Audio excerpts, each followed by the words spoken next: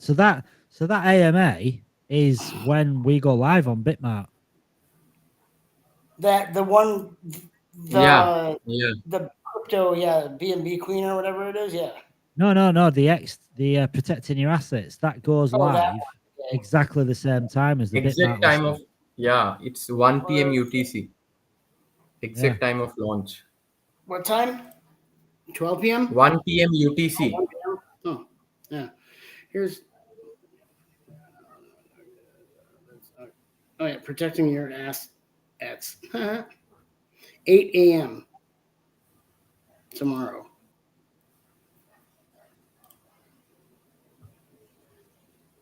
Oh, no. It's tomorrow, though.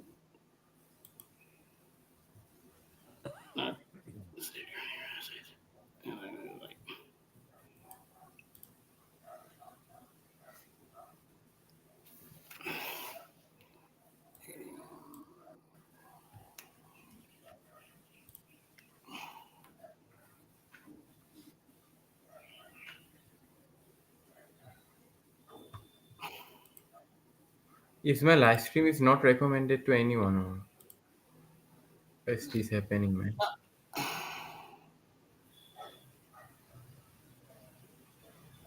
That assets is tomorrow, not like today. Yeah, tomorrow. It's the day after launch. But we have one after 2 hours. But there's one in 2 hours, yeah. But that one for assets is until. Yeah, tomorrow at the exact time of launch, I think. Yeah, the day after launch. No, it's tomorrow. It's the 7th. It's the launch day. I think the time of launching and the time of this AMA is same. That's weird, though. That doesn't. Well, yeah, I guess it doesn't matter because it's a different team mate or like a different team member that'll be there. So yeah, it doesn't really matter. Let's see. Oh no. Let's see. AMAs, X Talks. Oh yeah, that's X Talks though versus AMA.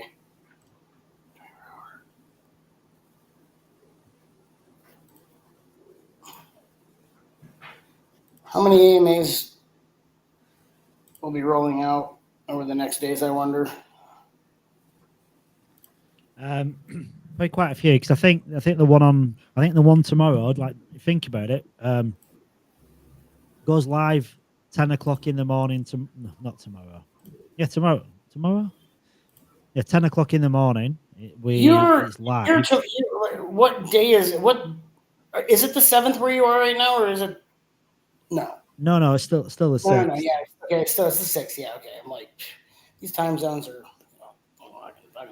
Yeah, it should display it in your time though when you go to X Talk. Oh, yeah, it does. Yeah, like today 7 a.m. I have this one, and then tomorrow 8 a.m. then there's the other one. Yeah, which is the same time as launch though. Yeah, so, I guess that's a good time to do it. It's launch time. Protect your assets in Web3. It's a good idea. Yeah, I like that. I like it. I like it a lot. I like it. Share that. Share it out. No, that's a very important thing because we all have to protect our assets. Otherwise, we'll get screwed and we'll lose everything. Yeah, I mean, I want not verify or connect to the right site. Yeah, I'm getting the. I'm excited because I'm getting a Tangent wallet sent to me. So I think I've said before, but they basically want me. They want me to do like promotional video for the Tangent wallet. So they're sending me a free wallet. So I'm excited because that's incredible. Yeah. Hey, Mark. You have to let me know. Yeah. You are going to host the node on the cloud, right?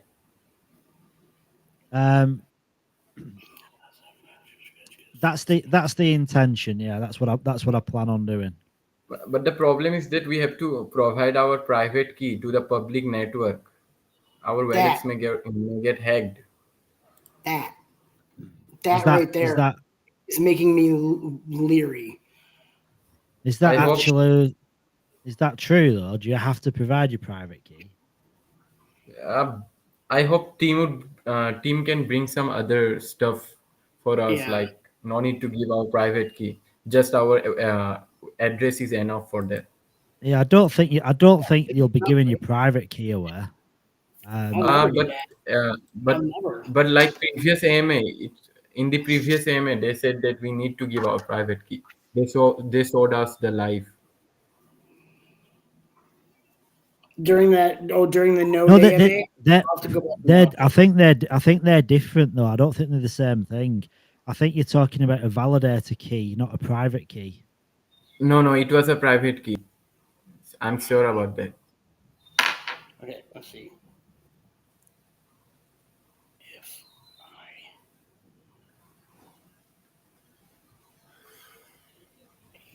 Because I don't think. Well, maybe there's miscommunication. I don't know, but I think the only you have validator keys, and they can only be used for validating and triggering validate. Well, wait, wait, um,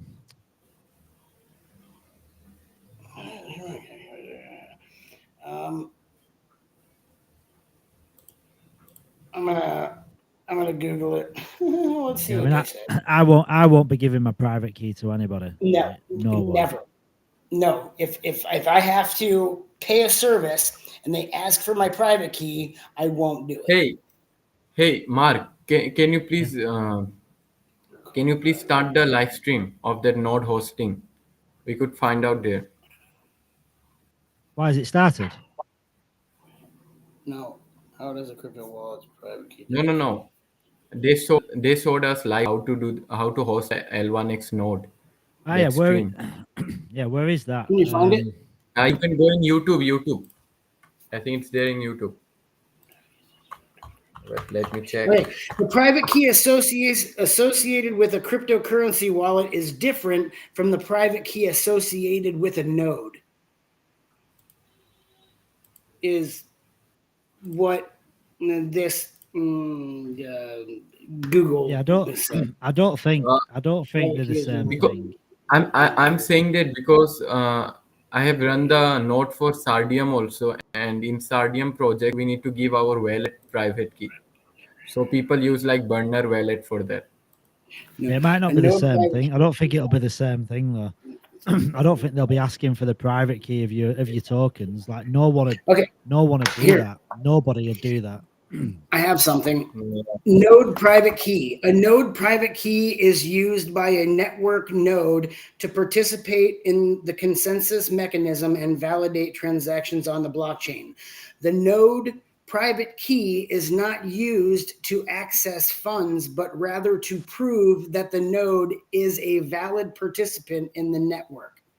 Node private keys are typically generated when the node is first set up and are kept secret by the node operator. Yeah. So it's different than accessing funds. Yes, So it's nothing to do it with has your nothing to private do key with, for your wallet. yeah, it has nothing to do with our wallet's private key.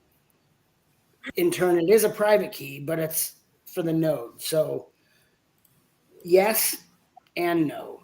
So if we have to share that private key, we're not sharing our wallet's private key though. So that's Yeah. a little better. Yeah. You never give your wallet private key, but yeah. I guess we'll have to find out more, but that's a great thing to bring up though, Ronak, for sure. If you look at, if you sorry, if you look on YouTube, you look at stuff that I look at and stuff that I watch. I think this is going to be very familiar for a lot of people that are into crypto.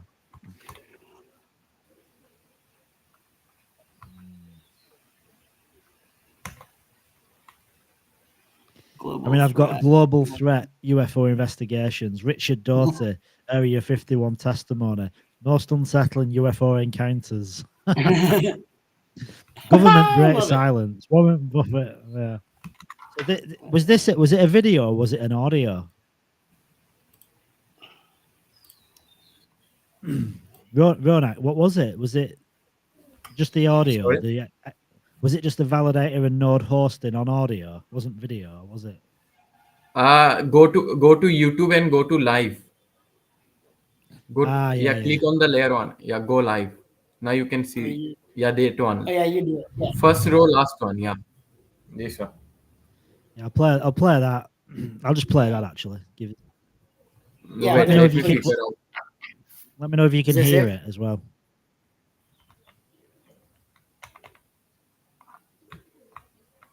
No, We Can you can't hear hear now? it. No. I can't. No, Oh, I think you have to switch the audio from something to something. Maybe not. Maybe you're not able to share the audio. yeah. Which is, so live AMA host your LNX node with Kevin Catino. Do you know how far into it that they said that, or? Hey. Wait. You can run this from 19 minutes. They are saying about some private key. I can't hear the voice. 90-minute? 19 minutes, yeah. 19? Okay, cool. Yeah. There you go. Yeah, but you can't hear it. I need to get the audio on. You're not hearing what I'm watching, are you? It's showing their address, and in down there is private key. Wallet address and private key. I'm confused. Yeah, but it's probably 19 minutes. Where's the video? Host your ONX node by. Oh, there, I found it. Okay, 19 minutes.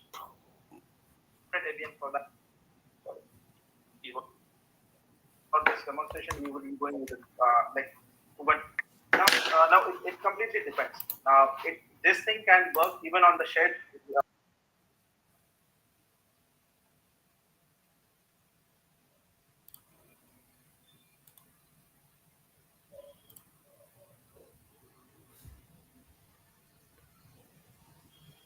I can't play that. It just doesn't play. Trying to host. Can I share the link? Sorry, can I share the stream? Yeah, well, you can share your screen if you want to. Okay. Wait, let me. I'm just muting this one for a while. Let me.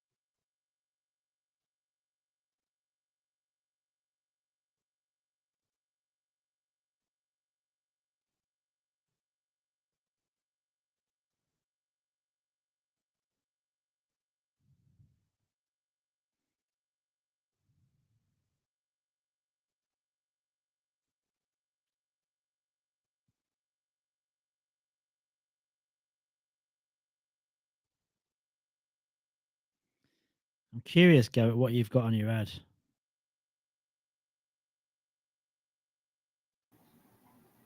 What was that? I'm curious. I'm curious to what you've got on your head.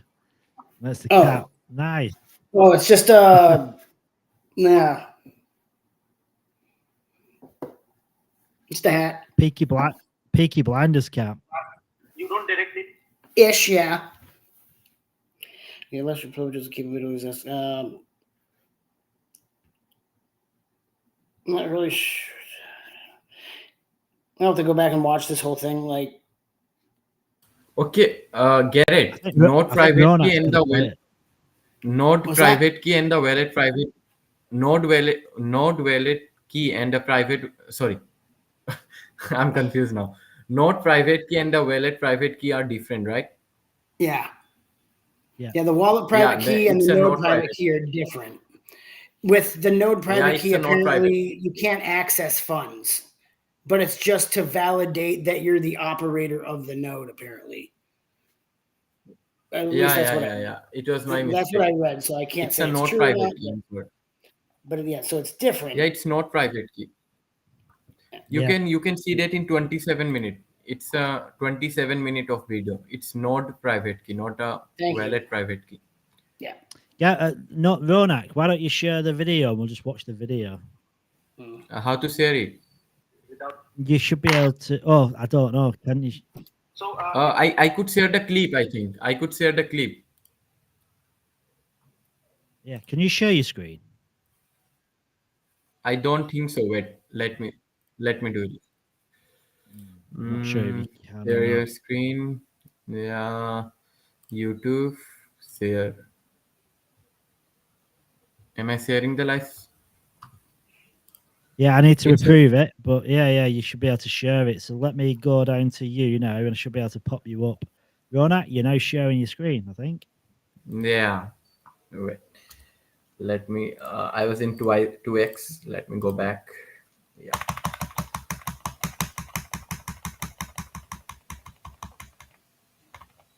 Yeah, you could see from here. okay. Can you guys hear it? No.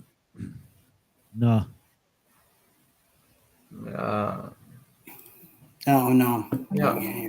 Yep. Okay. Good. So So I think once it's you, going. yeah, Yeah, we can I hear. think now We can you hear. I think Wow. so. For those guys who are not understanding Hear it. this, right? I think it's a given, right? Certain times on your laptop, it's going to be much faster, but when you're trying to install it on an instance and trying to get your full validator node to boot up, what I would recommend is rewatch this part of the video a few times and just follow the instruction set, and we'll open up, there's not a lot, right, only 80 a month, so we'll open up a channel as well for you. If you have any doubts, we are happy to assist as well. So Leonel and Nitish, both of them will be able to hold hands and help you out as well. Okay. Sorry to interrupt, but we have uploaded it, and now all that I'm going to do is just and like unzipping the package.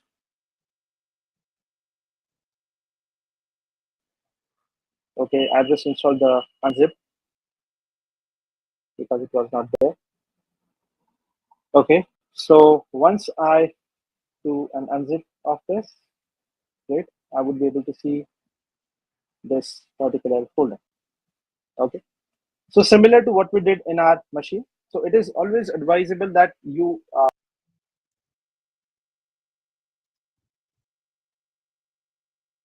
like definitely like you can use any editor of your choice. In this case, I would be using like Nano. So Nano is nothing but your a better editor. Like again, like it's up to a preference after it. So I'll be just configuring again the same step. So here we have successfully installed the Docker. Again, we are going from the step 1 to step 2. So I'm just I'm just configuring my, let's say, password, and I am installing. I'm just replacing this password. Okay. So it's please be careful while you're putting this so that you don't miss any what we call it, the quotes. So I'll be just putting my address over here again, as I mentioned, without 0x as a prefix, and then the private key. So with that being said, we are good with the configurations. Now we'll head on to our Docker configurations. So that's, once you go to this file, I'll just make it a quite a bit bigger so that you guys can see it here. Yeah, it's better now. So I'll be just configuring the same passwords over here. Again, a very big disclaimer: please do not use such insecure passwords. It is only for the demonstration purpose.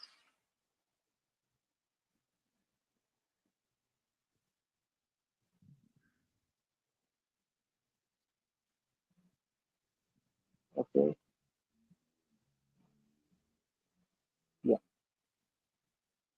So yes, so we have completed both the configurations now. Now we just head on to the next thing, that is this part. Okay, so now we have completed our step number 3. We have also put into the the private key and the address required, and now simply we'll just kickstart the node. So again, as I mentioned, if everything now whenever you are doing it on a a brand new machine, probably it will take longer, because on my Mac machine the Docker images were already downloaded, right?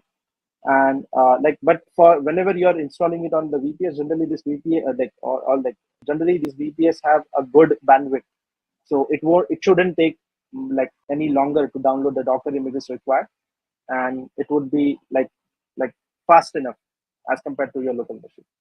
Now, provided that again, not if you are using something like 1 Gbps on your local machine, that's a different story.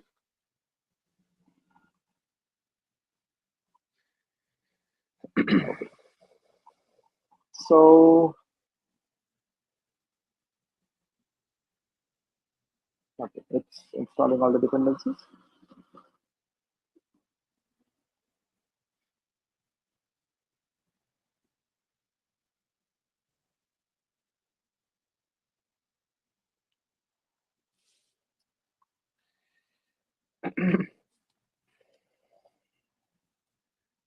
Yes, please be with me. It's almost there.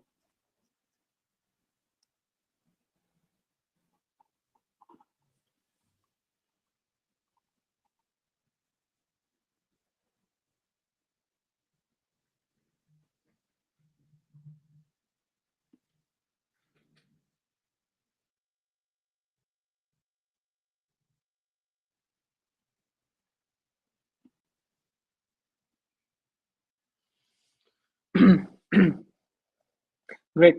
So I think from this one, right, as we can see, if you're trying to host it on your laptop, it's a much there are less steps involved. But once you try to go onto a VPS on the cloud, of course, there's a whole set of configurations you have to do. We will be releasing this documentation and the video as well. And Lionel will, of course, show us an interface. And in that interface, we will be opening up a channel for you to communicate with us as well. So if you do have any problems trying to host a node, we will help you out. Now, the only way to make this more seamless is by building a community image on certain hosting providers. And the reason we have not done that yet is because if you think about the community images on one single hosting provider, we can't go and distribute all our nodes on a single hosting provider. So many of you will be using it for multiple different hosting providers. So if there is one hosting provider who goes down, all our nodes are at risk. So we are currently looking at where should we build the community images, and we will release it probably 3 to 4 of them at the same time, so that we don't have reliability on one data center at the single point in time. But until then, we are always here to help you out, and throughout the process if you have any problems. Okay, I think we just had a hiccup on the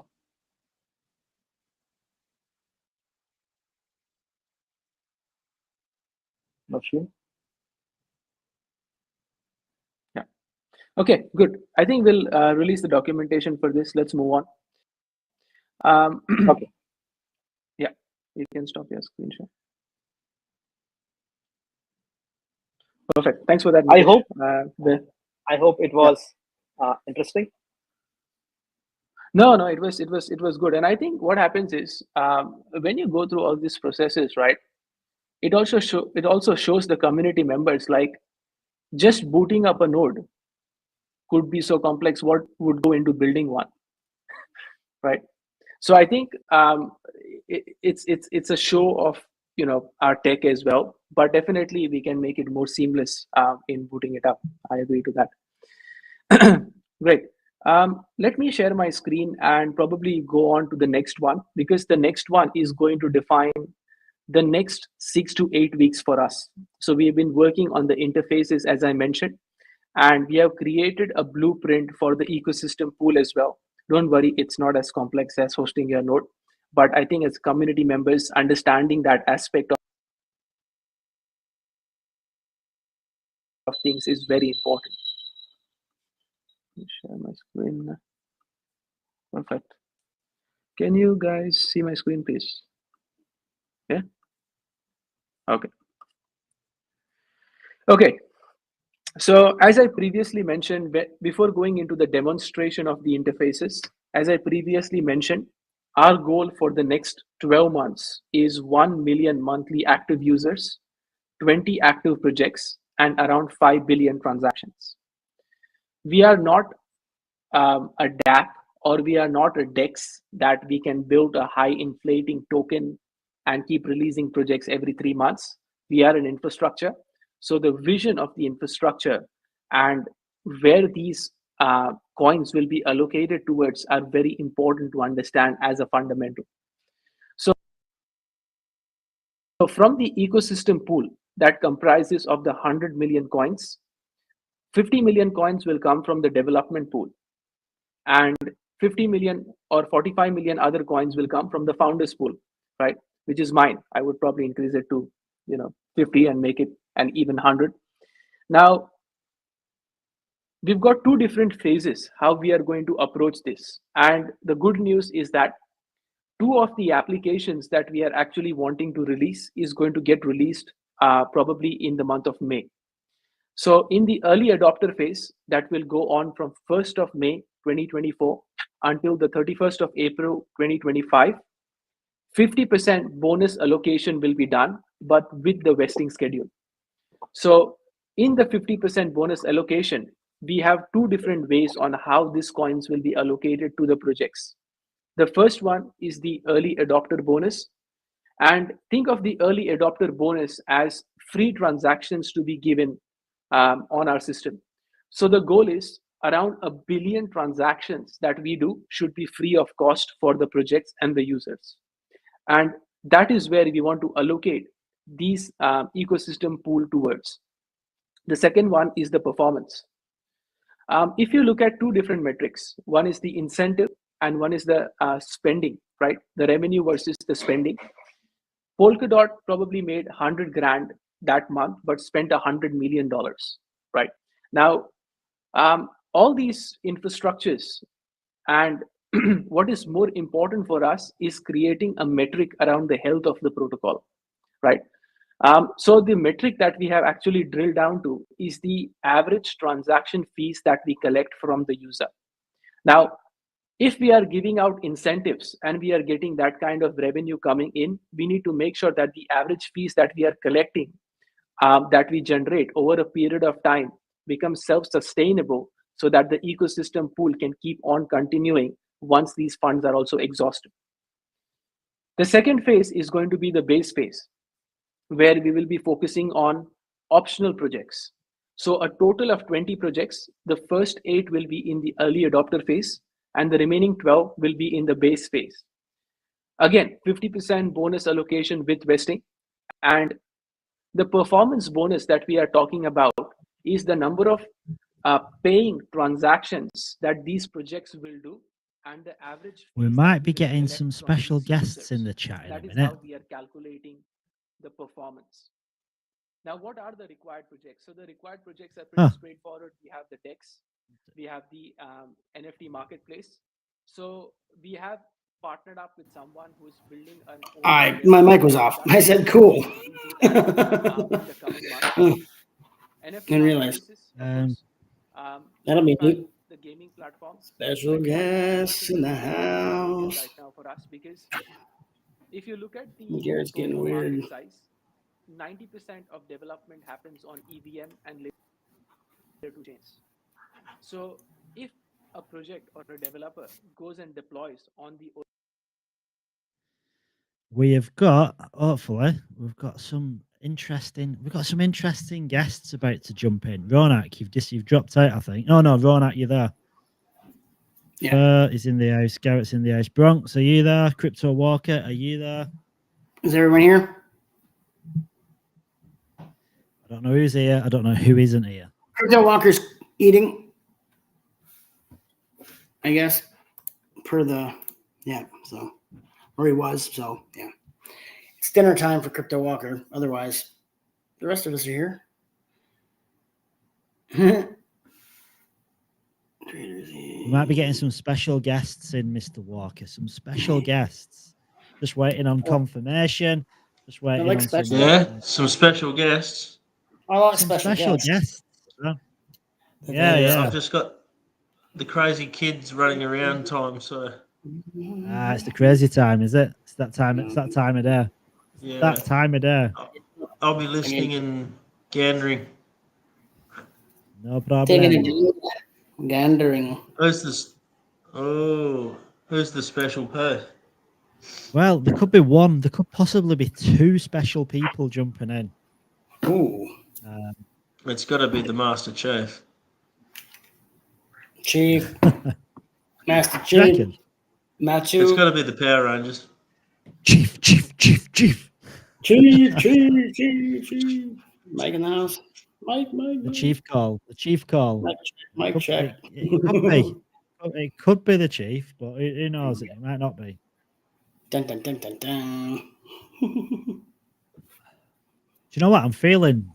Oh my gosh! I mean, I know it's still early days. I'm feeling quite fresh.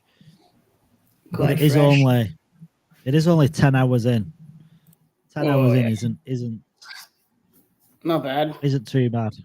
I mean, I've done this like multiple times before. So when you start getting to 15 hours. Yeah, the last time the 3-day stream was a little much for it not to launch. So this 24 hours is perfect, knowing that it will launch. Can you imagine now if Mike and Kevin Mike and Machu come in and we've actually got some bad news? Oh my God, right? Yeah, like Bitmart would look like horrible. I mean, honestly, because Bitmart announced it. That'd be bad. No, we're good. Yeah. We're good. It is happening. We are good. Sure of it. Why am I on full screen? I don't want to be on full screen. It feels almost surreal yet, like, because it hasn't happened. So it's just exciting. It's coming. It's not going to be long. It's almost here. And it does feel like a bit. Do you know what Cody? Rick, I think Cody said it earlier on. It feels a little bit like Christmas Eve for them. He said it feels like Christmas Eve when you're getting the presents and everything ready for the kids. We're all a bunch of kids waiting for our presents. I don't think he meant it that way, but I thought it that way. Yeah, we're all the kids getting all our little stockings. There you go. Put our hands out. Gimme, gimme, gimme. Yeah, did kind of. I didn't think of it like that at the time, but now you've said it, kind of does thinking back, doesn't it? Yeah, he was talking about being the parent, and I'm thinking we're the kids out here. I want my gifts. Give me my gifts. Give us our little presents. Where are our presents at? We've been waiting for so long. March 14th of last year is how long we've been waiting. It's quite a while. Yeah, it's been a good thing is though, right? Do you know when you think it's looking back, it's been like over a year. It's been like what 15 months or something, going on 15 months, but it's gone. I don't know. It's gone really quick. Just seems like it's lasted a long time. It feels like I've been part of L1X for a lifetime, but it's only just over a year. I mean, you're so close. You've been to the offices. I mean, you've seen firsthand everything. Yeah, I've seen I'm curiously through you, learning everything. You go in the offices, and they're just all wearing trackies and hoodies, and they're just playing ball in the office. They don't do no work or anything. There's nothing happening. There's not honestly. You go in the L1X office, and there's nothing going down at all. They're just playing badminton, table tennis. Sure. It's proper. Like when you go in there, everyone's working very hard. I'm not gonna lie, right? No. I think one of the last times I went in, I've got like a gimbal for my phone, so I can do like pretty decent videos on my phone.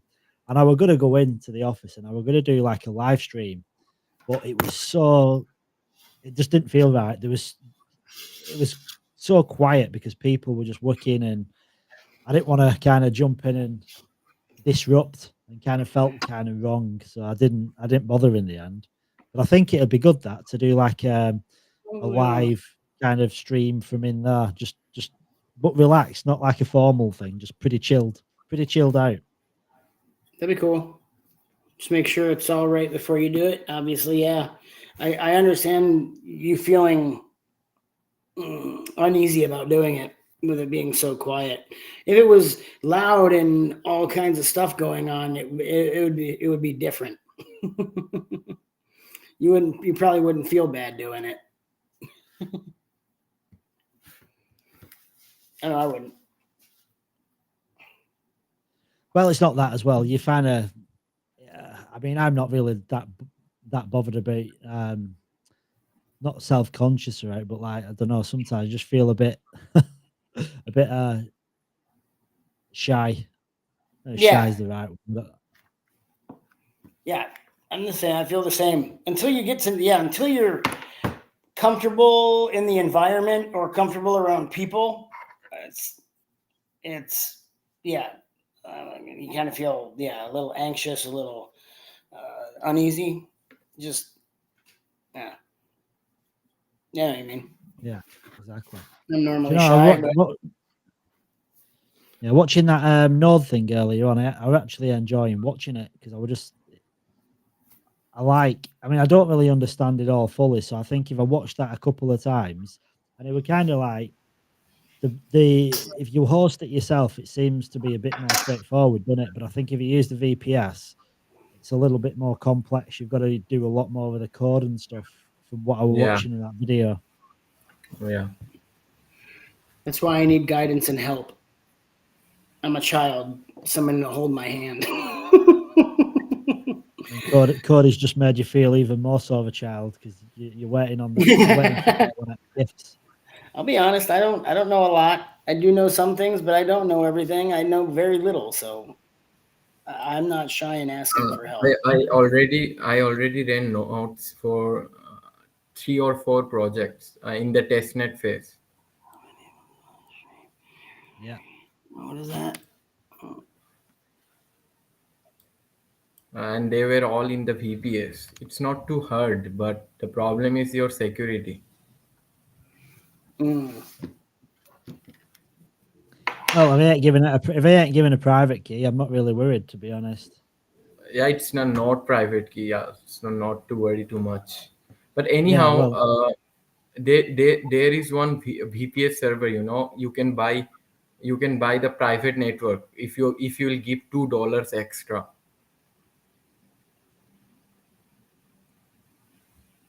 You just need to give a $2 extra for that, and you'll get your private network. Can you search Contabo? It's very cheap, Search contabo.com. Cointable.com. I ran node in there. Contabo, Contabo. The prices of nodes are very cheap, Can I share my screen? Yeah, Mark. already. Yeah, of course you can. Go ahead. Let me share my screen. Wait a I only second. removed it before because we had someone waiting to come in, but the problem was I didn't see it because I was watching the video. Can you approve it again, if you don't mind? It's not come through yet. So there we go.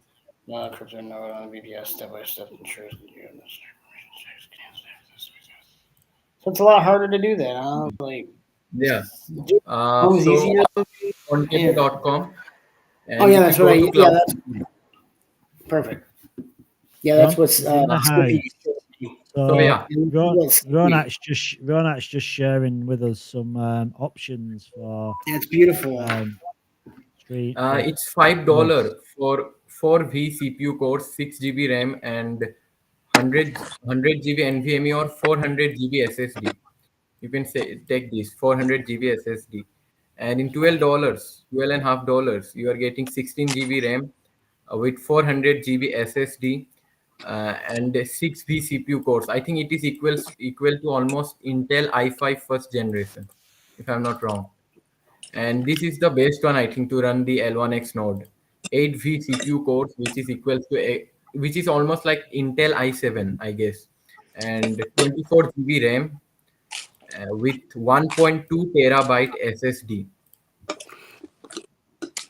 What? This is the better one. That $17.5. These are great prices. I like. And if you want to buy these, just select it. But yeah, What just do we select actually it. need? Like how much RAM do we actually Yeah, need, yeah, or yeah. CPU do we need to actually host? We need minimum 16 GB RAM, and in $17.5 per month, you are getting 24 GB RAM. And Okay. we need 500 GB SSD. And in this plan, we are getting 1.2 terabyte SSD. Okay, and in it's and the Okay. processor is of 8V CPU cores. This CPU cores, this 8V CPU cores is actually equals to, you can just say it as Intel i7 first generation. And I think Intel i7 is enough to run the L1X node. It's And very cheap. if you want to buy, yeah, It's pretty. It's a really good deal. It's pretty cheap. It's a lot cheaper than yeah. I actually expected it to be. Is that one in Australia? I have already ran a node on this Quantebo.com. Yeah, I'm it running has a node. many regions. Yeah, this one has this one Skippy shared with me, and it has regions all over the world to host. So I'm this is not what sure that's about what I'm not sure about your taxation system, but in India there is a 18% GST. So, and you have to give the one-time setup fee for the first time. It's $11. So my with 18% What site is this? it's a one-time Contabo, setup fee. CONTABO.com. Oh, here I'll share it with you. Yeah, he's got it. Yeah, it's in the notes. and and you can search the server. It is preferable to United States server, and you are getting storage of 1.2 terabyte. If you want more storage, you can pay $4 extra. You will get 1.6 terabyte SSD. And you can select here Ubuntu 20.4. I think 22.4 is good one. And you have to generate your password here. And yeah, it's 600 megabytes per second connection you will get it with. It's huge, 600 Mbps. Looks pretty good, doesn't it? Looks pretty good. Hey, we've got someone's very special in the house. Hello. Ew. Oh, There he Hey. is. Chief's in How's the it house. going, Hey. guys? Woo. Chief Going. has been waiting very patiently because I give the links out before we close down the first stream. So he had the link. He had the link to the first stream when we closed it and Oh, started the no. second stream. Oh no. I'll We're forgive doing you, mate. fine. I'll forgive you. We're Yeah, doing sorry. It's all right. You How's- might get another how's- visitor shortly. Yeah, looking forward to it. How are you doing, Chief? How's things today? Mate, pretty busy. Pretty bloody busy, as you can imagine. Yeah, Yeah. I can imagine. Cody jumped in earlier on and he said it's a bit like Christmas Eve. Trying to assemble some. Well, what was he assembling? Some doll's house or A something. 300-piece dollhouse and get all the presents ready for the kids. Is how he felt, he said. Right. Are you sure it was for the kids? Well, we're the probably kids. not. Yeah, we're the kids. We're the kids in that analogy. Yeah, I can imagine it's pretty full on right now. Oh, yes. Yeah. Yeah. Had a interesting call earlier. I wish I could just start naming some names. That would be so good. But this very, very large, we'll call them a project, but they're actually a lot of different projects. And we're wanting to move forward with them. They're after another DEX, different another group, but What is that? Someone's meeting. yeah. I think somebody's got some noise on the background. Hey, can someone turn the TV off? Please turn whatever that is off, or mute yourself. Yeah. Please. So Was that a strategic move by Chief? Nope. Yeah. Nope. I've got silence here. It's magical silence. yeah. So you're in good. So they want to come on board with L1X, do they? Yeah, they want they want a DEX on us. They're quite excited to go cross chain and something they've never been able to do. So it's they're all starting to come out of the woodwork and just realize what the capabilities are. So it's starting to look really good, actually. Yeah. It's all paying off. I think all the networking that's been going on, and especially the X-Talk CVs as well, with all the different projects. I think it's fine. Everything's finally paying off now. Huh? It is. Oh, very much. Yeah. It's we're getting in there and talking to them. I was out on Friday night at a particular event, and had to leave at 7 o'clock to jump on a call on an AMA, and then go back to it. So it doesn't matter the time of day or night. I think it's another one. One of the guys is jumping on at 2 o'clock in the morning. So yeah, that's what you do. It's what you do. You're burning the candle at both ends. Absolutely. Burn the candle. Yep, but we just want that big green candle. Yeah, it's coming. Rather than the 4 candle, we want the green candle. Absolutely. We've got someone else coming in the space as well, and I don't want to beef. I don't want to say anyone's better than anyone else, because you're all equal in our eyes. We love you all. You're all fantastic. No, if he comes in, I'm going. That's it. No. We've got Matthew in the house now. Absolutely. Hey, Matthew, how are you? I think he's here. He's sort of here. How you going? Can I pretend to be Matthew? Sorry, you need to have a Kiwi accent. How you going there, mate? Oh, no, he's getting an error. I don't want to repeat what he just said to me, but it is giving me an error. Hold on. So I'm supposed to hold on, apparently. He's on the. He's here. He's here. Yeah, I can see him on the call. Yeah, I can see the. I'll let him talk. 2, 4, 6. I've had to get rid of. Yeah, I've had to get rid of the other screen because he wasn't showing up on the screen. If that makes sense. He's here now. Walker. Close that down. Matthew, how are you? He's still working out technology, mate. It's okay. He's a Kiwi, so we've got to let him off a little bit. We've got to kind of let these Kiwis, haven't we? Yeah, he's dropped off again. He got insulted. I didn't think you could insult Kiwis, but anyway. Aussies and Kiwis. He'll be back in a minute. Yeah, that's all good. Trying to create more space on the screen. Right. I suppose it's like Americans and Canadians mess with each other the same way. Oh, absolutely. Yeah, we're brothers in arms. It goes back to the Anzacs, but we've got to hang it on each other. That's for sure. Absolutely. Jake. Nomad is eating dinner. Mm-hmm. Who's eating dinner? You could hear Nomad. it. I could hear it. It's chomping. Chomping.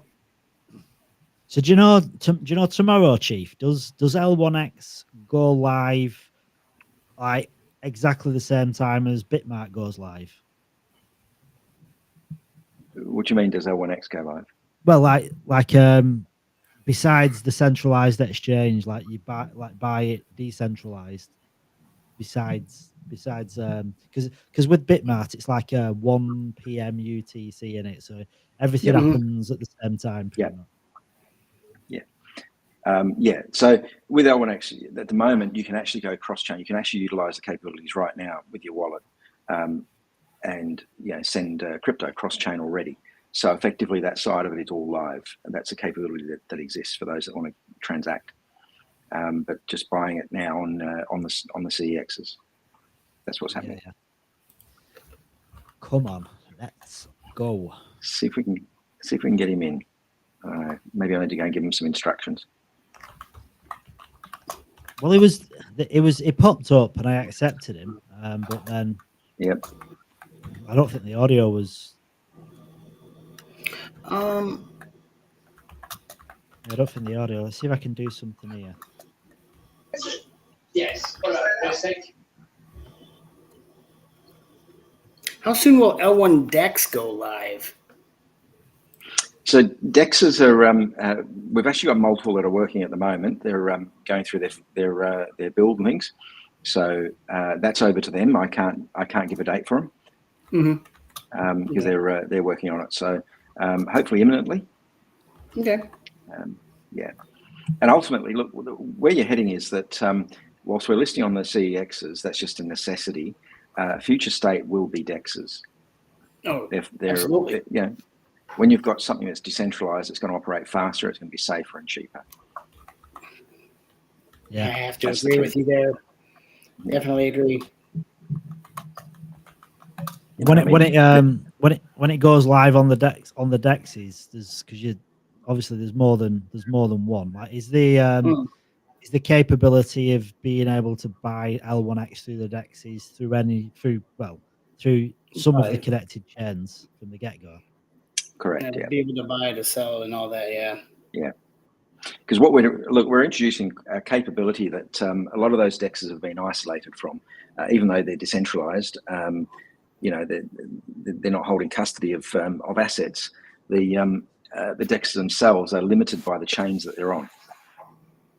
They can actually effectively, some DEXs are actually have a centralized capability in going between chains. That's how they've only been able to operate. But once they list the coin on there, there's all sorts of capabilities that it introduces. Swap between different coins. We're actually releasing the code soon, and I don't want to preempt anything, but watch the website, enabling chains to onboard themselves. So not just projects, but chains. Oh, yeah, that was yeah. Yeah, that was mentioned. It's pretty impressive, isn't it? With the 20 lines of code thing, and you can onboard. Yep. That is chain. Mind blowing. Who's doing that? Nobody's doing that sort of stuff out there. It's opening it up to all the possibilities of for crypto, to just open it up for that adoption. And I think in the call on Friday night they had the AMA. Talking about the use cases and where it can be pushed out, and look, we talk about things like the real world assets and all that, but and I think we've had this topic before, Mark, is with real world assets. What about you start combining those with as a stable coin, so that the asset itself, and not just one asset, it could be many, that you're actually able to pull them together, almost like a fund. So that stable coin, instead of it being pegged to say the US dollar, which is inflationary, it then moves across to becoming effectively a deflationary product, or one that retains value. So the value of your holding in that stable coin goes up commensurate with the value of the assets, whether it's real estate, whether it's it could be physical gold, it could be bonds, it could be stocks or shares, or any possible asset. Yeah, it could be anything, couldn't it? Or a combination. And if something doesn't perform, if something falls out of favor, so let's just say you've got a combination of commercial and residential real estate. If residential goes down and it's say across multiple countries, you could remove that particular country from the asset list and put another one in there, so that your stable coin constantly increases in value. Yeah, that's pretty clever. That's extremely. They're the sort of things we're working on. Yeah, is this something that Red Curry are kind of combining as well, or part of it? Yeah, we're working with a number of them that want to head down that path. Red Curry, yes, is one of them. But it's a matter of how these sort of things, building stuff like that is not something that we can do as an infrastructure solution. But what we can do is work with those partners who want to do it, who want to run it and own it. Yeah. That's the key. You can't try and do it all yourself. It's not going to work. Well, that's not what Layer 1X is all about, is it? It's the infrastructure. No. It's the tech that enables all. Provide the core, and away you go. So yeah, I mean, really, like these projects, like Red Curry, for instance, and all these others that have kind of found L1X through the Xtalk series, like they're really at the forefront, aren't they? Because they've got the ability to really innovate and be first to market. So it's really, like, obviously for L1X it's good, but for them as well it's good because they're going to be dominant on L1X because they're the first ones that brought this tech in and innovated it. Well, in reality, to expand on that, they're going to be dominant not just on L1X but across all the other chains because they're open to them all, and that's where it really starts shining. Yeah, this is when like it opens projects' eyes across the board, doesn't it? Because then they'll start looking at these projects and they'll be like, how the hell have these got all this TVL?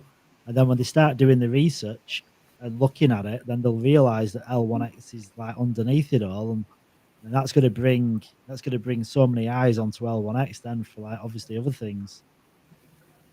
And that's where you get, I don't know, can I don't think I can send. You can share stuff in here if you want to. Yeah. No, I was just going to do it. Don't tell anybody, don't worry. Right. Yeah. Believe that when you see it. Anyhow, we won't share the news. keep it clean, Mike. They'll end up having one of those moments. Yeah. When they realise the capability that's there, that's available to them, they start having those moments. I'm trying to keep it clean. I think we may just have, looks like Mr. Matthew's just joined us. With Mr. Matthew. I'm trying to. Can you guys hear me? We can hear. Yes, we can. Welcome, thank sir. God. Hey, guys. Welcome. So I tried to join. I ended up having to go trying to sort out my browser settings. So I got the audio working, but unfortunately, you don't get to see my my luscious locks. So apologies. It's all right. Your voice is good enough as long as it's real and not AI generated. That is. Yeah. It's loud enough. How is everybody? Who we got in here? Yeah. Well, we've got in. Yeah. So there's Fur is around. I think Ronak, Hello. Garrett, Bronx, Crypto Walker, Bronx is in the house. Jake. Myself, you, and Chief. So like all the OGs, really, the important ones are in the house pretty much. I think we're maxed out actually. There's 10 people, and I think that's as many as you can have up in one go. And it only shows about 9. quality. It's about quality, right? Exactly. Did you say Jake's in here? Jake's Thompson. Here, yeah. Hey Jake, how are you? I'm still trying to get Mike into that suit, mate, so we can create the NFT.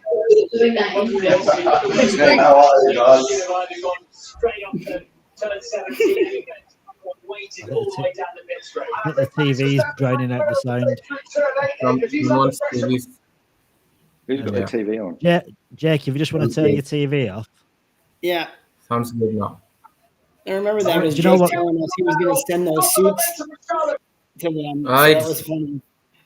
It was so funny the other day in the space, and like there's like Joviento and Mike and Matthew in the space, and I think Corey was in, and then Mike's just got his Power Rangers hat on his head. That's the image I've got up there at the moment from that. Yeah, but like then you started to talk and no one could hear you, so you could just see this Power Ranger like moving his head, but just no sound coming. No sound. I couldn't see a thing. I was trying to unmute myself and I couldn't see the screen. Funnily enough, I took a snippet of the screen and tried to make the NFT out of Mike's face. Mike wearing the thing, but that's coming. It's coming. Everyone ready for launch? Everyone amped? Good on you guys for running this. We've been working tirelessly, guys. So just we have the AMA tomorrow as well, and yeah, I can't wait. To be honest with you, it's going to be awesome. Yeah, I think it's like going to be one of them moments, isn't it, where it's like you're going to get relief, but then the relief doesn't end because there's probably more to do after launch. Well, as much to do after launch as what there is now. But there's going to be some relief out there when it's actually gone and it's launched. Well, it's a big milestone, and then the focus then shifts to ecosystem, right? And projects, and whether it's a natively built project or a project that's connecting into the Xtalk technology. Either way, it's about then onboarding those. I know we got a whole list of projects. We've invited them to the AMA as well, sharing all the documentation, all that kind of stuff with them for onboarding. And yeah, so that's the next phase really is building up the ecosystem. Yeah, it's like the next chapter, isn't it? You can turn the page. So yeah. Who actually likes reading here? I like audiobooks. Didn't you Who do can read? something with the? I can read. I love it. You can read. I just don't comprehend. I just don't absorb the information as well. It takes a few times. But yeah. So, Mark, didn't you do an audio version of the white paper? I did, yeah. It's probably, to be honest, it probably wants redoing now because I think it's out of date. Oh, funny you should say that. Yeah, it could well be out of date in a couple of days because we might well be releasing a new white paper. Is it more or less than 119 pages? More or less, yeah. Same. Yeah. No. Sorry. I think we need to release it on Audible, maybe, Mike. Release it on Audible. Yeah, maybe people consume it better on Audible. I know I do. At least, yeah, Audible's better. Audible's better. I mean, it's changed. Yeah, that's the problem. Is like that's the bit that I struggle with because when you read the white paper, there's certain parts of it, and it's maths, isn't it? You can't read it. So like I got to them bits, I just skipped over them. Like, yeah, if you want to look at that, you've literally got to read it. You can't explain that on an audio book. It's impossible. Yeah, not that's that many out there. I understand it. Yeah, that's the I think the point of the dev portal is breaking it down right into specific things that the devs want to do. Integrate the SDK. Do they want to build a smart contract natively? Do they want to build their first cross-chain smart contract? All these things will be in the developer portal toolkit, all those sort of things that they can onboard. And we'll probably get a few of them reading the white paper as well. I know we've had actually quite a few read the white paper already. They'll understand all the tech parts of it anyway, won't they? So like for them, it's not going to be anything complex. Yeah, I think it'll be new. Definitely, it'll be new. Some of the concepts in there and for them to do. But that's you break it down in the developer portal. You give them access to various sections so they can actually read the ones that they're looking to integrate. So it makes it a lot easier. So Mike, have you kind of finished for the day now, or is it just ramping up? Is it just getting started? Yeah, this is the night shift we're doing right now. Yeah. Yeah, still at the office actually, working through. So yeah, it'll be a big few days. Yeah, I can imagine. You'll be. I'll tell you what. If it went on any longer, you'll be hiring a room in there. You'll have a bedroom. You'll just literally be staying there. You'll not need to go home. I have thought about just chucking a swag in the office and decide I can stay there, but I don't think the family will be too happy about that. Like my wife today, she's like, "When's Layer when it's launching?" And I'm like, "Well, Tuesday." She said, "Well, why are you not at work?"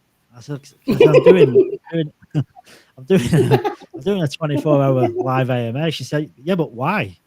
I said, "Because I want to." She said, "You don't." But she's like, "But you don't get paid." I said, "Listen," I said, "It's going to pay back tenfold. Just hold your horses." And I said, well, I was saying on an AMA, so I said, by the time I've made any money in crypto, my wife will give me divorce papers, and I'll be giving half of it away. It's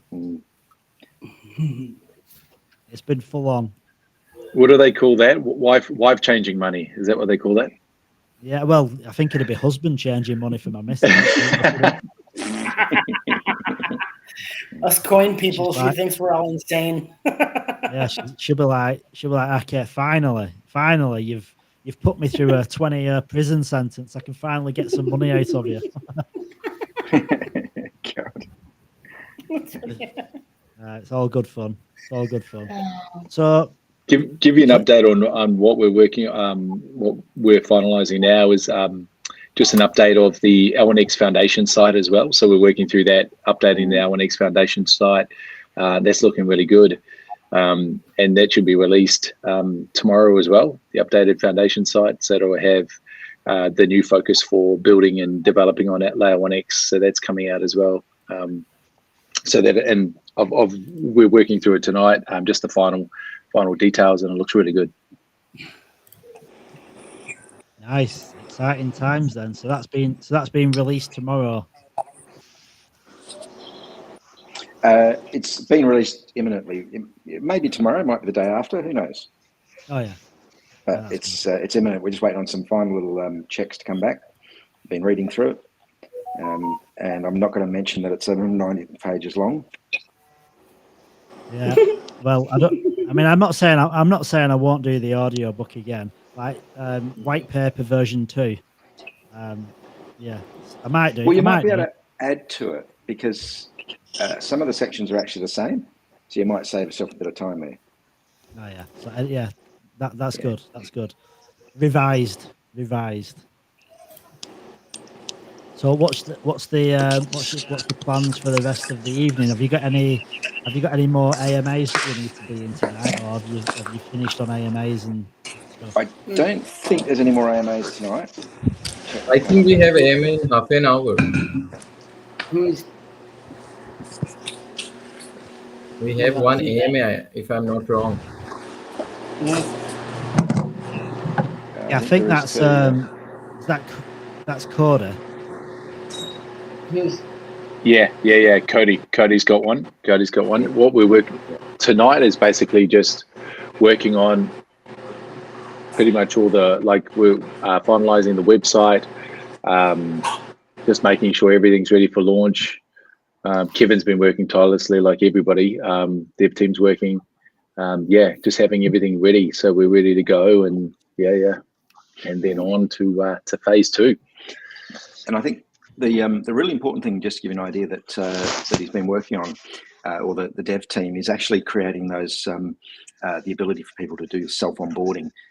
As we mentioned before, we're talking about the 20 lines of code to put a new chain on. It's being able to open it up so that projects and chains can all join and start utilizing the infrastructure. Yeah, that's what it's about. Do you know with the 20 lines of code, say I don't know, a project on Cardano, for instance, they wanted to onboard themselves, so they can put that code in and onboard, say, Cardano. Is it like, are they onboarding it purely for their own project, or does that process onboard the chain and that becomes one of the connected chains permanently? So then other projects can kind of, can utilize it. Yeah. So it's really about connecting the chain up, but then the next bit is putting in place the liquidity for the transfers cross chain. And once you've got both of those, it's away. Yeah. That is when Cody mentioned it, and Cody said, like, when Kevin mentioned it, he said he was so blown away by that, because you're not just waiting on then the blockchain, are you, to kind of realize what layer 1X is offering. You can leave it up to the projects to realize, hang on a minute, we need to be part of this. We need to onboard ourselves. That's huge.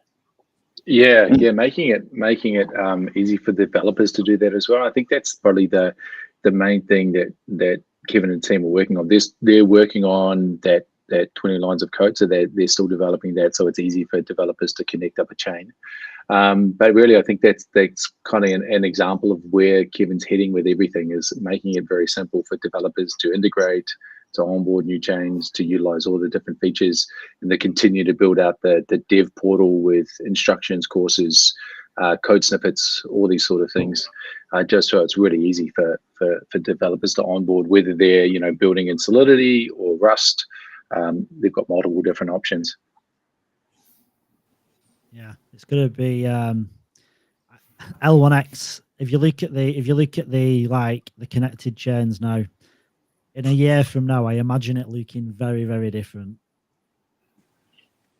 It'll start becoming more of the core, or it will become the core. That's it. It'll just be, that'll be like the bedrock, won't it? And then everything else will just be built around it. And that's what you want. You want to get it to the point where it becomes a no-brainer for any project or chain to be able to connect up. Yeah. I need more L1X. I need more nodes. I need more everything. And we've got the countdowns on now, isn't it? Like literally just for nodes now, if anyone wanted to take part in the 50 cents, the only way is literally is the cutoff tonight to buy the ELNs and FVNs, or does that run through right through until launch tomorrow?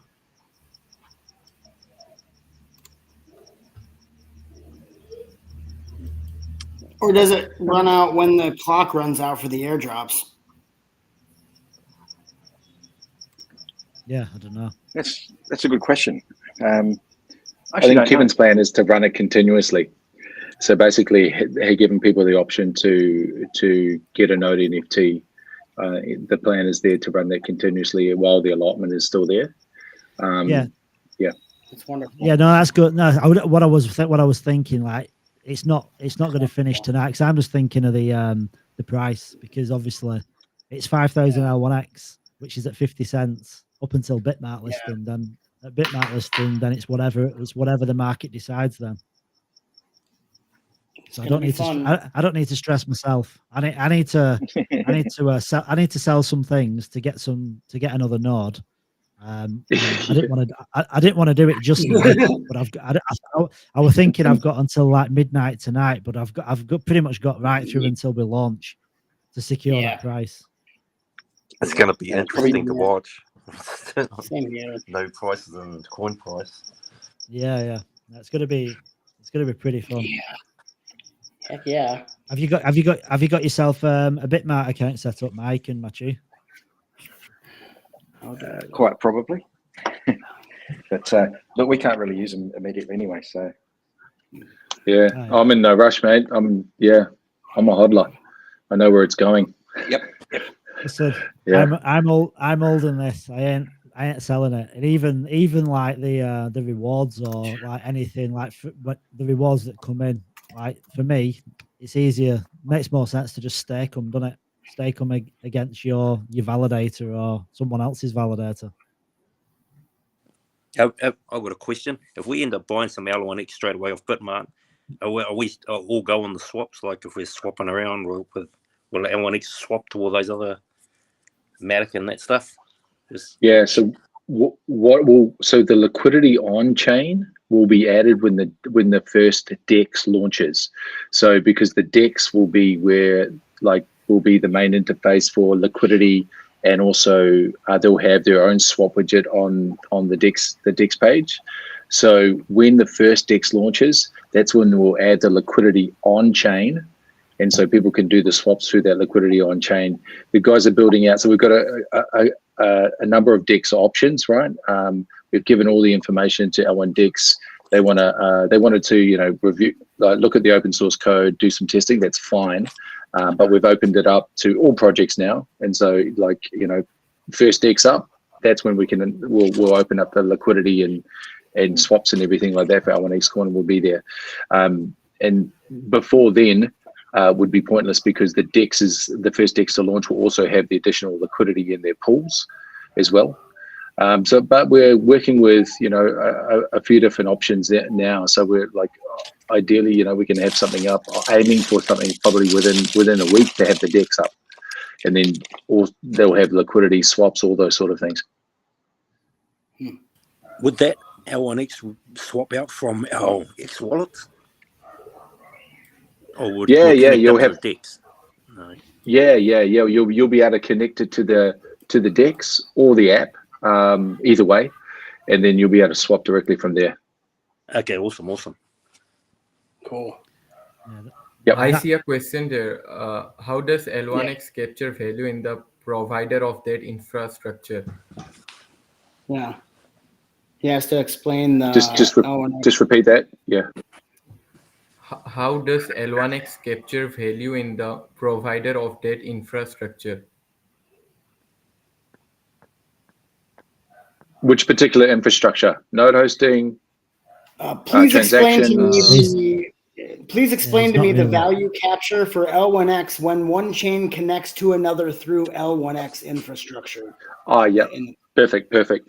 So basically what happens when you do a cross-chain swap, right, that's where the event listener nodes come into play, where they record the event on the source chain, deliver the event to the consensus mechanism in the virtual machine. It gets validated, and then and the payload gets updated to send to the destination chain. So the transaction fee that gets applied to the cross-chain swap, it comes back to feed back into the distribution to the nodes for hosting. So there's a few different things.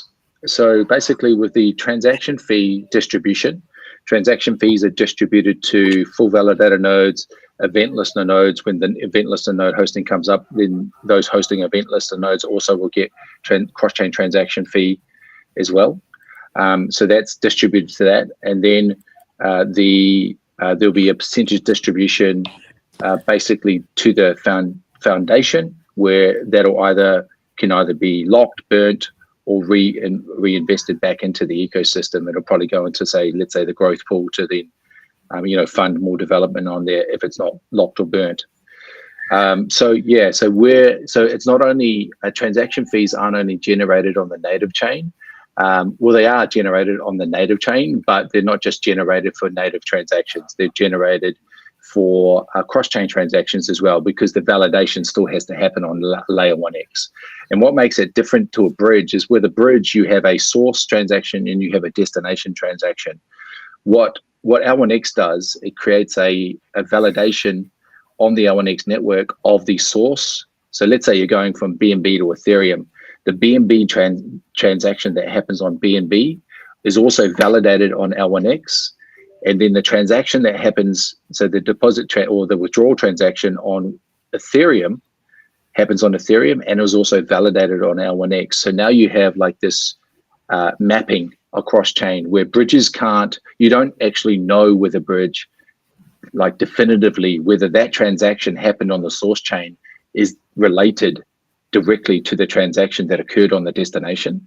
What we do is we create that mapping with the validation of the transaction, of both transactions on L1x as well. So basically what you get with a cross-chain transaction, you get a universal ID, which contains 4 transactions: validation on BNB, L1x, validation of that, validation on Ethereum, and L1x validation of that.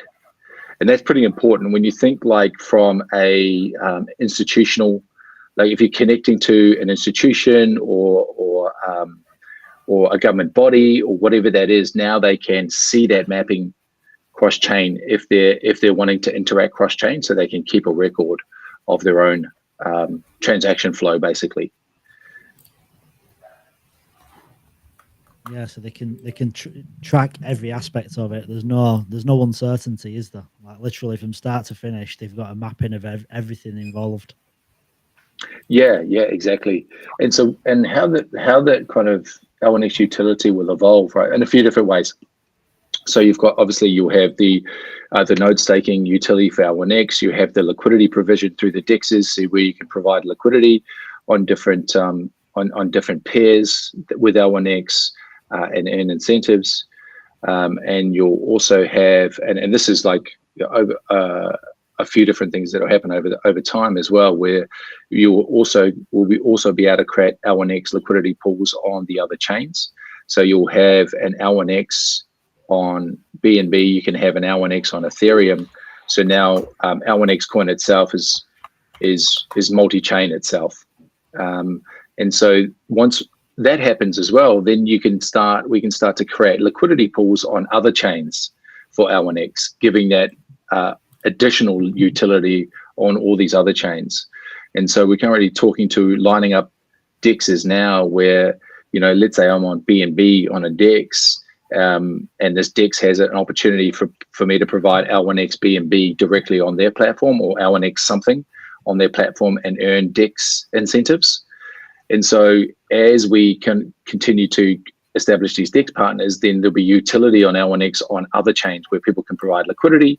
And from there, where does it go from there? Does L1X coin first start off by providing liquidity on DEXs? Then is it used by, potentially used by borrowing and lending protocols on that other chain, where maybe you can collateralize L1X to borrow on, or you can collateralize something else to borrow L1X.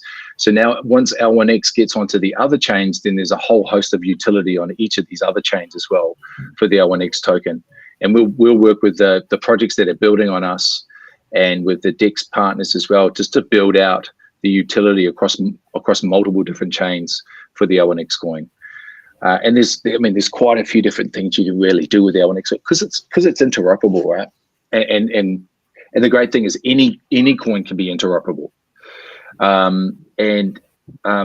Because of the interoperability, it doesn't relate to say tokens or NFTs. It can relate to NFTs, but it all can relate to other things like on-chain's digital identity, where they could provide a mechanism where you have this ID that can float throughout different blockchains, and they could create some sort of mechanism there where L1X coin may give you, and this is just me spitballing here, but I know that there's something in the works there with them, but they could say, let's say you're staking a certain amount of L1X coin, that will unlock maybe your ability to create a financial scorecard, where if you're interacting across multiple different blockchains, that DeFi interaction is recorded under your own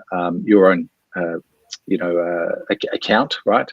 And then you're starting to build up a kind of a reputation financially through the DeFi space.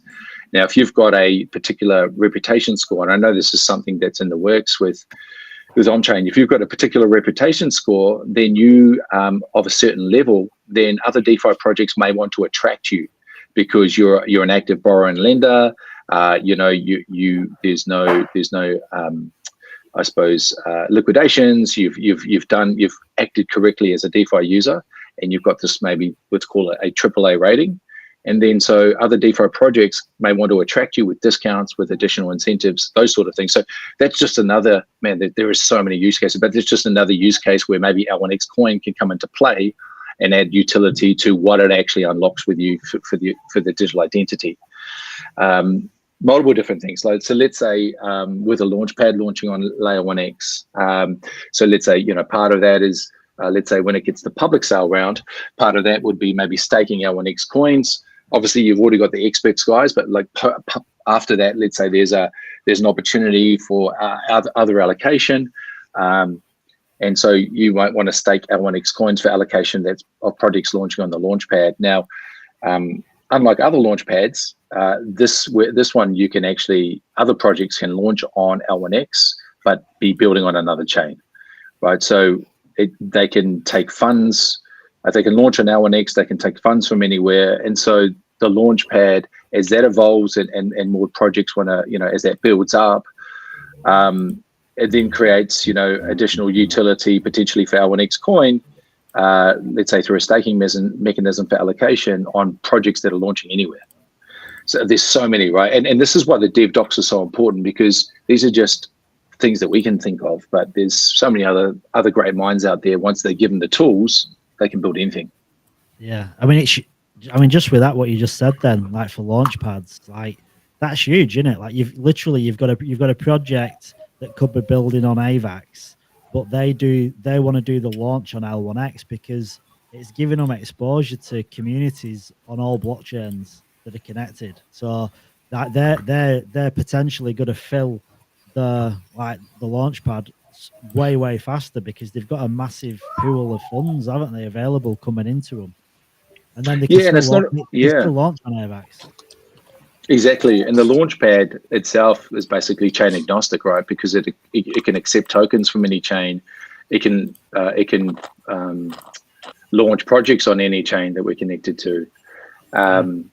So there's so many different things, but also think about, you know, a lot of these launchpads have some sort of incubation program, right? Where they kind of, you know, give support, whether it's, they might connect them with marketing teams, they might connect them with, you know, depends how far they want to go. They might connect them with market makers. They might all have these kind of support teams around them, or affiliates around them that can help a project as well through the incubation phase and launch. What L1X can do on top of that, right? Because any launchpad team can kind of put those affiliates together. But what L1X can do is, if you launch a project through the L1X launchpad, then it could be potentially that you get the widget straight on your site. So if you launch there, your project will automatically have a widget on site where people can buy their coin from anywhere. And if you launch the token natively on L1X, your project doesn't have to be on L1X, but we launch it natively on L1X, then, you know, you can have that coin multi-chain. So you might be a project launching on Arbitrum, but you want to have the ability for your coin to be multi-chain. So these all these other different kind of benefits that can be provided to projects launching through that launchpad as well.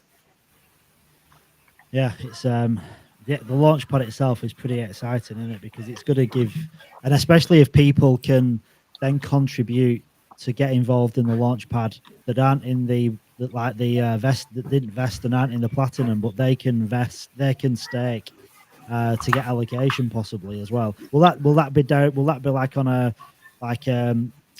project specific kind of basis, on depending on how many tokens they want to allocate to like L1X for like the private sale users, or the people that are vested into platinum and silver and gold? Yeah. So they'll break it down. So each project will have its own unique tokenomics, right? And so they'll distribute a certain portion to, you know, to treasury, and that might be on growth and development, it might be on marketing, it might be advisors, it could be on team, whatever it is, right?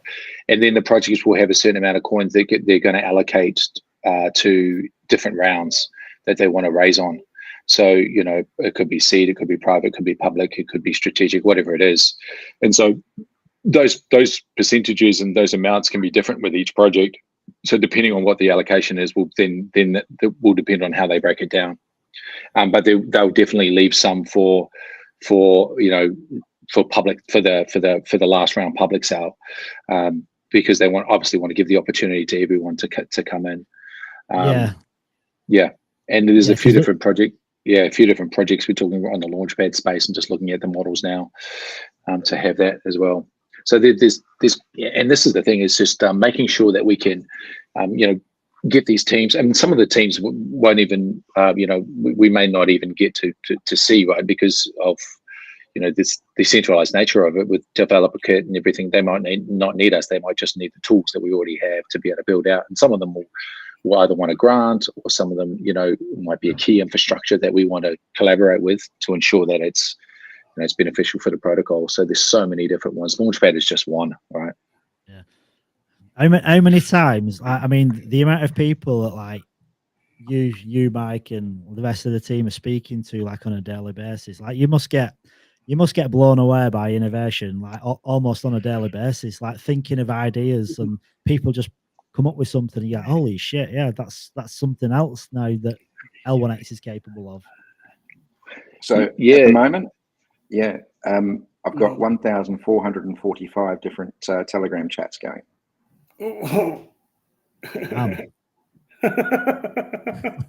wish I was joking.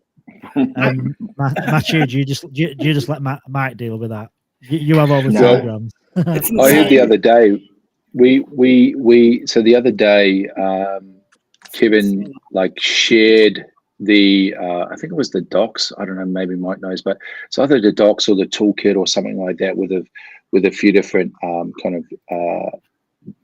dev houses, right, which have contacts with a lot of devs, and he said shared it out and said, look, share with whoever's interested. I think he got within 48 hours, he got 600 downloads. Damn. Yeah. And so, yeah, you go, Mike. Yeah, when you start looking at that, you've got, and they're just the devs that that have had exposure to it already, let alone the ones that are coming. You start seeing that. We'll have the dev portal where projects can come along and find the devs if they don't have them, to be able to talk to the back end team if they've got any questions. But once they actually start realizing the capability, and that really stems from some of these devs going through and say reading things like the white paper and searching through it for a particular capability that they're looking for. Maybe not just they want to go cross chain, but what if they want to start using one of the other features in there, like the L1X lend borrow capability? The number of use cases available there. They can unlock so many new opportunities. They can provide liquidity provisioning, so they can leverage their locked tokens as collateral to become to borrow funds, accessing that liquidity for activities on a destination chain. Arbitrage and trading, you've got the transaction fees, the staking and yield farming. Those borrowed tokens can be staked or used in yield farming on the destination chain. Users can earn the rewards and participate in the growth. And then you've obviously, on top of that, you've got governance around it as well. The DeFi is that's like one. Yeah, the DeFi side of it is like these lending protocols. Like anyone that's already thinking of or in talks with, or maybe they already started building on L1X, like they're going to bring so much TVL across to L1X, aren't they? Because people won't give a shit about what blockchain it is. They're just looking at the return on investment. So when you get one of these guys that's like suddenly offering, I don't know, 5% more APR, like better ROI on different solutions, it's just going to bring money in, isn't it? They're not going to care where it is, as long as they can increase the ROI, they're going to be happy. Yeah, that's it, right? And when you think of what you could do with the quote, let's say take lending and borrowing, for example, a dev team could build when Bitcoin's connected, Bitcoin network, another with the ability to connect any chain as well. Like imagine being able to, collateralize Ethereum and borrow runes. The coin that's coming out on the Bitcoin layer 2s, right? The rune token. So there's so many different unique things that you could do when you add interoperability to it, right? I'm interested to hear from you guys. What do you guys think? I mean, obviously we're around the tech all the time, we know it, but from your perspective, like what's some of the things that you think could be done? I'll let anyone else feel free to jump in if they want to do. So I think I might jump in if you don't mind. Hi, Mike, Matthew. Good to and Mark, all the boys. Hey man, hope you're well. Hey mate, how are you? Going very well. Bloody excited. It's can't wait. Absolutely buzzing. Good to hear, mate. Yeah, no, I just wanted to say a big thank you to you two for my time, my work experience with you. I learned a lot, and absolutely can't wait to see this thing go absolutely bonkers. And I know it's not far away. When you come in again, mate? Yeah. Was wondering, if we're currently working for this mining company, and we're using Dropbox as our storage of data.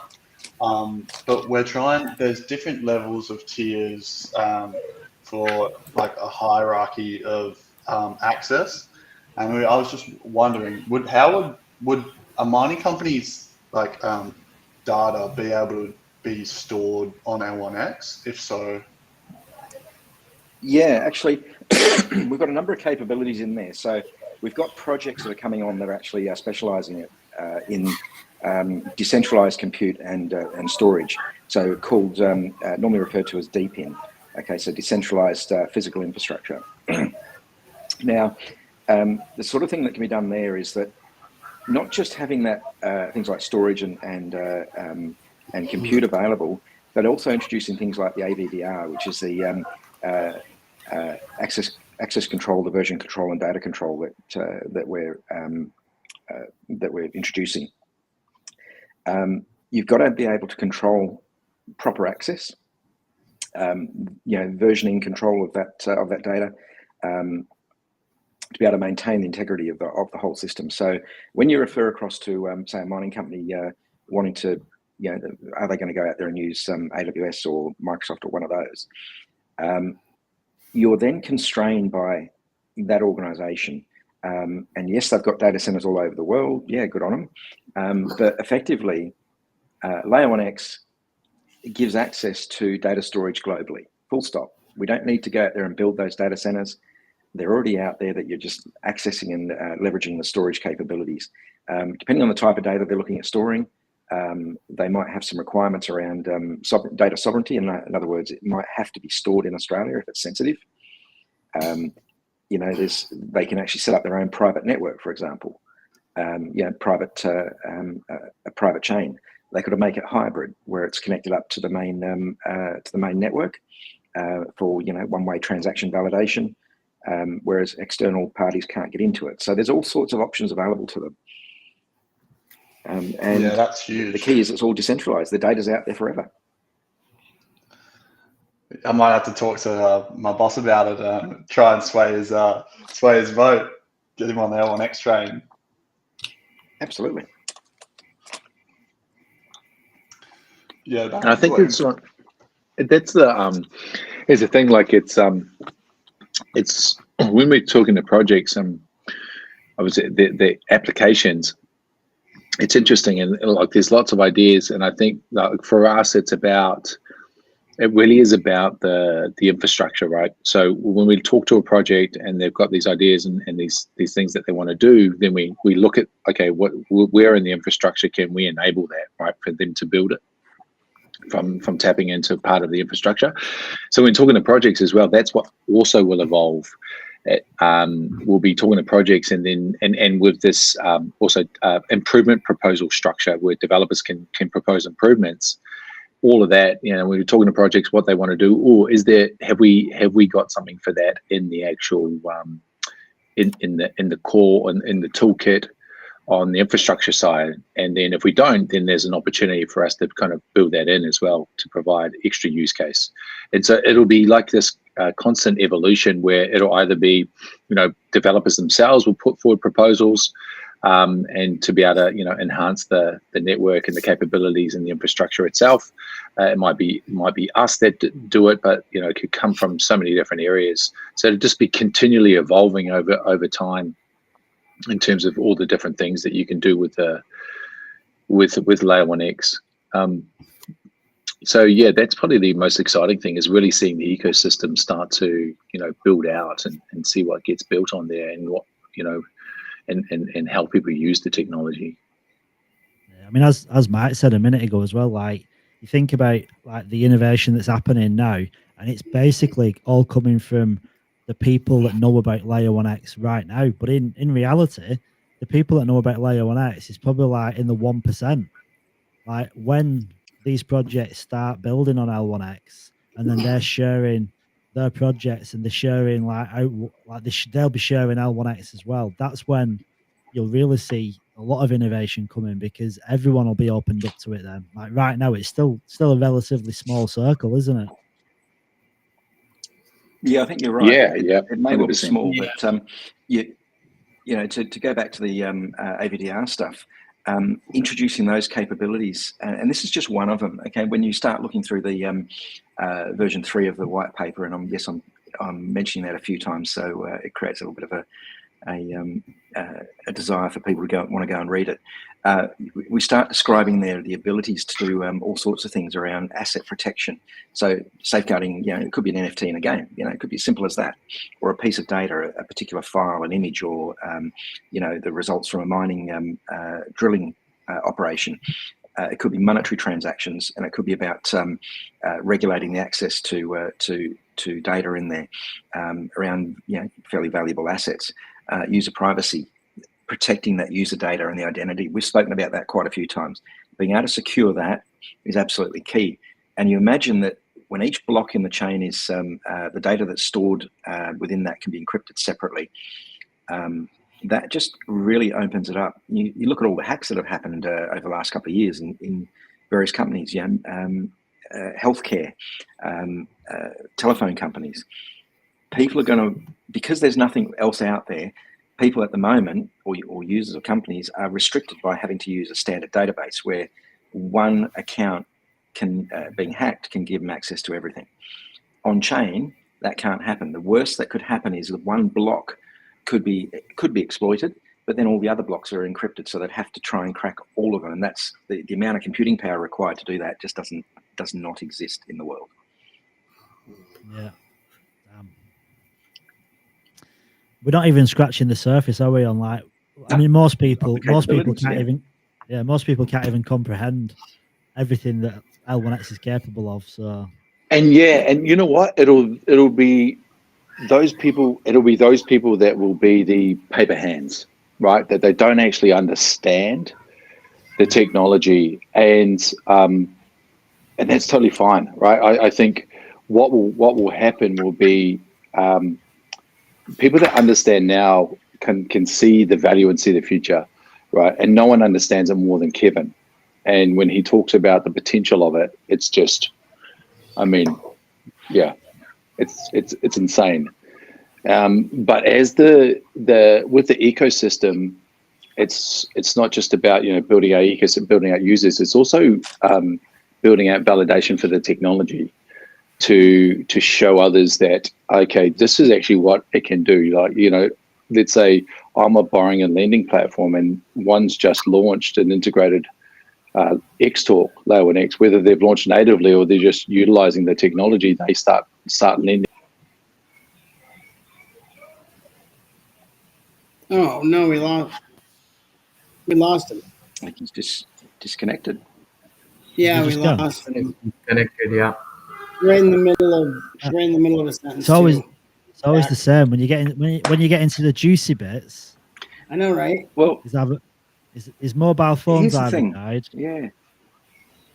The other thing I could do is actually just let's just give you some possible topics that we can talk about. The guys, I got cut out. I think I was crossing a bridge. Boom, boom. There's some people.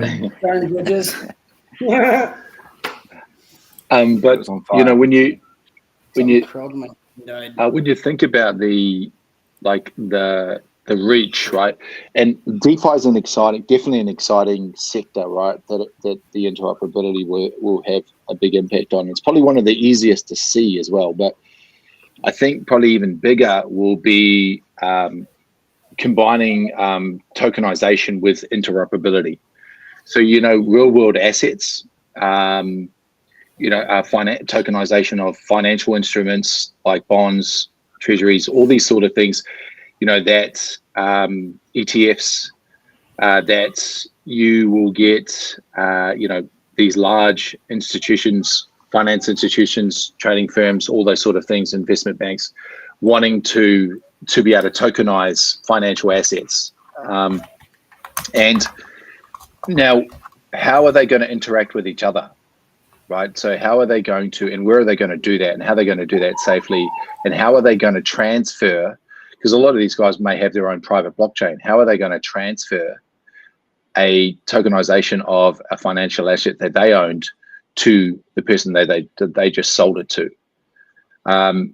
So, it's just not just interoperability between these public chains, it's interoperability between these private and hybrid chains, right? As on-chain perfect example. How does the Turkish blockchain digital identity interact with another government's digital identity to form this web of, you know, identity where they can, from the citizens' perspective, I can use that same identity and be validated in a different country when I enter that, because their blockchain is connected. And from the government's perspective, they can always know where their citizens are, right? And that could be for, you know, let's say something happens in a particular country, you know, you can see which of your citizens are in that country, right? So there's all these different things, like, and tokenization. And I think maybe Red Curry is probably a perfect example, right? Where with Red Curry, they're basically creating a stable coin out of, you know, commercial real estate, backed by commercial real estate. Well, one thing, you've got to somehow feed that value. You've got to have an oracle, right, to continually update the value of the underlying asset or assets, which is the commercial real estate. And then you've got to be able to tokenize that value in the form of a stable coin, where you would want that stable coin to be distributed far and wide, right? So I think they're one really good example of, okay, you've got a real world asset in commercial real estate. You can now tokenize that through the blockchain technology, but now you can distribute it anywhere through the interoperability. And it could get to a point where, you know, so there's a standard at the moment. So that's one point, right? But there is a standard at the moment called XERC20, where it's an Ethereum token standard where you can basically, let's say you've got a certain token on one EVM chain. Well, they're going to allow you to basically lock that value and be able to mint a representation of that token on another EVM chain. And you know, there was a fair bit of news around there. A lot of people hyped about that. That's awesome. That's great.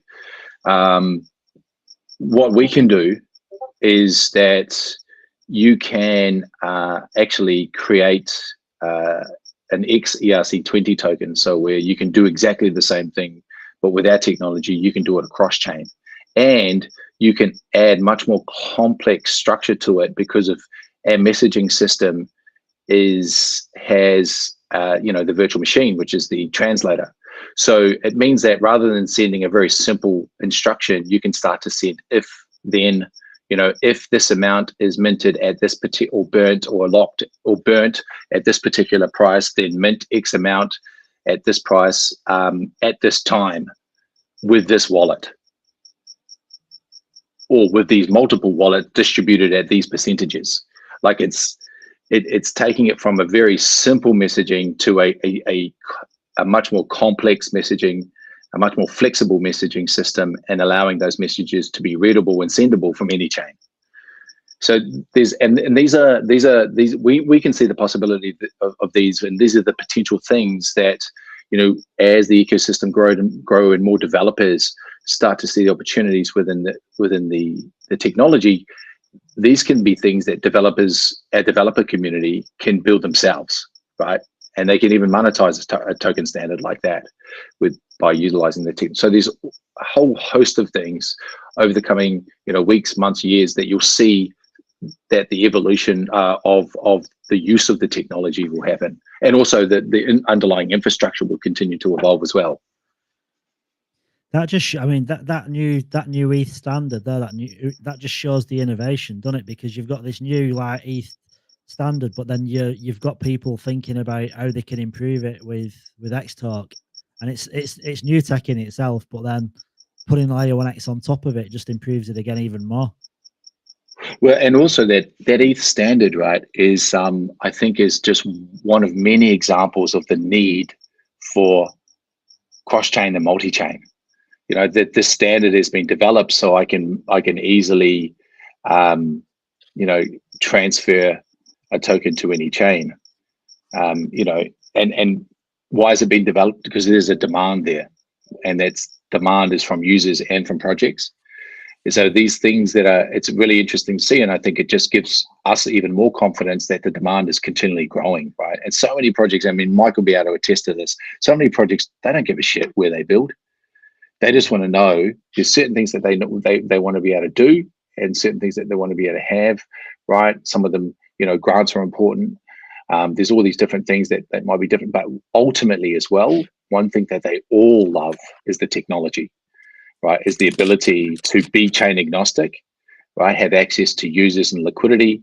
If you said to a project, hey, I'll give you, you build your project and tap into the BNB users, or you can build your project and tap into BNB, Ethereum, Solana, Arbitrum, Polygon, AVAX, any other chain you want to, it just becomes a no-brainer.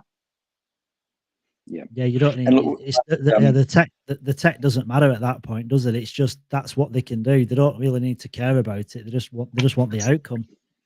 Yeah, exactly. At the moment, they do care about it. They've got a problem because they're stuck on a chain. And I had a project I was on a call with last week, and it was a particular gaming one. And the problem that they've got is that they started out on ETH, and then they moved across to BSC, and now onto Avalanche.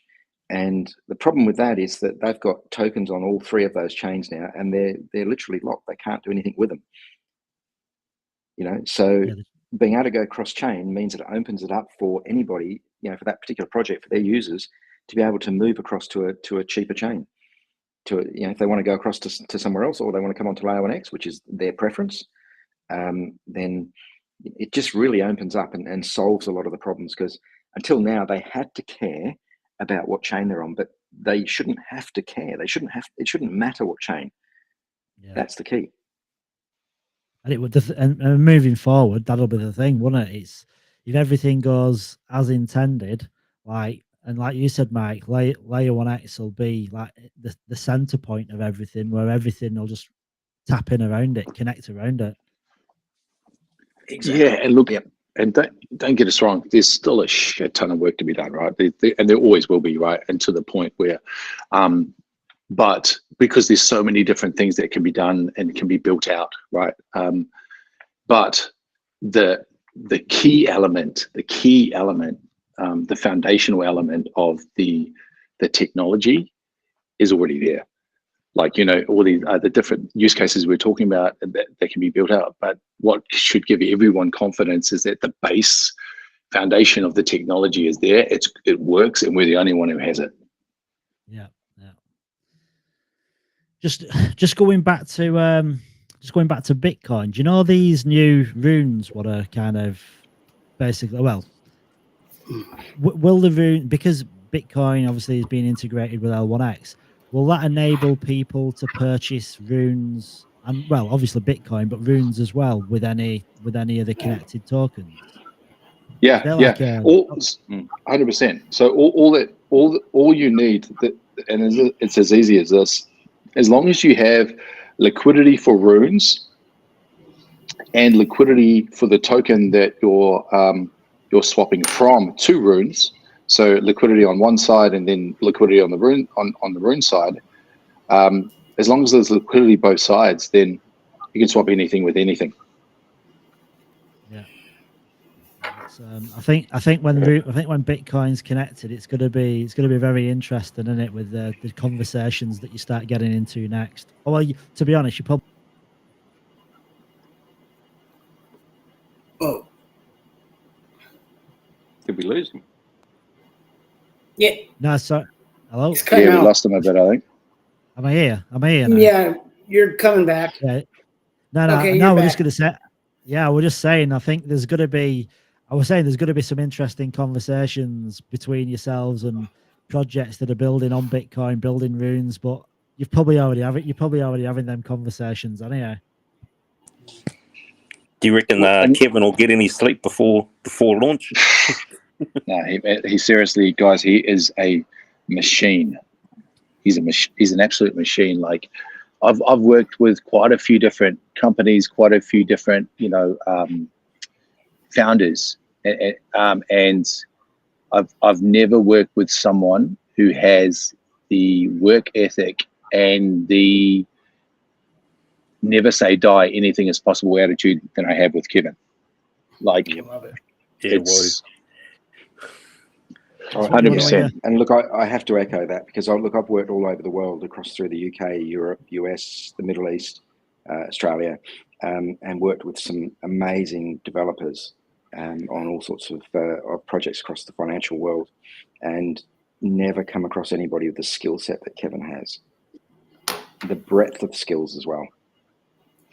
And he's young. He's 29, guys. Like 29, this, yeah. like, and he's been Jeez. coding for 2 decades, right? Since he was 8. And It's you should It's see him. Like, crazy, isn't it? he gets into this zone.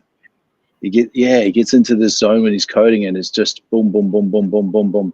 And like, even I said, like, he even talks about, like, if the, you know, comes a time in the future where he gets to just chill, right? He would be on a boat with his laptop coding. Yep. Connected via Starlink back to the world. Yeah. Yeah. Yeah. Kevin relaxing is him coding. And depending on how well L1X does, it could be a super yacht or it could be a dinghy. Who knows?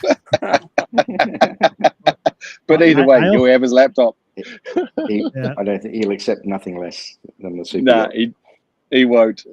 And that's the thing. And that's like, it's been invaluable actually. Like Mike and I talk about this often, working with Kevin on this, just the insights and the amount of times me and Mike have got off a call and go, holy shit, like, fuck. And you know, we then have to sit down and chat about hang on, so what does that mean? And we start looking at the what's coming out of that conversation and realizing it's more than just what we initially understood. There's a lot more to it. Matt will interpret it one way, I'll see it another, and then we start realizing that all of that starts coming together, and it just the sheer capability that's coming, and you'll start seeing it in the white paper when you get access to that. He's pushing the hell out of this white paper, isn't he? Oh, did I say that again? Sorry, mate. I did Keep say I pushing wasn't that going to white mention the paper, white Mike. paper. Yeah. You'll be giving me a deadline next where you want it narrated for before launch. It's already in your mailbox, mate. It's already there. The deadline, that is. Yeah. Awesome. That'll be.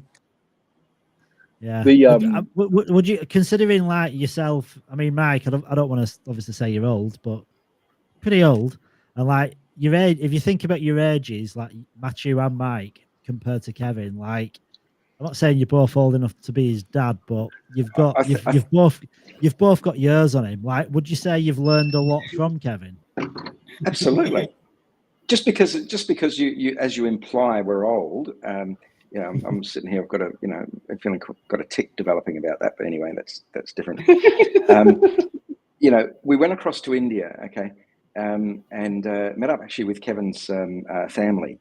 We were over there last year, and met his grandfather, who's used to be a minister, like the equivalent of a premier here, in WA, for a state in India, and listening to him, and that grandfather is Kevin's inspiration.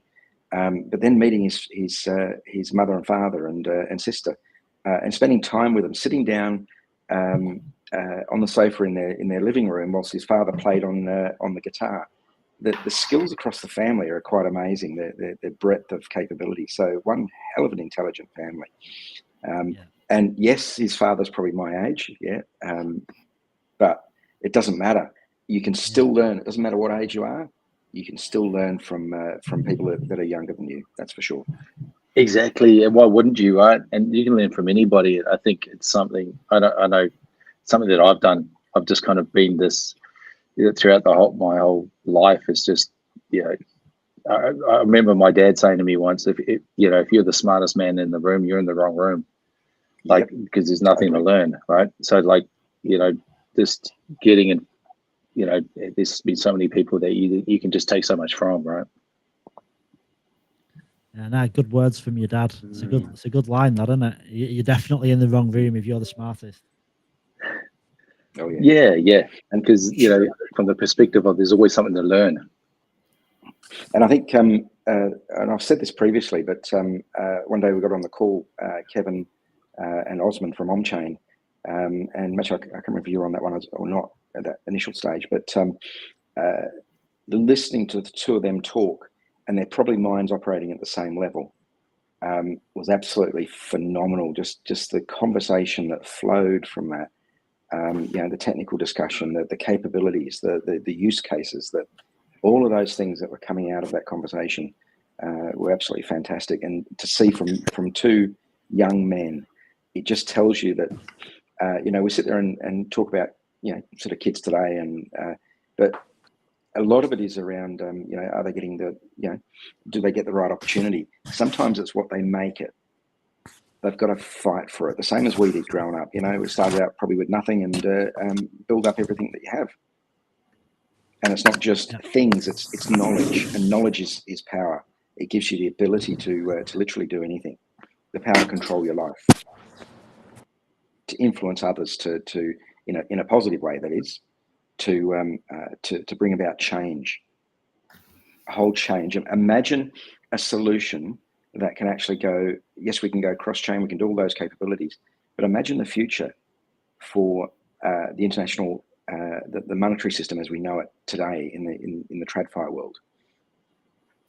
What we're building here can become the absolute, the new, DeFi will become the new replacement for traditional finance.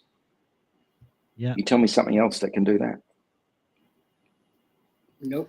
Motivational moments by Mike. Yeah. Mike's motivational moments, the Triple M. Yeah. Oh, yeah. Also think I was just going to say, it's like, even in a broader sense, it's a, who here in this room has been in crypto for less than a year? Anybody? Anyone been in crypto for less than maybe a year and a half, 2 years? A little over 2 years for me. A little over 2 years, yeah. And so I suppose, keep going. Yeah. Numbers. Yeah. Mike's been in cryptography since 1984. But Mike invented cryptography. It's been a lot longer than that. Yeah, I'm a nerd. We call him Satoshi Mike. Who knows? But it's a pretty cool industry to be a part of, right? We've all been here for 2 years or more, and just seen it evolve.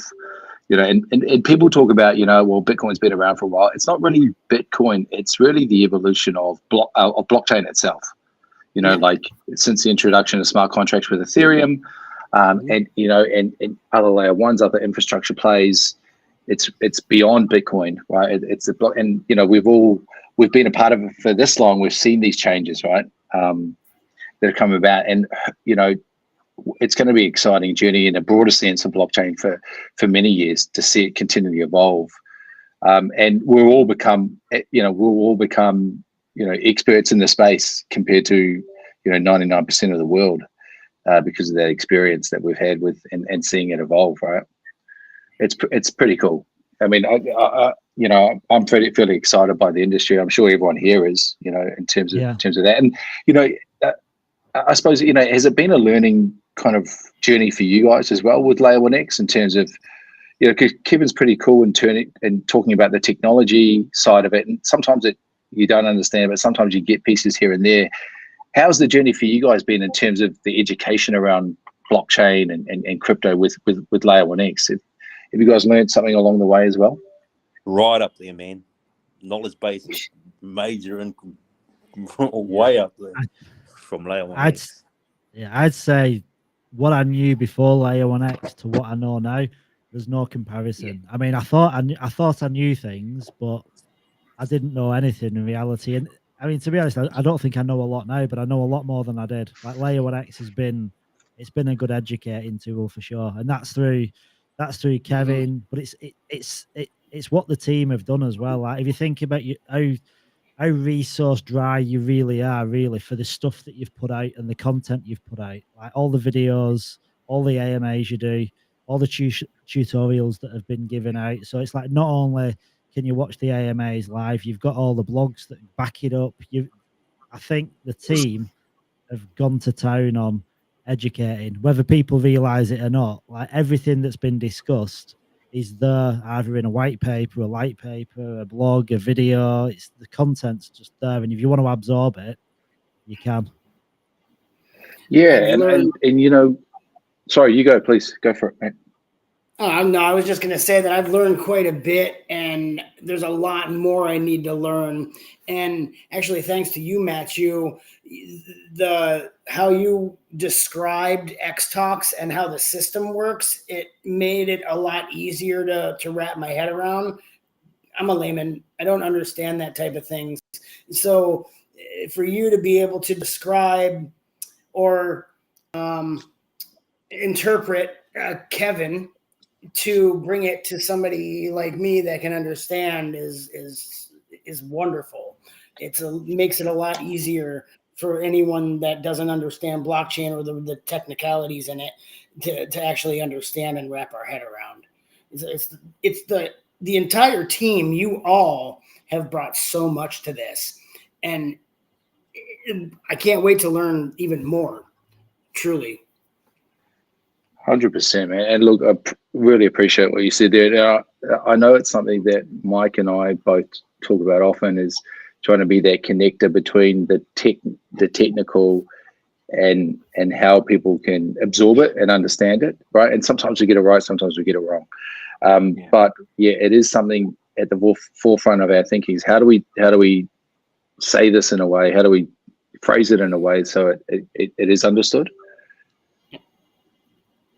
And then you've also got to take it to the next level, because you've got to take that technical information and then apply it to a particular use case and work out how it's going to be used. So, okay, what component's going to be in there? And that's something we've been working on is around if we've got a particular type of project that comes on board, let's just say they're focusing on NFTs. Well, then, okay, so that particular project is going to need, capabilities A, B, X, Y, and Z.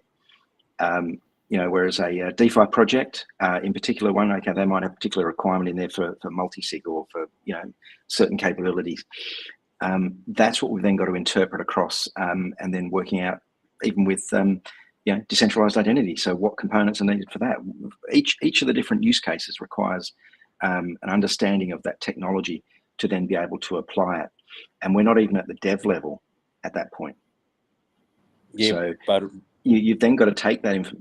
You've then got to take that information and provide it across to a particular project for those developers, and which is why we're creating that self-onboarding kit, so that they can then take that information. So they know they're going to need certain components. Well, these are the ones you need to focus on in the dev kit. Yeah, I was going to There's say a lot of work that goes into it. Sorry, mate. No, I was just going to say, basically, we just got a 1 year. Well, I got a 1 year education on layer 1 blockchain, but an interoperable one, just to sort of understand the very basics of it. Yep. Yeah, exactly. The extreme basics of it. Yep, 100%. Yep. And that's the cool thing about the community as well, is that I've seen that information shared, right, and people kind of educating other people as well within that. So that's really cool to see as well. But yeah, I agree with you guys. It'd be interesting all the learnings that are to come. Yeah, and the other thing we did with staff, sorry, just touch on it for a minute, is that we realised actually that even internally our staff needed to have a level of expertise, a level of knowledge. So introduced two things there and got certifications for us around being a certified cryptocurrency expert and also a certified blockchain expert. So we've all gone through and done that training, so that we know, and we've actually got a bit of paper to prove that we can do it. Yeah, I remember seeing them pop up on LinkedIn. I think when Ina and maybe Corey, probably all of you, but I remember seeing the posts go out, because it's something. To be honest, it's something you're proud of as well, isn't it? That you've actually certified in something that you weren't before. So yeah. Yep, and it doesn't make us we don't know everything, because we think we know something, we go along to the office. We go and we're chatting away to Kevin, and we go, shit. Actually, there's a hell of a lot more we haven't learned. There's a lot more. There's probably a lot more we haven't learned than we have, right? And part of that's to do with just the ever evolving space, like all the different the technology that comes out, and this massive crypto blockchain experiment that's been going for many years. Really, everyone's a student, aren't they? And back home, like one of my neighbours is Alex is called, and I've not seen him for like probably 4 years, but I think he was 78, and he's a guitarist, and he still classes himself as a student. He's still learning, and he's been a guitarist in a band all his life since he was a teenager, and he's reaching the end of his life more or less, and the guy is still a student at playing guitar. And I think that's what life is, isn't it? You're always learning. You never stop learning. Totally agree with that. Yeah, no, 100%. So listen, it's been awesome having you two on. Like, really has. I don't think we've ever had you. To be honest, I think you two have been in this space longer than your typical AMAs that happen, the official ones.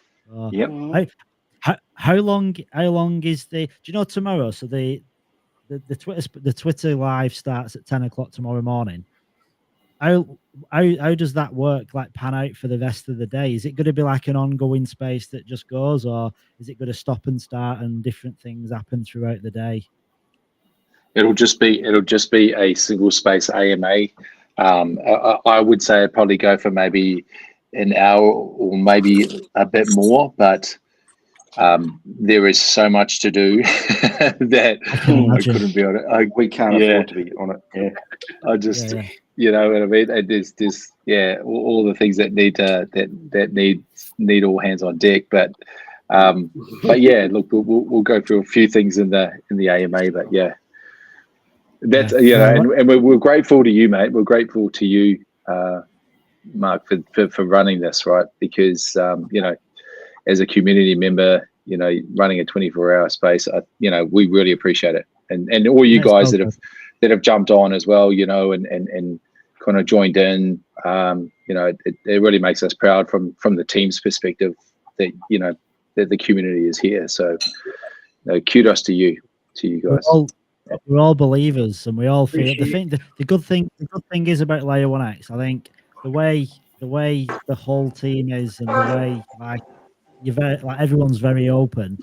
I mean, I think I can speak on behalf of most community members, if not all of them. Is like it's made to feel like as if everyone's part of like an extended team or family, even without sounding too cheesy. That's the feeling I get, anyway. Yeah. Oh, and I know, like, how many people here have actually come to the office in Perth? Like quite a few, right? That are in Perth. Yeah. Bronx, Jake, Mark, Albita. Albita, Even some of the ones in the Walker listening in. Walker, exactly. Walker. Yeah. Drank us all out of alcohol, but thanks, mate.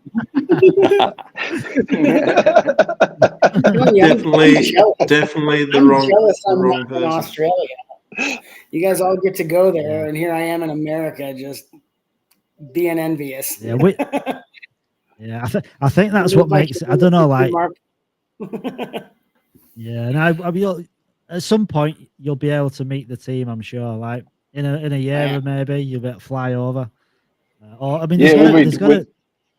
When we do our first, side party at one of the conferences, and it's in the US, then where's it good? It's sounding good. It's sounding good. I can't wait for the L1 Expo. Or I can't wait. You're I can't wait.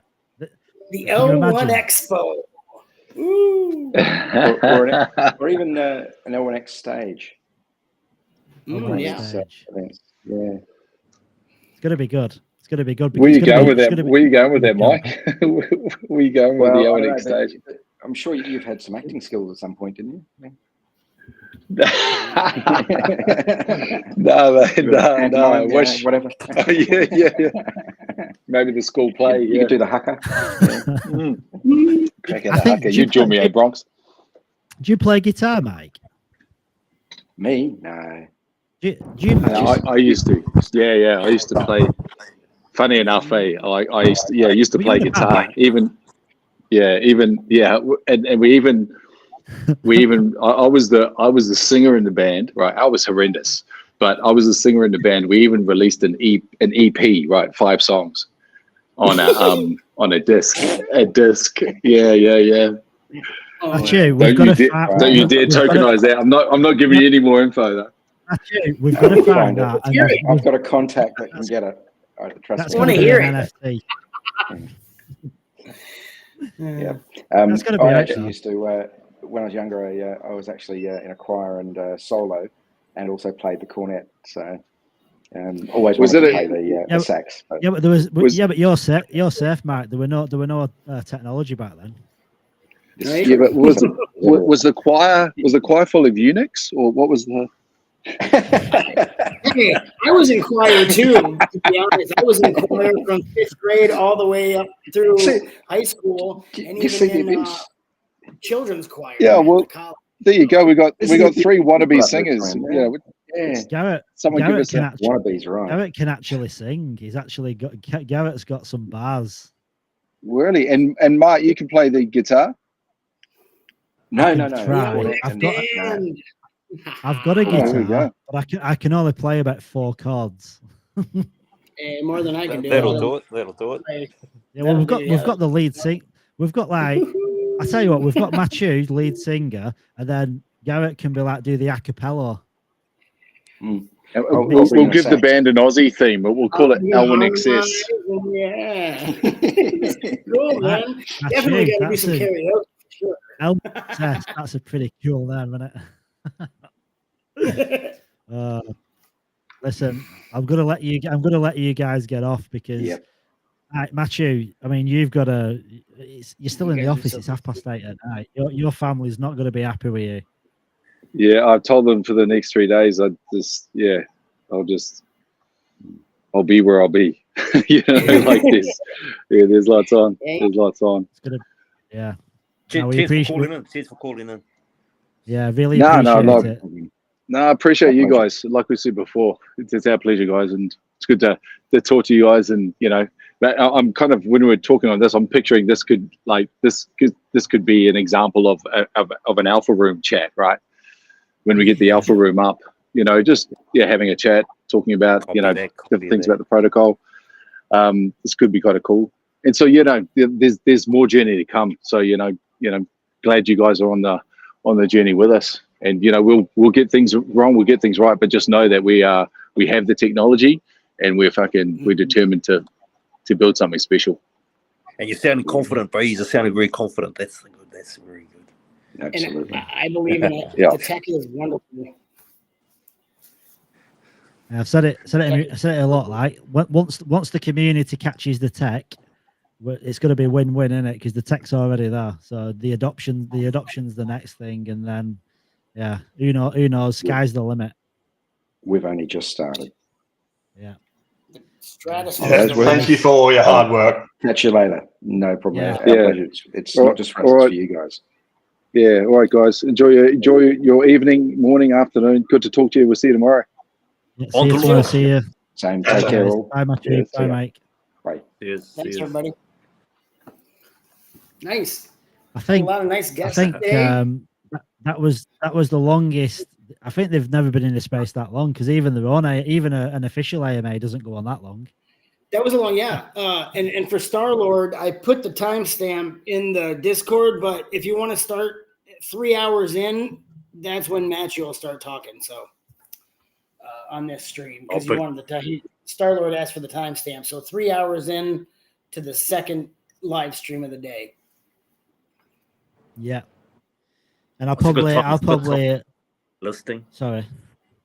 Sorry, carry on, babe. Now, my bad. now we're just gonna say I'll probably cut it up as well, so because I'll be able to take the video from YouTube and then edit it and just basically cut out the team part. Like, and what I might do, I might grab Cody's, so put Cody's in, and then jump straight to Mike and Matthew as well. So you've got like the two condensed then. Because I'm not saying we're not important, but no one gives a shit about listening to us guys. But when you've got man, they're the fucking highlight, I'll tell you. It's really nice to have the team stop by and, you know, drop little tidbits, give us alpha, explain things. It's wonderful. Well, yeah, well, knowing how much like they're working, like Matthew is still at the office. He's got a family, and it's like 8:30 at night, and he'll have been there from first thing this morning, and he won't be going home anytime soon. So when they take time out, like they could be doing other shit, couldn't they? An hour, which is way more time than I would have expected them to stay in here. Yeah, that were good. I enjoyed it. I'm looking forward to honestly the L1 Expo, the L1 X stage, whatever it's called. That's gonna be so good. The after party. Yeah. After party. No, it'll be this. Yeah, Going to some different countries. Yeah, because all these blockchains, they all have the like Ethereum, theirs is called consensus. Like Near Protocol, theirs is called Neocon. So they all have these events that happen different parts of the world. Like I think Near did one in Portugal. I think Consensus is in Houston, Texas. L1X, will it be in Australia? I mean, to be honest, I'd prefer it to be in Dubai or something because I'd sooner make a trip out of it. It rolls off the tongue, the L1 Expo. It's going to be the L1 Expo. It's like, how could you not call it the L1 Expo? Like, I know, right? If you want to call it XCon, L1 XCon, that would be horrible, right? You could have the that with the X Whales. The X Whales. Yeah, baby. Yeah. Yes, let's go. Killer X Whales. So, only person we're waiting on now. We've had Fur, we've had Joe, we've had Sam, we've had Corey, Mike, Matthew. So we're waiting on now, like Ina and Kevin. We need Ina. Maybe Sandra. Yeah. I don't actually think we're going to get Kevin. I could WhatsApp him, but I don't really want to. Time's precious. The day before. I could do, but I'm not going to do. Yeah, guys. let him do his thing. Yeah, he's fucking probably the most busiest one of all. Yeah. No, the day before. I want to keep this going. I want to keep this going as well because like it's different time zones as well, isn't it? So some people couldn't have got in earlier, but they might be able to get in now. Yeah, exactly. Whereas for Garrett, it doesn't matter because it's like Garrett's now in US time, but he's also been in Australia time as well. Yeah, I got up, I slept and got up for this. So nice. Intentionally. Intentionally. Yeah. Gotta be here. So a lot of us Walker, Bronx, Jake, myself, all been in the offices, Alba. To get in the offices, it's nice, isn't it? When you see them all just doing the thing. I bet. Yeah, and you can go they go so hard. Real and how hard they work. It's nice to see behind the scenes, I'm sure. Like I don't think a lot of people understand that it's a real business. You know, people that it's don't like the Matrix. You know, people think it's just a whatever. They don't see what's going on behind the scenes, and they don't realize that it's the most incredible thing ever. It's hard because unfortunately, like most people in crypto, they've they've been conditioned to shit since they got into it. So most people aren't used to experiencing anything that's got any validity behind it, that's got like a proper team behind it, that's the business. People don't see it. They just think, yeah. Because you hear it all the time, don't you? You're in a space and the devs cooking, the devs do fuck off. The dev is down pub with his mates. The dev's doing nothing. He's not a dev. He works in a factory. He's just doing this for a bit of extra income. They're not devs. He works at a gas station or a grocery store, maybe delivers pizza or drives people from point A to point B. Yeah, the most devs are just good at talking shit. That's all they're good at. They're not developers. So it's hard trying to convey that to people that's all they've ever been around, because they're not used to dealing with something of this magnitude. And I think like us here that are lucky enough to be in Perth, where we're fortunate enough to go to the offices and meet the team in person, we can see how real it is. But it's hard to convey that to people in the community that compare it to a shitcoin, because they don't see what we see. We've got the kind of exclusive inside story, haven't we? We see what other people don't see. Oh, absolutely. And for me, it's enough because I can be vicarious through Mark. If Mark says something, I can believe it now because I know Mark. But other people, they don't know him and they don't know you guys as well, so they don't believe it. They think we're just people talking shit. Well, everyone says the same thing, don't they? Like when people are saying, "Oh, I mean, how many projects have you been in? The devs are best," because they're talking this crypto language that just sounds ridiculous. But the devs are best. The devs are cooking. They're really solid. They know what they're doing. But everyone says that about every project. So when you say it about L1X, you're just saying the same as everybody else, because everyone says the same old bullshit. But in this case, it's not bullshit. It's actually the real deal. But that's what it is. It is what it is, isn't it? But the thing is, the people that are here now, like, I mean, I've told so many people about L1X, and the people that have bought in are a minority, and they're the people that I've known long enough in the space. Yeah, you think so, right? But I've never got anyone in that I know in real life. Like no one's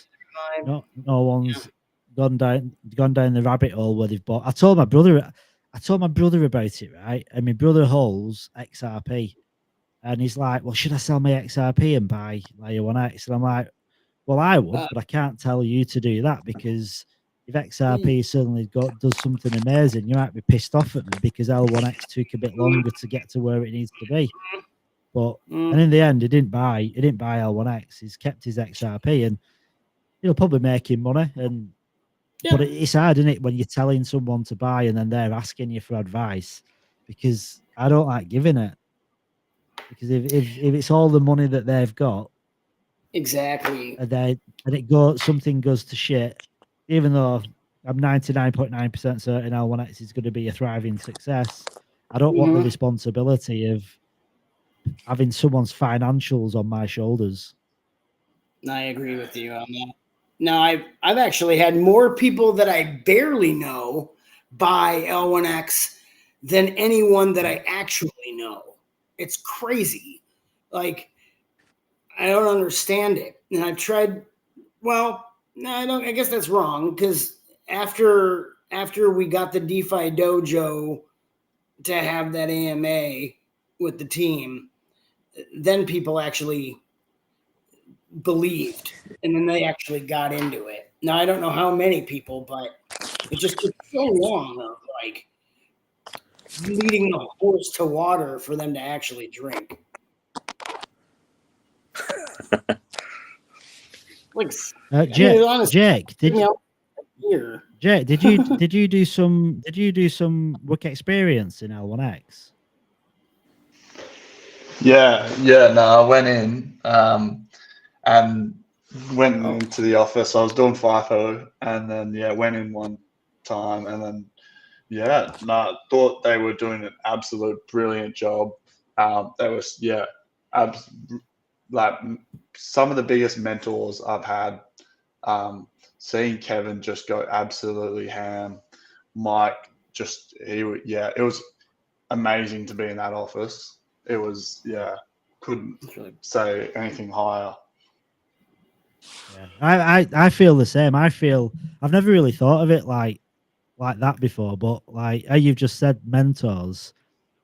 It is. They are like mentors, aren't they? Because like I do look up to them, all three of them. In fact, Cody as well. I mean, I'm lucky. I've spent a lot of time with all of them, and I see the work ethic, but I see who they are and how they are as people as well.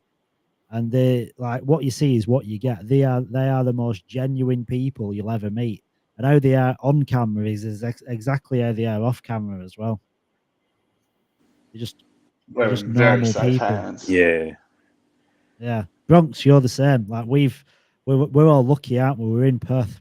We've met them multiple times, and yeah, this is Kevin was a bit different when we met him, and there was I suppose there's so many people around. He was because he's always talking whenever we see him in the thing, so he wasn't really talking much. He was more smiling and just blending in with people. Well, I think he was enjoying. He didn't have to work. Yeah, well, he was enjoying, I think, the downtime, wasn't he, where he was sat down and Mike and Machu were doing the presenting, and he was just I think, enjoying it. Yeah, man, he's enjoying it. Yeah. I always like going in. Yeah, I'm looking forward to. There's got to be a party, aren't there? There's got to be at some point. There's got to be some L1X after party when the dust settles and it's a celebration of the launch.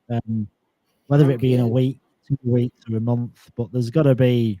I mean, it might be a community. To be honest, it could be a community-led thing, couldn't it? Like maybe we could put something together where there's like a meetup for the community that are in Perth and the team, and just I don't know how that'd work, but that'd be pretty cool. Basically choose a venue. Yeah. Chip in and put some piss and some food on. Yeah. I'd be up for that. I mean, I don't know how many people would be, but I'd be it'd be nice, wouldn't it? I imagine that. Like we've got to I mean, you'd have to pick a date and obviously make sure people are free, but that'd be pretty cool. I'll drink piss tomorrow. Any day of the week, mate. Should I? Yeah. Are you off? Are you off now? You're not doing FIFO at the minute. Nah, not anymore. So in Perth, keen to go for beer. Dude, maybe tomorrow. We've got to celebrate the launchy. Yeah. Right. Could do. I mean, I could do. I mean, I don't know like what cognitive state I'm going to be in tomorrow because I ain't going to sleep tonight. So I'm trying to stay with you too.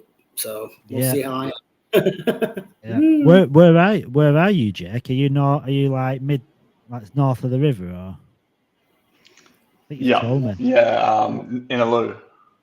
Oh yeah, not so far then. I'm up like near Alkimos.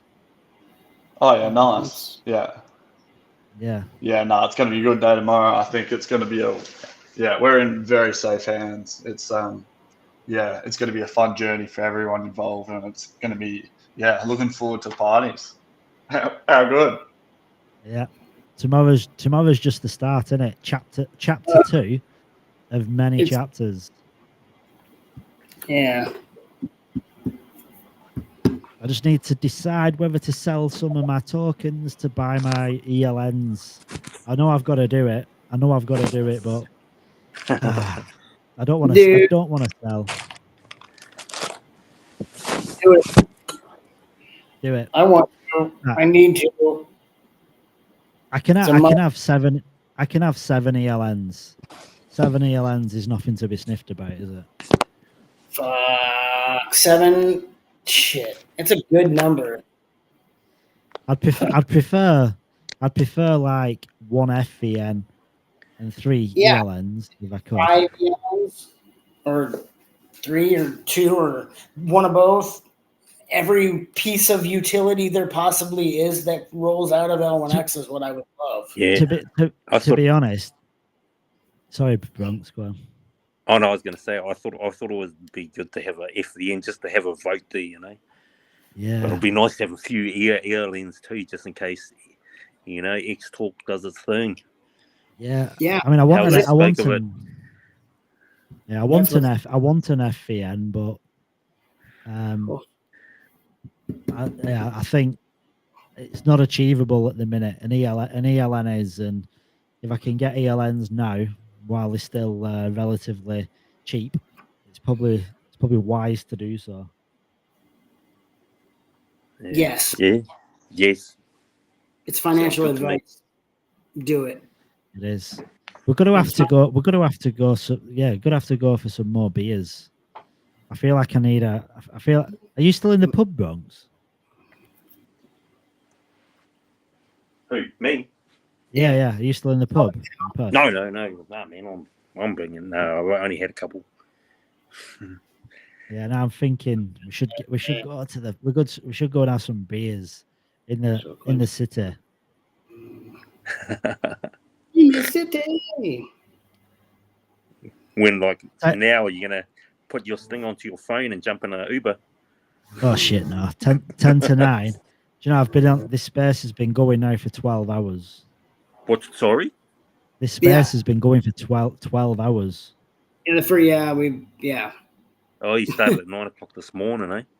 Yeah. So yeah, true. And it came in shortly. That's great. And it's not actually it's not stopped either. We stopped it because Escobar was saying that the space isn't showing on Twitter anymore because it runs in cycles. I think you get like oh shit, what 4, 5, 6 hours I think where you're shown on Twitter and then it disappears. So probably, yeah, it's not showing anymore. So 4 hours, yeah.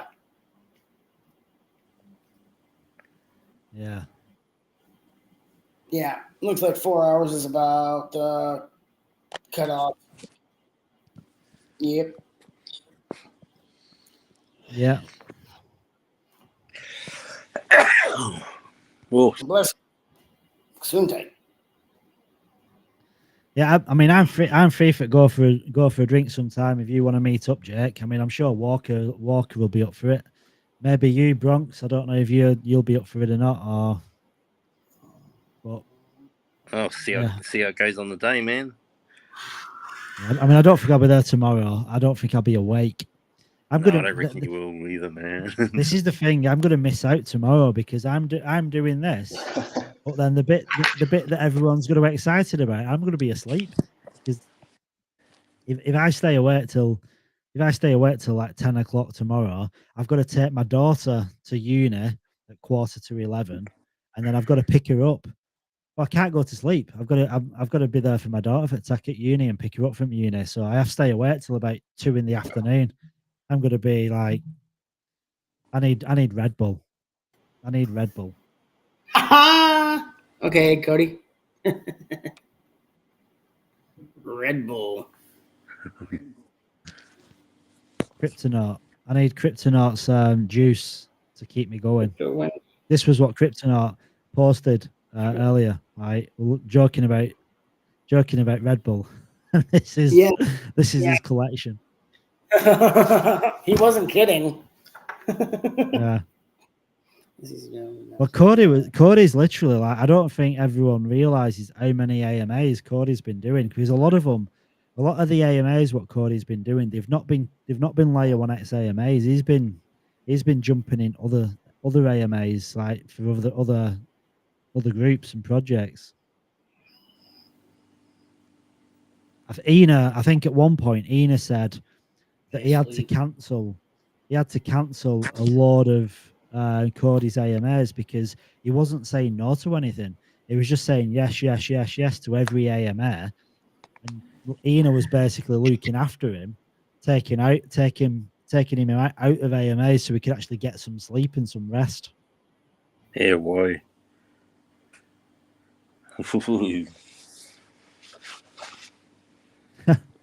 That's funny. I was just talking about taking my daughter to uni tomorrow, and I've just got a message. My daughter's just messaged me, and she's just put, he's watching your live stream. You stay awake for Layer 1X, and I'll get an Uber to uni." That's funny. So my daughter's boyfriend is watching the live stream. Just thinking of you. Yeah, but then I get the bill for the Uber. She don't pay it. Yeah, no shit, right? You get the time away from the drive, but you gotta pay it. Yeah, no. To be honest, she'll pay it, but my wife won't let her pay for an Uber, so my wife will just reimburse her the money. So yeah, now to be honest, I'd sooner stay awake. I think if you can get past the delusions and the brain function not working and the hallucinations, and then you can have a coffee or two. You can kind of get past tiredness, can't you? Yeah, you can. You can let in the delirious. I think it takes a certain kind of man that can do that sort of thing. What, stay awake? Just trickle down. Keep a space rolling, you know.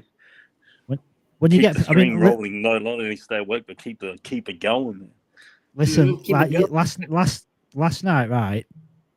It was about 1 o'clock in the morning, and I thought I was doing a lot of video content for different. I think for you, I think for Layer 1X, but also for another project as well. And it got to about 1 o'clock, and I thought, damn, I've not left a message. I was going to leave a YouTube short like for like Layer 1X. Say, guys, like tomorrow, don't forget it's launch day. 24-hour live stream starts at 9 o'clock in the morning, and I couldn't be bothered doing a YouTube short, so I went on Twitter. And I just went live on Twitter, like video live. And I was on there talking to myself for 28 minutes. 28 minutes, I'm literally doing a live talking. And like there were no one there. Well, there were people watching, actually. I had 12 or 13 people watching. But I was only supposed to be going on for 1 minute. And I was like online till about 1:30 in the morning. And then I went to bed, and all that was to let people know that don't forget tomorrow there's the live space, and then full mainnet launch happens 1 p.m. UTC, March the 7th. That's going to be a day to remember, you know. March the 7th is going to be a day that goes down in history. I'm sure of it. You mean you said March the 7th? March. May. Did I say March? Yeah, you said May 1st, and then you're like, March the 7th will be one to remember. May the 7th. The deliriousness it'll be one of them little jokes where, like, between the L1X fam, it'll be like, May the 7th be with you, and you'll be like, we'll get it, but everyone else will be like, what the hell are you on about? Yeah, we'll be on the inside. May the 7th. Yeah, it'll be an inside joke, won't it? May the 7th be with you. In fact, that should be a t-shirt. The L1X logo, and it just said May the 7th be with you. May the 7th changed your life.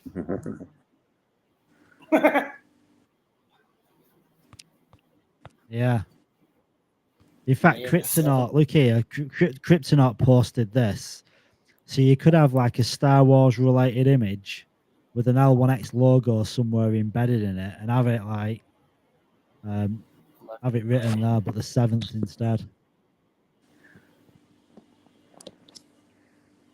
I actually think, right, Layer 1X is going to get on killer whales because the top three are basically bought because you can just buy your way in. But then the rest of them are going to be there on merits, and they're going to be there on tech.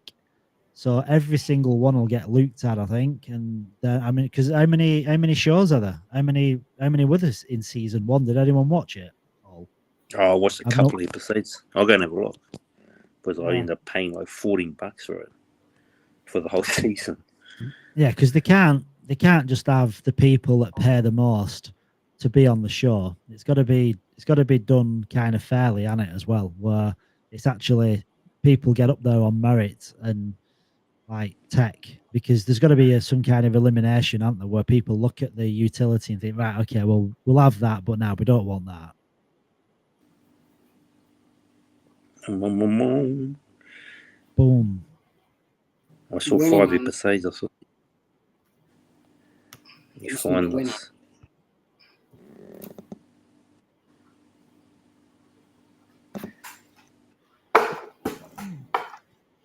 Okay.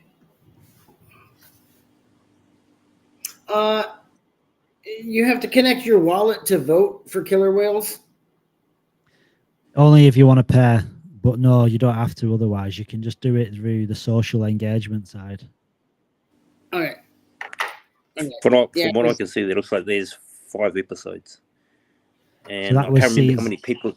I can't remember how many people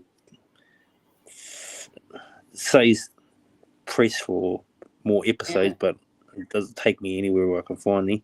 But I can't remember how many they see in each episode either. Maybe three different projects, maybe. Can't Yeah. actually remember. I think it's on the Google Play Store, isn't it? You can I'm sure you can. Not the. Yeah. You can pay for them on there, can't you? Yeah, it was $14. I thought I Yeah. was going to watch it, but I got to season 2 and sort of episode 2, and that's about. It's one of them. Yeah. It's one of them. Like I'd watch it if it were free. But Yeah, man. Right. Yeah. I don't want to. Whenever I don't want to. I don't want to pay for it. And in reality, like I don't really watch. Do you know what? Before I got into L1X, I used to watch like crypto banter. I used to watch every single crypto banter. Yeah. And I also used to watch like BitBoy as well. Not all the time, but I used to watch them. And since I started doing L1X, I think I don't know why, but I don't watch any YouTube influencer anymore. Like none. I've not watched 'cause I used to watch Coin Bureau. I used to watch Crypto, what's he called? Cryptos Are Us, you know, George. I used to watch Altcoin Daily. And now I watch absolutely zero crypto YouTube because I just think I don't have the time. Yeah, well, that's right. I sort of catch up on them when I got some time. I'd like, now and then I'll watch crypto banter, not often, but I'll catch the news, the weekly news from Coin Bureau. I'll catch the weekly news, catch the weekly news from Laura Shins, and that's pretty much the ones I'll catch. Maybe some random shows. Yeah. I mean, I still, don't get me, I still like I like what they do because as much as they kind of everyone's exit liquidity to a point for them because they've already bought in, but they're bringing people into crypto, aren't they? Like it needs them folks, doesn't it? Because that's what brings retailers in. Yeah, I guess. I catch the once a week one, the weekly roundup sort of thing, just to get the news, I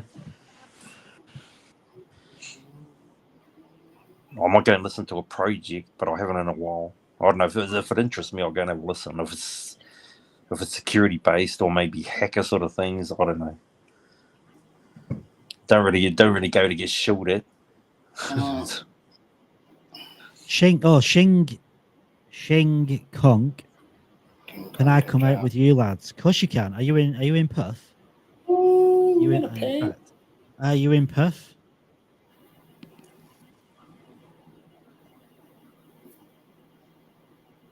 I mean, I'm open to going out anytime.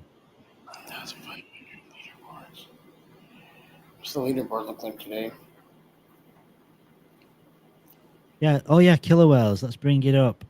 Let's go. So I'm looking at the leaderboard. Yeah, we're in number 8, 19,500. I voted. I'm not paying fucking $20 to fucking vote though. I paid because when I did my video, there was no free vote. When I did my video, there was no way to do the free bit. It was purely vote and pay. There were no Twitter anything. But I paid $20 for 100 votes. But then you get more than 100 votes doing it for free. You get 250. done all that. I've done everything except for pay. And I've been retweeting too, and you get 50 votes for that. So, I mean, I don't have $20 to throw away. When I go to vote and I go to authorize the app, it tells me I'm not even eligible. I get a weird message come up saying, "Oh, your account isn't valid or something." I get this. I get this. Have you ever had this? Your account does not meet the requirements. Oh, weird. That makes no sense because I just connect that doesn't have shit in it. That it's not even connected. My account is that old. I've had this Twitter account for like forever. It says it's not old enough. Oh, your Twitter account's not old enough? Oh. No, that's what it says. It's not old enough or logged in with another account. I ain't logged in with another account. I've only logged in with this account. So it's you have to use a different account. The hell out I wonder what the requirement is for age on an account. Oh, here it is. Really is over. But it is old enough. I've had that years. I've had that Twitter account for about since 2018. Jesus. For some reason, I can't repost one of the reposts. Oh, no, it worked. Never mind. It took a couple tries. Anyone that's watching, right? Even if you don't know anything about Layer 1X, pretend I'm a hypnotist and I'm telling you to do something and you just got to do it. Go to hello.1/killerwhales/projects Layer 1X, or just go to hello.1killerwhales, go to TV, drop down, go to leaderboard, and then go vote for Layer 1X. And you just literally connect your Twitter, and you can then subscribe, follow. You can get 250 points. So it helps. It helps a lot. Yeah, I definitely do it. But yeah, there's no way on earth all these are community only votes. I don't care how active your community is. In this short amount of time, 150,000 votes. That's some scammy shit. Come on. They're going to be paid. I mean it's all right voting organically, and people can pay, but it doesn't want to be one of them where it's just pay to play, because that's what this is, isn't it? It's like pay to play. You can basically pay yourself onto the show. It's interesting though, but it's interesting, they get the votes going on for how long? How long is this voting last? A month, eh? Till the end of May, yeah, I think the 31st. But it gives all the Grand and their team and all the other judges on the board, gives their teams, they can have a look at the projects that are on there and they can get research before the show. Yeah, it gives them a good chance to get seen, doesn't it? And to research these projects. There's if they wanted to make the show exciting, I'd say they'd want to place, or if you think of some of those other shows, they might place get a good range, but you maybe want a good hitter that could be quite interesting. I think so anyway. I don't know.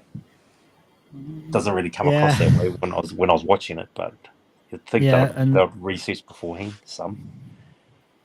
Yeah, and with L1X as well, because they didn't have that VC funding, they've not allowed for VCs to get in. They've not allowed for these crypto influencers to get in. So all these morphos that typically getting pre-sales, private sales to projects before anybody else, there might be a bit of resentment, because it's they're looking at Layer 1X, realizing what it does, but they basically got front run by me and you and everyone else. They didn't get to buy in at 10 cents with a stupid amount of money. I wish I could have. Yeah. I could have had so much more L1X. So much could have more. had so much more. It sucks. My situation at the time was I was moving, so I needed all the money for moving, but then I realized after moving I had extra money, but the private sale was over, so that is what it is. The thing is as well, early on, as much as I was blown away by the project, I didn't have this 12, 13, 14 months of like building relationships with the team, the community, and learning more about the tech, because that come through time. Hindsight, if I'd have known what I know now, I'd have sold everything that I had in crypto and put it all in L1X at the private sale. Yeah. I'd have literally sold everything at a loss. I wouldn't have cared. I could have probably bought like 100,000 L1X, and to a lot of people that's probably not a lot of money, like 10 grand back then, but to me 10 grand back then was a shitload of money, and I could have easily had it. Yeah. Fucking right. 10 grand in the private sale would have been fucking amazing. If I knew what I knew now, I knew what I knew now, when ETH was $9, I would have sold my house and put it all on Ethereum. And a year ago, I would have sold my car and pumped it all on Solana. Dude. Solana. I could have. Well, you know, when it was down at like $9 or somewhere down there. Yeah, hindsight's a bitch, innit? Hindsight's a bitch. It's like, basically, it's like saying, if I had the almanac, what was it called? It was the almanac, wasn't it, from Back to the Future? It was the sports almanac. So yeah, if I had the sports almanac, I'd do this. Everyone would, wouldn't they? If they had if they had foresight and knowing the future. Well, I'll tell you what, we know. Yeah. Then the future is L1X. At least we know that, right? We know that now. We knew that then. We just didn't. Actually, we didn't know that then. We had an inkling, but as time goes by, we know now that L1X is the future. Well, people said don't put all your eggs in the basket, but if it's the only basket that's going, what else do you put it in? Yeah, right. We're gonna throw. Yeah, you're gonna throw it in the basket. What are you gonna do? Start putting eggs in your pocket, or trying to balance them on your head? You got to put them in the basket. If there's only one basket worth putting them into, that's what you put them into. No, I'm gonna spread my baskets around, man. Once that launch pad's up and running, I'm gonna be throwing it in all these other baskets. Dude, the launch pad. Yeah, the launch pad. That's gonna be a money maker. That, because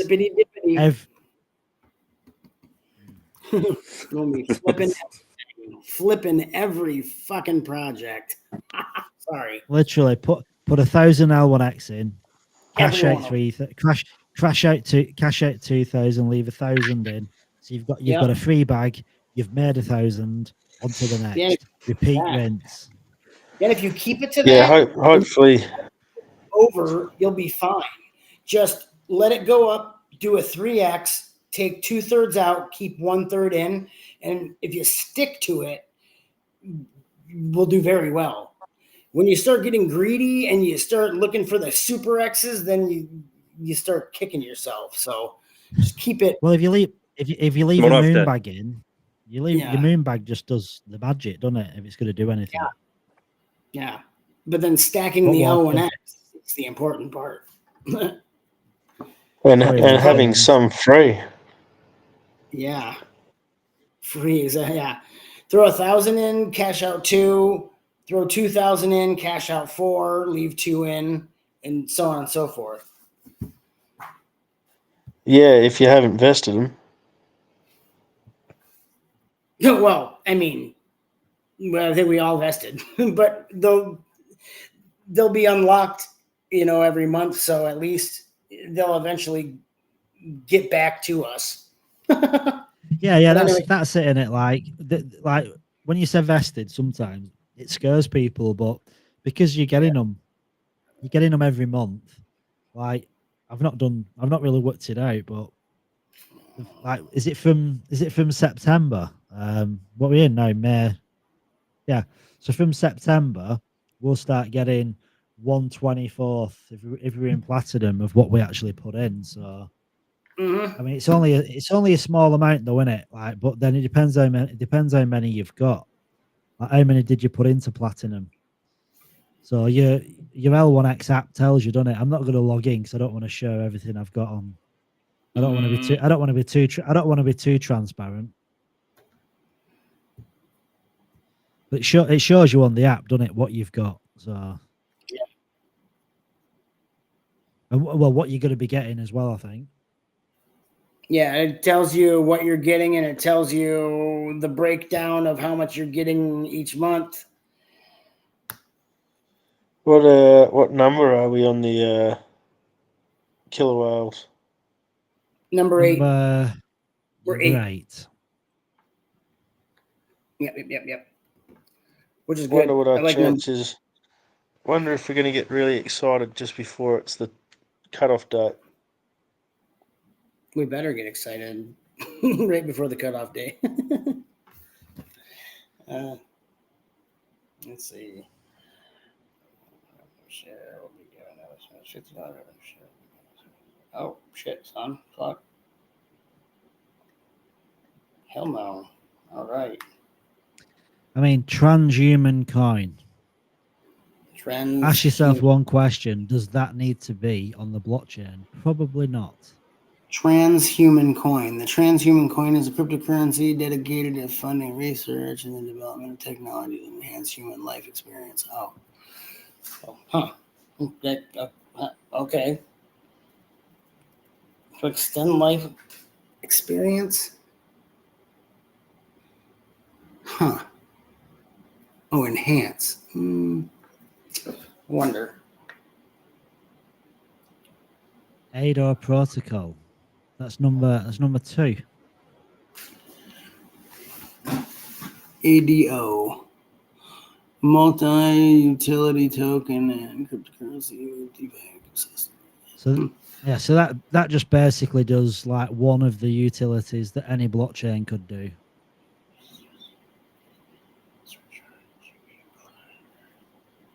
Supercharged GPU cloud for generative AI companies. AI GPU. Generative company. Ooh, interesting.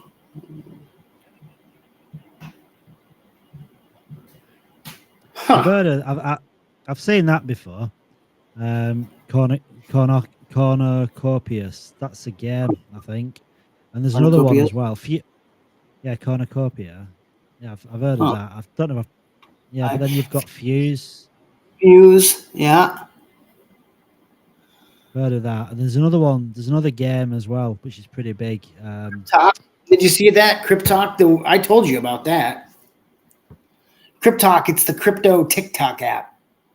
Yeah, you said. Did you say get into it or something? Or? So check it out. Yeah. Because if it's a new app with less users or less influencers on there, it's a good time to probably get your content on there and get it seen. Oh, damn. Yeah, you did. That's why you told me about it, didn't it? Not to buy it, to get on it. Because there's very few influencers and users, so you could grow with the entire system. Damn, I've got to get on there. I've got to be. Yeah. Are you in per? Start from the bottom up. Honestly, like you could ride the whole thing all the way up in the success of the entire app. I bet it's not in. I bet it's not in Australia. I hope it is, but.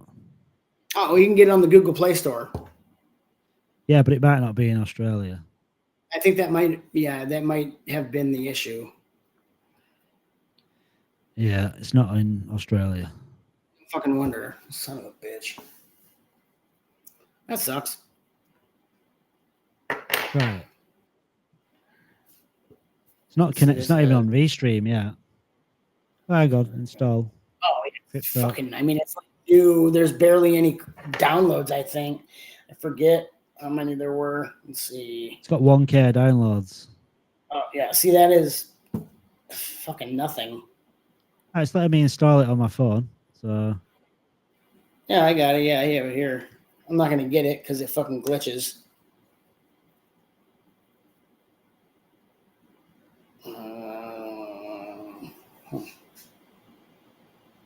This kind of looks interesting. A generative AI company reducing costs. Oh shit.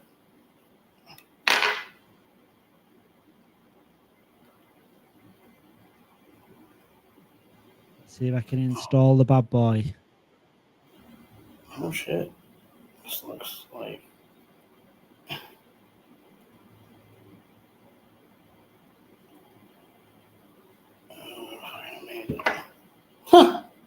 hope they don't mind me swearing. Have you just downloaded it? No, this no, not. AI GPU is a supercharged GPU cloud for generative AI companies. Generative AI companies needs a cloud in order for AI products and services to function. AI GPU offers a cutting-edge service to generative AI companies, reducing costs drastically and enhancing GPUs with our proprietary technical solutions. It's a new project that's doing an AMA with the DeFi Dojo. Okay. Really interesting.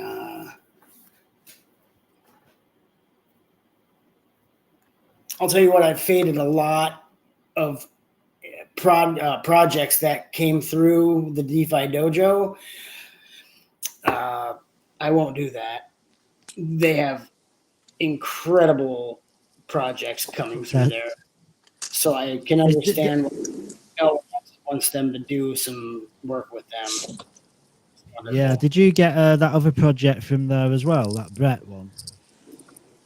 Oh, well, from community members in there and people. Yeah, that's where I found it. Yep. Yeah, Bretty. Garrett is quite well. Garrett often brings very good projects, and a couple of them I missed. I regret. So now, if he tells me to get into something, I tend to just buy it without even thinking. Oh, I've made him more than myself. I don't know. I share stuff with him, and he buys it, makes money, and then I end up forgetting about it, and then I don't make the money. So at least ahead. You never know, though, do you? You never know what's going to have. Yeah, you really don't.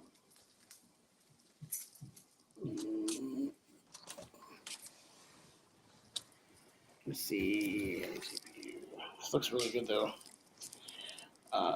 There's like a lot of projects that I've seen come through like the DeFi Dojo. They're just incredible.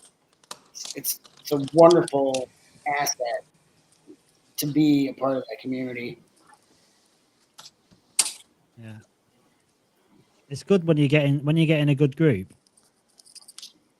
It's like Matthew said then. Like I'm looking for. Can you imagine when we start that the alpha? What's it called now? I'm getting tired now. The Alpha Club, is it? Yeah, right. The L1X Alpha Club. Yeah. Yeah, well, you imagine that's going to be something similar, like something akin to the DeFi Dojo, maybe, but like because that's going to have you're going to get inside scoops on stuff, aren't you? Where you potentially want to get into something, and you go in the Alpha Club, and they're going to say, "Listen, guys, this one is backed by somebody, or there's somebody on the team that knows somebody, like very well connected. Perhaps this is something you want to buy into, or maybe something you want to put more money into than what you would normally put into." And I know Walker will be all over that. Walker will be digging deep into his treasury. Fuck, my eyes are dry. Yeah, absolutely.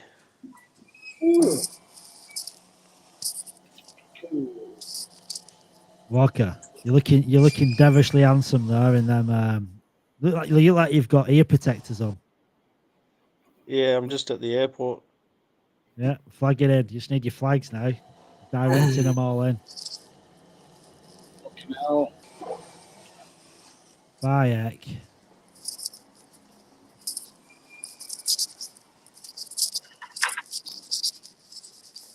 That sounds like crypto. That sounds like Cryptonaut. Whenever you're in a space, whenever you're in an X talk space with Cordy, you can always hear a noise like that, and I just think he's got like coins in his hand, and he's just turning coins over. It's the Red Bull wings. The Red Bull wings. Sucking back that Red Bull. Red Bull cans. probably what it is. Red Bull cans with the tops or something. Your audio's gone really funny, Garrett. What? Is it the noise in the background? It ain't me. That's somebody else. I think it was Bronx.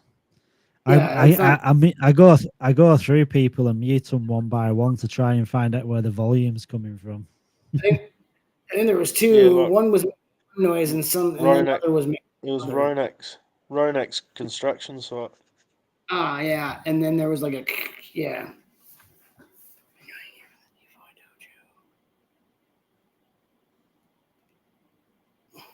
Yeah, hope we get on killer whales and get to show our potential.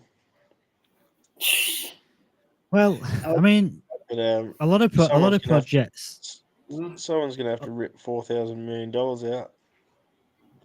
Yeah, I mean, maybe I don't know.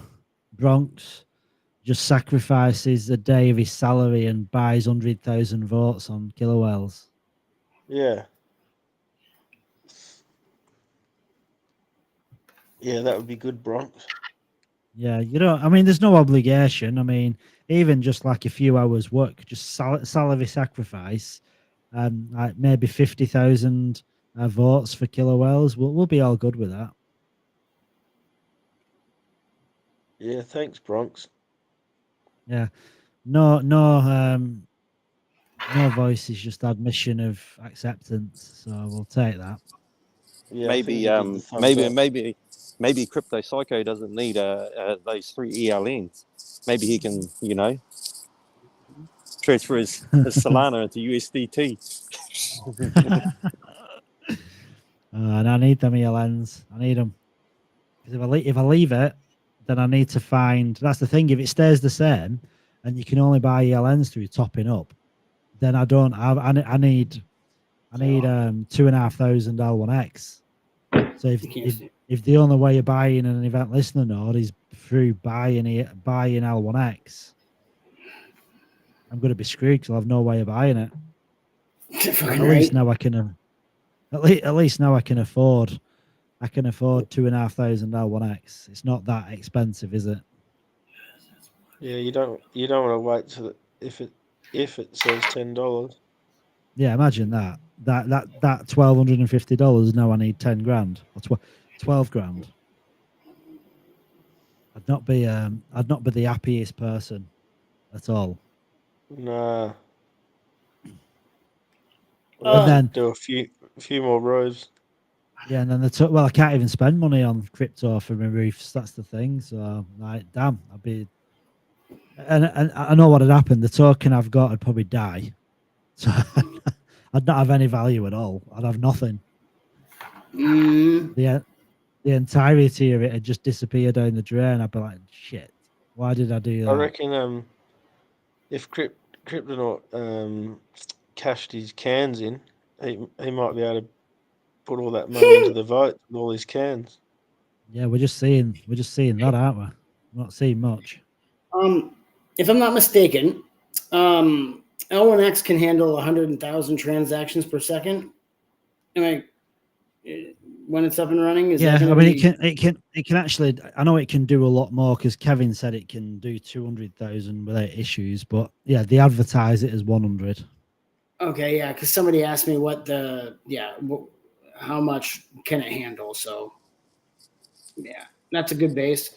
I mean, you don't want to get close to it. You want to actually make it faster than what it really is. And its transaction speed, transaction is almost near finality. So it's pretty much instant as well. Because I think there's two different things. I think your TPS and finality are like slightly different, but yeah, even the finality it's really low. It's really fast. It's like close to instantaneous. And I think Kevin said on a private blockchain, it can I'm not sure now. I'm sure he either said 300,000 or 500,000 transactions a second. Nah, bro, it was 750,000. It was 700,000. I'm pretty sure. Oh, so it's high. So whatever it is, it's way more than what I would. Yeah, I knew it was high, a high amount. What's Ethereum? 100 a minute? Yeah. 1 a minute? 25. I think it's 25 transactions a second, isn't it? I think. Yeah, I'm not sure whether I don't know whether later L1X will be like 100,000 TPS straight out the gate. I'm not. It hasn't been said otherwise, but it hasn't really been spoken of since for a while, is it? Yeah, Oh. I mean, I don't know if that's just out the gate or not. I mean, I presume it is, but the thing is as well, it's like you don't need that many transactions, do you, at the beginning, because there isn't exactly. probably that many. There probably isn't that many transactions going through. Yeah, exactly. I mean, think about it, right? Like how busy would your network have to be to facilitate To get that? If Visa's pumping like Visa does, and that for what are they? What's their covers theirs? Is it 60,000 or is it less than that? I can't remember. No, Visa is 30. 24,000 transactions per second. MasterCard is 5,000 TPS. Oh, there you go. Okay. Ethereum processes around 12 to 15 transactions per second on average. 12 to 15. Yeah. It's ridiculous. That's crazy. Yeah.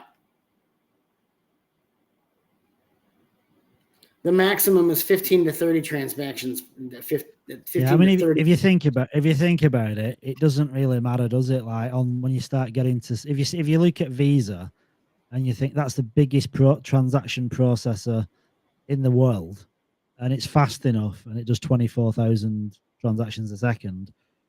Anything above that, shit. Does it matter? Well, it matters that Ethereum is slow as fuck, is what I'm saying. That's all I'm saying. Yeah. Ethereum, it's very slow. So. I think it's for micro transactions, isn't it? Mm. That's all I'm getting at. Ethereum sucks ass. Yeah. That's all. It's expensive. It's slow. It gives me headache. It gives me stress. It gives me anxiety. If you don't have enough gas, but the transaction fails, it steals your money. It takes your fucking transaction. It'll take the gas fee, even if it doesn't go through. It's horrible. There's nothing worse than when you do a swap and you've not even got enough for the gas. Oh my God. Or yeah, when it says $6 for a it's going to cost you $6 or $10, and then it goes to the next page and it's $70. I mean, the thing is with Ethereum, right? It's for people. Let's be honest. It's for people that don't give a shit about what it costs. It's not for people that give a shit. If you care about the gas of if you care about the gas fee on Ethereum, you shouldn't be using it. It's like people that go shopping for Bentleys. If you're asking the price, you shouldn't be even in the showroom. Yeah. If you go anywhere and you're asking a price, you shouldn't be there. Yeah.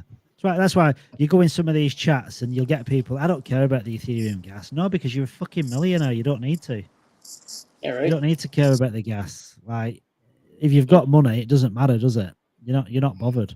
But when money's if you want to invest $1,000 into an ETH project and that gas is costing you $200, you weren't investing enough money, are you? Because it's not. When you sell it, you got to. Are you thinking a bull run, right? In a bull run, the gas on ETH could easily be $200-300 just for a transaction. 500 even. I mean, for me, unless you're spending like $2,000-3,000 minimum, which is 10%, you're paying gas. And who wants to pay 10% gas as well? No one. You want to be paying like Solana gas, like L1X gas, Binance Smart Chain. I mean, any chain apart from ETH fees. Base, Polygon, you name it, dude. Yeah, I'd they're all, rather they're all pretty cheap, aren't they? get C fees any day of the week, and they're even more than most. AVAX fees are getting a bit crazy, actually, but they're still cheaper than Ethereum. But AVAX is still not cheap. It's cheaper.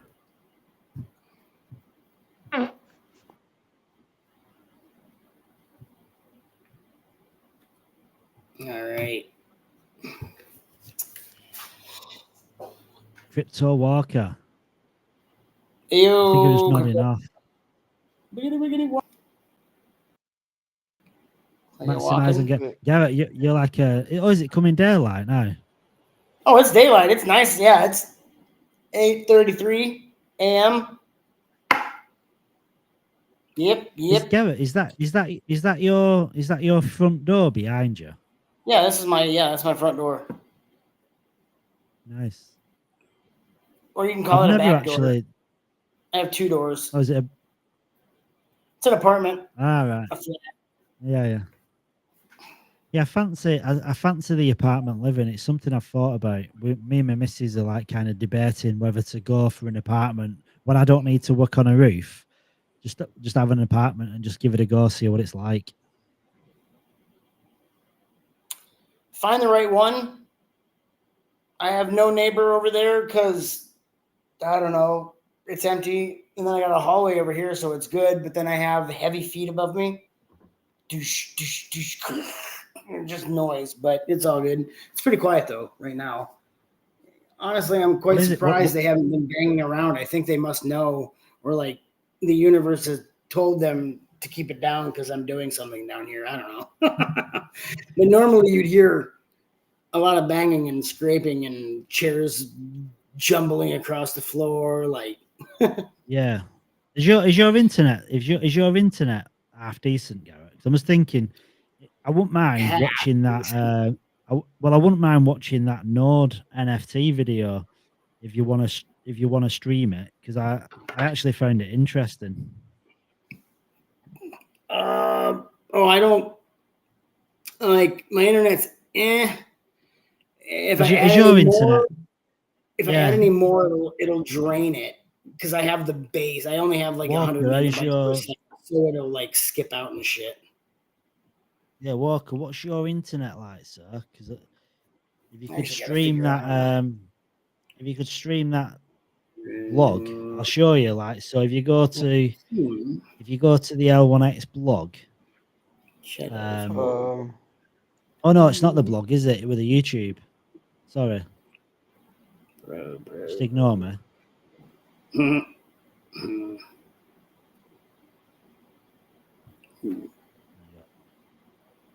Yeah, my computer's about to run out of battery. I have to go plug it in. Oh, yeah. Actually, I'm glad you said something. Oh, yeah. I got a little time left. The last time I went to the bathroom, the thing shut down. I was like, oh, shit. This thing drains battery, I think. The restream. It's hard on a computer. Let's see. How many people are watching us or viewed us or live? Viewed. I mean, it's funny because you get different signals. Like Restream's 516 people, but then YouTube's saying 212 live. For me, anyhow. 9 people watching on YouTube. On YouTube, yeah. That's not bad. I want my. We could use a lot more. Mrs. Dork. Are you trying to find the Node thing on YouTube? Yeah, well, it's on the Layer 1X thing. If I go under live, you can find it really easy with Discord, then media. Three pieces up. Right. I'm gonna play this, but I'm just gonna see if it works. Get there. Can you hear the volume? Well, it's buffering. I can't hear anything. It's not even playing, so you're not going to hear Yeah, it's anything. buffering.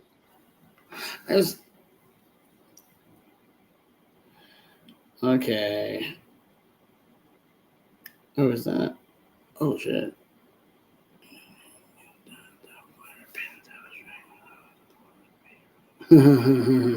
Probably not even going to play because again, Yours is crap too, isn't it? Where?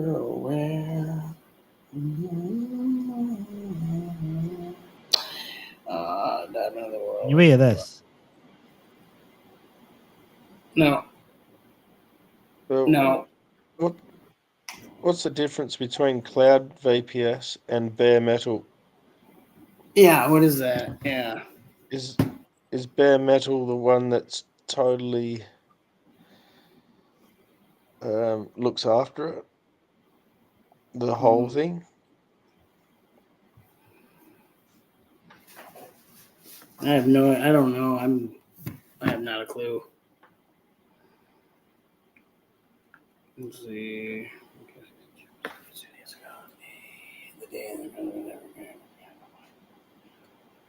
What is that? Today, SEC Chairman Gary Gensler finds himself in hot water again while Coinbase delivers first quarter profits. Can you not hear this? No. Nothing.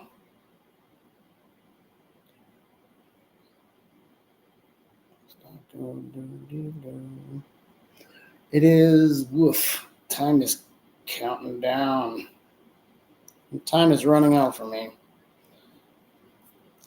I'm gonna have to bite the bullet and just take a loss on a bunch of shit. Why'd you need to do that now, Garrett? Well, if I want to get an ELN, I want to buy it so I can get into the airdrop.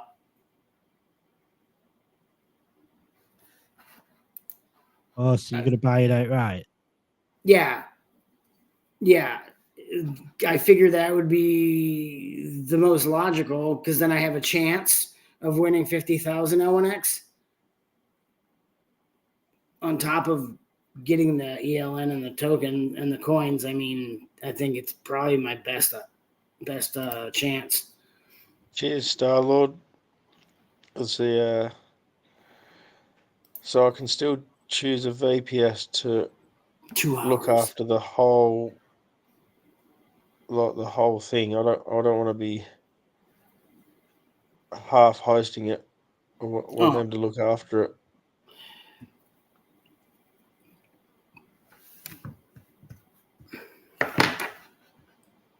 Yeah. Let me see.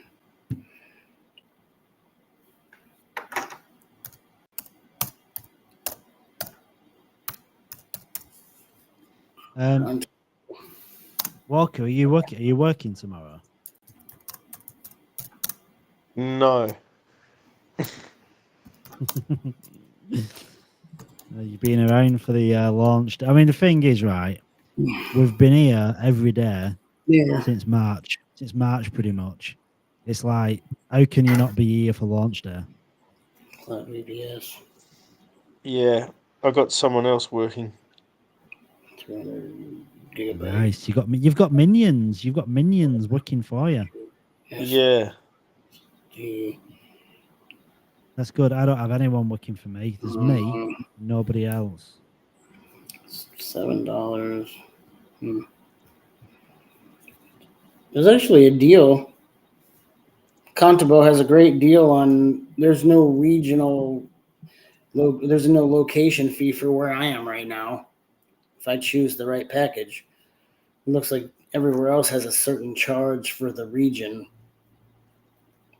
for hosting a node on the VPS. Yeah, so do you need, can a VPS fully operate your node, or does the bare metal fully operate your node? I'm still learning this shit. I'm pretty sure the VPS is all we need. Like But fully I'm operate it. I'm also learning too. So don't quote me on that. But I think all we need to I do want is hire a cloud VPS service to host their node. Yeah. Does that involve like what A bit. Skippy done? Yeah, bare metal reckon is like renting the whole PC. Yeah, I mean, I don't No think sharing. you need the whole PC. Do you not just need the resources from the processor, from the computer itself? I think the server or whatever. VPS does the sharing of the services, so it's shared. It's just allocating resources to different things. Yeah. But is it right that your laptop or whatever will still be committed to that node, even if you're getting these other providers to host your node? Did I read that right, or am I confused? Obviously, one's way more expensive than the other. I think the one that Kevin was talking about in that AMF in that operating node thing, it was about $60, wasn't it, for the full thing? Yeah. And the one Ronak just showed was $17. Yeah, there's Yeah, but add-ons and stuff and different fees and stuff. So that's like the base price. I guess that's the middle one because there's many others. I'm looking at it right now. There's it ranges all from $5 up to like over $100. So yeah, freaking is not working. Oh, here we go. Yeah, and I'm gonna. Yeah, it's I'm gonna need a few servers. Definitely up to 3. The most expensive package is only $77 a month, which is like 120 gigabyte RAMs, 32 terabyte traffic, 600 gigabyte. Does that run a full validator node in an event lister node? I'm not sure. Gonna have to. Or we just have to wait till announcements. I'm not sure. Let's see. Are we just waiting for things? Let's see. Let's figure this out. Oh, there's also says unlimited traffic. Unlimited traffic. Yeah, unlimited traffic. Yeah. They're all unlimited traffic, aren't they? Yeah. No traffic lights. Unlimited incoming, unlimited. Yeah. I think I just have to figure it out. Yeah. I want the best service I can get. Germany usually makes good things. Yeah, German quality since 2003. That this Contabo.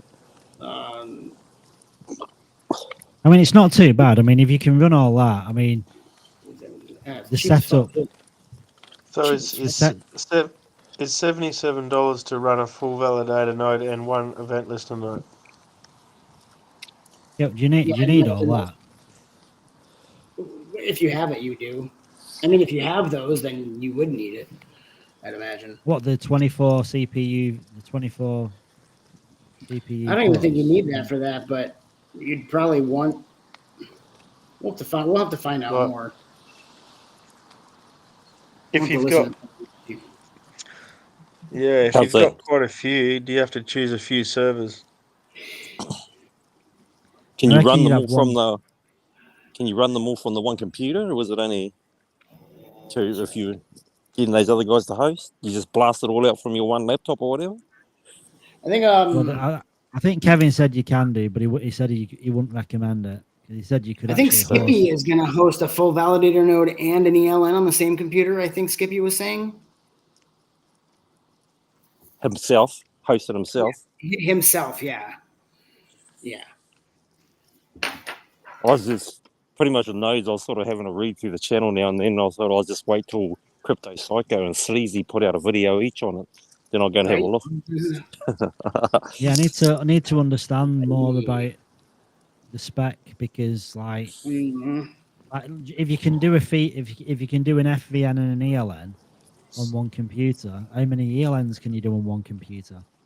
Does it just stay the same? Two, like two ELNs, or can you run more ELNs because they're not as data intensive as a full validator? Well, even if you're using a VPS, do you need a computer for each validator and event listener node? No, that's the whole point, isn't it? You don't need your computer. Mm-hmm. Yeah, I was sort of getting confused reading in chats. I was I just leave it. Yeah, we don't need a computer. We can hire this service to do That's it. the So whole. then That's the whole point, isn't it? This is so you don't have to have a computer because the node is going to be on here, isn't it? Yeah. So do you just you're just running the graph or whatever? If you're at home, you're running. I don't know what you're running. You're just when you're at home, probably you'll just have a log. uploading a message. You're not really running anything. Well, you'll just have a login, won't you? You'll just be able Yeah, to you just have a monitor what login it's and doing. set up. Check out storage Yeah, VPN. Yeah, you'll just have access. You'll have access to your Which hardware one will on we VPN. which one will we need then to run? Oh, I think Ronak will look in, won't he? Because when you look at, I think number 3 was it? Yeah, he they said call number that one. 3 would be fine. Yeah. And he wasn't guessing. He was looking. No, at he what the wasn't specs guessing. He were. was going off what the video said from that AMA. Yeah. And obviously you'd need like 3 servers if you've got 3 nodes with event listener nodes. Storage Well, you could have 2 on 1, couldn't you? Because if you can have a EVN, if you can have a full validator node and an event listener node on 1, you can certainly have 2 ELNs on 1 as well. Yeah. You're not going to have just one ELN on your server, are you? On one storage VPS. Okay. Yeah, Starlord said check out the storage VPS. It's a little bit different. Or is that the one you're looking at? The storage VPS, or are you on the?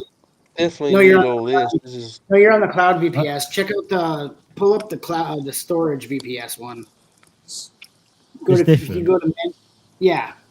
you go to the menu you were just on. Yeah, I'm on it. I'm on it. This is storage. Oh, okay. Yeah, here we go. Okay. Yeah, it's a little bit different. I'm not sure what's different, but you see. Oh yeah. Yeah, it is different. I'm not sure. Do we need storage or should we do we need cloud or storage? Does it matter? No idea. I don't know. I mean, I know what. Per month, but How's the background noise? Are you getting any static from a background noise or anything? Nothing coming through? You're coming through. You're good. Oh, good. Okay, so I think we'd really only just need cloud storage, but still not that expensive. The same price. The prices are identical. Yeah. In fact, I don't know if it's working because when you're on cloud storage, at the top it says cloud VPS. When you go on to storage VPS, it is different though because it says if you look at what's listed there, and then you go change it, it's different. It's like it's the SS because there's 3 snapshots to 2 snapshots. And there's also like 600 gigabytes to this 300 gigabytes, the 24 gigabyte RAM to 24 gigabyte RAM to the storage doesn't gigabytes. have snap. The storage doesn't have snap. The storage doesn't have snapshots. Storage. And I have no idea what a snapshot is. I was on the wrong one. Yeah, you're right. Yeah, they don't have that, so it is different. I have no idea what a snapshot is, though. So. Yeah. Yeah, is that just like a couple of photos now and then? Yeah. Need more specific guidance. To take a picture of it to show you your hardware. Yeah, we need some hand holding. And it's decentralized as well. They've got 11 locations globally. Florida. Ooh. I hope I can get my head around this before June. Oh, that's when you're in line. June. Oof. And I don't want to be whitelisted. I want to be straight onto it.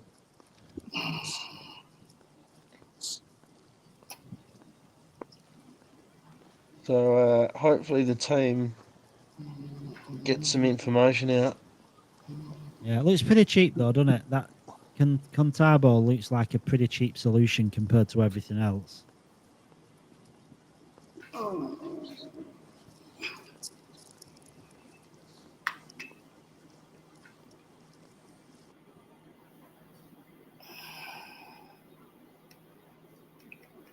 Interesting.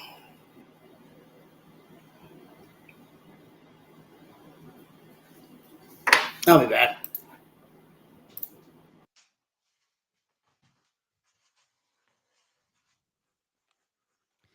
Mine's going to be coffee time soon.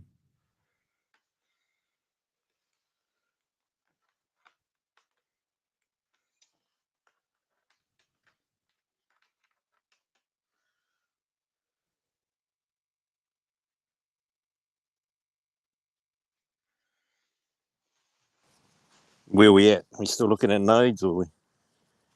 Yeah. Yeah. Just had to Hey, I was plug the just thinking back computer on the back in. TP. I was just thinking back on the TPS subject. If we go back, you know, when the peak of the bull runs, when like ether's always spiking, they get whatever couple of $100 transactions or whatever. Anyone sort of know what sort of how many transactions we're trying to go through at one? Well, it can only do Each second. 25. It can only do 25 a second. That's isn't it? So it might have been 30 that was spiking up to $100 or 26. Well, it's just there's just a queue, isn't there? There's people. All it is, I think, there's people in a queue to get the transactions through faster, and the more you pay, I think you end up getting the miners. The miners go with the more expensive ones, and so it drives the price up. I was just wondering how many, like when these blockchains are spiking, how many transactions are trying to get through each second. I never really caught that on any thing. I don't know. Yeah, I don't. Yeah, anyone knows. I mean, it's not. I mean, for layer 1x, I don't think it's ever going to come into question about handling the transactions, is it? When it does so many, I think it's the slower chains that it's an issue. I just find it interesting to sort of have an idea of how many transactions are going through to spike those other ones, those other chains. Yeah, well, I mean, you think about Ethereum, right? An NFT project launches on Ethereum, and the gas goes through the roof. Yeah, That's ridiculous. That's ridiculous, isn't it? One project launches, and you get a few NFT projects going at the same time because the traffic's trying to buy at the same time. It's ridiculous. It says the requirements. The requirements to run a node is a minimum of 16 gig of RAM, so we have to go to. That's fine. That's the VPS. You have to go.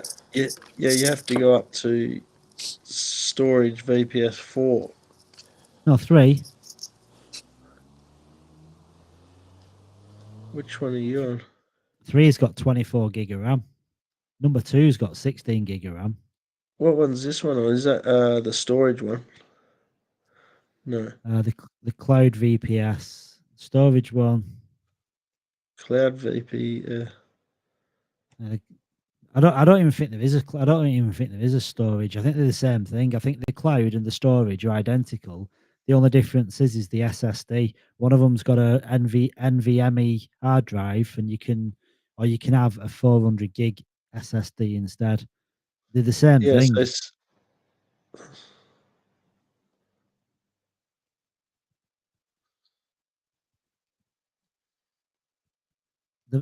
The VPS 2 has got 16 gig of RAM.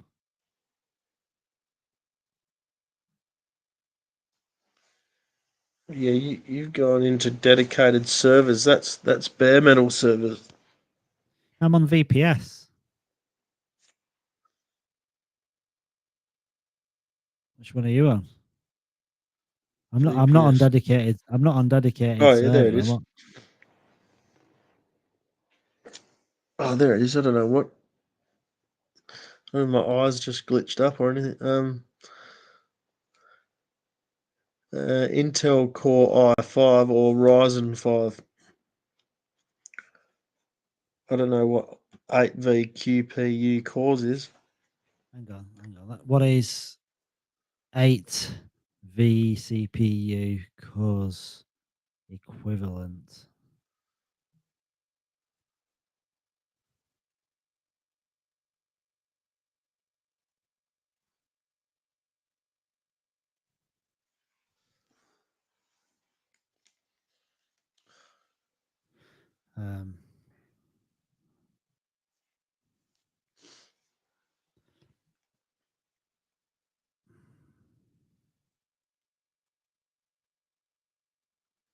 Well, an i5 is a 4-core. So Okay. an i7 has got 6 cores. So what does it say the minimum wants to be? The minimum was i5 or Ryzen 5. Well, an i5 is only 4 cores. So That's right. And you get 2 yeah. photos for free. You get 2. Yeah, you get 2 photos for free. What's the hard drive requirements? 100 megahertz bandwidth. Megapascals. I don't know on that then, because this has just got the hard drive SSD Yeah, or minimum an of MV. 100 Mbps bandwidth. That one said unlimited, eh?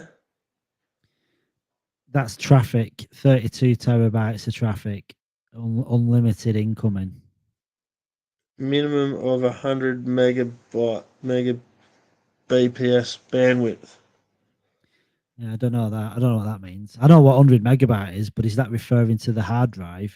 I don't know what the bandwidth means.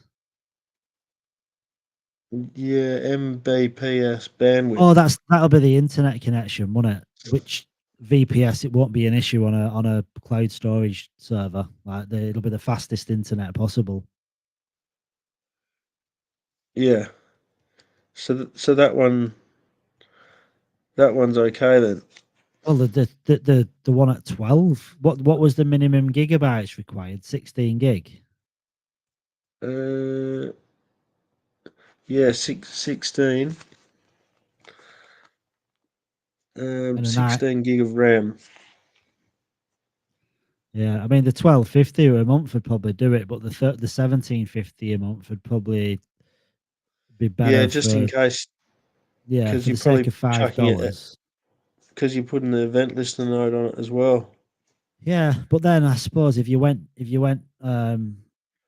higher, could you get more on it? Because it don't matter if you buy separate ones, does it? They're going to be separate anyhow. Nothing doesn't mean to say it's all going to be on the same.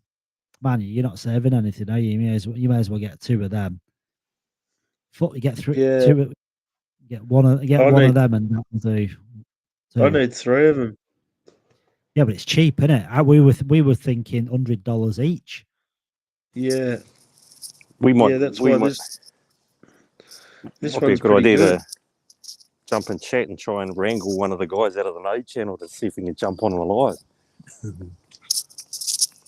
Yeah, who could we get? Who's pretty savvy on all this stuff in the chat? Might go and Skippy. have yes, Skippy will be alright. He's been into it. Skippy's at work. He's doing his 12-hour shift now.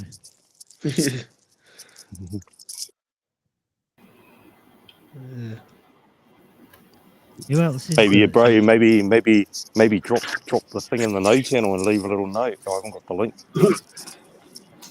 Might be an idea. See if anyone can jump on. Maybe. Oh, yeah, I'll put it in the node, Nick. Yeah.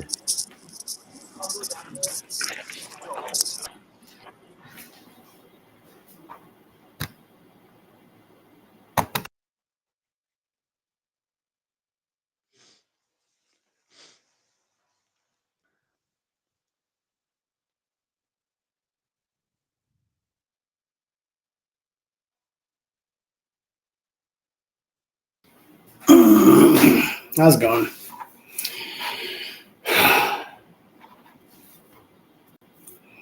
So VPS 3 should be all good.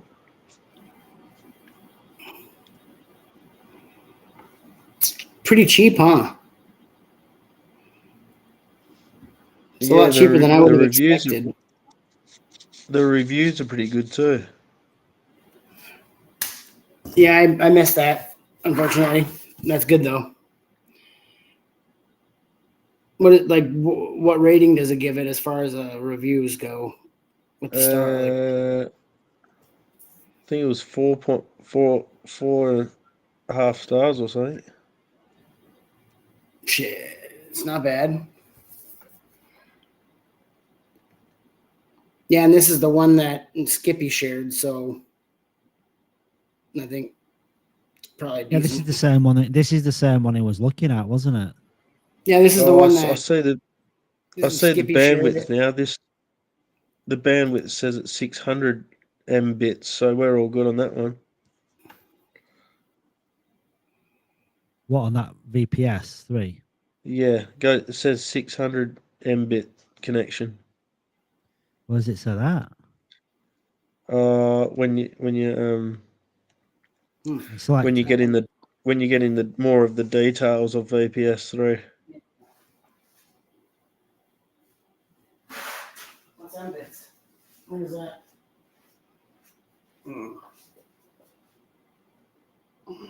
Yeah, it says Yeah.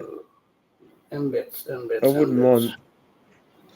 I wouldn't mind that because that's running 3 servers for $106 a month. 8 No, VCP. it'd be $73 a month. It'd be. You can choose where you want $74. it. You can choose where you want it as well, so you pay more if you want it in. If you want it in United States, you don't pay anything. But if you want it in Well, depending on where you are, like where I am, there's no fee. But then if there's on the East Coast, there's a fee, and on the West Coast, there's a fee. But where I am, there's no fee. Does it matter though? I don't know if it. I don't know if it matters or not. Does it matter where you're hosting it from? Don't know. Like, do you have to live there to host it? Yeah, like what I was like, do you have to live in that region to host it from that region, or can you host it from another region living somewhere else? See, that's another thing that we need to know. Yeah, when you're choosing your image, it says do you use the one it suggests, Ubuntu, which is included, or Windows. Oh, see, then there's add-ons and oh my god. Yeah, like popular OS apps, blockchain. Oh, blockchain. Also. Oh yeah, because we're hosting it to block. Yeah, because that's what. Yeah. I don't know though. Like, they're all. It'd be a new node because it's not listed. Because I mean, layer 1x isn't. Would it be an IPF? Would it be an IPFS node then when you go to blockchain? Could be that. No idea. IPFS node. What is that? Let's see. IPF node. IPFS node. We need help. What is that? There's too many. IPF nodes are programs that run on a computer that exchange data with the IPFS nodes. I'm so glad I got a month to think about this, not days. I think I'm in the back of the line, so thank God I have him plenty of time to stress about it. Yeah, by the time we need to worry about it, everyone else will have sorted it out for us. Yeah, everyone else will more- have figured it out for us. So In fact, we don't need to be stressing about this because everyone we don't. else that's going to be everyone else will have figured it out by the time we get there. Yeah, you're right. Fuck, that means me. Yeah, I'm yeah. always- Think about it. Think about it. Right, the first people that go live with this, they've already sorted it all out. They'll find the best price, the best service. They'll know exactly what to do, and at that point, there'll be a little video showing you how to do it. That's exactly what I was waiting for. When's the first person? When did the first people have to do it? I'm sorry. Go ahead. When did the first people have to do it?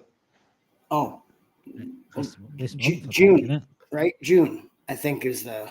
No, that's me. I'm on stage 2. Who's stage 1? Oh, Well, I think you might be doing it in July, and then they're doing it in June or the end of this month because they're basically they're too late now, anyway, aren't they? It's already No, mine 6th says of May. June. Yeah, but you probably won't do it until June, ready for July, because obviously people in May, it's already May, isn't it? So they ain't going to be ready in May. So the people that are doing it in May are probably going to start hosting it in June, and you're going to probably start hosting your June in July. Yeah, I don't know. Just says June. Yeah. Yeah, I don't think we need to stress. We'll let everyone else do the art. We'll let everyone else do the hard work, and then we'll just come in and say thanks for that. Yeah. Yeah, We'll it's be like appreciative. we're Yeah, like because- L1X support team. Yeah, we don't. Tech support. Who wants to go first? You go first. You've got all the stress and worry, aren't you? You've got to sort it all out. Yeah. We don't have to worry about a thing. We're worrying and Oh. we're worrying about nothing because they're going to have to just do it for us. It's crazy. Yeah, well, right? I reckon that Contabo is going to be the contender because it's way cheaper than everyone else. The only thing that Starlord said is about the uptime. So, is there a chart anywhere? Mhm. Because the uptime's the important, but it's how reliable it is. We need to know if it's what's the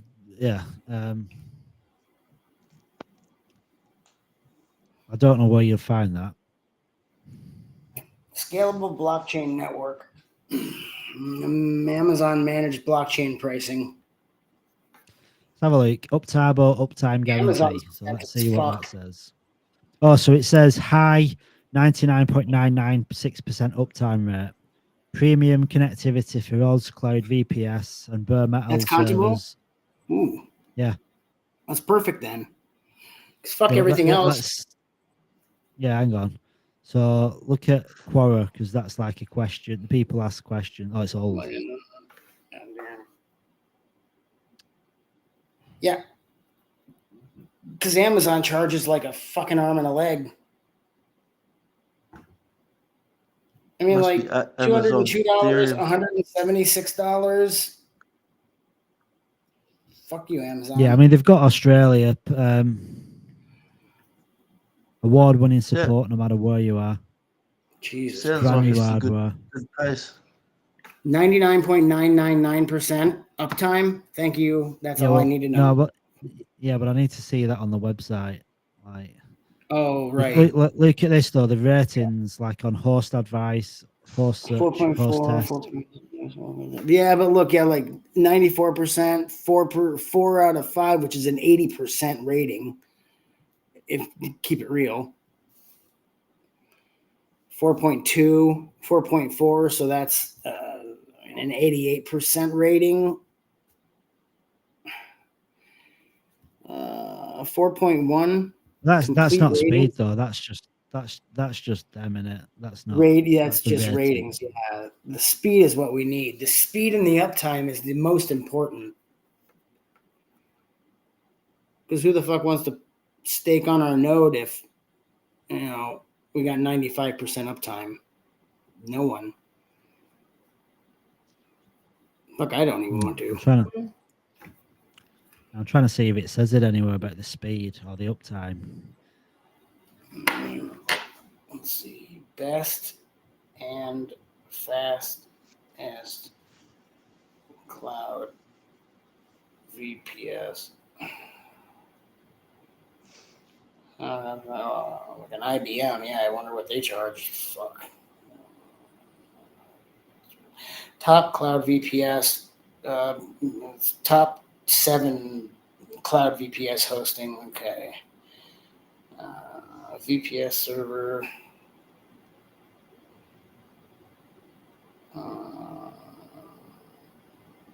Hostinger. Enter server. Vulture. Cloudways. Liquid Web. Yeah. These aren't even.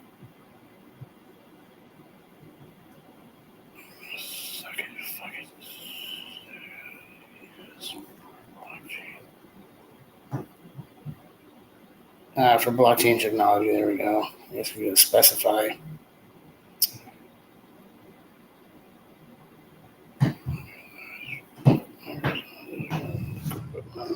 Liquid Web Cloud VPS starting at $5 a month, 4.9 rating.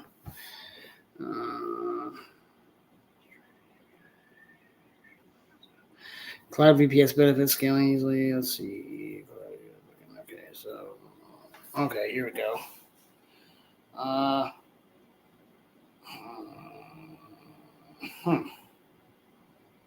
Monthly cost.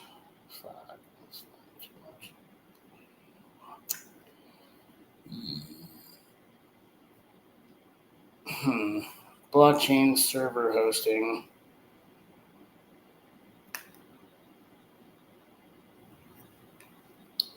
Contabo. Here we go. Contabo speed. No, what is it? Yeah, I mean, I don't know where you actually find the speed. Oh yeah, the uptime is what we. Yeah, let's see.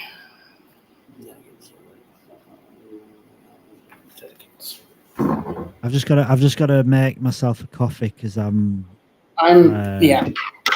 I'm gonna do that too. I'm gonna make a pot real quick. I can feel myself like not going, but yeah, I feel you too. I kind of getting like slow. Yeah.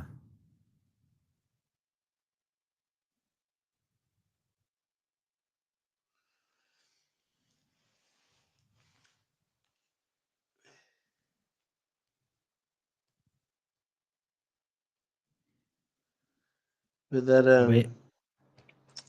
that $17.50 sounds really cheap. too good.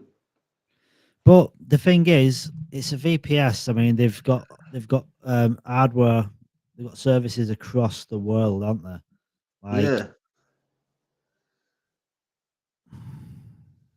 And that's Australian dollars too, not US.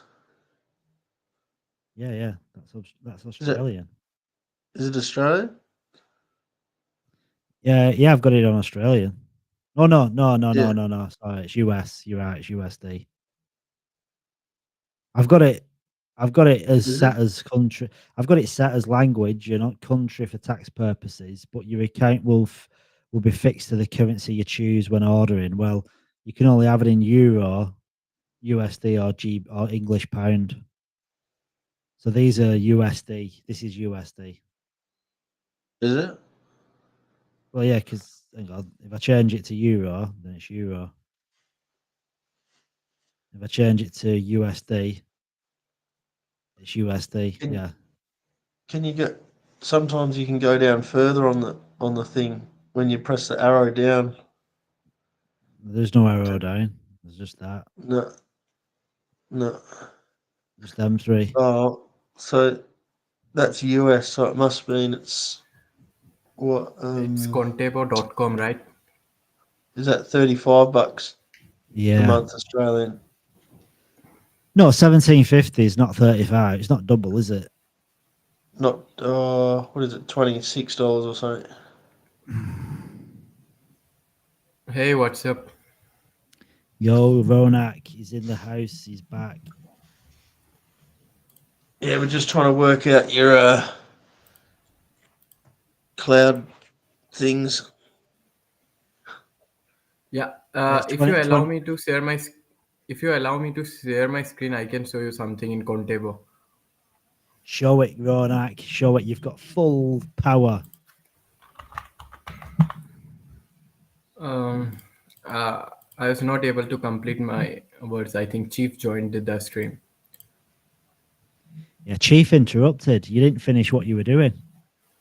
Yeah. How dare I've shared my screen, I think. Yeah. Yeah, you were about to pop up. Yeah. Here you are. So Ronak. basically, yeah.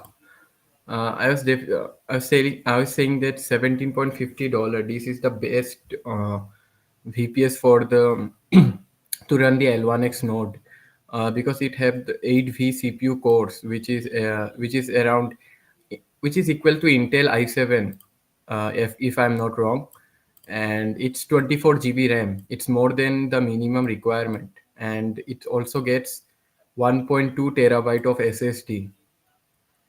Yeah. Okay, so if you select it, And you get 2 photos. sorry, And you get 2 photos with it. Can you tell us what shots are? Yeah, I was just going to ask that same question. Listen, don't share anything too exciting because I've got to make a coffee. I'm feeling like I'm so frustrated. Yeah, what are the 2 snapshots? That is, I have no clue what that even fucking would mean. Sorry, but I'm not sure about that too. okay, cool. Thanks for being honest. I don't think it have any use in running the node. Till now, I didn't get any use of it. 2 snapshots, like, man, like. If you buy the 6-month plan, or if you buy the 12th month plan directly, you don't need to give the one-time setup fee. 12-month plan is about $210. Is that And that's if you buy US as well? That US one, dollar. For US, yeah. And if you take the 1-month plan, then you have to renew every month, and then you have to give the one-time setup fee, which is $11. Plus, if you have to give the GST if your country have that. In my country, there is 18% GST. Jesus. So it's better to go. So my total would be $33. And $11 is only one time for the first month. From the second month, you just have to pay the $17 plus GST. Not bad. Yeah, and you can choose different types of server from here. It's a United States one, European, United Kingdom. United States is basically for free. And the European too. If you want Australian network, you can buy it, but it's $7. You have to pay extra. Here's a question. Oh, do you have to choose the region you live in to pay that price, or can you host it from anywhere in the world and live anywhere? Anywhere. You can host it from anywhere. Your wish. So then why would somebody choose to host it somewhere? There are some advantage. There are some advantage. I'm not sure about what are the advantage, but there are some advantage in different countries. That's something that we should find out too. Yeah, because if it'll Like cost more, I think if there's an advantage, that would be the best. Yeah. So. Yeah, I think there is more security in this country's server, if I'm not wrong. Oh, because you would have to pay for more secure. Okay, that makes sense. Yeah. And you will get 1.2 terabyte SSD. I think it's more than enough. If you will get 500, you need only 500 GB of SSD, if I'm not wrong. Oh, then 1.2 terabytes. And more than double. Yeah. If you want more SSD, you can pay $4.50 extra. I suppose think 1.2 terabyte is enough. Multiple nodes, right? It'd probably be if you were hosting multiple ones or something. Yeah. And then what's that on? What's the image? What is this on the bottom? Image, What is yeah. Yeah, Do you know what that is? I think L1x it is used for Docker. It is used in Docker. So you have to go in apps and panels, and you have to select here Docker. You can say a Docker. So select as the Kevin suggested or KU suggested, it was Ubuntu 22.4. If you select here, it will go in these details like Ubuntu 22.4. Yeah, and 32 terabyte. There is upload plus unlimited download in in this plan. Fucking And lot cheaper than I expected. I'll tell you that much. I really thought it was it's going to cost too cheap. Yeah, it's too cheap. Username is same for everyone. It's root. You can't change it.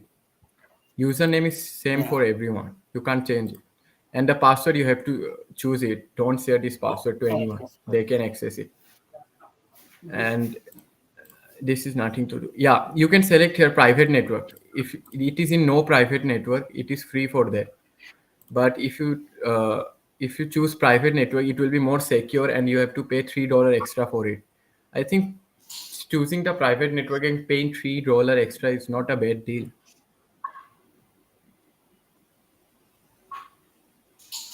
And So there you did get you need 32 22.4 on the Docker? Ubuntu 22.4. It's free. Yeah. You don't need to pay anything extra. Yeah. And here you can choose if you don't want to pay $3 extra, you can go for public network. But if you want more security, you can go for private networking enabled. It's around $2.99. Yeah, I don't mind that for security. Yeah, I think it's a good deal, paying $3 extra for extra safety. And you get 32 terabyte of upload plus unlimited download with 600 megabytes per second connection. That's huge. And how much uptime? 600 mbps per second.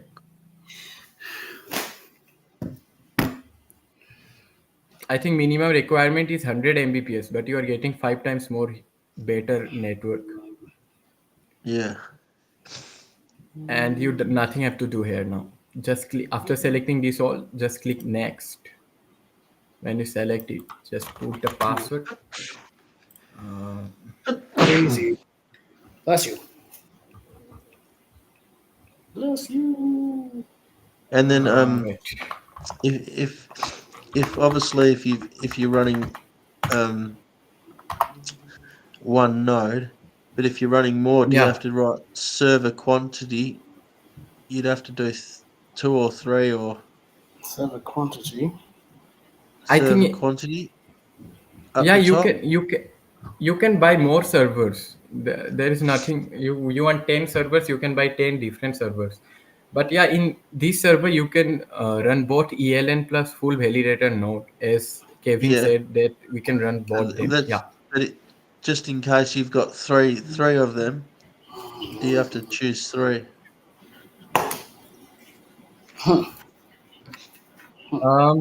Buy that separately. First you'll buy this one, you'll get a separate IP address which you need to put here. You have to write here IP address, then you will get the option. So you choose 3 servers? Yeah. For example, this is my IP address. Now I'll paste it. It will open. Wait. Wait. I'm running one. Suck it. Suck it. Oh, sorry. Just put the password here. You will get the login system. You will get the login password and all under the 1 minute of registration. Once you log in here, you can see your VPS here in VPS control. And here is the IP address. Here is the IP address. This is the IP address. This you need to put in on your command system. Like my command is putty. I'll paste it here. Open. It's opened. Now, as I said, that username is same for everyone. It's root. You can't change it. Yeah. Then the password is the main thing. You can't see my password. You can't see the typing. So yeah, it's open here. Contable. Now suppose now currently I'm running the Sardium node, so you can see it here. It'll show you nice. Yeah, I'm running this from 7 days. It is running Are you constantly. sharing your screen? Are you sharing your screen? Or Yeah. we just You can't see it. I can see it. no, but I'm not seeing anything. You can see the putty software. The You can't see login and this? password. Login password for your server. That's him. Oh yeah. Sorry. Yeah, you. I'm not saying about that. I'm showing you different software. I think you can't see it. No.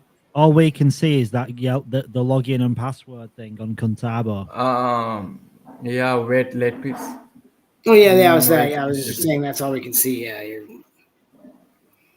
Okay, that is a simple thing. You can do it next when you buy the node. Where I was, yeah, I was here. I can't share that screen. I'm not sure why. It's their security, I think. Once you select everything, you just need to click next, and you'll go to the buy option. Wait. Shit.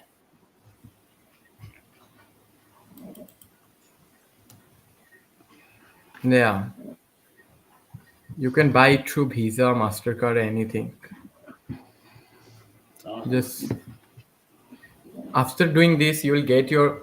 After completing this, after you have finally done the payment, you will get the login password for Contabo, and in half an hour you will get the IP address. For example, wait.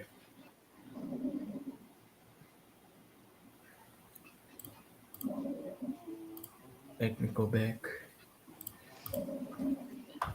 The time is coming.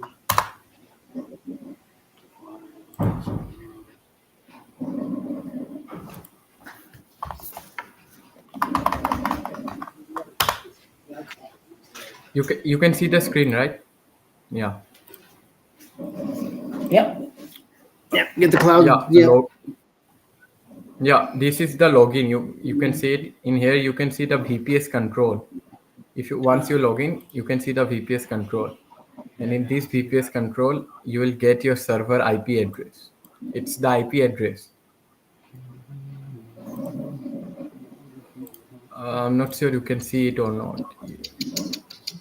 Yeah, I can see these I servers. can't.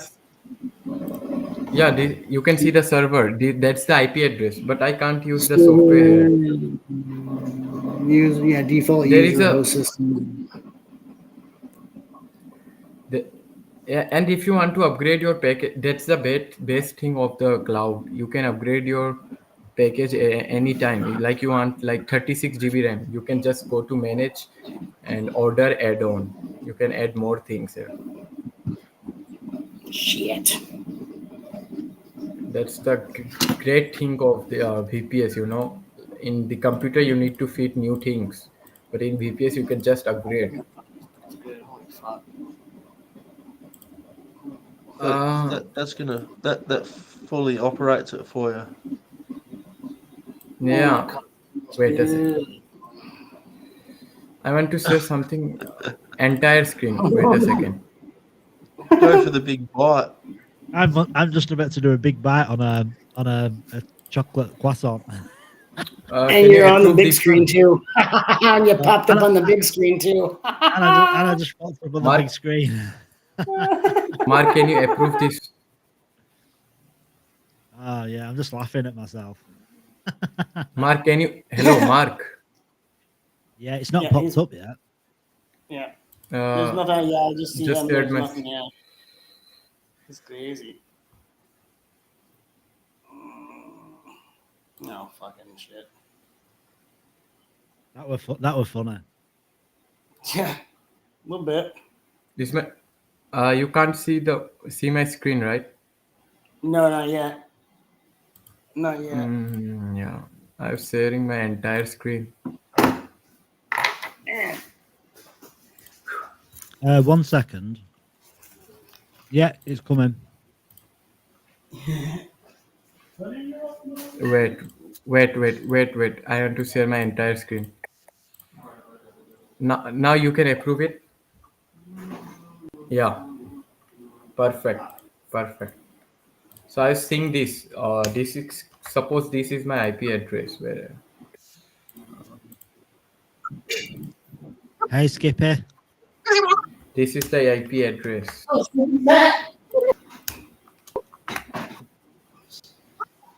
There is a software called Putty. You gonna help us out with this? Good morning, man. Or evening, or wherever it is.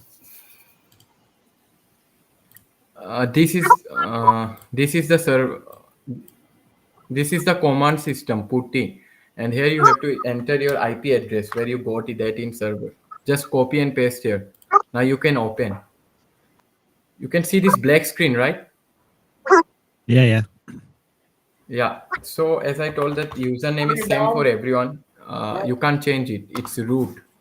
Then you need to type your password here, which you put up here. Right? So yeah, here it shows welcome to Ubuntu 22.4.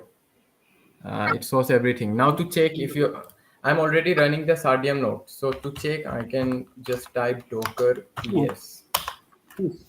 And yeah, here I have created this node 7 days ago. So it's still running. And to see the stats, the GPU, it's super simple, you know, you just have to copy and paste from their document itself. And here is it running.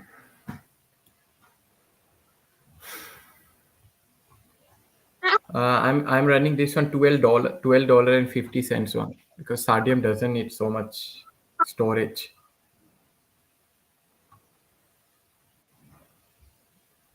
Nice. So you're already running a node on a different, Yeah, on that other thing. Yeah. So is this what Skippy would? Is this the same one that Skippy uses, Contabo? Or what Skippy posted? I mean, This is the one that Skippy shared. He's the one. yeah. So Skippy's using the same one. Oh, Skippy shared the same one that you're using. Yeah, he shared. Yeah. You've gone off now. I think Skippy's in the house. Yeah, he is. He's Skippy. being patient. It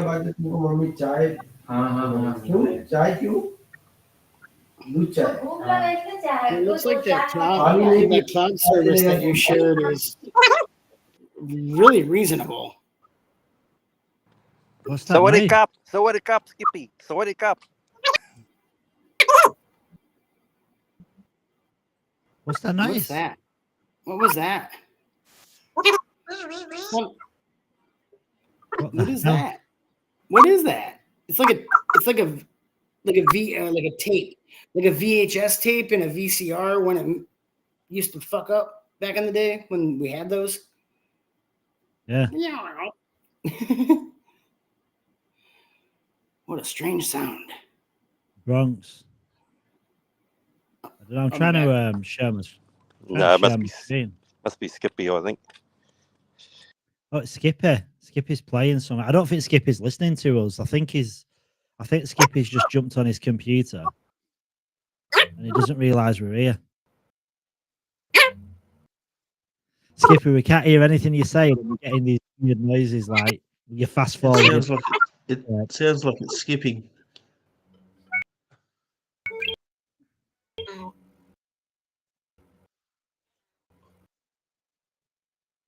Oh, he's left and come. No, I didn't think it was Skippy because it was Skippy.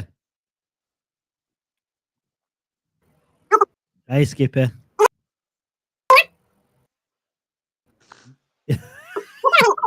Skippy, if you could hear your voice now, it's so funny. You sound like one of them friggin' Duckling Ducks. No, what's that kid's program called? The Chipmunk. Yeah, you sound like a chipmunk. Alvin and the Chipmunks. or the them green and fluff, them different coloured baby cartoon, them baby programs. Skip it. All right, Let's try again. yeah, Can you hear me? Yeah, skip it. If you could hear your voice, then you sounded like Alvin the Chipmunk. I know. I call it Donald Duck. You know Donald Duck? Yeah. Yeah. So this happens every time. The first time I talk on the computer, whether it's WhatsApp or Telegram or whatever, you know. Yeah, yeah. And I have to, you know, first do a couple of messages, go back, go out, come back in again, and then it's fine. But this time, because I didn't close the window, it stayed like that. So, but I could hear everything you guys were saying. I saw Kevin explaining some stuff, and then he dropped off, unfortunately, because it was getting interesting. Yeah, this is the site that I shared with you guys yesterday. I already have this a couple of weeks, but I won't be using. Well, I might be using it for, you know, for later on, but I'm going to be hosting it myself. But I have a question, guys. So let's say you use this, right? And do you have to log in also like on Linux, or can you log in from like your PC on Windows? Docker. Ronak's probably the best person because he's already using it. Ronak's Kevin already... is back. Kevin is back. Kevin, how you doing, mate? Kevin? Oh, yeah, I'm Kevin. Hello. No, Kevin is here. Can't you see him? No. Oh, yeah. Ronak.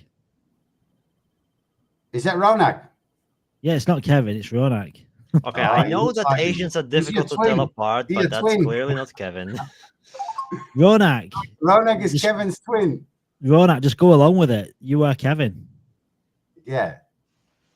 Yo, Ronak, tell us about how you are building balancer pool. we need we need this whole mirror board. So that was you doing it. Was that you doing the, you know, the layout, Ronak? Ronak, sorry. can you hear us? Oh yeah. Ronak. Oh, he's muted. You're not muted. You can speak, Ronak. Hello, yeah. Can you hear me? Yeah, we can hear you. Was that you explaining everything? All right, mate. Yeah. So let's say you run this thing, right? But you're on your Windows PC. Do you have to log in like on a Linux because you have to use Docker? But it's on there. The software you buy is in Linux. You can do it in. Wait, who is sharing the screen? Oh, sorry, you're not sharing your screen anymore, Ronak. Yeah. You want to share Wait a it? second. Swaddy crap.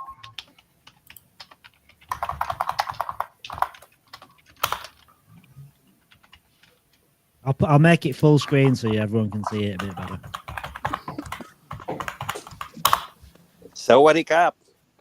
Swaddy crap. Do you have to like pick and choose which specs you need, or is it like a whole plan? It is a whole plan, but you can upgrade. Yeah, like you can, if you want 1.6 terabyte SSD, you can give $4.50 extra here. But 1.2 terabyte is free in the plan of $17, and in one time setup fee, there is a $11 one-time setup fee. Yeah, you are saying about the server. This is the Windows server. You can buy it, but you have to pay $30 extra every month. This is very expensive. But yeah,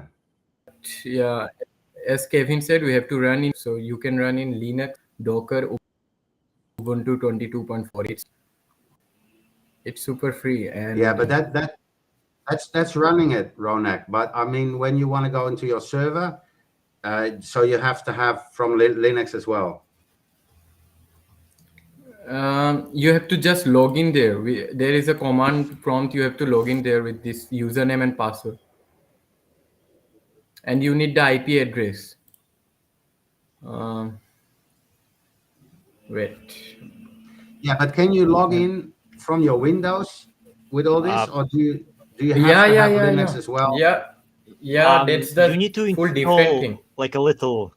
Yeah, you need to No, install no, like a no. little window on your Windows to be able to log in. But yeah, no, nothing. We have to install it. Wait, let me share my full screen. Wait, like I'm not sure if you can do it from Windows terminal or it's called PowerShell. Well, Ronak's already doing it. He's already using a node already. Yeah, he's already running it on X nodes. You could see the screen, right? Yeah. So this is my log. I have just logged in on my Contabo, and here you will get your VPS control once you buy the node. Once you buy the server, just click on VPS control.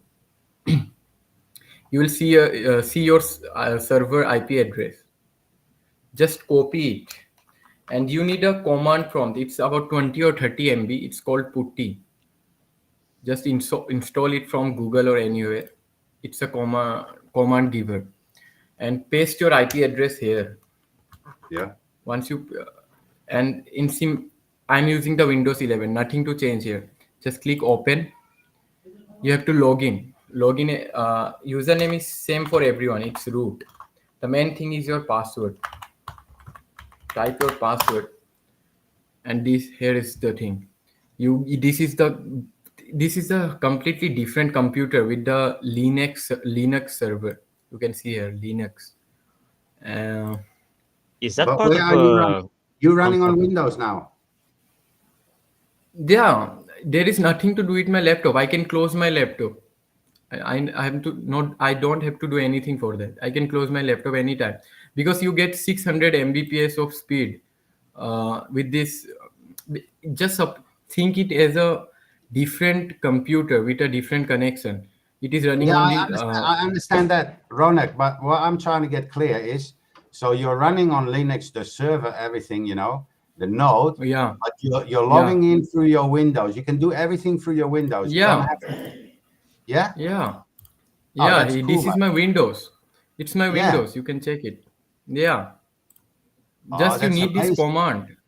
Yeah, you just need this command. Just log in. Okay, so what is that program? I'm gonna write it down because that's very interesting information. PUTTY. Putty. PUTTY. Terminal emulator. PUTTY. And here is the example here it's showing the node I'm running of Sardium. It's created 7 days ago. It's still running. Putty. It's so we need to putty. install this putty. Yeah. And then you can do everything from putty.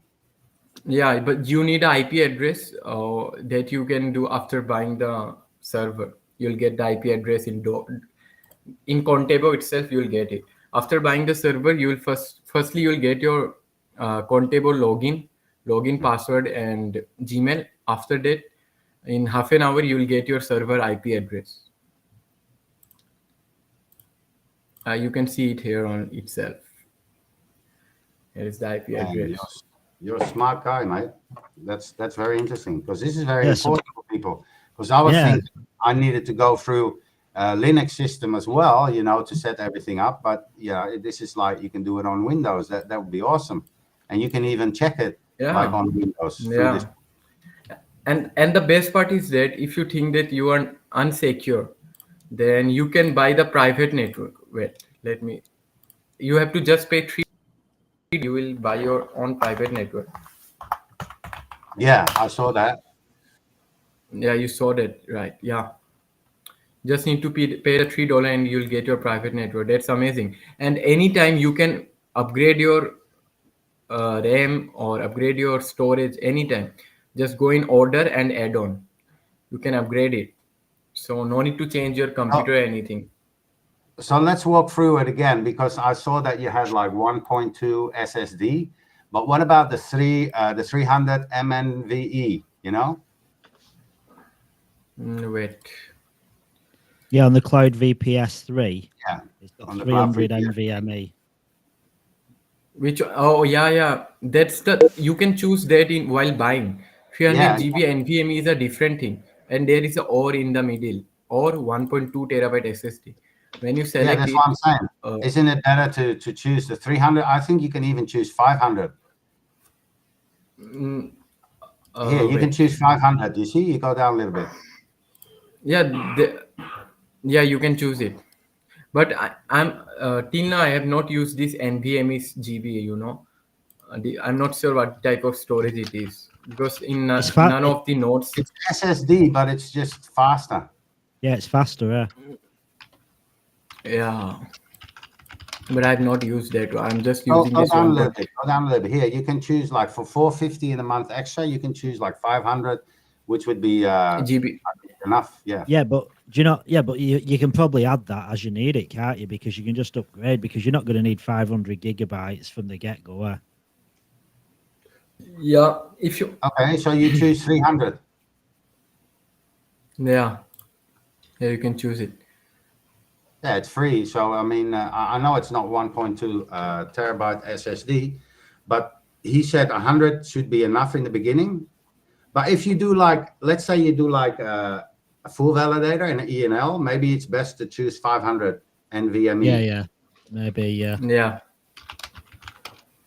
Hey, what's the difference between SSD and NVMe?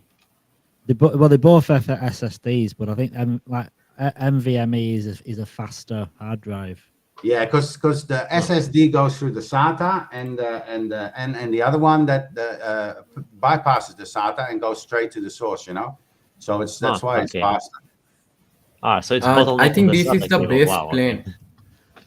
I think this is the best plane if you're running ELN and FVN. You can run in this also, but Which this one? is the Wait, which one? this Show is the again? crazy plane.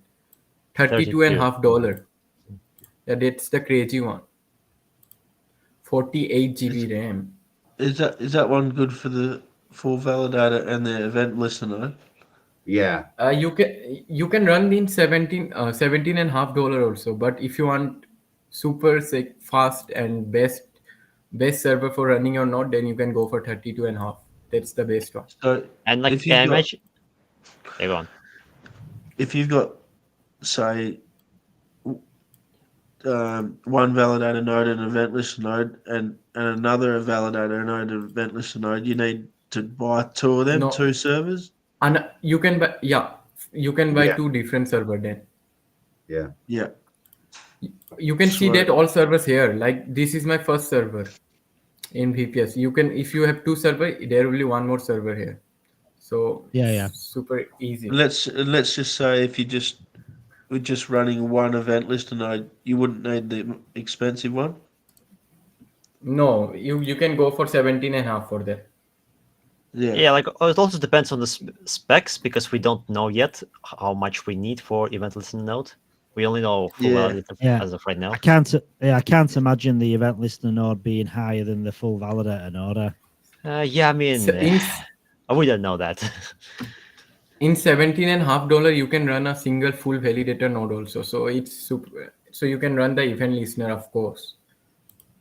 Yeah, but it gets a little bit more expensive, right? Like you added some, you add some stuff, right? Yeah, you can add many things here. That seems pretty good, but And I imagine if you want to upgrade, it doesn't actually interrupt the service, right? It just does it by itself. No. Your IP address will be same. Everything will be same. There will be nothing changed there. But like, there's no downtime for the nodes. No. And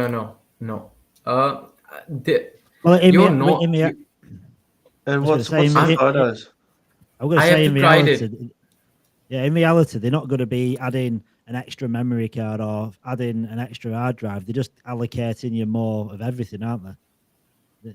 There's no physical thing. No one's coming in and putting in a new CPU or putting in extra RAM. It's just you allocated more. Yeah, this is good. But we don't want everybody to use the same one, right? So just us guys. Well, it's decentralized anyway because they've got locations all around the world, and you can choose what country. Yeah, that's true. Yeah, that's true. Yeah. Yeah, I'll do a combination. Like he's getting like to choose. Like for me and for the people in Europe, we just get the Europe one for free. You know, we don't have to choose another location. And if you're in Australia, you'll get the Australian one for free, right? Like that. No, it's $7. Huh? $7 for Australia. And you're in Australia? Yeah. Yeah. Really? Oh. Yeah, nothing's free over here. Can you show that page again, Ronak? The one with the regions? Yeah. United States. Nothing's free. Yeah. European Union is free. This one. But is that free for you guys too? Like for Ronak? Oh yeah, for Ronak. This is for Ronak. He's in India. So you can choose European Union for free. Yeah. I guess that's the closest one to him out of all. Is anyone in England? Maybe Singapore would be closer. But Singapore, in Asia, Singapore, it's expensive for me. I think there is some different kind of security in the different server. Yeah, but does it matter? Does it matter which country you're in? It doesn't really matter where you live, does it? You could be anywhere. There is some additional features in this other country server. I'm not sure about that because I have not used that servers. Yeah, it's crazy. I mean, it's probably more because the cost of it might be more in other countries. Japan server is the expensive one. It's $16. Japan. It's the expensive Let's see if one. I get the same prices. So you're looking at VPS 3, right? Yeah, I'm looking at VPS 3. No, it's a VPS 4, but it's same for every VPS. Is it? No, I get completely different prices because like the United States one, I see you have special offer. I have that too. But the normal price is €280, and your price is like $7 Yeah. So it depends on which region you are, because like Asia, how much was Asia for you? Singapore? Singapore for me, $15.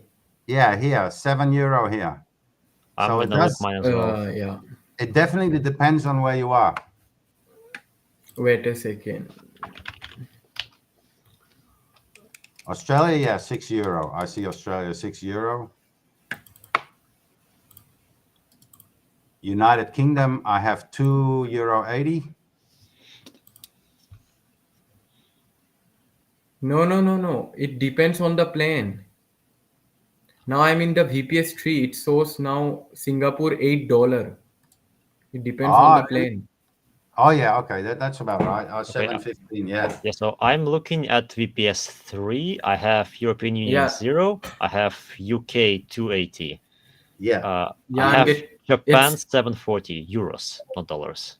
Yes. Yeah, United Kingdom is $3.15. How to convert it on? Yeah, so it's about the same. Yeah. That's cool. That's about right. Okay, so but is it like you're in India, right? You think you can take like European Union and get for free? Yeah, it's European Union is free. You can run any server. Are you in? Are you running European Union now? No, I'm running on United States. European Union is fully free, but United States you are getting offer here. I mean, you'll be able to run it. You'll be able to, right? You'll be able to run it anywhere you want. It's not asking where you live. It's asking where you want the server. Yeah. You can even buy the IP address. Why would they do that, Mark? I mean, why would they? Because everyone would choose European Union, right? No, because maybe some, I don't know, but for whatever use case, maybe people want a server in a specific country for a country that they're in. I don't know. Maybe it's something to do with reliability. To stream Netflix. And the best part is that they are getting 600 Mbps. 600 Mbps per second. That's nice. Well, look at Ronak. Ronak's using the US server. It's free and is in India. Yeah, because it's free, so everybody's going to be using the free one. That's they probably are. I'm not going to be. There's no way on earth I'm going to be using Australia. Why would I use Australia when I'm paying? Yeah, exactly. That's what I'm talking about. That's why it's a little bit strange, isn't it? Maybe. Yeah. Yeah, I don't know. I don't know what's that all about. But I'm thinking. This is cheap though. This is good. I love this. Yeah. I might even.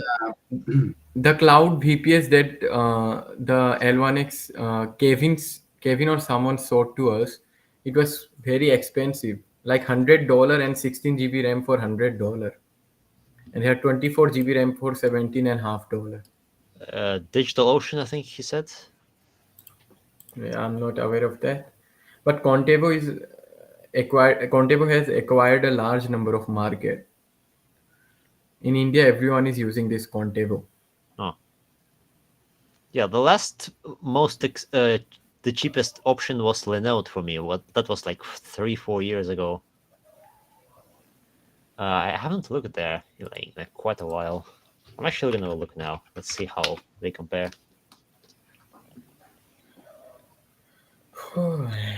Yeah, there is one more cloud VPS, and you can buy the server from the crypto. I forgot the name of that VPS.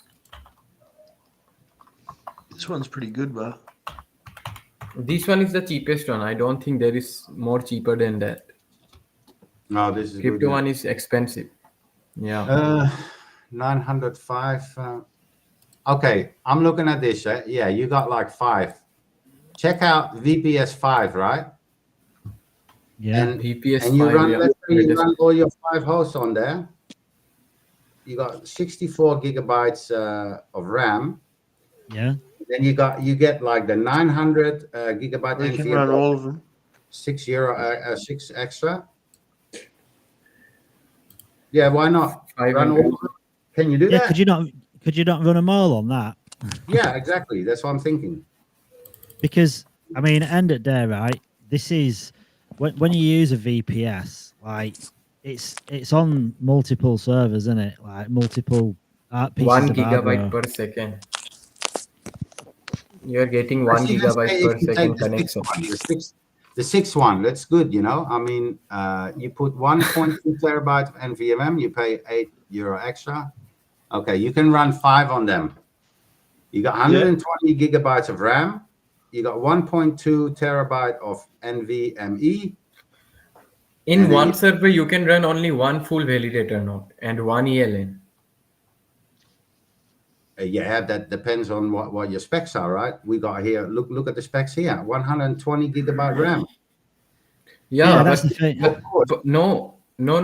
You can't run in one server two FVN nodes, because if you go to putty in this command, if you paste the command to generate if you paste the command to get the new one to host the new node, okay, then it will restart the node, and where your first node will get deducted from the server. But then how can you run a full validate and ELN then? Because ELN and FVN codes are different.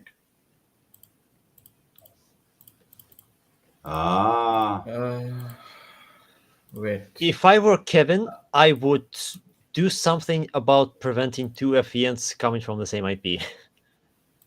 I don't know if he'll do that, but that's what I would do. We can confirm it from the team itself once they do the live stream. What live stream? Any live stream or Well, any AMA. Kevin's already said you could run.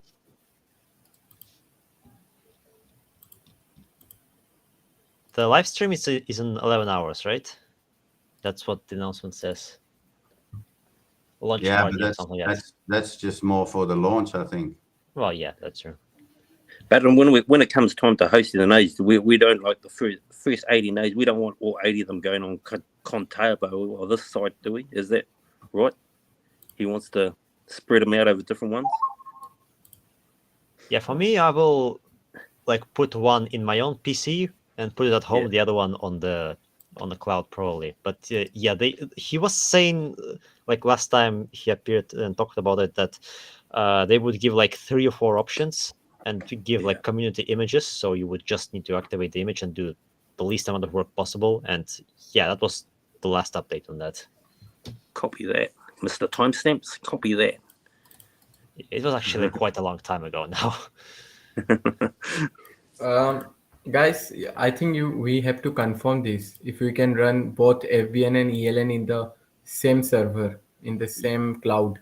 Yeah, the other thing is I'm he confused said of it it. quite a long time ago. So, things might change as he goes along the process. So yeah, we're gonna need really confirmation on that.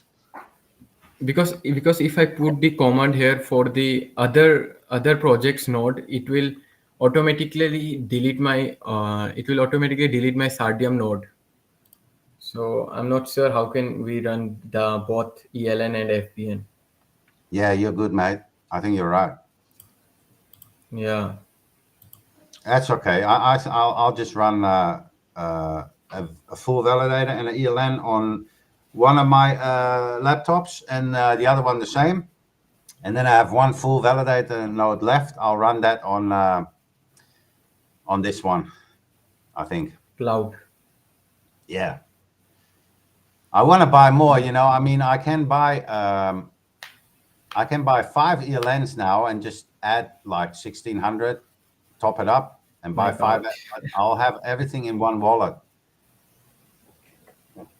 I don't know if I'm the only one, but I got my bonus from Xperks, but it's only in the node buying place, nowhere else. Not in the balance. Even though I have the coins, I can't get the ELN. Lol. Why? That are the reward tokens. Only 3,000 L1X tokens I have bought in the public sale, and others are reward tokens. So I'm laking with 2,000. I'm going to show you something. Okay. So I'll just connect first. Connected. Yeah. Now home. All right. Move the camera. Can you guys? Yeah, you can see this. All right. Can you guys? Oh, wait. Here. Well, can you guys see this? Can you guys see this? It's mirror flipped.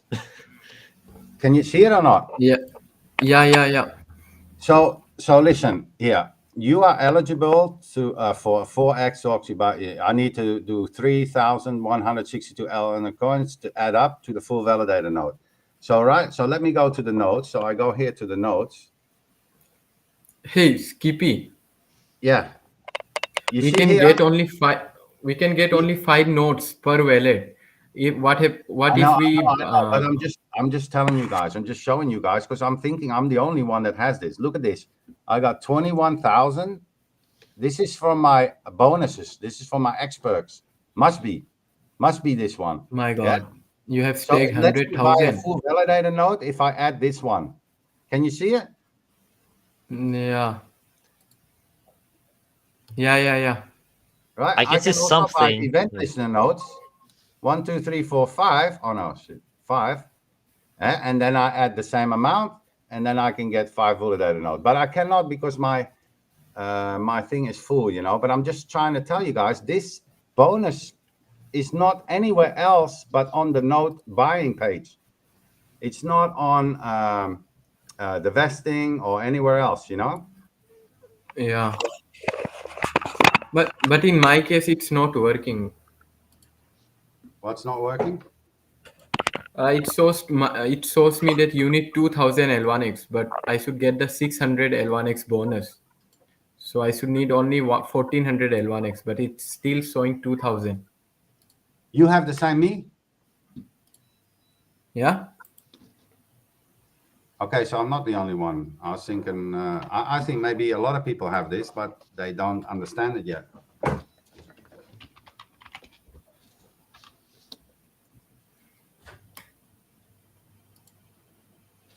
The other thing is I don't usually check those things, so.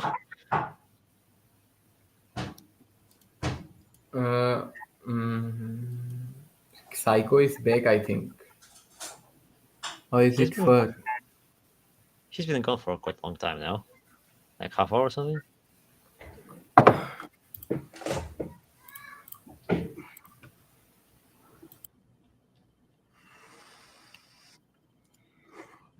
No, I'm back. I realized I was talking away, and then my internet had disconnected. You didn't see me, mate. I shared my screen. And you were like, why is nobody responding, right? Damn. I shared my screen. What did you share? Share it again. Bonus part and the node buying and everything. I showed you guys how I think maybe you guys have the same. Can you check? You go to the homepage on the L1X app. Yeah. You log in, you go to the homepage, and then you see create account, node hosting, data sanitation, experts, and node hosting. Check out node hosting. See if you got also your rewards in there and that you can buy a node. Check that out. Because Ronik is saying he has the same thing as me. I thought I was the only one. Oh, right. Okay. So you go to expert sanitization. No. Oh. Yeah. Just on the homepage here. Yeah. Node hosting. You see? I have here. I have the coins here. Then when I go to node hosting, I see 21,000.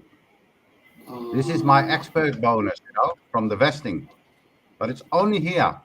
Only when you can top up your node hosting, say whatever. But I can't because I already have 5. But for other people, you can. Can you check that out? As anyone else has that? I'm checking it now, trying to, anyway. Who's this? What is this word shit? What's that Garrett is fighting?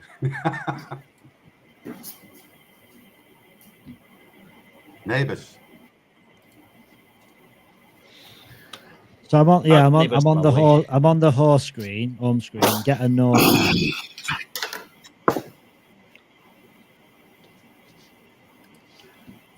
Do you have that same, Mark?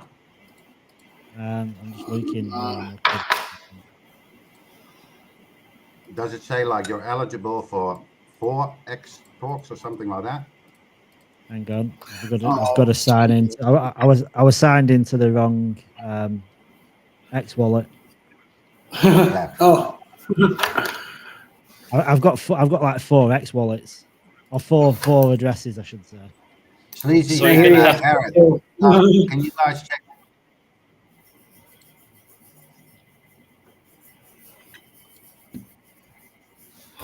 Right, so we go to node and FT and see if we have extra, right? Oh, I mean, I don't have any referral coins, so I don't think it can do anything for me.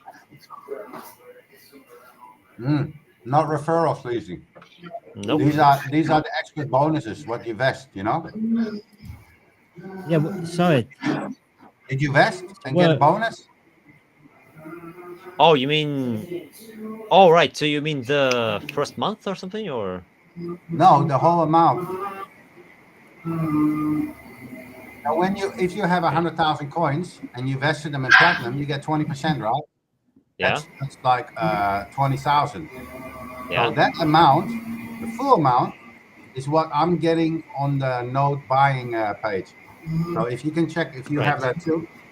I mean, it went down after I bought the note, so should it show the entirety of it?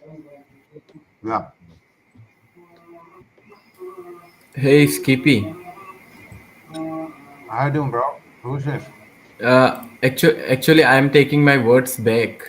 My bonus tokens are not working. No, not working, but they're there, right?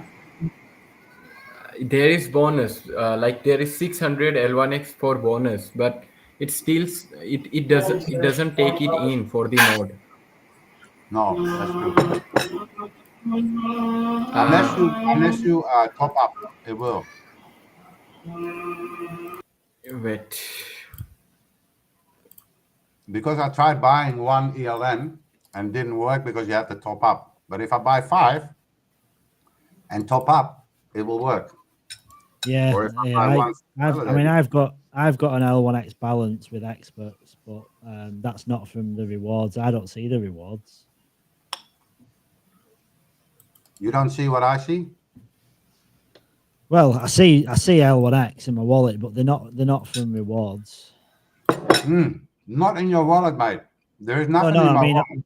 No, I don't mean in my wallet. I mean where it says buy X, where you get L1X nodes and you can choose full validator. So I've got like an L1X balance, what I can use for nodes, but they're not. It's not from the rewards from what I've vested. Mine is just normal though. Like it hasn't changed since like a month ago when I bought the nodes. Can I share my screen? No, right? Yeah, yeah. How do you do that? I don't know. I don't know. Oh, share screen. So at the bottom, you'll see like a broadcast tab, like a picture of a like a monitor with an arrow in it. Oh, here, Starlord, he has the same as me.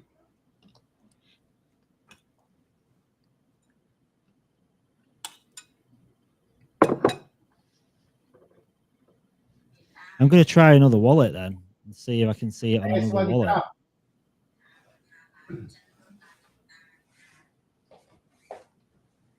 Come. Hello. You say hello to my friends? They see me too. Hello. Yeah, Hello. Hello. You get a kiss? You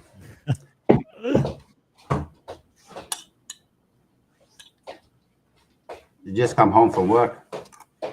Oh, yeah. So I'm trying another wallet just in case it's another wallet that we're connected. Oh, wait, Starlord. Oh, wait, he's saying it's because I've got excess coins, not the bonus coins. See, that's the thing, eh? You don't know where it's from. I mean, I haven't got any, like all the Hans quests that we've done, Sealy, Gleam, all this other shit. I don't know, you know. Then I got the referral.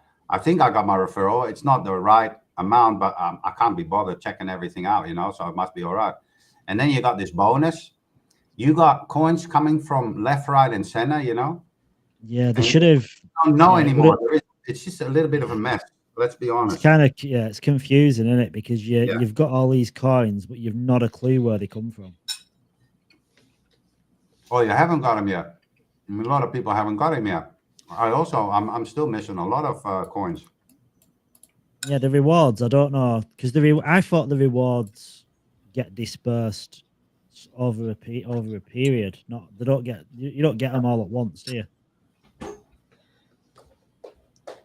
They should have paid them out right from the beginning, like with a claim or something like that. Because now there is so many hunts and quests that we done before, you know. I mean, Sealy, how many times have we run Sealy? Maybe 3 times or something. And Gleam we've run also a couple of times. We've done some other airdrops, everything. I don't know anymore, you know. I'll just wait and see. But I mean, they should have given the points straight away.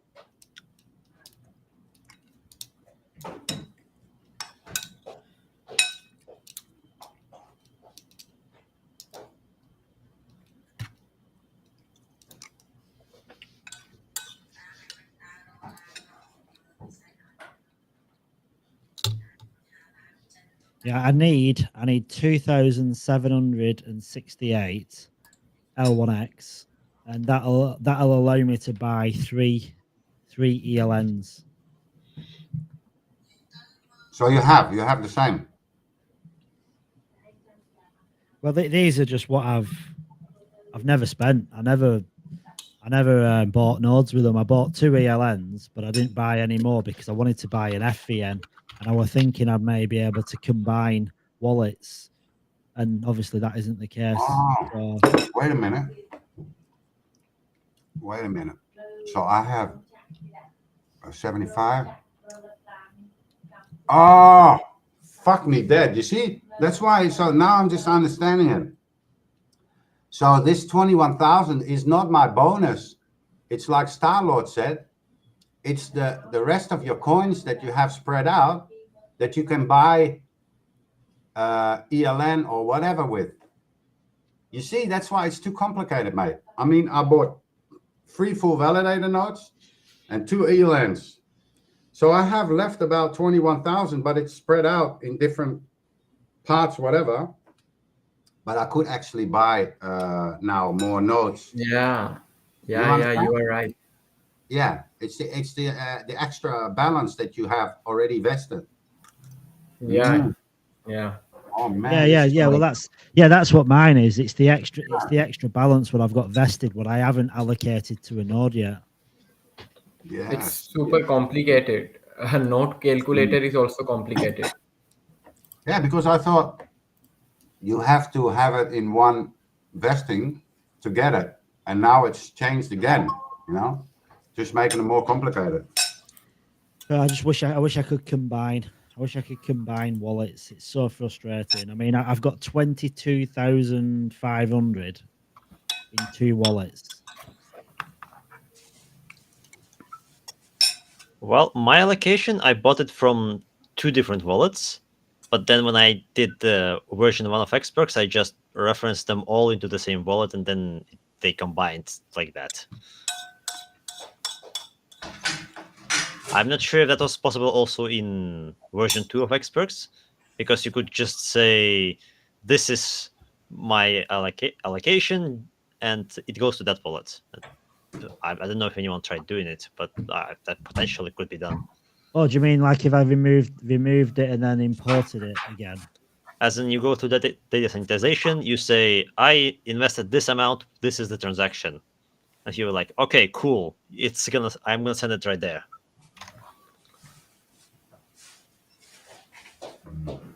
I don't know. Yeah. By the way, are you gonna stay up all night? Yeah, It is yeah. night now, right? Yeah, it is. It's 11 p.m., 20 past 11. So I would just going to stay up.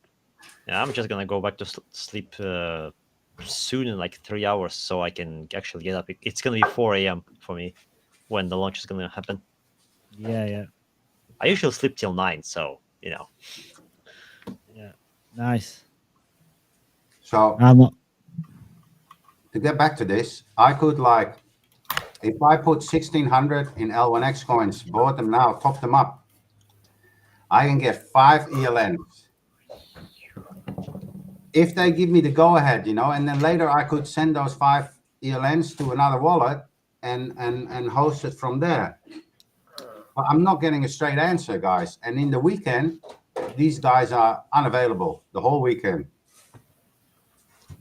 Yeah, I don't think you can. Yeah, I think that's the thing. It's the wallets, isn't it? Like I can't send funds from one wallet to another, and this is the same thing, isn't it? It's like you really want to send them to another wallet so you qualify. Yeah, I'm willing to buy them. I mean, I think they'd be open to it, in all honesty, because at the end of the day, they want them sold out, don't they? I think for yeah, they want people to buy them. Yeah. So, but you have to top up. You cannot buy, like mine is 21,000 excess. So let's say I get 4 ELNs. That doesn't work. I already tried that.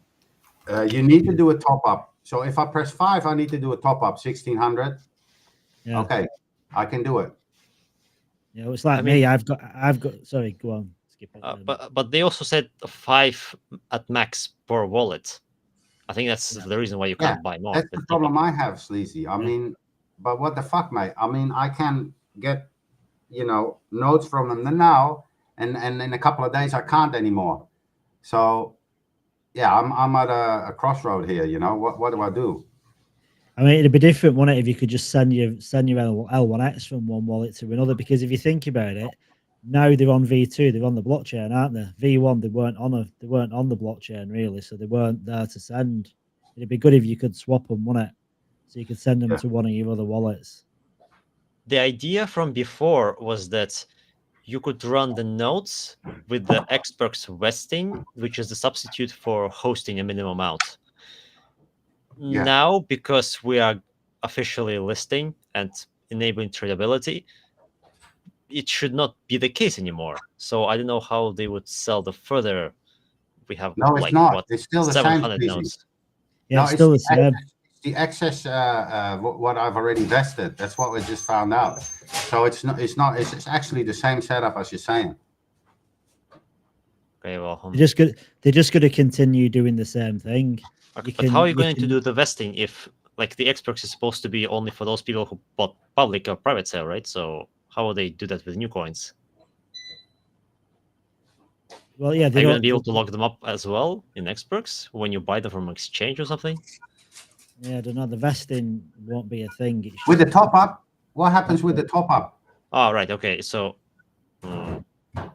It's only the top up. The rest is already, you know, I need to Okay. buy 3,100 Right, okay. tokens. That's a top up. The rest is just access from what I already vested. Okay, so if I understand it correctly, so the plan is to keep top up and keep sending them to platinum until it's sold out or something. Well, I don't think the vesting thing. Although, at the same time, how the top up depends on the price of the coin as well, right? Because from 11 hours from now, it's not going to be 0.5. Yeah. No, the price will be reflected by the market. So up until Bitmart, it's 50 cents. But after Bitmart listing, it's whatever the market decides. But you still do the same process. If someone wants to buy a node, they've got to they do the same as they do now. Just top up, or buy it outright with a MetaMask. No, but this top up is only it's going to stop as soon as we list. You know what I mean? So it's not relevant.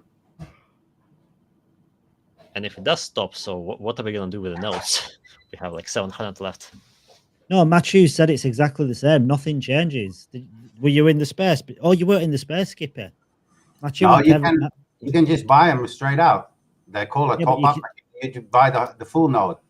But I mean, in my situation now, I can use the rest of my vested coins and buy in a top up sum and then buy one. But when they launch, you can only just buy full straight out. You know, the full price.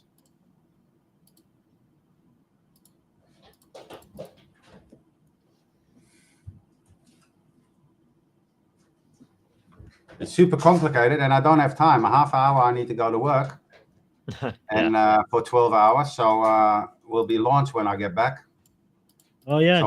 So I'm in a crossroad now. I don't know what to do. 12. Launch is on 1 Poor, p.m. UTC, right? Poor bloke, you've only got 5 nodes. Yes. The launch is on 1 p.m. UTC. No, it's 2 p.m. 2 a.m. UTC, it said. It's 1 p.m. 2 a.m. UTC. It's 1 p.m. UTC. 1 p.m. UTC, 9 a.m. Australia Western Standard. Bitmart goes live at 1 p.m. UTC. Any update regarding the Maxi? Which is about 21 hours from now. Any update regarding Maxi, right? When we are going to launch on Maxi itself? After Bitmart. Yeah, like date, any date?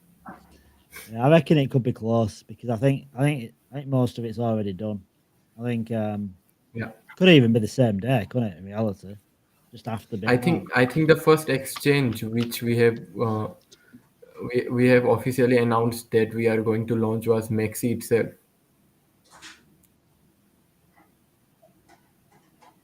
Well, we know we're launching on Maxi. It's just we don't know like if it's going to be today or tomorrow, or the day after, or the day after that. I think they'll be pretty close to each other.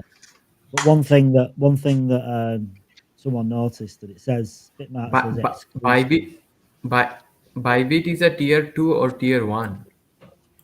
Tier 2. Bybit? Tier 2. No, Bybit is a tier 1. Oh, I thought it said Bitmart. It's not a Bitmart. Bitmart is a tier 100. Tier 3.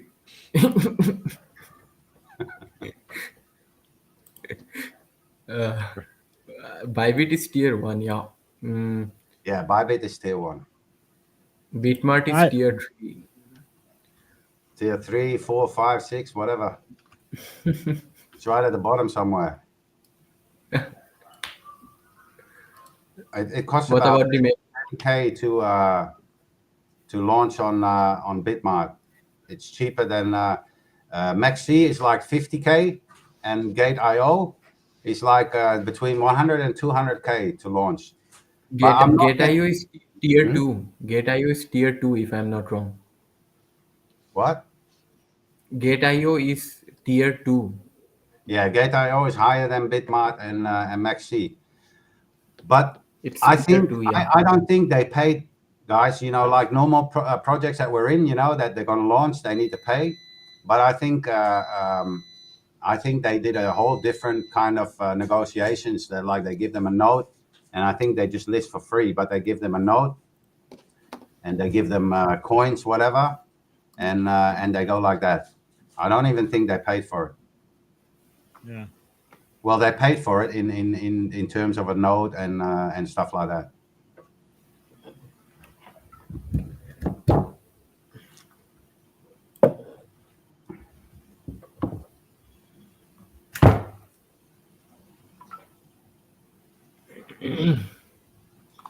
So what to do? What I need to do, guys? I don't know what to do either. I'm like, do I sell something I don't want to sell? Are you guys going to buy more notes? Well, I've got to sell something to do that. Yeah, me too. But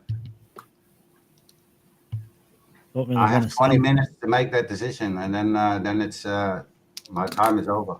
And the thing is, if you do that, you don't even know if you can buy the node because you've got to figure out if they can send your nodes to another wallet. But then they still have to allow you to buy them in the first place, won't they? Yeah. You can't even buy them. I think I can buy them. I mean, because it's in the app, it says I can buy them, but I might have a problem down the line. Yeah, what you're saying. So that's why I wanted some clarification, but I'm not getting any. No. It's a shame because earlier on, when you were asleep, Kevin and Mike, Matthew and Mike was in the chat for about an hour. So why didn't you ask for me? Well, I didn't think of that. I didn't think. Yeah, our friend Skippy was forgotten. Yeah. Dude, I can't remember questions for myself, let alone other people. It's like they say in my country, yeah, from the eye, out of the heart, out of the eye, out of the heart. Yeah, it's true though, isn't it? Yeah. What the eye? What is it? I think in English, it's like what the eye doesn't see, the art doesn't something. Yeah, something like that. There's a saying, "Out of sight, out of mind." So I guess that's similar. Yeah. That's the same. Yeah, that's the same. We say in Holland, we say uit het oog, uit het hart. But it's the same you're saying, Sleazy. Yeah. Out of sight, out of mind. Yeah. In Russian, there's a similar one. It's more of a get out of my sight and get away from my heart or something like that. Like the word is difficult to translate, but both mean out of. Yeah. But it's more like a command. Like get I can't out. see you anymore, so you're not important anymore. Yeah. That's it. What the eyes doesn't see, the art doesn't wander. There's multiples.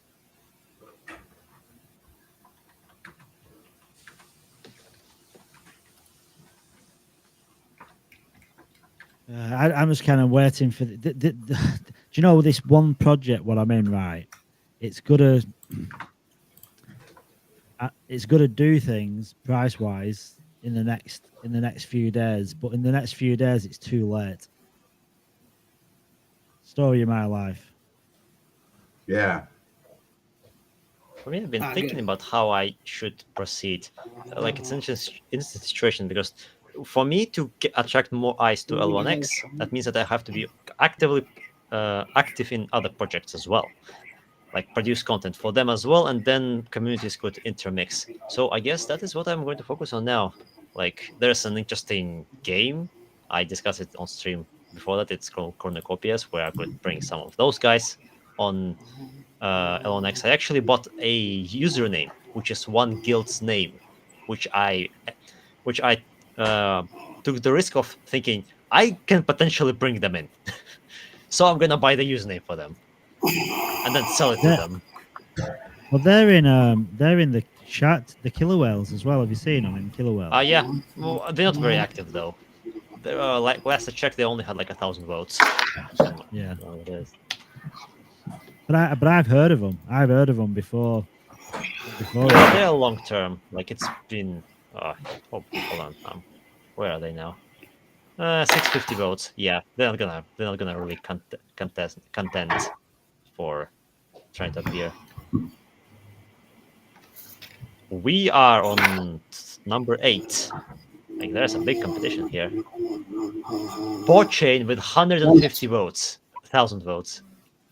Holy. Yeah.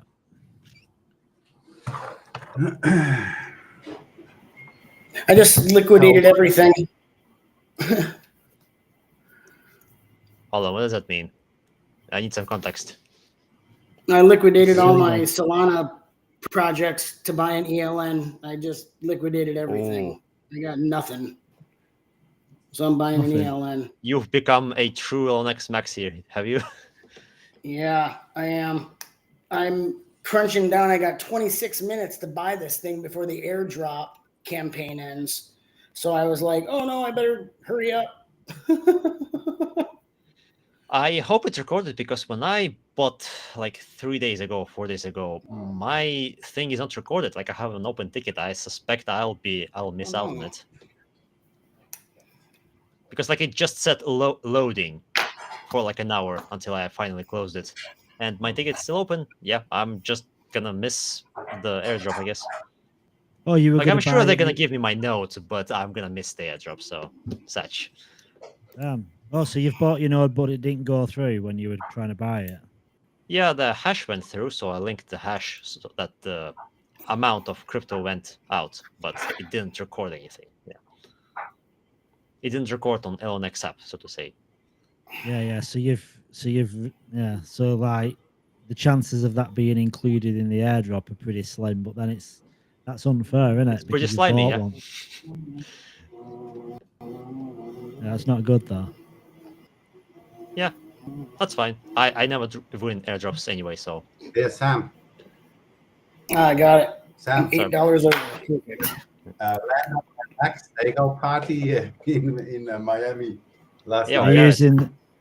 Yeah. So do you see your note in portfolio? I hope that at least you get to be part of airdrop. Participate at least. Have you bought it? Garrett. What's that?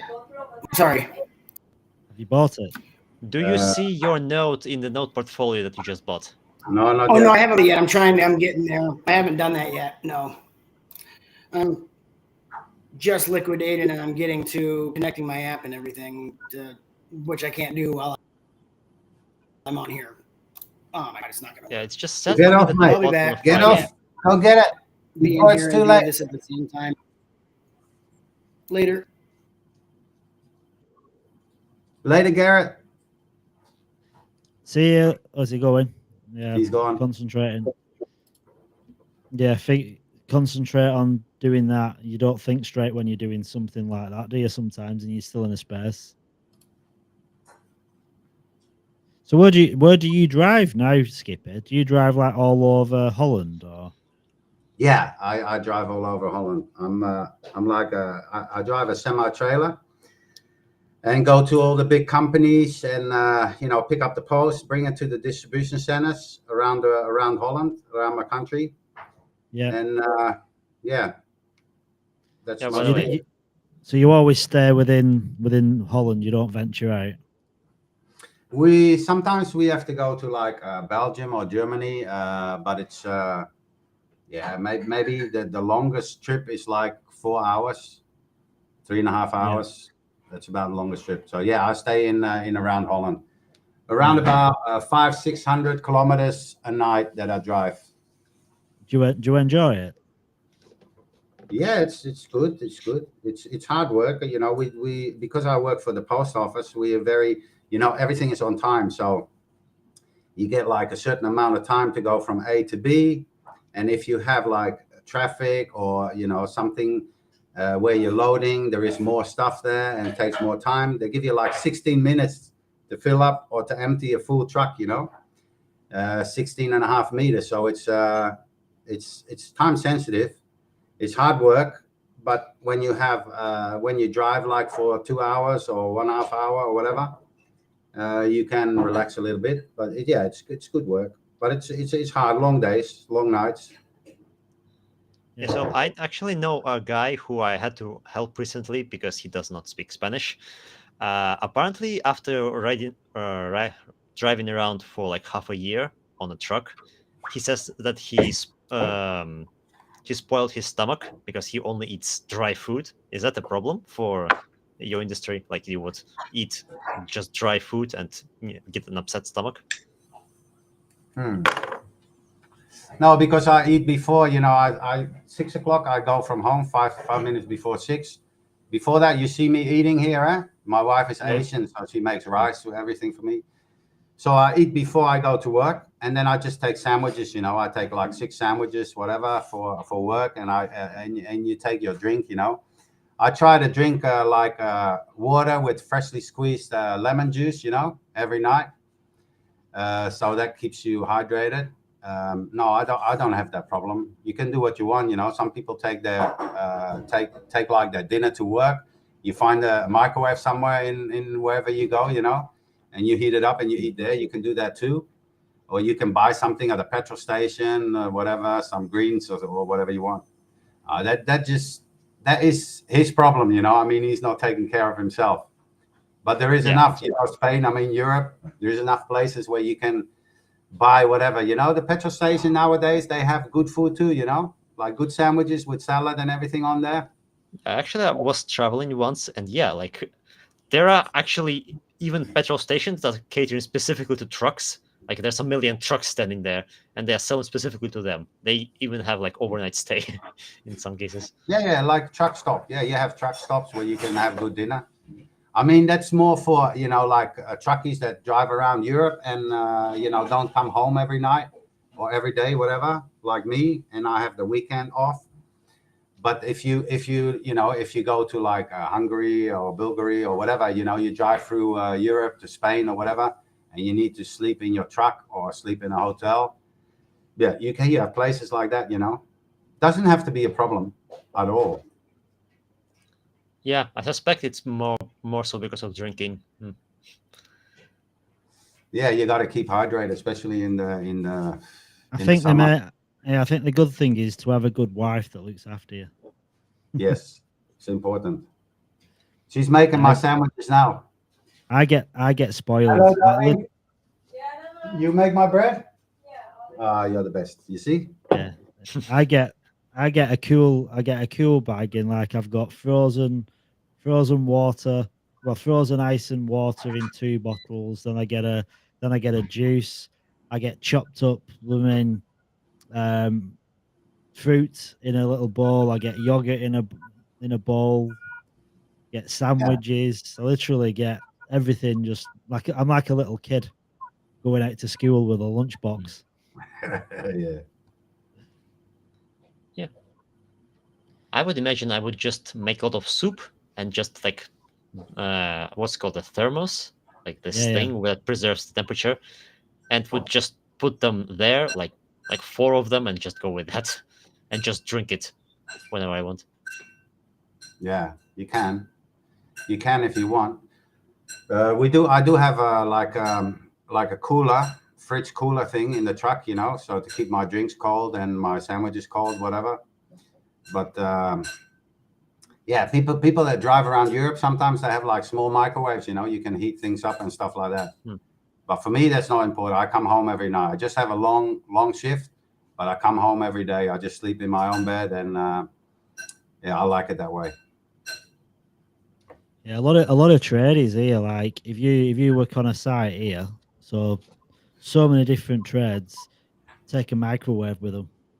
Like it'll be in the back of the ute. They'll just have a microwave there, and they'll just literally plug it in when they're on site. Especially as you see it more so with Asian contractors, because they'll always be bringing home cooked like rice and stuff, meals. Yeah, exactly. Yeah, Asians do like that. Yeah, we have microwaves everywhere. Every distribution center I go to or whatever, from my company, from the PostNL, there is always a microwave there and a machine where you can buy some drinks or candy, whatever. So yeah, a lot of people, they just take their little box, with the food, put it in the microwave, and eat in the canteen. I mean, you can do what you like. I like to eat at home. It's more simple. Yeah. When it's hot here, I don't even eat. If it gets too hot, I can't eat anything. I just drink loads. So often on a really hot day, I'll come back with the same food that I took because it's just no appetite at all. I can't do that, mate. If I eat too late, I get like drowsy, like you feel like you're fainting, and you get really weak like that. If you go too far, if you wait a little bit too long, it's like those cyclists have that too, They have what do you call that, a food kick or whatever. You can eat what you want, mate, but it's not going away, You're too late. Yeah. I always eat breakfast. It's just like lunch. Sometimes lunch I just can't. Well, it's not that I don't get hungry. I just get really thirsty. Yeah. Oh. I know some people who go like they eat a lot for a week and then just eat almost nothing for another week. That's weird. Yeah, I could never do that. At least I can comfortably go 24 hours without eating. That's what I had to do sometimes back in university. There's just no time. I could get like a snack maybe, but other than that, it's just study until it's over. And then you have like a celebratory sandwich when you get out of the exam room. A celebratory sandwich. It does feel like a celebratory sandwich because you're not going to celebrate in any other way. Yeah, I've done it. So like when you are hungry for like half a day, like almost a day preparing for the exam, and then you get the sandwich while you get out of the exam room, and also like relaxing that it's finally over. That really feels like a celebratory sandwich. Yeah, it's a long time since I were in a classroom. Like, oh my god, like, yeah. Well, uni, it wasn't even. It was more like just progressive. I think that Christ, how old am I? 47, 20, 28 years ago. That is scary to say out loud. It doesn't seem 28 years ago since I was at uni. Yeah, you get all kind of ages actually there, especially on masters, because anyone can go do masters. Like, I mean, Yeah, age. it's not age related, is it? Yeah, I had one guy who was working, and he had like one subject left to approve to pass the exam. He was like 40 because he does only like 1 or 2 subjects per semester, and he failed that subject like 3 times. Like in Spanish system, if you fail, you just go do it again, like from the beginning. And he couldn't even attend classes, so he would pay one guy who would attend classes, then summarize everything and give it to him because he just couldn't. He couldn't attend because he was working at the same time. Yeah. So it was a funny situation. It also didn't help that this was like the most difficult subject ever. So yeah. Garrett is back. Have you sorted yourself out, Garrett? Have you done it? Did you do it, Garrett? Did you? Oh, is it Garrett? Are you there? Oh, he's not even. He's not got his. Garrett, you've not got your. For some reason, I don't think you've got your microphone connected.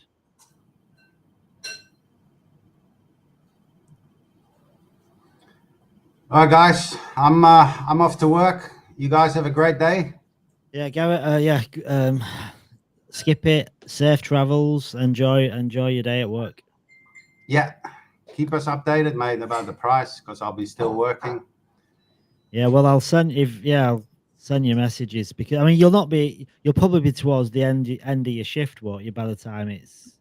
You say 1 UTC, right? That's when they're launching. That's 3 o'clock my time. I work until 6 o'clock, so I'll be 3 hours into the launch. I'll still be working. Well, check Discord. I'm sure you'll see any price action in there. I'm sure it'll be posted. No worries. Yeah, Take care, man. I might try and get into the into the live AMA in with my headphones on, so it should be okay. Yeah. Well, the live AMA that starts like at 10 a.m. So that's like the live AMA starts It's 1 hour after, right? 1 hour after launch, they start the two. Well, there's an AMA like in the morning though, like before launch. So because the launch starts. Oh, the launch is late at night. So there's also one. Well, what is it now? So it's 11, 12, so 10. In 10 hours, there's a AMA in 10 hours. Yeah, exactly. This one, I'll try and catch that one. Yeah. All right, No guys. worries. You Catch guys later, man. have a great day. And You Ronak, too. thanks, mate, for your information. Very helpful.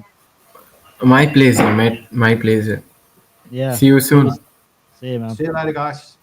Yeah, Ronak, that was really good because like for Skippy especially because he was stressing about having Linux on his computer and he doesn't need Linux. Yeah. Garrett, you've left, but you've no audio. So when you come back, it's as if your microphone's disabled because you've no. I can't even speak. Put you on speaker. So Fur will not be coming back until morning because for Fur it's about 3 o'clock in the morning now, and then Bronx is probably getting ready for bed because it's midnight for Bronx as well. Unless Bronx is hardcore and he's just going to stay up.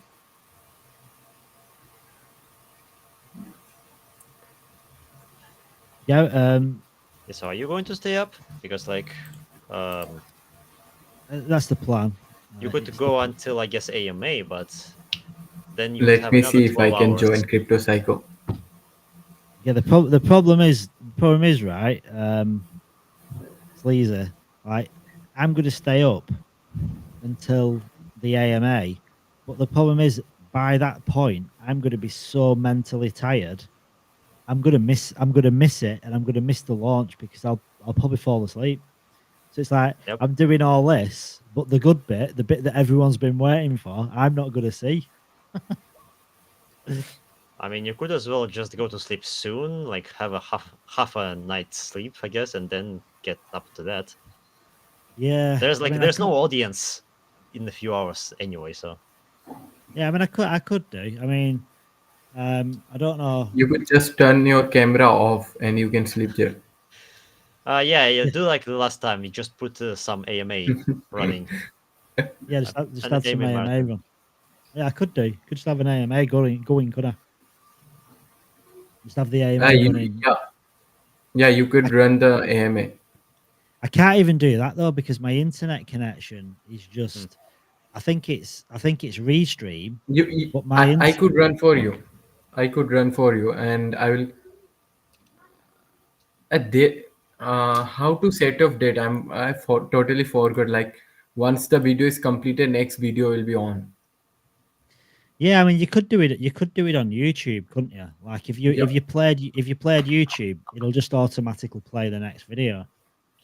What's the option name? Like if nothing else, you could just put all the AMAs on your PC in one folder and just tell the video player to just keep going.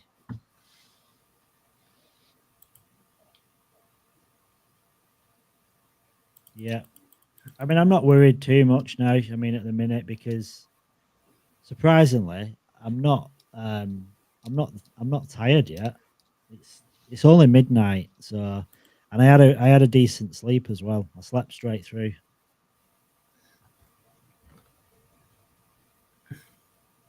Interstellar's. What's the name of the option?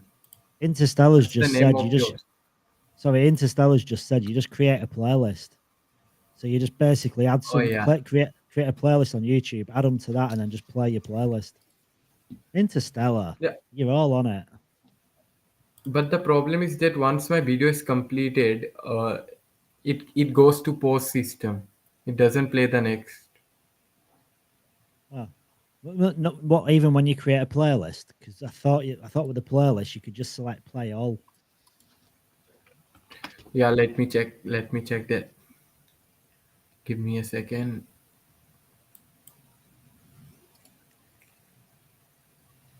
I feel like I'm letting the squad down though if I go to sleep. It's not a true 24 hours, is it? And I'm feeling all right now. Let's create a playlist. Yeah. Let me check it.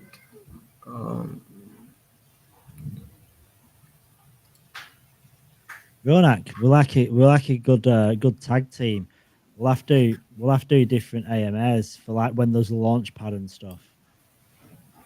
Have different when we're doing when there's launching projects starting, we can do like project launches and different AMAs for projects that come on board. Yeah. So I'm always ready for that. Yeah, Interstellar's put it's an option in your settings to autoplay the next video. Yeah. Interstellar. Just now I checked my previous playlist. It's working. Once it's completed, next video of that playlist automatically opens and start running. Cool. Yeah, let me find some cool AMS and make the playlist. Tell me some name of the AMS. Well, I think the node one, what Kevin did, that's a good one because that's actually informative, isn't it? I mean, I were watching it before Mike and Matthew came in. I was actually watching it. Give me some 3, 4, 5, 3, 4 nice AMS, better AMS. Like everybody would enjoy if someone sees the video. Let me make the playlist. Should I run the L1X deep dive? Yeah, that's a good one. Yeah, there is already a playlist made by the Layer 1X. All right. I got fucked. Oh. Well, what happened? I bought it. It took my money, and it's gone. Is that what happened to Did it register Rona? or? Jesus fucking Christ! What a fucking joke! I am not happy. Is that what happened to Skipper? So it didn't register, you no, to Sleazer. Yeah, it's a sleazy. Yep, it. Yep. You don't see it in the node portfolio, right?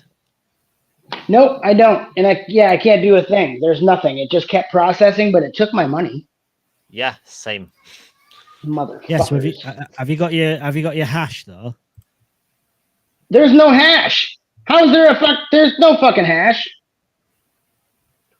Did you get? There's nothing in the Explorer.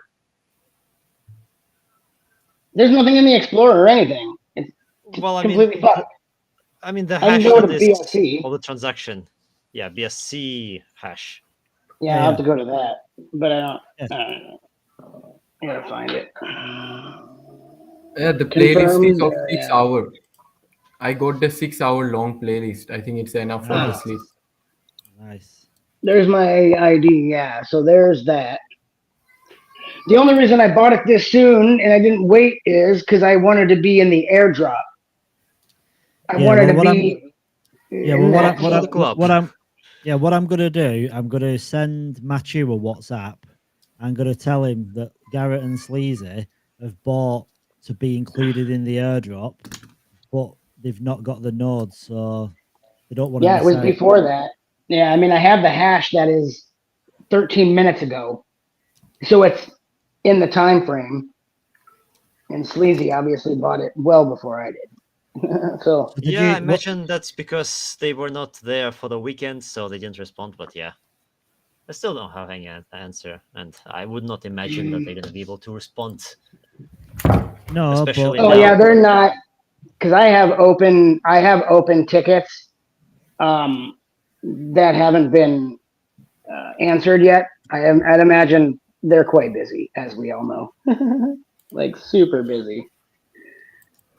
So you've bought you've bought your nodes in full, In full. I didn't top up. But yeah, just flat out. But there's no sign of any node or transaction on the Explorer.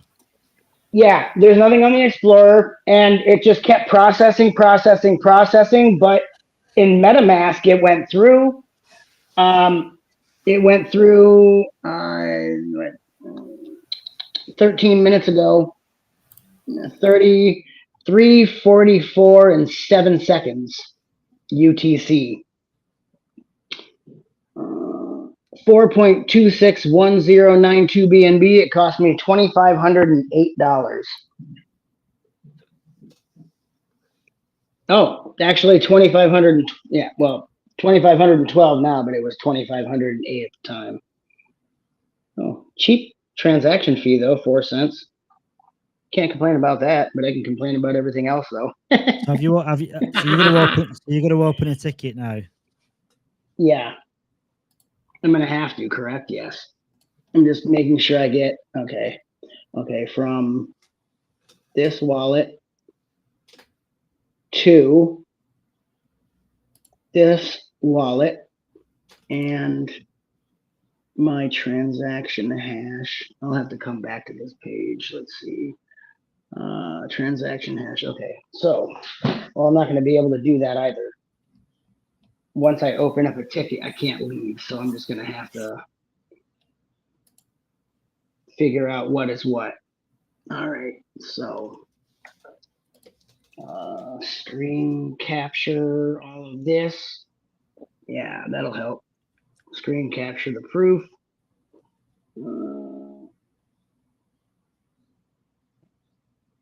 There we go.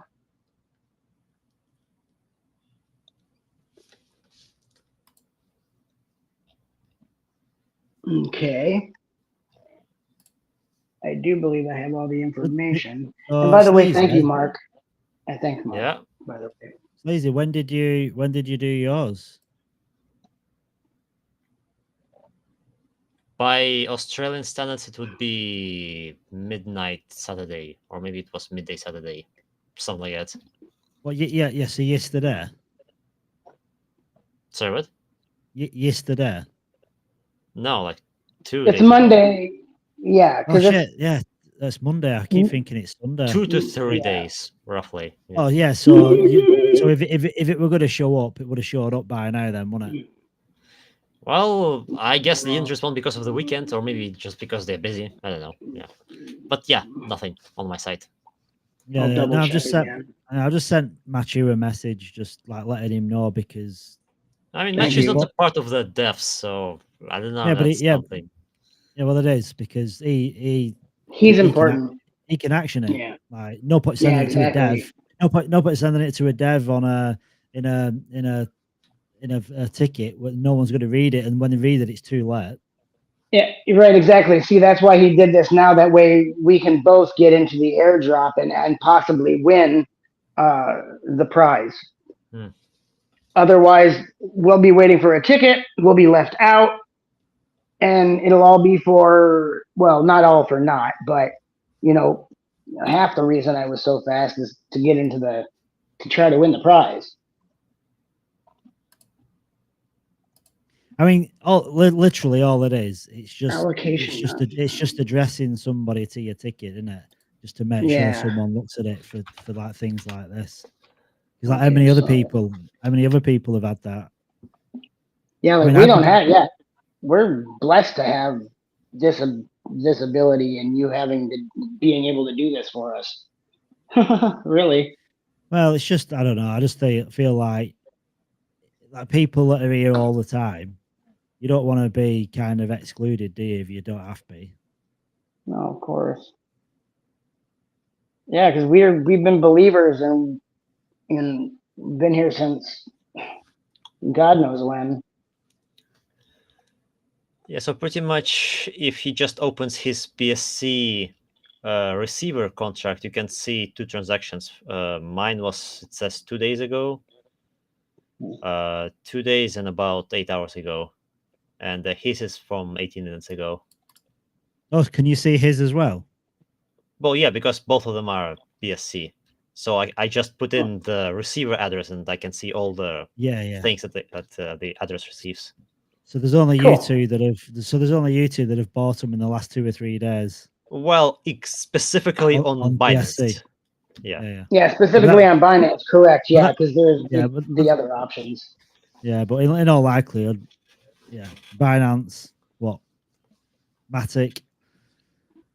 Yeah, I did it because part of my money was already there, so I just figured I'd put the rest there.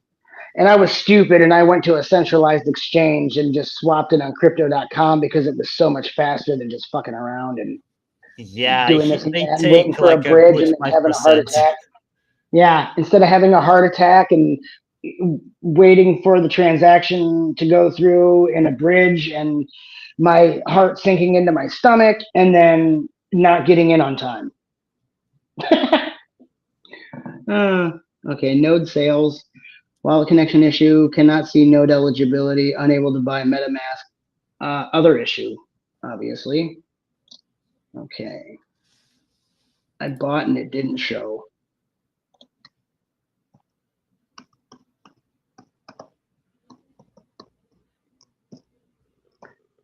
Yeah, that's important because I literally liquidated all of my Solana holds, everything.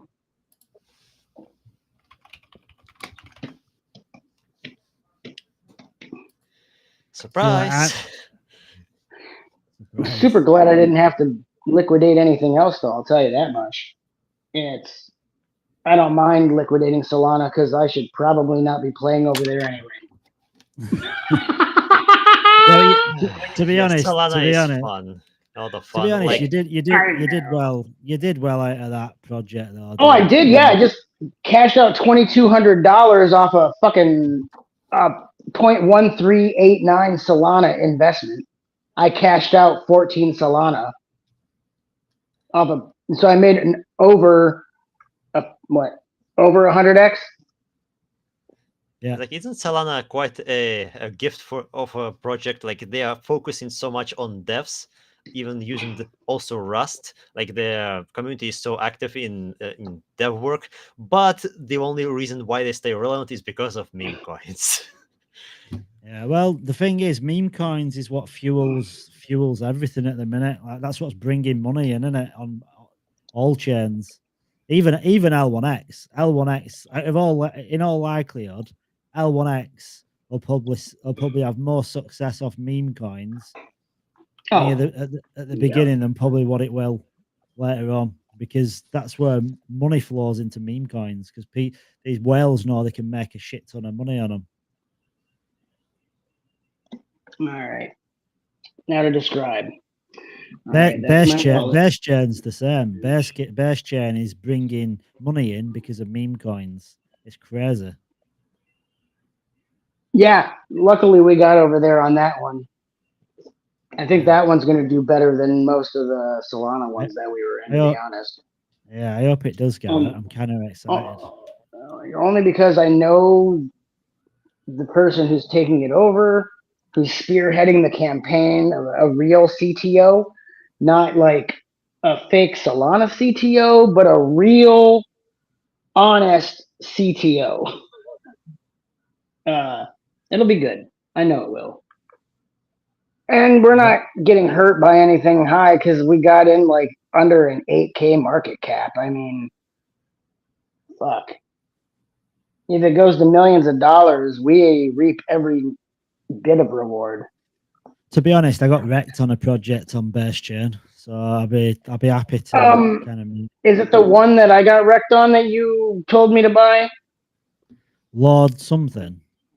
Yeah, that one I got completely fucking wrecked on. I bought it and then it went all the way down, and it's like worth a few cents in my wallet now.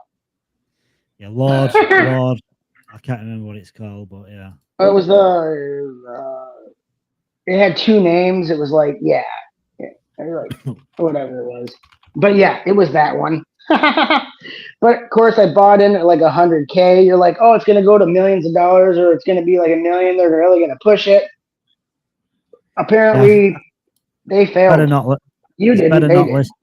It's better not listening, isn't it? Just don't listen to the noise. Just buy L1X. Yeah, that's what I'm doing. And anything that if I know someone on the team personally, Yeah. that And makes that a big difference. and even then, that doesn't mean success either, No, does it? no, it doesn't. But Hey, nothing is at least I guaranteed. know honest. At least there's honesty there. I know the honesty of the person. I know that they will put a lot into it, and they've done things like this in the past. So all you can do is hope for the future. It's like there's no guarantees anywhere. It's like guarantees are a Web2 concept that routinely gets broken, but it's not discussed about because there's no transparency. And when people do realize that there's no guarantee and that the guarantee was broken, people are like, surprise Pikachu face. You don't wait. Guarantee is a lie? Yeah, well. Yeah. I mean, even like the meme coin that I'm going to be launching, and like I've got like Gray's on the team, going to be on the team of that, and he's really good at marketing. He's launched successful meme coins. Kevin said he's going to buy the meme coin. So like the stars are aligning, but does it mean it's going to succeed? No, it doesn't.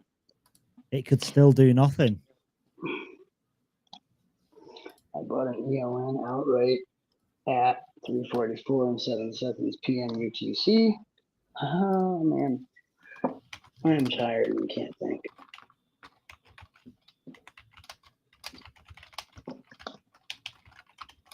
Oh, Starlord's been messaging as well. Have you seen it in the chat, Garrett? He's put like, check your MetaMask wallet. The transaction hash is in there.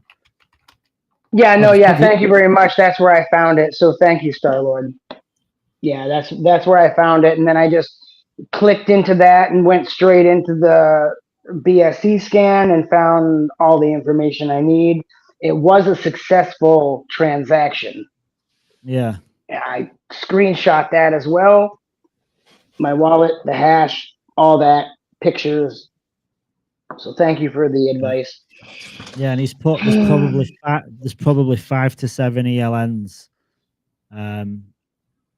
with Garrett's purchase for the draw. So you've probably got a 1 in 7 chance of winning. See, that's not bad, and that's why I wanted to get it in on time, and I got it in on time. It just doesn't show up. Well, if you think about it, they know the transactions there, so it don't matter. You'll be included because they'll look at the money received in the wallet, won't they? So they'll see Sleazy's deposit and they'll see your deposit. So regardless if it's on the Explorer or not, they can see the received funds for the ELN. I bought an ELN outright at 343 UTC, and the transaction went through in the wallet, but the transaction in the node DApp kept spinning and processing.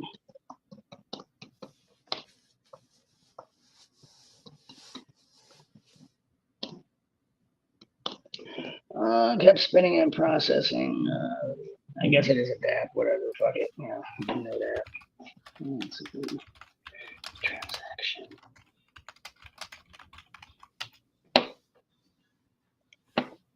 The transaction. Do I buy? Do I fuck sell? on. You do, yes, you do. You do so. Yeah, no, I don't want to. It's like I do and I don't. It's like I'm stuck between a rock and a hard place.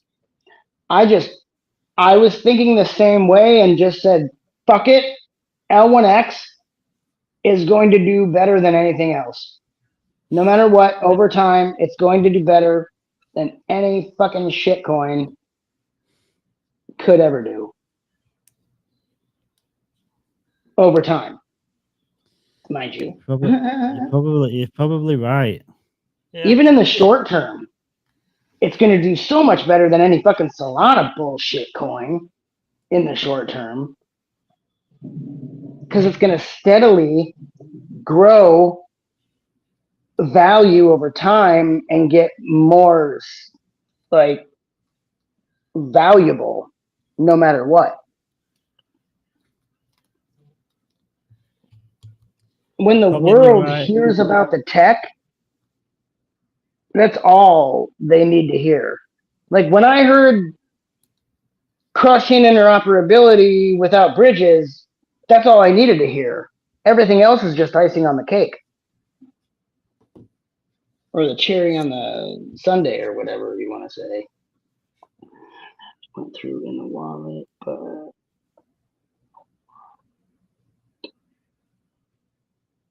okay, the transaction in the wallet went through. Yeah, and I will turn off now because I have some work to do before I go sleep. I wish you luck with your staying up. You too. No, I wish you luck with your. Well, between you and Garrett, I hope, considering you're the two here, man, I don't want to discriminate against Star-Lord, so sort anyone else. But I hope it's between you, Garrett, and Star-Lord to win the ELN competition. I genuinely appreciate that. Yeah, and obviously, I only want a small finders, like a small cut of that, so 10%. You've already gotten plenty off my referrals of buying fucking everything I ever bought. So I think you're doing all right, my friend. You're doing all right. Catch you later, Sleazy. Enjoy. Have a wonderful day, Sleazy. Or wonderful sleep, I should say. The UTC transaction went through in the wallet and it is successful on BSC scan, but the transaction in the app, yeah, that's what I want to say. In the L1X app kept spinning and processing. That's enough information, don't you think? Well, how much information do you give them? Like, in reality? Just right, straight and to the point, but describing it in too many words. Okay, I just need to make sure that's my wallet. Okay, and it's got to be my wallet. I don't want to open that and then fuck myself, but let's try it.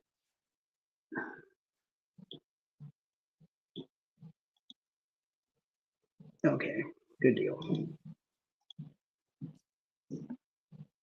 Yeah, that Lord that I've got, that is worth $6.84.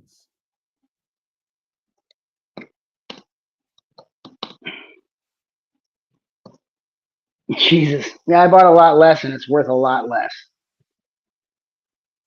$2,508 it cost me at blah bitty blah bibbity bobbity boo and Garrett. Oops, that's at gmail.com. All right, no spelling errors. Submit ticket. Good. Now I can actually pull up Restream on my computer now. So I'll be back again. I mean, I have got a couple of NFTs. I can't sell NFTs though. They're not liquid.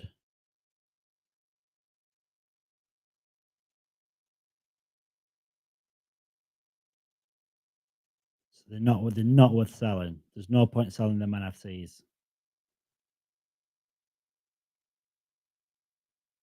It sucks to be like so illiquid, and I've got a lot of L1X, and I can't allocate it to nodes that I want to buy. It's so frustrating. You'll never believe.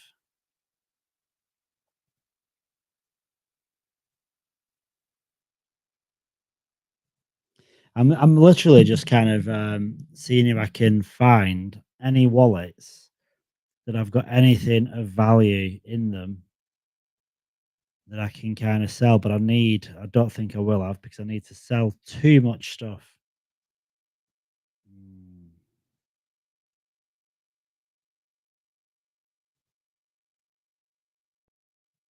Oh, let's get some music kicking in. A bit of hip hop.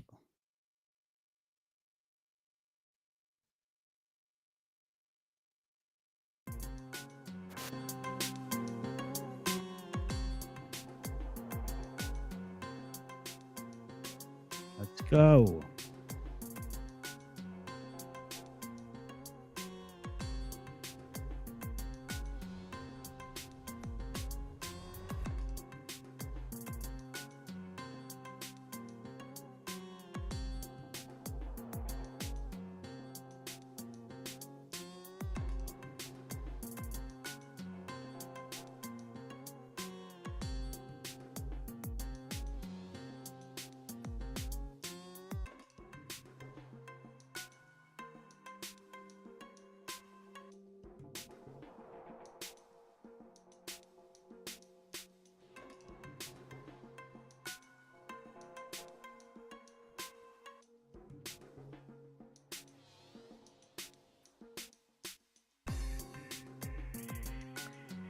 For anyone that is actually that is actually watching this stream as well, like if you don't know anything about L1X, it's a layer one blockchain that's a multi-chain blockchain, so it doesn't use any bridges at all. So it can connect to it's connected to, I should say, Ethereum, Binance Smart Chain, Solana, Polygon, Fantom, Avalanche, Arbitrum, Optimism, connecting to Bitcoin very, very soon.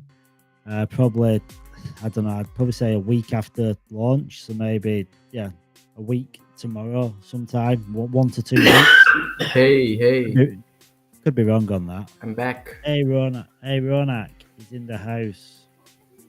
What's the time there? 20 past midnight. Okay. 20 past 12. Are you not tired? It's 12 a.m. Yeah, nothing to. 20 past 12, my man. Yeah. I'm actually trying to find. Sorry, go on. It's 50 past 9 here. 50 past 9. Yeah. Oh, so you're half an hour out. So you're 2.5 hours behind me then. Only 2.5 hours behind me. Yeah. I didn't realize we were so close on time zones. So we're not that far away, are we? Time zone wise. 2.5 hours. That's that. Yeah, it's.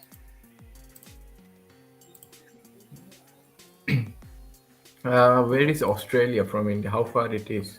It's too far. Pretty close. Yeah. I'm on the west coast. I'm on the west coast though, so like, there's nothing. If I go to my beach, there's nothing between me and Madagascar, South Africa. Ordinal show.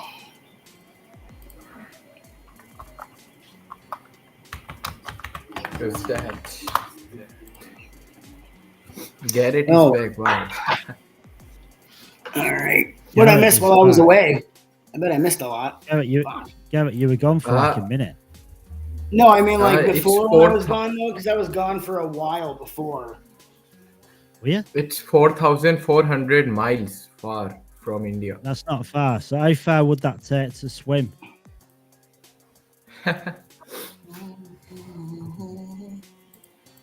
There's only an ocean between us, though. You know, like literally, there's no. There's only an ocean between us. All of us. There's only an ocean between everyone. Huh? Yeah, but I'm on the beach. I literally live on the beach. So like, how far are you from the beach? Right. And I'm on the mountain. 1,000 miles. I don't know, 1,000 miles maybe. Oh, well, you know where near the beach. Mountain and beach. Mountain and beach. I'm in the mountain. You're in the beach. Yeah, I'm a fair way away. Oh, actually, I'm not that far from a lake beach or a river beach, but I don't think those really count. Well, I don't know. Like, if you've got a beach, I mean, to be honest, if I'm perfectly honest, right? If I could swim in the ocean with a beach, or I could swim in a freshwater lake and a beach, I'd go for the freshwater lake every day. Oh, I suppose, yeah.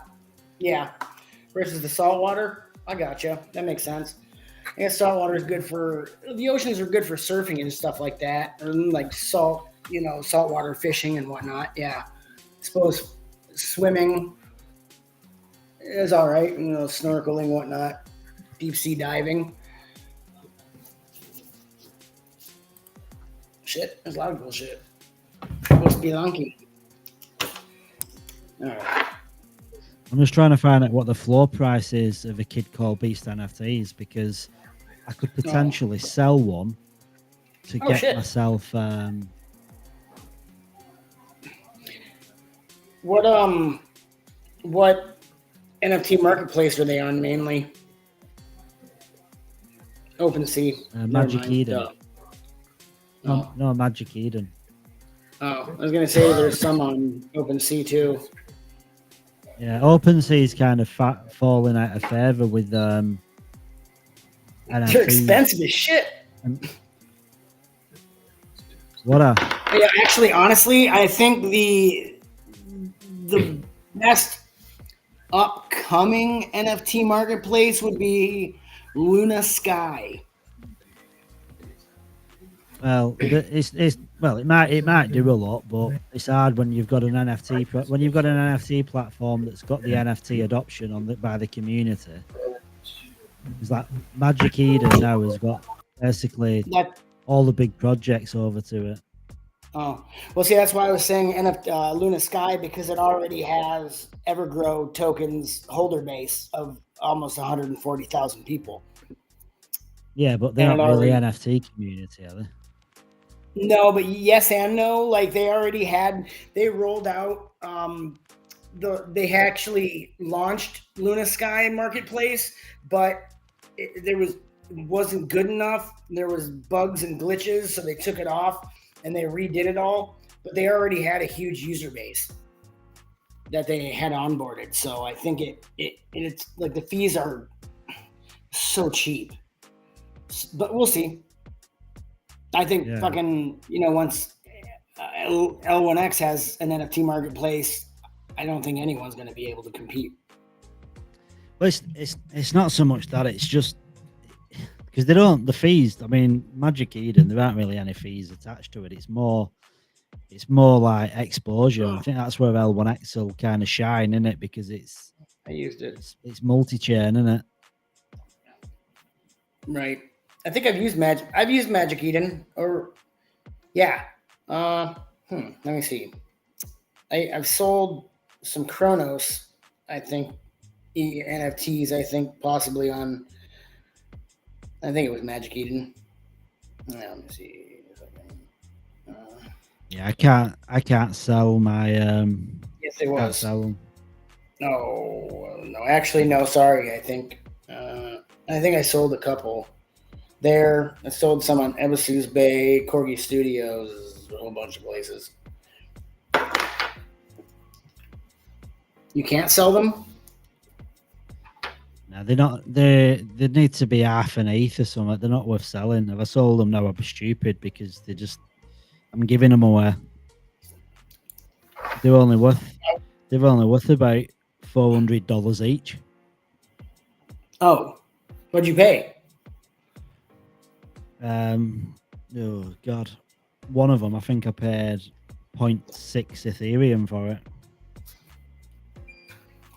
Oh Jesus! Oh yeah, there's no way you can resell for less than that.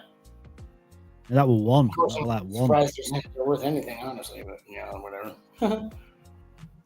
Yeah, they'll all go back up. It's just not the right time. I sold all that stuff, and now that I sold that stuff, it's going up. Is it? Everything I fucking liquidated. Yeah. Each Gotti's gone up like $15, and I sold over $6. It's like $100 just there. just right, yeah, exactly. Just on that. Oh, just boy. on that. Oh God. I got rid of That's my sad, cheddar. isn't it? I got rid of everything. I have nothing. I don't even have How much any cheddar did Solana. you have? The only thing I have is my wrong Solana, which is fine because I don't need any Solana for that. And then I sold. Do you have a decent amount of cheddar? I didn't have a decent amount. It was like whatever. It wasn't too bad, but I mean, with everything that I liquidated, I only had to buy $50 worth of BNB to meet more, because I had some BNB I bought like last week and it was going up. I should have bought more then. I wouldn't have had to buy any more, but yeah, I literally basically, well, shit. Basically, that ELN just cost me $400,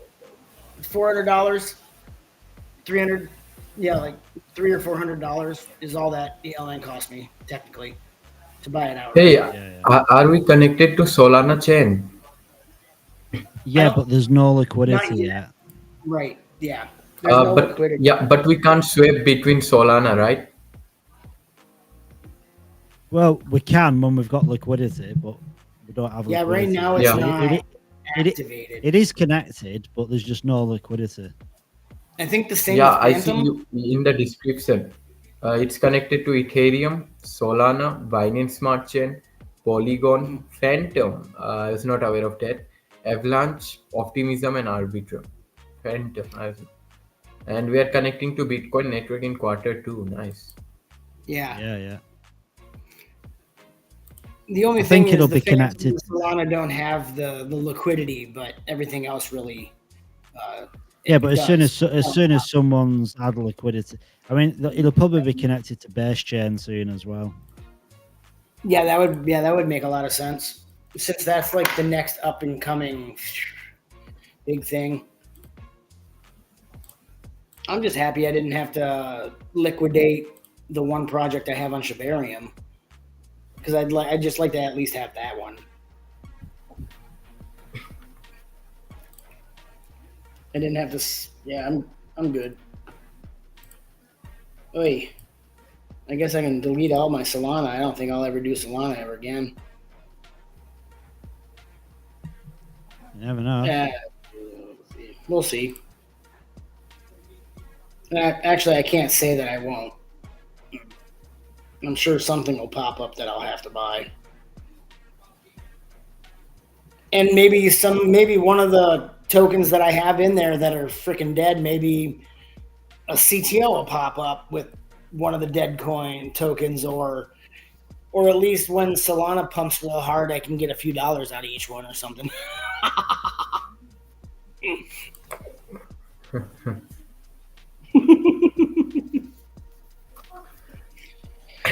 Oh, thanks again, Mark, for messaging him. That is, I appreciate that. I'd be fucking left out otherwise. Well, to be honest, I didn't realize like it won't.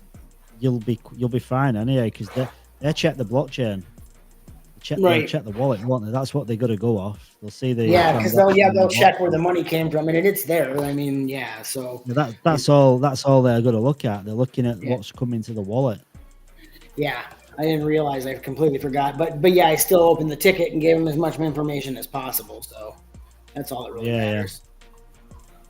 But yeah, it's not like it matters anyway. Like, fuck, I'll be last to host, basically. It's just the fact Hope that we'll be having more live stream like this in the future. Definitely. Oh, for sure. Yeah. I heard Mark was saying that we'll be having live stream for the projects on the L1X launchpad. Yep. That's what I was thinking. That's what I was just actually going to say. Yeah, like when all the other projects pop up, and we'll be doing this, I'm sure. There'll be those alpha rooms talking about this and that. As time goes by and the bull run really picks up, where it actually is a bull run, we're going to be busy AF, for real. There's going to be so much. It's going to be so exciting. My first time around, that I'll actually ride it all the way up instead of riding it from the top all the way down.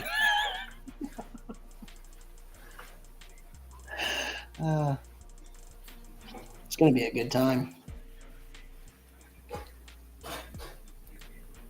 I guess I can keep checking my wallet to see if it shows up. Since I bought that outright, when it does show up, I have to obviously vest it, right? I have to vest whatever shows up. Do the coins show up, or I'm not sure how it works.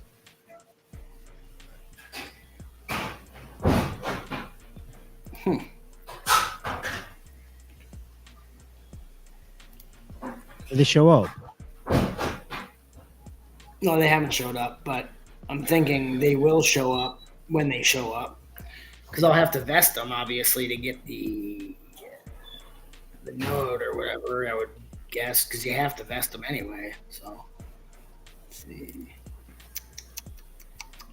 Where's everything at? Let's see. Yeah, I made sure to do it from a fresh wallet. And I'll be able to get another one too. I have another wallet that just needs a little bit of a top up. I can do that later on once I have everything and just send them over. Once we start getting our vesting. Once I start getting my liquidity phase coins unlocked too, I'll just throw them in the other wallet. Yeah, and that's the thing, is it? People are going to start receiving L1X, like depending on what kind of, because rewards start paying straight away, don't they? Like for the Zeely and what's the other one? Zeely quests and other quests.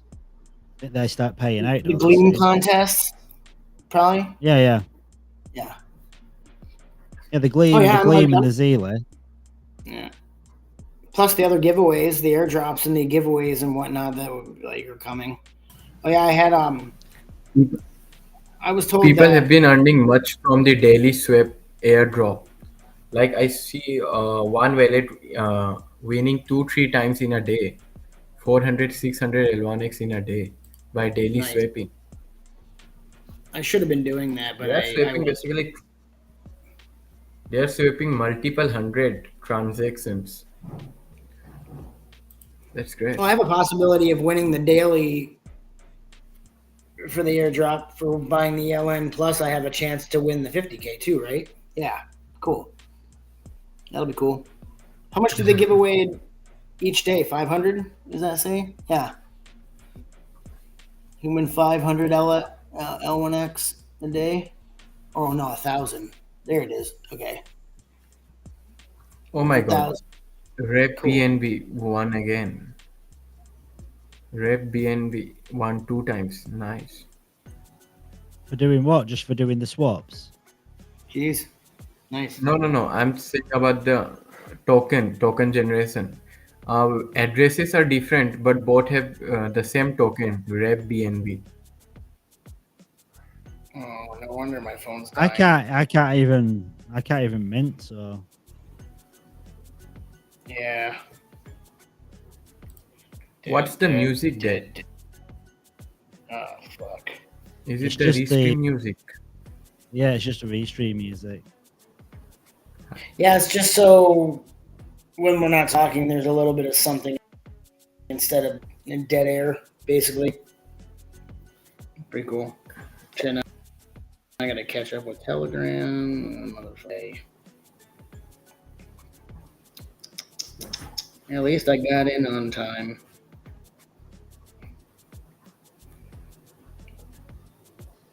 Yeah. Oh, thanks I for want to sending me see the if I link can that actually mint.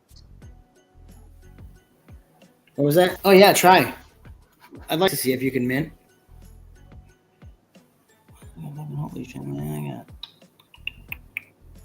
Confirmed. Okay, it is confirmed here. Okay. It's got to go through here. Activity log.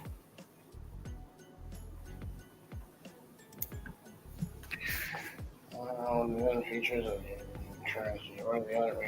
What are the other features of the currency? What do you mean?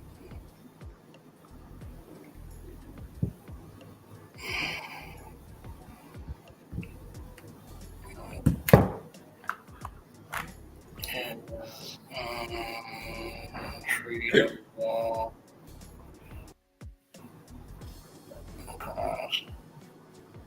ETH, BSC, Ethereum,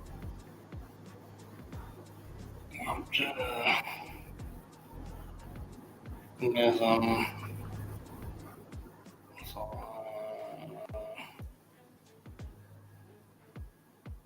Fantom, 1, 2, 3, 4, 5, 6, Arb, and NEC,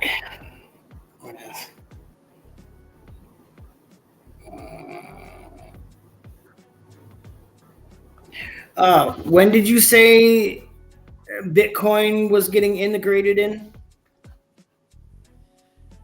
Quarter Well, two. yeah, it's Or gonna be just- it's gonna just be next? like sometime. Yeah, I sometime think soon. June is the last month of the second quarter, so until June. Cool.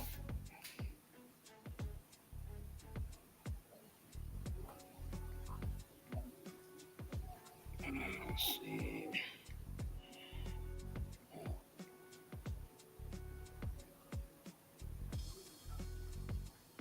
No more than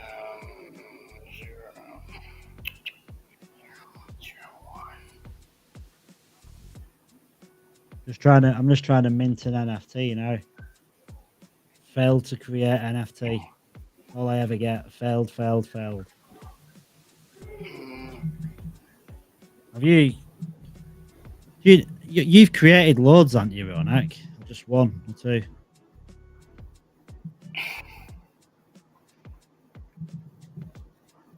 Ronak? Yeah. You've created tokens and NFTs. I have created the fungible tokens. Yeah, have you created an NFT? No. How many tokens have you created? 2 usernames, 2 NFT. Sorry, 2 fungible tokens. Yeah, I just can't. Okay. I just can't do it. Just transaction failed. All I get is transaction failed. I'm out. I quit. Wait. I think I could. Can you please check if that you are selecting the username also? Yeah, You'll yeah. get it in on the top. Oh yeah, you have to select your username. Oh, I know that. Yeah, that's right. I'm not dumb. Okay, Garrett. When I say I can't do it, I mean it doesn't work when you click submit the transaction. It just says I was failed. getting the same problem, and I have tried again and again, refreshing page and again trying. Then I finally successfully minted the fungible token. Oh, so you just basically kept redoing it. Yeah. In every 5 minutes, I kept trying. Did you ever get just a white screen? White screen, no. Yeah. So when it said that failed, something like failed to mint FT or something like that. Yeah. Failed to validate FT. Yeah. Okay. Let me see if I can create one more NFT fungible token. Well,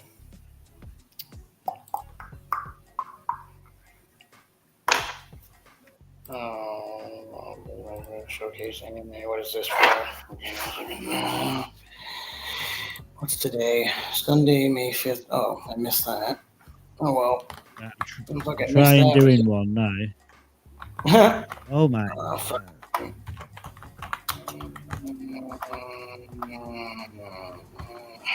Oh shoot. Well, trying to do one now. Fingers crossed. Oh, 1x Maxi, baby. All right. Now let's see if it shows up yet. All right. Portfolio. I feel better though. I feel better. Ronak said it kept failing for him, but eventually it went through. So maybe there's a chance it's going to go through. Connect to my MetaMask. What? Wait, what is there? Oh. Looks like my luck have worked. Failed to validate FT. Please try again. Yeah. This is the problem I was getting to. Yeah, failed to validate. Damn. Yeah, imagine that.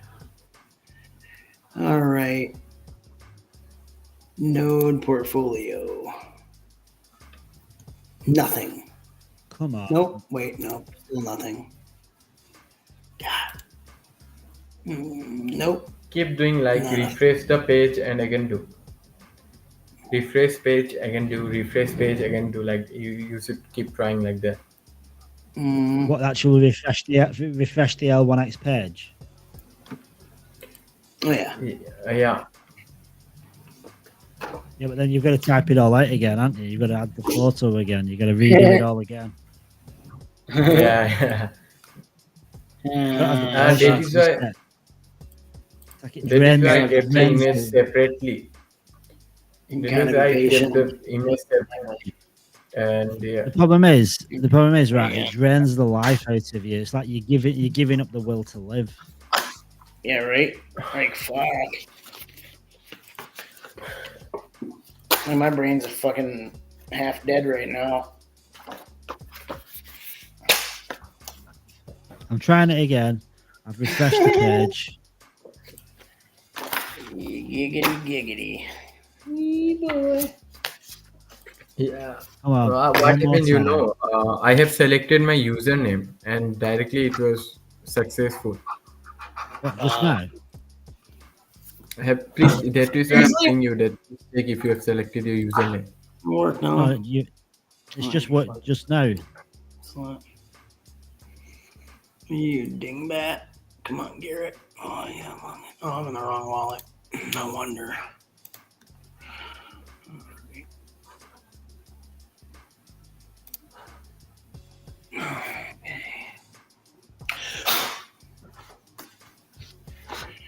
I'll be back. I have to. Yeah.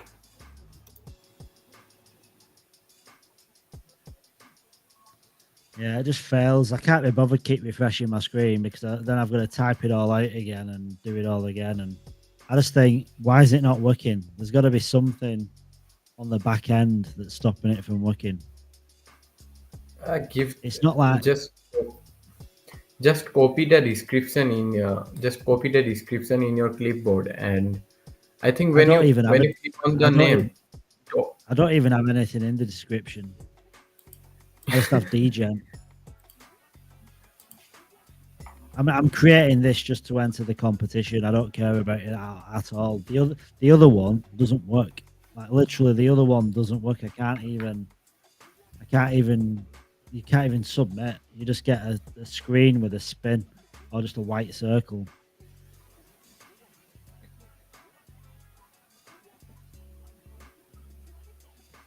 I'd like to share my screen and show it on there, but obviously I don't want to give away my usernames.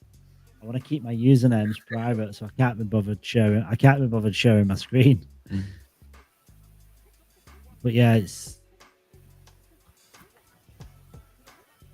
like you could be. The problem is missing out on the daily competitions because it's $500. It's 500 L1X every day, isn't it?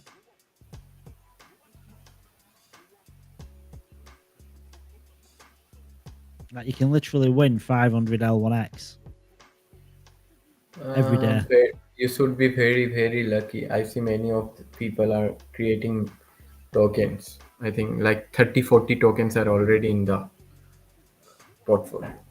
Yeah, but I don't get how people can create a token. I don't get how one person can create a token and another person can. I don't get how there can be so much discrepancy between people doing the same thing. Yeah. I mean, I see 30-40 entries. You're literally selecting a username, selecting a JPEG, putting any old bullshit in the drop downs, and then pressing create token. It literally doesn't matter as long as you've filled in all the blanks and you can press create token, and then it opens a pop-up. You've done everything right because the pop-up wouldn't even open, would it?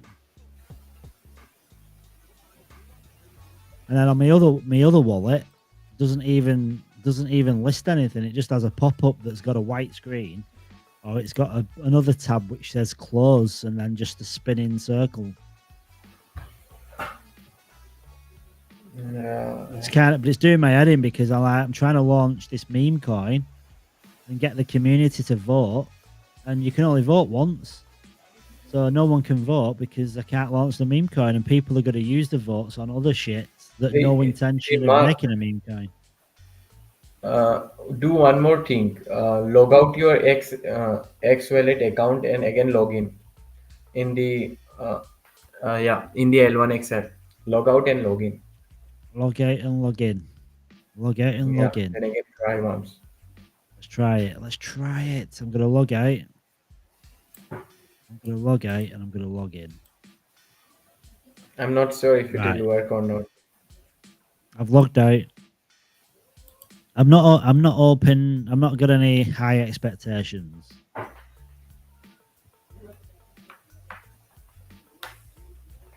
Right.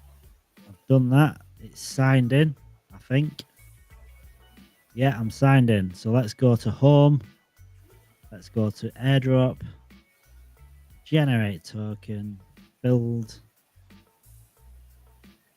Drop down. Fingers crossed. I've got high hopes.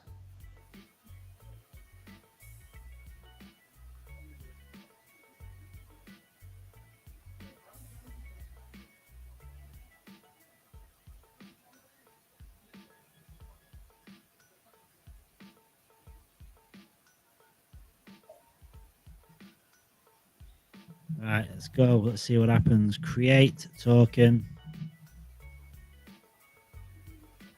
Submit.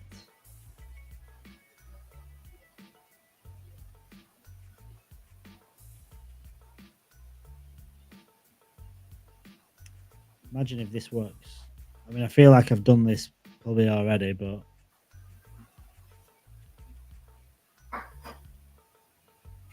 no. Failed to validate. Failed to validate. Oh my god. I'm gonna try my other wallet, the wallet that I want to work, and I'm pretty sure that isn't gonna work.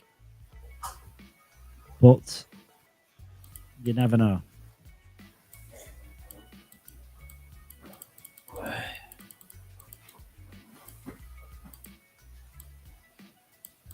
I think Gleam event is already ended. What's ended? Gleam event. Yeah, I've done that. Have you done the Gleam event? When I think I have done it under 2 hours of announcement, and it was like your entries 5, total entries was also 5. Yeah. I'm at the 555. Your entries 5, total entries 5, and the 5 days remaining. Yeah, I've got all 5 entries in as well for that. Yeah, I just thought that no one will be there. There will be less competition, but now I can see that 141 entries there. Yeah, there's a decent amount of entries because it were pretty easy, wasn't it, to do? No, I don't think everyone can make infographic so easily, because if you know how to use the Canva and all, then only you can make. Yeah, well, I actually did mine the wrong way around. So, like, when I submitted a meme and I put the meme in the infographic and I submitted it, so then I had to put the infographic in the meme then. So I've done an infographic and a meme, but I got them the wrong way around. So the one I did with Vitalik and Kevin was the meme, but I put that in the infographic in the Gleam. Oh, yeah.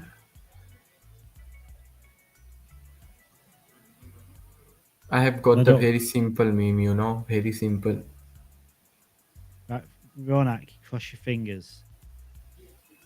Cross your fingers. I have crossed my fingers. Don't worry. No, it's doing the same. It's just doing the same thing. It just has close and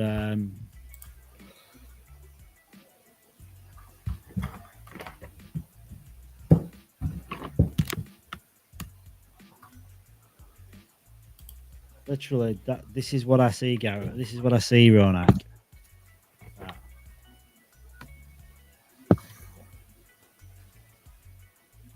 What's that?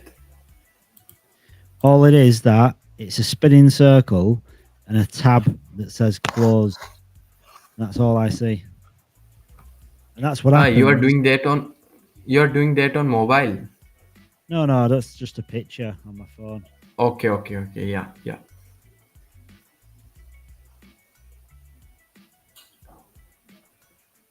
And that's happening for a lot of people as well. Like a lot of people are getting that same issue. Oh, yeah. We'll leave the feedback for that. Well, it's kind of like what happened to me when I bought my NFT node that just kept spinning. Basically, it just kept processing and it wouldn't go through. So, yeah. I'm going to scratch me some lottery tickets and see if I win.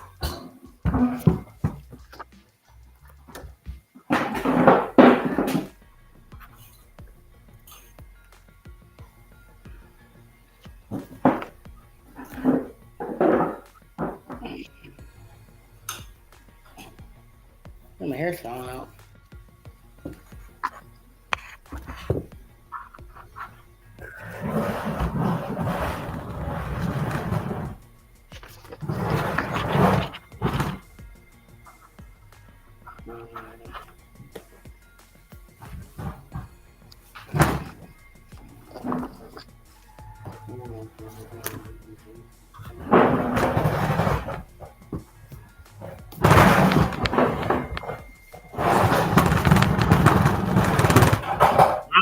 That's serious. Ronak, you're dragging a body, dragging a body downstairs. Is it construction or what do you got going on there?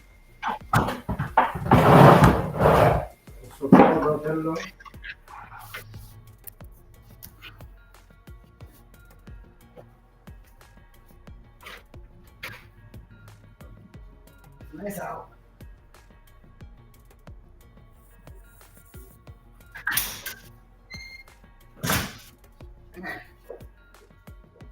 Be a nice day. Nice.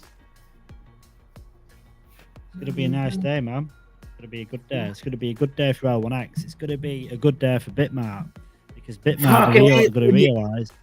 Bitmart are going to realize that they've got the exclusive. They basically was the first sex to launch potentially one of the biggest blockchains that ever existed, and Bitmart gets to kind of get first dibs on that. Yeah. Exclusively launching the biggest innovation in crypto and blockchain since its invention. I mean, fuck. There was Bitcoin, the next evolution of Ethereum and smart contracts, and then L1X. It's wonderful being here for this. We weren't here for the others. So it's great. No, that's the thing. We're here for this, but I think because we've been here so long now, we've got a bit complacent. We've got a bit comfortable because we've been part of the L1X squad for what feels like eternity, and it's not actually that long, but it feels like it, doesn't it? It does, because we've been awaiting it to launch and everything to come to fruition, and for the world to see what we see and what we know. And it's happening in hours. Finally, people will have a chance to actually use the blockchain, be able to trade. Yeah, it's fucking exciting. It's still 18 hours until Layer 1X goes launches. It feels less. It feels less, but it's not. Hours. It's still hours and not days, at least, though. That's what really counts. It's been days, months, a year, you know? It's been a long time since I got that almost 15-minute message from you. Yeah. Do you know what's good though? It's the fact that because it's Telegram and there's a record of everything. You've still, you know exactly the time, the day, the message. Like you know everything, don't you? Yep, I'm pulling it up. All right, boom. Yep. March 14th.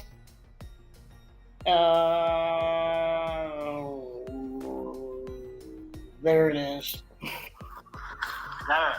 So did I send? Nope, that was last year. Okay, now I got to go back there. That was this year. I got to go back to last year. My bad. Did I send you that message on the day or the day after? That day. Okay, so I was probably driving. I was probably driving home when I sent it. Okay, so we got 3. 10. I don't. July. It might not be here.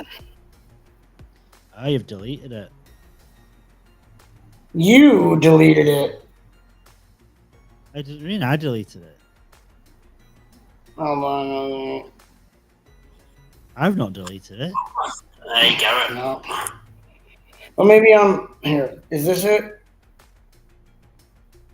Or is this it? Yeah, don't play that in here. It's like you're at it. What you guys are searching for?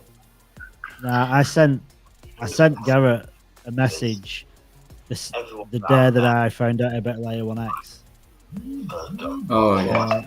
I left him a voicemail. I think it was the same day or maybe the day after, letting him know about Layer 1X because I was so excited about it. So many different projects, probably possible. Hey man, I'm leaving this message because everyone that I've met in crypto, like for the last 18 months, that I want to see do well, I'm basically reaching out because I found a project by fucking pure chance. Like I was in a. To give context, this is the first message I got from Mark after he left the blockchain event in Perth the day he heard about L1X. On Wednesday, and someone mentioned an IRL. Okay, so it's the next day. In Perth, where I live, for this project that was happening in 3 hours. And because I love Web3, I love IRL events, I said, hell yeah, I'm going. Anyway, I went to it, and this project, I've never heard of it. It's called, what's it called? It's called Layer 1X. Yeah, I had to think. Because I've team at Meta Unreal World, it really appealed to me because it's like it's a blockchain, but it's got really, really cheap fees, like virtually free, and the transactions are really fast.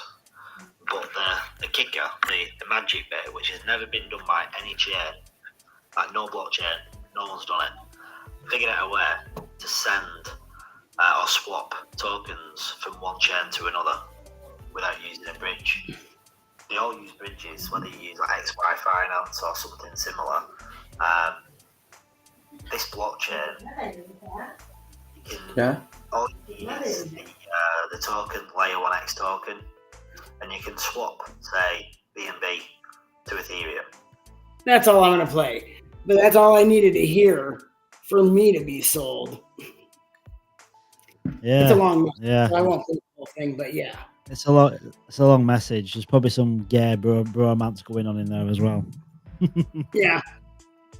Yeah. And just to put it into just as well, like when I did that message, I think I did about 6 messages to different people, and then I realized I can't keep doing these messages, so I ended up doing a generic message for everybody. Did. So and I just had a generic one to everyone. Yeah. Mm-hmm. That's when it all started. Yeah, because you wanted this message to say that you did that.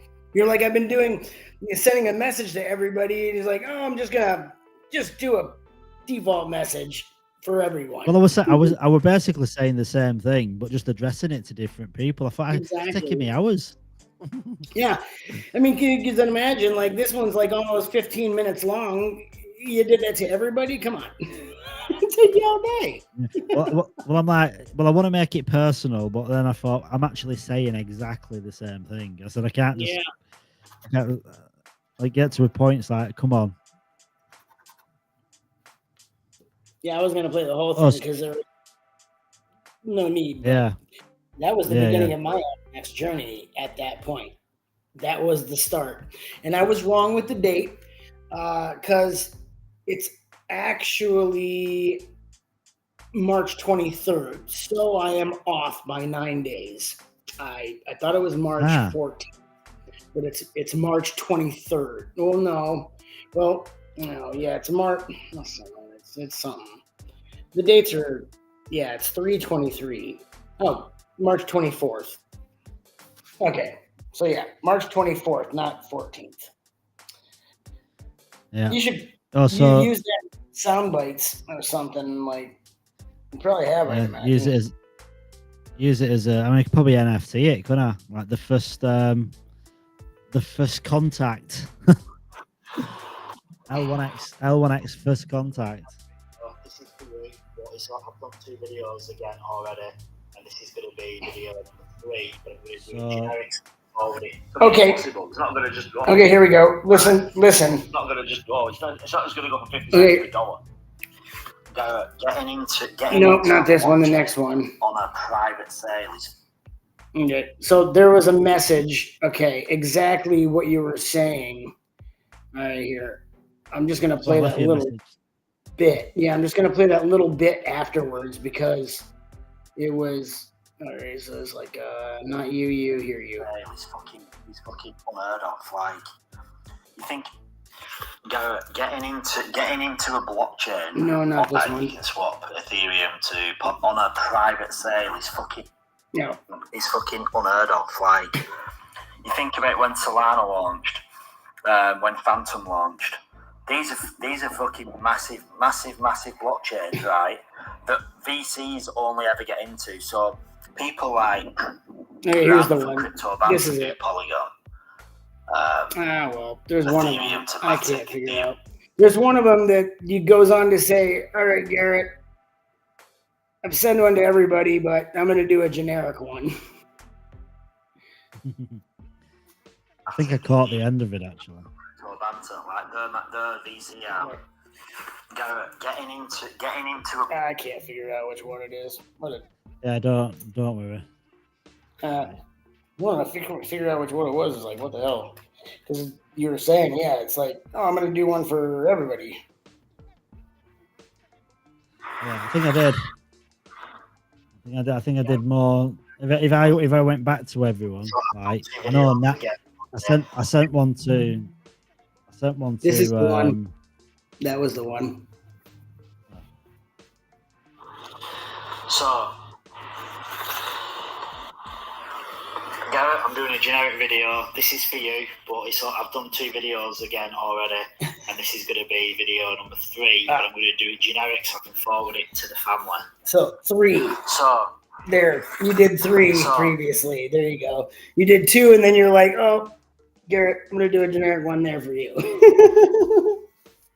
I'm letting you know that after you we're going generic. If I can't do any more. After you, it's going generic. But for you, we'll keep it. No, I know 100%. Besides you, I'd have sent one to Chemist, and back then, I don't know Joe. who. Joe, nah, Joe, I don't know. Darren, Tansky, fucking. I know I sent one to Tansky. I sent Tansky. I sent it to Nash. Mike. I sent one to Gems, Brad, Mike. Yeah, I imagine you sent it to the whole team. Oh yeah, Sue. Darren. Yeah, like everybody's upset about what happened. And they like because I was like, oh, I mentioned you, and they're like, oh well, blah blah blah, and I was like, well, no, he didn't have any part of that. Obviously, like you left the team a long time ago. Yeah. And people, but It's going to come out. They're like a mic. You can't scam a project and rug a liquidity when you are not anonymous and get away with it. He is going that's to get the thing. Yeah, I mean, I'm sure someone's gonna follow it up, like, because it's 5 digits. It's a lot of money. It's a lot of money, isn't it? I mean, if you give, I mean, say, I don't know, like someone in a developing country, like $100,000 could be like me or you being a millionaire. Right. It was $69,000 cashed out, swapped, and traded, and $64,000 sent to a centralized exchange to cash out. Yeah. Well, not necessarily cash out, just Well, not necessarily cashed out, but sent to a centralized exchange. But yeah, it probably went to his bank account. He probably cashed it out right to his bank account. I mean, because that's probably how he does it. Who knows what's happening? But Jesus. Does Jojo know now? What? Jojo? Does Joe know? Jojo know? Joe or Jojo? Jojo. Yeah, I ended up like saying it in the chat, and she tagged him and Darren in the chat because they're still in there, but they deleted the Telegram, they deleted the Twitter, and disappeared. And they haven't been into the Wrong Tokens chat for 6 months, a year, something like that. It's been quite a while since they've been in there. They just poof disappeared. They stopped coming around. Like, who knows what happened? But I mean, I said it. You said it. You told me, and then I told others. I was like, just watch for when the liquidity is going to unlock. Be careful. And good thing some people listened to me because I listened to you. Oh man. Can you imagine if that liquidity? I mean, in all honesty, no one had a lot of money in there because it had devalued to the point. It had devalued so much that even team members probably had a couple of $1,000 at the most. Yeah, at the most, right? Yeah. Probably not. I reckon if I hadn't sold any in my bag, it probably would have been worth about $2,500. But at one point, that was worth 200 BNB. Jesus. Yeah, if I wouldn't have sold at the time I did, I'd double leading up, and it would have been worth double when I got rugged. So, no, I'd rather take half. Well, in all honesty, it might be like a 10th or a 20th of what I actually put into it for value. You know, so I mean, it was worth very little. But I sold for, you know, what I sold it for ended up getting me into L1X and being part of me winning 10,000 L1X. So it all worked out.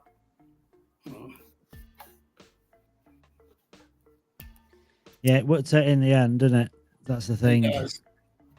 There's actually another project that I've been watching. I sold it because the liquidity is going to unlock soon. And I thought, I just figured I'd buy it back if they locked it again. Because there hasn't been any word from the team or word. The mods are gone, everybody's gone, and the chat's spammed with garbage. But then, you know, later on, one message comes and blah, blah, blah. When the liquidity unlocks, we're going to change to a different token and migrate and blah, blah, blah again, which is another migration, another different this and that. And it's like, it just seemed like dishonest excuses. So I guess I'll find out. Now, if they do lock it up and they do proceed, I will definitely buy in because it's a gaming streaming service for gamers. I thought that was kind of a cool thing because, you know, like a Twitch but for crypto or whatever, I guess. Yeah. Right. I know.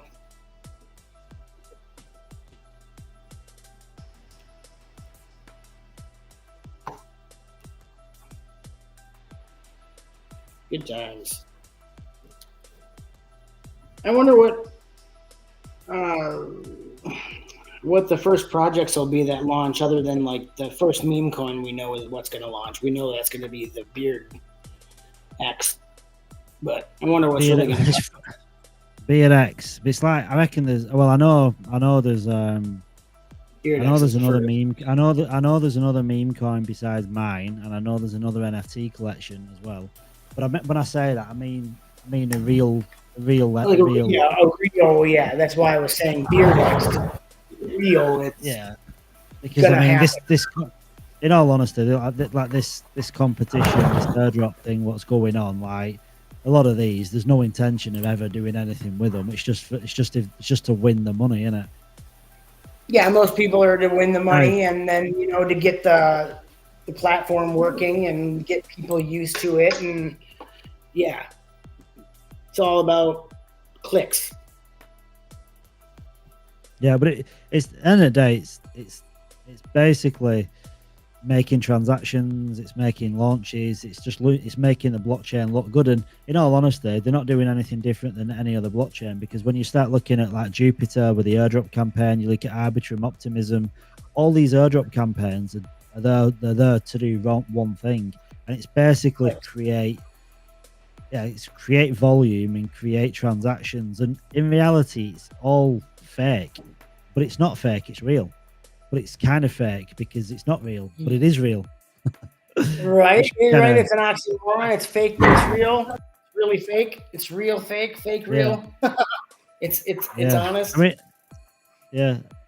mean, the real transactions, aren't they? But they wouldn't be there without the incentive of the airdrop. So it's like they're not happening organically. They're forced. Incentivized. Yeah, they're incentivized transactions. But it's how they all do it. Yeah. But it's only to get us to use it and to realize once we use it that this is the best thing on the market, the cheapest, the most secure, and the fastest. Who's going to turn anywhere else once they use it? That's the thing. It's just getting the user base here to realize that aha moment. It's all about the aha. Yeah, it's just bringing people in, because once people know about it, then they're going to use it. Like Matthew said quite a few times. Like once people use the swap, if it's forced or not, if it's incentivized or not, why would they never use it again? Because you wouldn't ignore it, could you? Would you?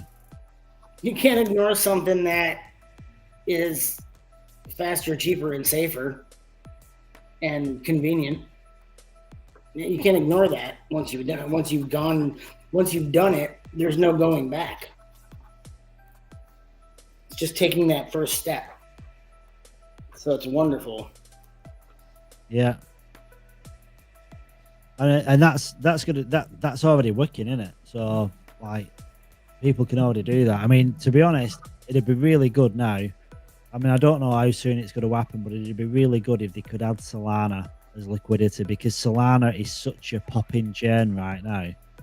Like they've got the liquidity for these other chains, but Solana would be the one chain you'd want to have liquidity for, because in all honesty, how much is really happening on Arbitrum and Optimism? Like, what's really happening on them chains? Not much. There's no volume on them chains compared to Solana. Well, Solana's ridiculous. It got to the point where you couldn't even get a transaction to go through. You had to try multiple times, and the volume is so much that it was backed up. So that is obviously the most important one to connect to at the moment. Yeah, I mean, if you think now, you've got Ethereum, Solana, Binance Smart Chain. They're the three most dominant blockchains, and then you've probably got Base Chain because of obviously cheap layer 2, and there's a lot of memes on there. But like in reality, like Fantom, I mean, Polygon has its own. Polygon's got its own traffic going on. I mean, they all have traffic, don't they? They all have transactions. They all get used. But yeah, And we have the chain to unite them. Yeah, exactly. We have the unity. We have unity. We have the all unifying blockchain. Yeah, that's why.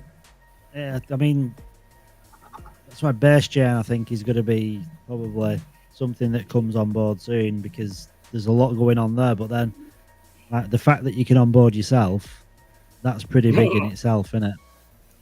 You can onboard a project. You can onboard. You'll be able to onboard a blockchain. Come on, that's freaking insane. No one else has ever done that. No, or if they have, they're not anything good like this. Well, I can't say that no one has done that before because I don't know. But I mean, nobody's done it in a way that is not using bridges or anything.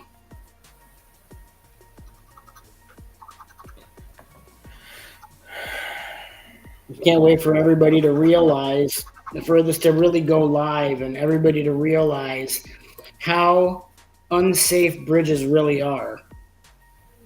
Because people don't really know. They don't believe, some of them don't believe the articles. They don't think it's true, because if it were true, why would people use bridges? Well, people use bridges up until now because they had to. That's the thing. Well, yeah, they don't. I mean, most people don't know any better, do they? And they don't. No one talks. It's only because we're part of L1X. We've kind of been educated to. I mean, I think we kind of knew deep down that bridging isn't the safest way of transferring assets, but I don't think anyone's really thought past it or thought too deep about it, because it's just been one of them things where, well, this is how it's done. Like, bridges are just normal, and just get used to it because there's nothing else. And just because we've been kind of educated, and now we know different. So that's the thing. Now we know. So then eventually everyone else will know, because L1X will be live. And it's getting out there more and more because, in the last couple of weeks, they rolled out all the KOLs and all the information, over the last months of all the X talks and all the projects that have come in and heard about the tech, and we're just like, oh shit, like, that's incredible. That's really all it takes, because it is fucking incredible. And like everyone kind of thinks as well, like, you kind of I think people get complacent, don't they? You kind of you've been around it so long, you kind of forget how special it is, or not that you forget, but you get a little bit blasé about it. You think, oh yeah, it's got all this tech, but I think you've heard it that many times, and you're that accustomed to it, you're that used to it. It's like the novelty wears off, isn't it? You kind of think, oh yeah, well, I already know all that. Like, tell me something I don't know. It's like alpha all the time, isn't it? You wanna feed, you wanna get more alpha into what L1X is working on, partnering with, what it's doing next. And it's like, just calm down, just wait for it all to happen. It's going to be coming soon.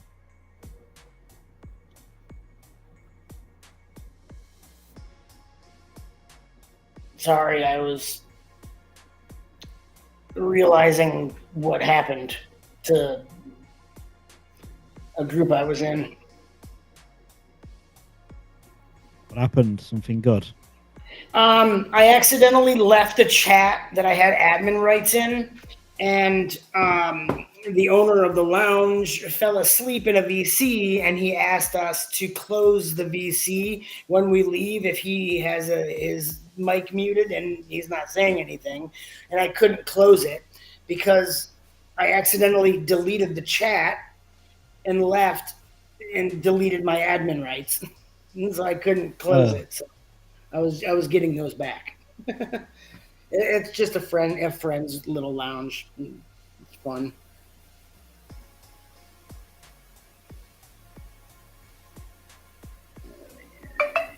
Yeah, you're in there actually. So, there we go. All right. Oy. It's daytime and there's messages everywhere. That's the fuck. Oh, yeah. Looks like I can delete all my Solana chats though. I'm in too many chat. I'm in way too many chats. It's getting to the point now where it's overwhelming because you can't be active in them all, can you? So you're better off just walking. But the problem is, when I'm in a chat, like if you leave, you're letting everyone know you're leaving. So you kind of I feel funny sometimes leaving chats. I only leave chats that I don't know people in, because otherwise I feel funny about leaving. Yeah, that's exactly it. I always feel funny leaving a chat that I'm in because I feel bad that I'm leaving, Yeah. and I shouldn't do because, but I just It's not do. like we're there. It's not like we're there. We're just a name in the list to add a holder count, or a member count, basically. It's not like we interact much, but if it's somewhere I interact with and I'm like, in there a lot, then I won't leave. Obviously, there's no point. Eventually, I will probably leave most of them and only be in a few. Once. Listen, right? When I'm a cheesy millionaire and a layer 1x millionaire, Yeah. I'm gonna leave every single group that I'm in that I'm not making. Basically, anything that I no longer own, I'm gonna leave. Yeah. And I'm just gonna be very selective with the projects that I join. Yeah. Same here. Yeah. That's I agree. what I was going to get at. That's what I was getting at. I will leave all the chats that I am no longer needing, things that I sold, gone, but the communities that my journey, that the communities that were an important role in my journey, I will stay in. Yeah. Because like Unless they're you relevant. wanna be part of the projects that help to get you where you are today, and the ones that you've got the relationships with. But all the BS projects that you've been in, just completely leave them, and then start a new chapter. It's like it's going to be like a new chapter to your life, innit? Because you'll have had all this success then, and people will actually look at you different as well. Like, oh shit, Garrett's in it, because you'll be like, ah shit, he's one of them layer 1x OGs. And it sounds stupid saying it now, because the value's not there, is it? But imagine, like it's like knowing Bitcoin OGs, knowing Ethereum OGs. When you know people that have got thousands of Ethereum, they get a different look, they get a different sort of attention. And rightly or wrongly, not necessarily, not like saying they deserve to be put on a pedestal or anything. They just got into an investment at the right time. But that's going to happen with everyone here that's got a big bag of L1X. Well, imagine when L1X is $1,000 a coin. Right? and it will be. Oh my god! My god! What you have been saying? Oh my God! Right, $1,000 a coin, and we know it will. But just thinking it's that much and knowing how much is insane. If it would be true, we will be gifting each other a Lamborghini. I will never own a Lamborghini. I will never, ever own anything that elaborate. Ronak will be jumping in a private jet, coming over to Perth for like for a weekend to hang out with the boys. That I would do. Yeah, a private jet, cool, but a Lamborghini, dude, the maintenance on that is like a mortgage on a home. Just the maintenance. So, no thanks. The insurance on that would be incredible with how many car accidents I've had. Fuck that. Oh shit! I'll keep it real. I've wrecked some cars. What would you do? What would you do, Ronak, if you were a millionaire? I'll buy more tokens. Fucking A. Right on, man. That's a great response right there. Well, it would be a case of accumulating, wouldn't it? You wouldn't want to get any less. You wouldn't want to get any less. I mean, the more net worth I have in L1X, the less I want to spend it. I'd like to diversify. The more I diversify, I'll try my best. Yeah. Yeah, diversification is key. Yeah, I mean, I'd go into different things. You can make or break other projects that you're invested in, that you believe in. You can help them. If there's something that is struggling and they need help and they're a good team and you can help them with the L1X profits, we can do that to help nudge good projects in the right direction. I'm not saying be influenced. I'm not saying to be KOLs or influencers, but just the money alone can help. Money is it's an asset. It definitely helps everything. But it's like if projects are struggling and they're good, you can help. Especially after we print so much L1X with our whitelist for the Yeah, the L1X. Yeah, the launch pad's going to be so interesting because that's going to be cool. Because the thing is, like Machu were talking about it earlier on, and he were basically saying like the ability where a project can use the L1X launchpad, but they don't have to launch on L1X if they don't want to. They can just use it. Now, obviously, it makes sense to launch on L1X because if they put the LP on L1X, they're on all chains. But you might get people that don't really see the value in that, and they might just want to launch on Binance, but have the launch pad on layer 1X because they're getting exposure to all communities, aren't they? Someone can buy into L1X and buy into a launchpad project on L1X, and in reality, they're buying into a project on Binance Smart Chain. Well, for a launchpad project, that's huge because they're getting exposure to like 8 different communities on 8 different blockchains, and I do think L1X will be probably one of the biggest launchpads that exist purely because it's got projects launching on it on all chains, and they don't need to Paid Network, for instance, right? They do like Ethereum and they do Binance Smart Chain, and you've got to buy in with either Ethereum or Binance Smart Chain. Well, if Layer 1X is doing a launchpad, they'll be able to buy the token with L1X regardless of what chain. Yeah, because it won't matter what chain.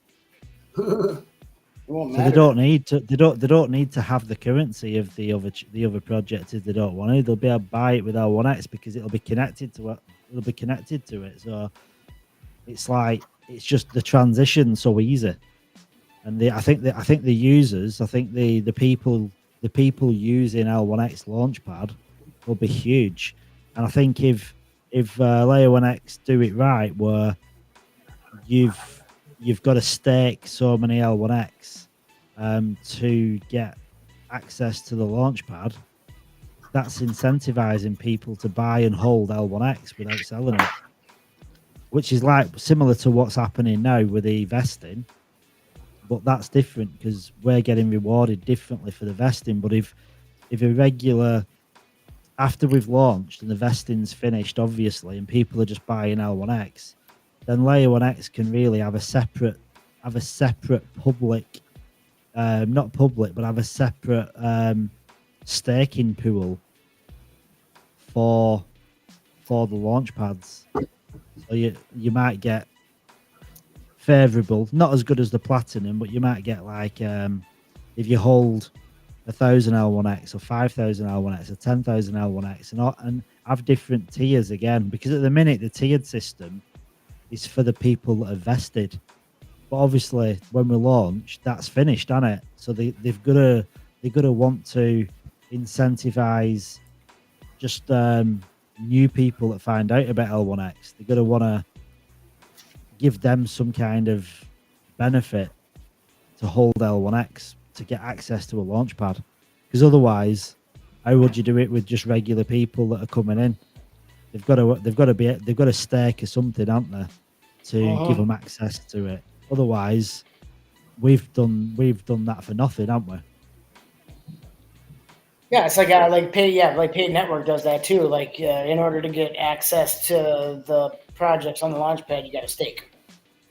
So Yeah, and they've got to do it. They've got to do it with the public, like the general release now. When people are buying L1X, if they want to be part of the launchpad, they've got to have some kind of staking, because if they don't, then that's one of the reasons why people vested into the Platinum, to give them access to the launchpad and exclusive access to every single launch. So if you're just buying in, they've got to have a similar kind of tie-up period where they've staked or something, because otherwise it's not going to be fair, is it, on the people that are vested into Platinum? Because that's why I vested into Platinum. If I didn't get guaranteed allocation into Platinum, I probably wouldn't have bought into it. I probably wouldn't have got into Platinum, and I probably have got into Gold. yeah, I did Platinum as well too, because it was a guaranteed whitelist and not a lottery. Because let's be honest, I don't want a lottery. I just want a guaranteed spot. That's all I want. Well, that and the the extra 20% on top was really quite desirable.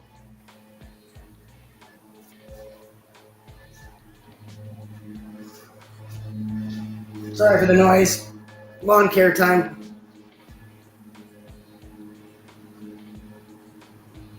God damn.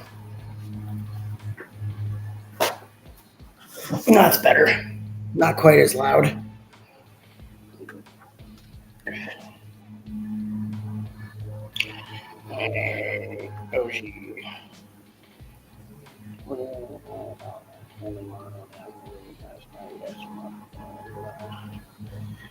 Well, here's a question. It's not for us, but just because, what the hell? Speculation time. What do you think will happen to the L1X coin tomorrow and after a few months? My guess, tomorrow the coin pumps 2x or maybe 3x. KOLs finally 10x. start about it and build a little hype. When my tokens start to unlock, the hype is over and price goes down to under 50 cents. After a year or two, price slowly builds back to 50 cents and beyond.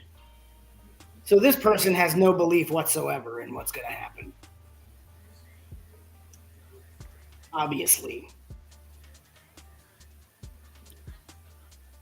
I hate it when people try to be realistic. 100x tomorrow, 1,000x next year. Yeah.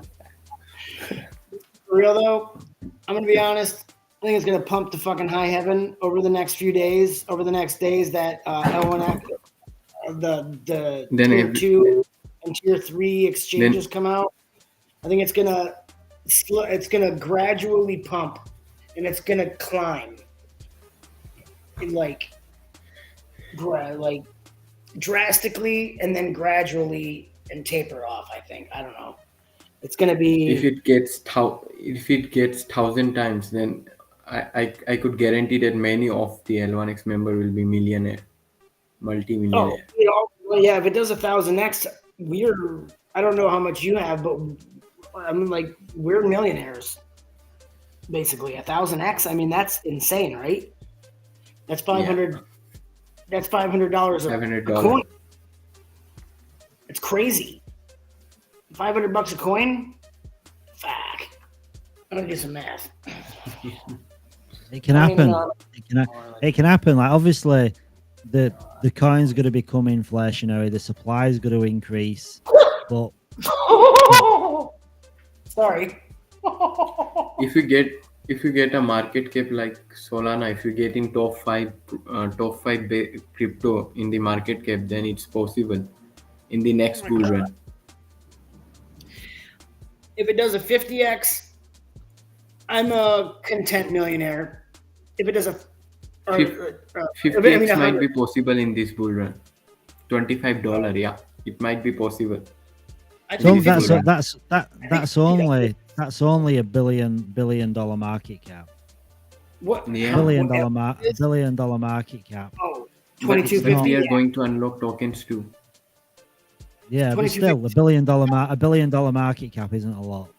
Doesn't matter. So- Doesn't, even increasing tokens, because they're controlling the supply of the tokens, so they're controlling the inflation anyway. They can basically kind of help support the price with the supply 100x release. Nothing. $50 coin, 100x. Yeah, it does get harder to increase the market cap of the token when the supply is being increased, but Yeah.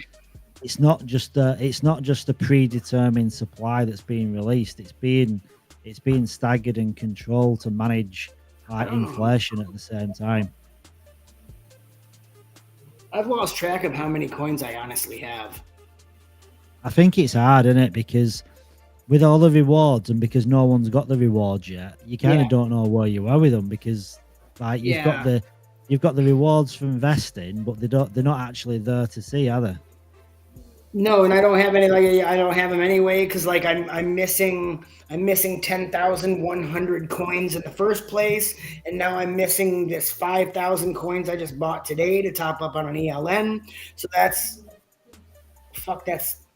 more than it's more than half of my investment alone. So, I mean, I'll get it all, but and then the referrals. Like, I don't know how many referrals I have because they haven't come through. They're not in the claim because you can't claim them. They're not through yet. I forget what Matthew said, but there's still a certain percentage that the referrals haven't rolled out to because some of them are more complicated than others. And then they're going to proceed on to the rest of the list. So there's so much that's uncertain that it's hard to follow. But yeah, the math that I did, if it did 1,000x, I wouldn't know how to think with that amount of money. Yeah. I mean, it'd be interesting to see how the team kind of manage the supply release, because obviously they don't want to release too much supply. It's gonna be a supply kind of demand, isn't it? So there's no point having the supply out there if you don't need it. Well, they're gonna release it at certain milestones, correct? I mean, that's they've got a roadmap for the release Yeah. of the tokens, but Like- again, it's all to do with like what the price of the token is, what the demand for the token is, and they can then kind of slow down the release, or like they've already said, they can burn parts of the supply. They don't have to keep the supply, do they? So there's a lot of things they can do with it. I think like the market cap's going to go up at the beginning, isn't it, pretty easily, because the release of the token is slow. So it's over time the token supply increases. Then we have our cliff, we have our vesting. Okay, so if you don't vest, there's that 4-month cliff. But if we vest, what do we have a cliff, or do we get it after a month, or when do we start getting anything? Because I'm kind of confused. There's so much information, and it changes so much that it's really hard to keep up with. Well, yeah, the opting out is 4 months, isn't it? Well, no, the opting out is 20, 20, 30, 30. So you get 20% on launch, 20% month 2, 30, then 30. Vesting is a 4-month 4-month cliff, and then you start getting okay. But if yeah, I then don't, you start getting like 1/24th. If like on a platinum, you then start getting 1/24th. So it starts in September. You'll get your first release of tokens. Let's think now. So May, so June, July, August. Yeah, you'll get the first release of your tokens. no. Are the rewards vested or The reward, cliffed? The rewards no, come the right reward, away. the reward you get. I think you get 1/20th every day for 4 months, for 120 No, days. that's I the think. liquidity bootstrap phase. That's the liquidity bootstrap phase. 1/120th a day. Yeah, well, the rewards are something similar. You get them from day one. Okay. I'm just not sure. okay, like, I'm not See what sure. I'm not sure saying? how long. I'm not sure. I'm not sure how long for though. That's the thing. Yeah, that's the thing. There's so many different pieces and so many places that our coins are coming from that it's hard to differentiate what is what and when it's going to happen. That's my issue. That's just, it'll just happen. It's not like we're going to sell on day one, but if it skyrocketed, like I would like to sell some and get a little bit of my investment back, because I have enough to get, I sold so much to get in that I sold all the other projects. I planned on getting some back to put back in those projects. But obviously I'm not going to sell until the number is like, oh, fuck, I should probably take profit now. Not, should I take profit? You know what I mean? Like, yeah, I guess. It's got to be an incredible number. So I'm thinking $10 on day one. That's my prediction. What's that? 20x. 10x. 20x. 20x on day one. I mean, don't forget the only people that can buy on day one is on Bitmart, isn't it? Yeah. Yeah. That's yeah. Like there isn't anywhere else. There isn't anywhere else for people to buy because the DEX isn't live. Right. Mexi isn't active, so you've got Bitmart, and then Mexi when that drops. Like I think in that well when Machu jumped in before, I think did they say the first DEX hopefully is going to be within the next week? They didn't give quite a date. Your chief even said he didn't want to say a date, but it's in their hands, so it'll go live when it's integrated because they have the code. So like L1 Dex will go. They have like L1 Dex has the code, and the other Dexes have the code. So when it actually gets integrated, then it'll go live. But he didn't want to give a date in case it didn't happen. When full validated nodes are going live. Well, I think Kevin said this.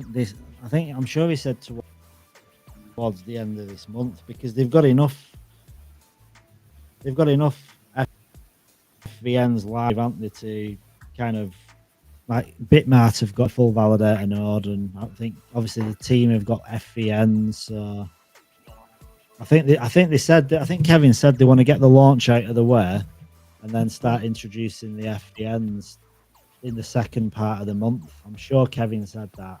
It's kind of hard to keep track though because there's that many AMAs and there's that much. It gets kind of mixed up in your head, unless you make unless you write it down or you journal it or whatever.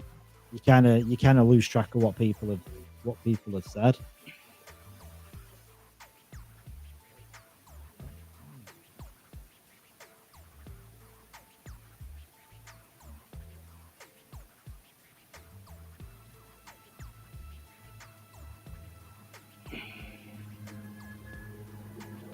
I like that. I think what I might do, Garrett, I might let Ronak play because Ronak's made. Right. What's that? What's that sound? What? That's the mower outside. They're mowing outside my apartment. Nothing I can do about it. We'll be done soon. Yeah. No, I didn't know it was. Yeah, no, I think no. Garrett. Ronak's done a playlist which will basically auto play. So I'm thinking I might get a bit of sleep. Then jump in. Can you jump please back in say the when you'll space. wake up? Can you please say when you will wake up so we can wake up together? Lol. Yeah, well, I'm gonna set my alarm. So what I was thinking, if this goes for 6 hours, then Yeah. like in 6 hours from now.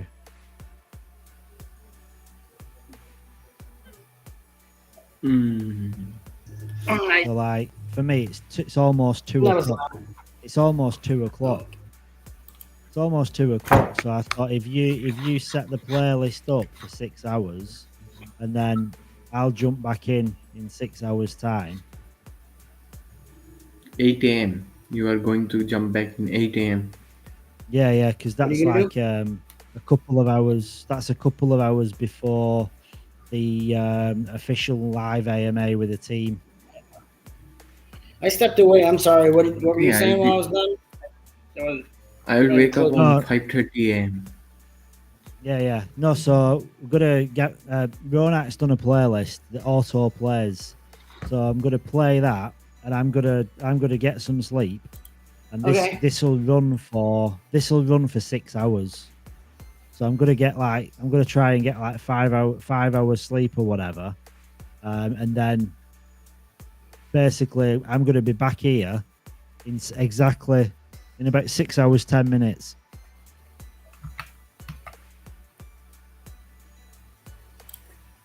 Okay.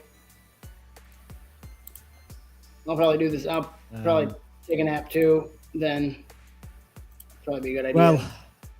Well, because I've kind of tomorrow, I can't go to sleep tomorrow because I've got to transition into the live stream, but I've also got to take my daughter to uni, and I've got to pick my daughter up from uni, so I can't go to sleep until 2 o'clock in the afternoon, which at that point I've been awake for like 36 hours.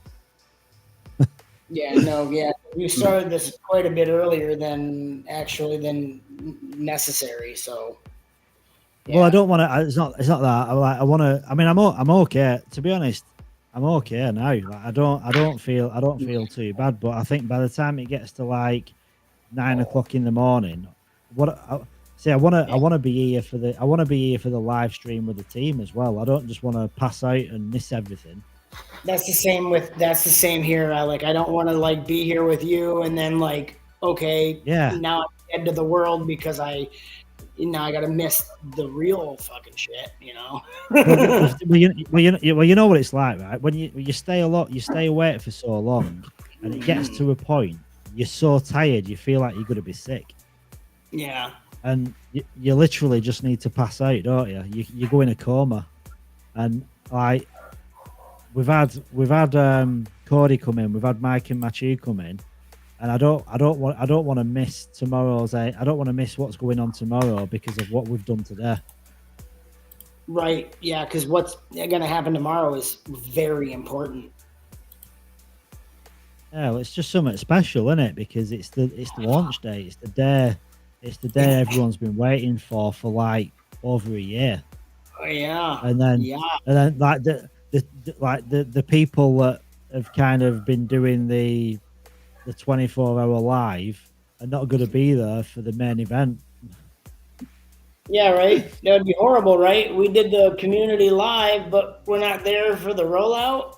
What the fuck do you think? Yeah, we're not. Yeah. We don't see it. We don't see any of the good shit. We just basically kind of trying to do this to kind of bring a bit of hype and awareness to L1X, and then in the process miss it. Hey, I have shared my screen. I think. Yeah.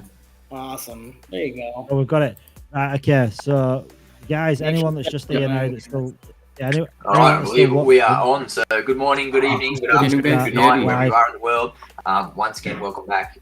We Yeah, have so we're just gonna start this another live amazing stream. session of our deep dives. This is gonna So Could you guys hear today, the tonight, sound? or whatever, we'll Oh, be it's live. focusing Yeah, on so block yeah. rewards and you're good. transaction fees. And once again, we're joined by Dr. Niraj and also, Okay. of course, our founder Kevin.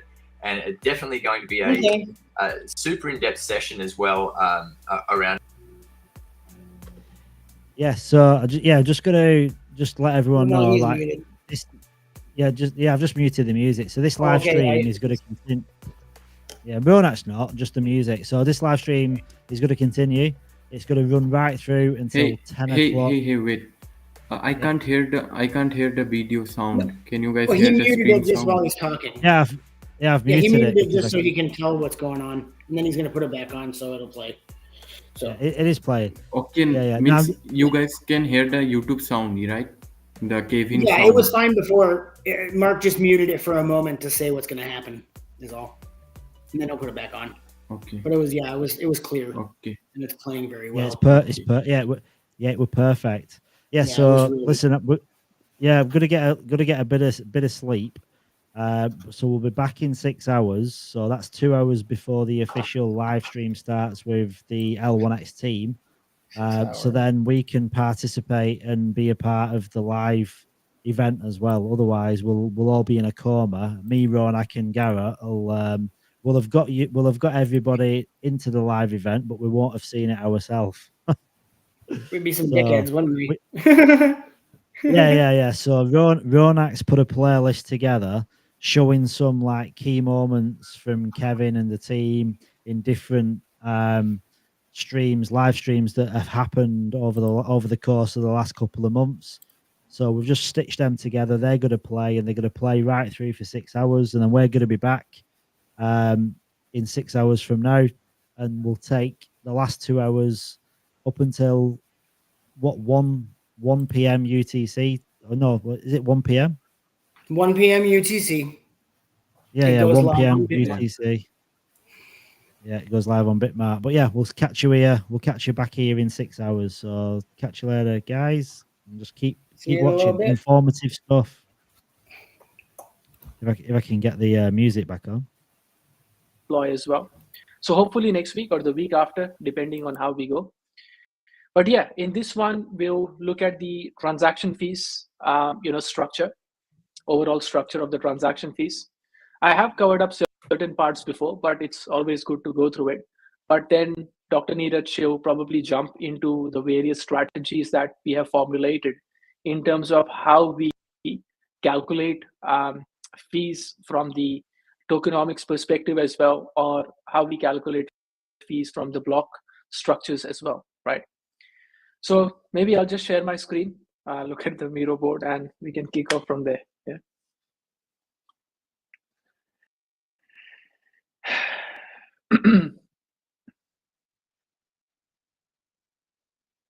Awesome. Can you see my screen, please? Yes, sir. Okay. So before we go in there, right?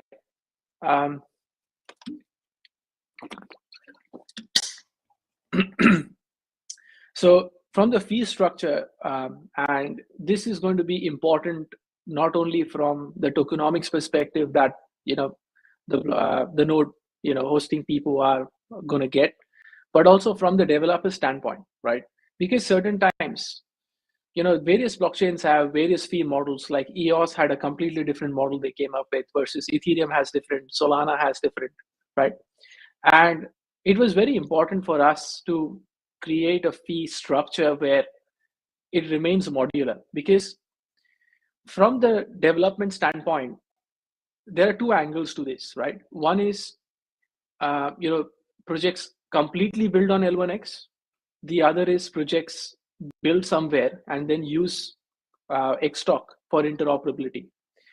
And both of them are important because you can build somewhere else, but again, it's like Apple with better stickers concept, which is, if there is anyone who can tell me even one major difference between why would I build on Polygon versus Binance, 50,000 L1X coins to them right now in the comment section, please. So there is no pure difference between building on these two chains, right? Yeah, they're faster, but I don't think it's going to take you like 10 seconds versus 8 seconds kind of concept. It's all the same. So Xtalk becomes the most important infrastructure to focus upon when you want to go multi-chain, because when you want to go multi-chain, you have so many different options. Like you got bridges, you got layer 0, you got XLR network, but they come with their own limitations as well, right? And we'll see today what their limitations are. So from the Xtalk perspective, we have two different fees. So one is you register for an event source, meaning I want to listen to something, right? So we call that as a trigger. So how often do you want to listen to it? So let's say if a transaction has happened on Ethereum and there is an EVM log versus the price of the coin, right? So how often do you listen to this information? That's the trigger. And then you have something called as action, which is sending the payload. Somebody has transferred 100. Now what do you want to do? That is the action. So the Xtalk infrastructure has two types of fees attached to it, and we'll see how they are charged as well. On the L1X VM and EVM, we have, again, two types of fees. One is when you do contract deployment, and again, when you do state changing calls. So you want to update the blockchain, right? So you have fees over there as well. Of course, we have event logs and pure read-only calls that do not have the fees necessarily. But of course, event logs are already charged when you go and initialize a state changing call on the blockchain. Now, let's look at the Xtalk fee structure. And what we'll do is we'll also understand the fee structure of other networks over here, right? Like, for example, Chainlink, Layer 0, and Xtalk. What is this differential point? Now, just so that we understand the flow, right? When you want to listen to something, right? And we'll go block by block. So we'll look at how Xtalk does it, how Chainlink does it, and how Layer 0 does it, right? So two angles. When you want to establish a trigger, how do I listen to X, right? With Xtalk, what you do is you take the contract address, which is what is the contract address that you want to listen to on any of the network. So for example, I want to listen to a deposit contract on Ethereum, right? What is the network? So you could say, okay, Ethereum, this contract address is for Ethereum. This contract address is for Binance. This contract address is for Solana, or program ID is for Solana, right? So you can create these objects. Now, it's not necessary that you got to go one by one, right?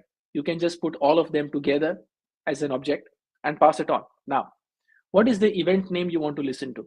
So for example, when you write a specific function on a smart contract, you can create an event saying that, okay, if a user has deposited 100, then the event should be user deposited. And then you send 100 with that event name.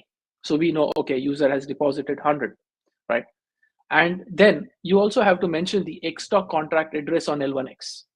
Now, this is important here because this is basically the sending part of it from Xtalk infrastructure to the L1X core. So I have listened to it, but where do you want me to send it? Which is the contract address you want me to send it? Now, this specific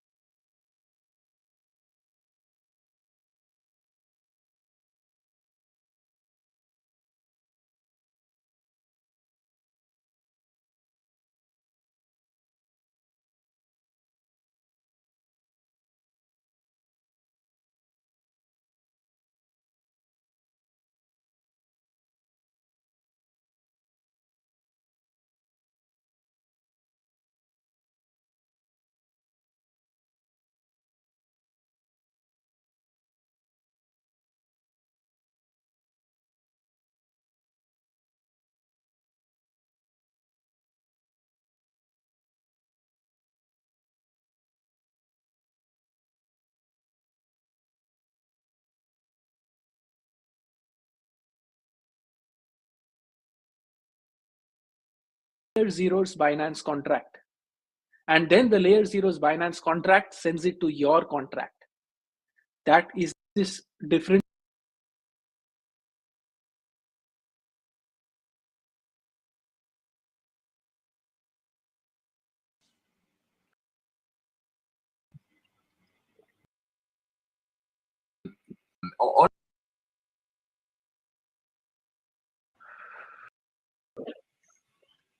All right, I believe we are on. So You go and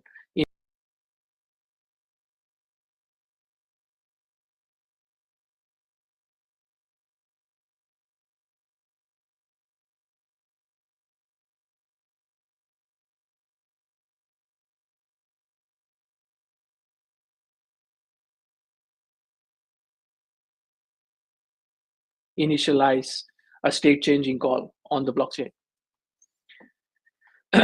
Now, let's look at the Xtalk fee structure. And what we'll do is we'll also understand the fee structure of other networks over here, right? Like, for example, Chainlink, Layer 0, and Xtalk. What is this differential point? Now, just so that we understand the flow, right? When you want to listen to something, right? And we'll go block by block. So we'll look at how Xtalk does it, how Chainlink does it, and how Layer 0 does it, right? So 2 angles. When you want to establish a trigger, how do I listen to X, right? With Xtalk, what you do is you take the contract address, which is what is the contract address that you want to listen to on any of the network. So for example, I want to listen to a deposit contract on Ethereum, right? What is the network? So you could say, okay, Ethereum, this contract address is for Ethereum. This contract address is for Binance. This contract address is for Solana, or program ID is for Solana, right? So you can create these objects. Now, it's not necessary that you got to go one by one, right? You can just put all of them together as an object and pass it on. Now, what is the event name you want to listen to?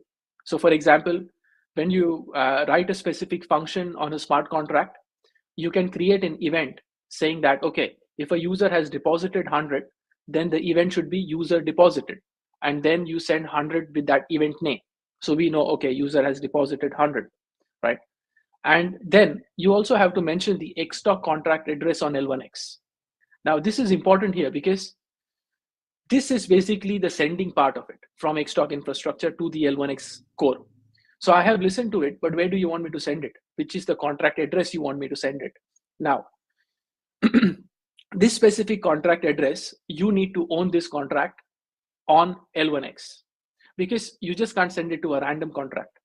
So when you are trying to establish this particular object into the Xtalk registry contract, so we have a registry contract that keeps a track on all these states. You can go in and initialize a state changing call saying that I want to add to this Xtalk registry contract. So once you add it, we know that, okay, this is your trigger and this is the action that you want to take on that behalf. What we do is the trigger or the pricing on this is based on how many times you want to listen to it, right? Because you could say I want to listen to it every 1 second versus every 10 seconds versus 30 seconds, 60 seconds, 100 seconds, 1 year, 1 hour, who cares? So based on the, this is very important because if you want to listen to the price of the coin, then you have, let's say, every second. If you want to listen to an event, somebody has sent money, you can do it every 5 seconds to the same contract. So in this way, you could modify how you want to listen and what you want to listen in a way that suits you the best. And the nodes can configure themselves to keep listening to this part of information from somewhere else. Now, how does the other guy do it? Chainlink. Let's say you have an Ethereum contract and you want to listen to that, right? On Chainlink, there is something called as Chainlink jobs. So a job is basically a service worker saying that you have to write a piece of code saying that I want to listen from contract A, I want to listen to this, and then you can take that particular job and then you have to set up an Oracle node. Now, there will be ways on how you can take this oracle or this service worker and give it to some other oracle node, and then depend on their pricing structure, right?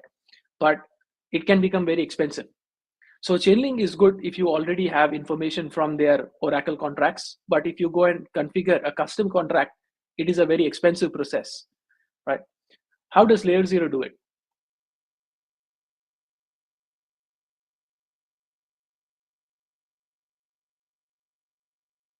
When you are building a Solidity contract, and any developer can, can second to this, you write what the function has to do. Your smart contract has to be tailored according to Layer 0 contract, saying that if you want to be compatible with Layer 0, then you have to follow Layer 0 standards even in your contract. Now, that means every time you have an update to what you want to listen to, you also have to make changes to the contract. So when you say that, okay, now I want to listen to it, let's say users only sending more than 150 rather than 100, right? Go and update Layer 0 contract, go and update your contract over here. That information could be changed directly into your registry over here if you wanted. You could get the 100 in and then put a filter and then send that information to the core. So every time you want to update what you want to listen to, you will have to go in and change the contracts on Layer 0, right? So that is the triggering side of things. Now, what will happen is, once you update the global registry, the Xtalk registry is on L1X full validator node. That sends an information to the Xtalk node saying that somebody has registered, please go and save this in your database. So from the full validator node, it goes to the Oracle node. This is very important because in the previous infrastructures, the more powerful nodes should always update the least powerful nodes.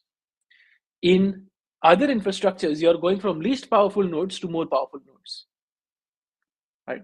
So in our case, the full validator node updates the Oracle node so that it is a deterministic way of updating it, because in Chainlink, all you need is, let's say, access to that particular infrastructure service worker, and you can make changes because that is off chain.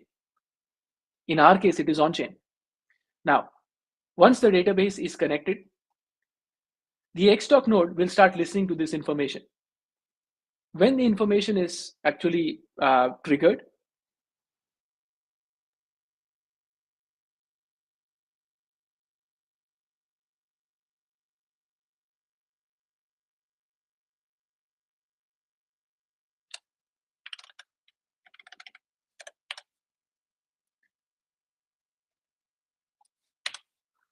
you could establish various filters over here. Now, this filter is of course saved in the Xtalk node. So the Xtalk node also has the ability to send this particular information based on a filter, right? Now, you may have a situation where you want to record all the event logs. Maybe you want to access it at some point in time from the Xtalk node, a cross contract call directly to the Xtalk node. But at certain times, you don't want your contract. So for example, if you say that I want to update the minimum to 150, now you can update the filter, but what happens about the previous transactions? They are still there, right? So in this way, the Xtalk node will send the information to the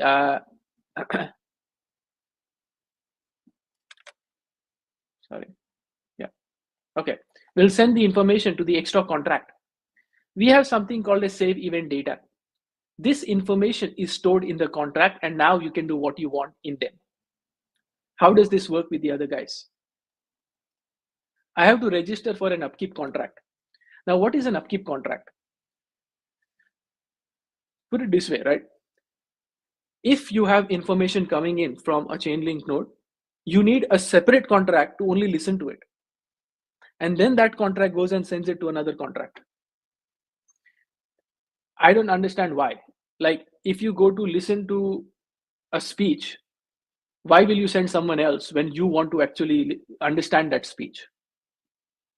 It's not like I don't understand what the person is speaking, right?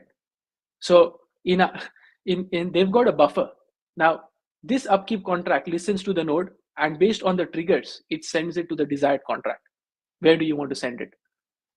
In layer 0, we'll come to the fee model, but in layer 0, the process works like, if you receive information from an Oracle node, it is their executor contract that has to be notified about it. So if somebody has sent $100 on Ethereum, the event is heard by the layer 0 Oracle. It is sent to the Binance contract, layer 0's Binance contract.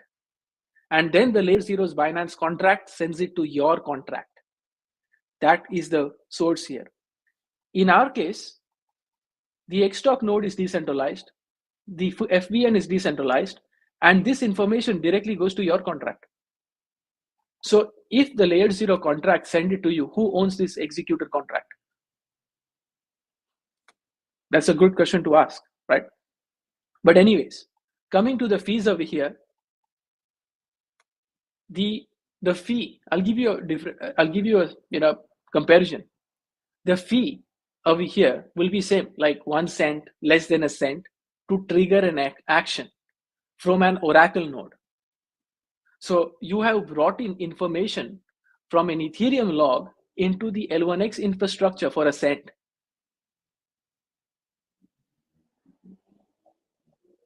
In the other guys, because they are relying on like these multiple adapter contracts, executor contracts to pick up and send it to certain other places, there are 2 contracts executing back by back, right?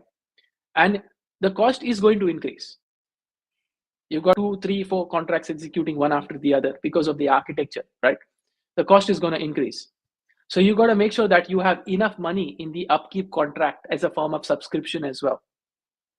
And in layer 0, there are 4 types of fees. The initial blockchain fee that you pay and the destination is fine. There are 2 things that layer 0 natively charges. A layer 0 configured security stack fee and executor fee. This is the executor fee which I was talking about.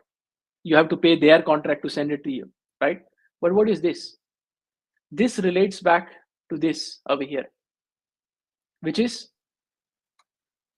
if you go to the documentation as well, when you send an information, you want to listen from layer 0 infrastructure, you have to actually tell them how much security you want. Meaning, they have a model where there has to be 2 recommended nodes and 2 optional nodes. So the model has to pass through 2 nodes, DVN, decentralized validator networks, right? And 2 optional ones. Now, that could mean that if a transaction is above 10,000, then do it from 4. If a transaction is in 500, then do it with 2. Now, this is because the security model is confused, right?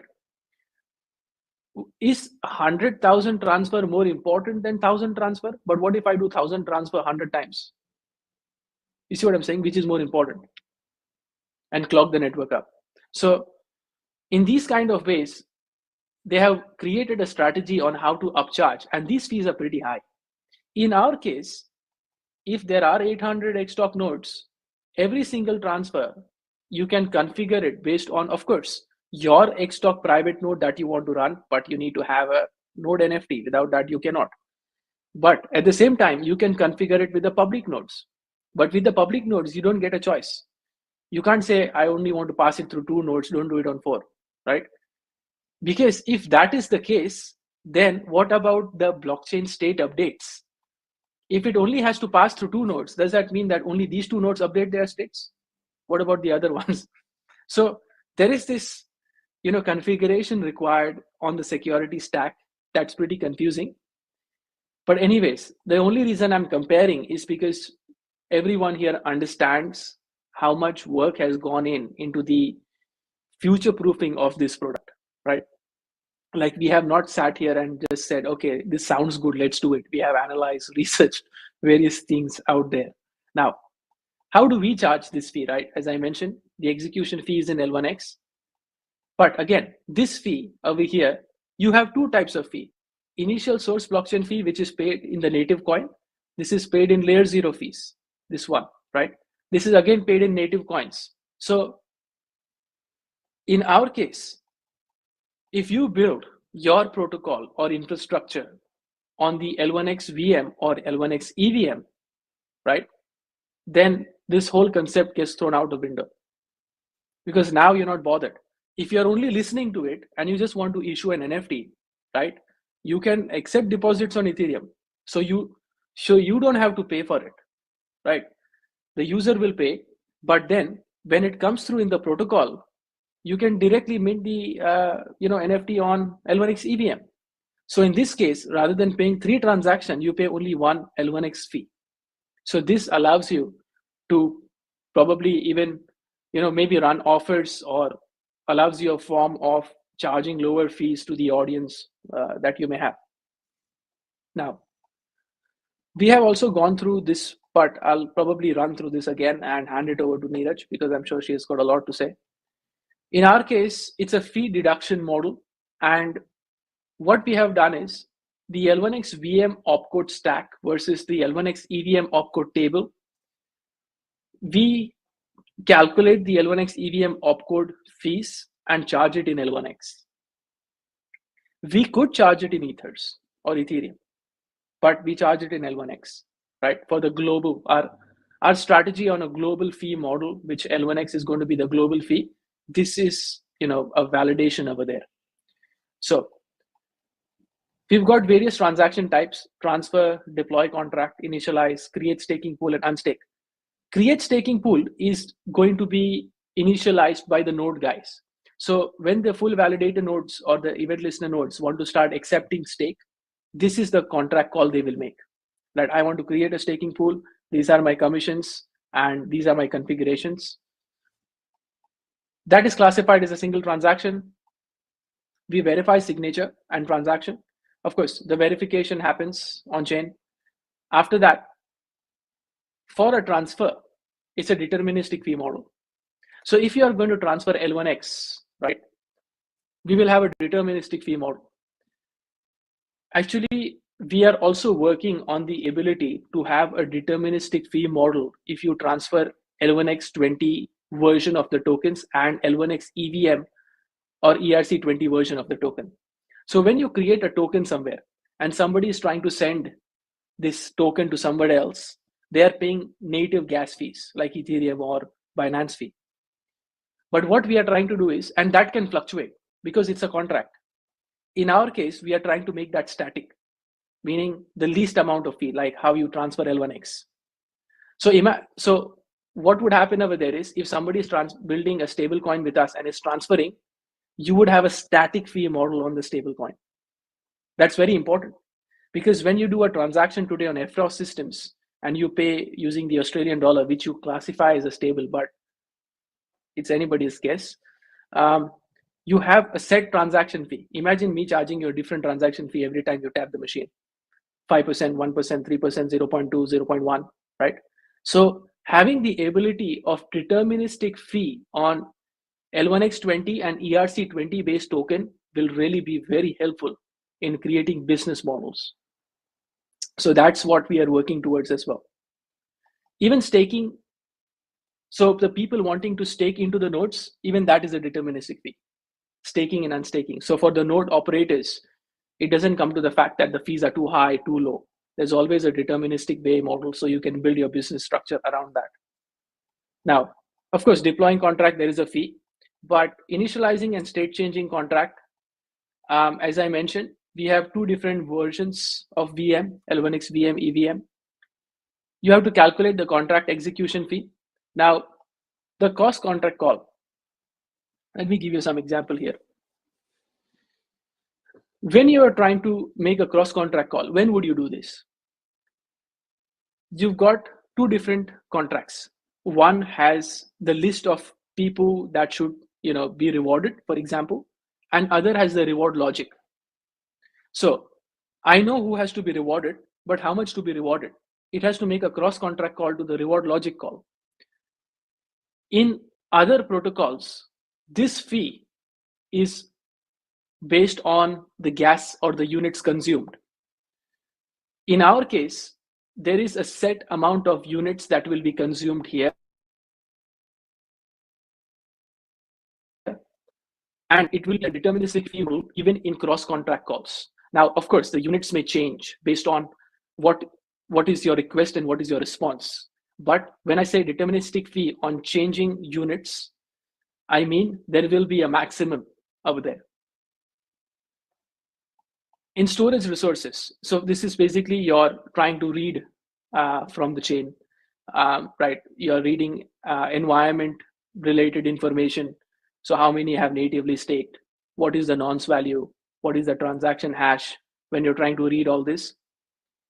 And of course, the read contract state as well. So when you're trying to read the contract state. Now, this is a pure read call. There will be no fees attached to this, but there is a loop. There is a maximum how much you can do, because when you're reading from the blockchain, you read it from a private, you read it from like an archive node, and there is a rate limiter.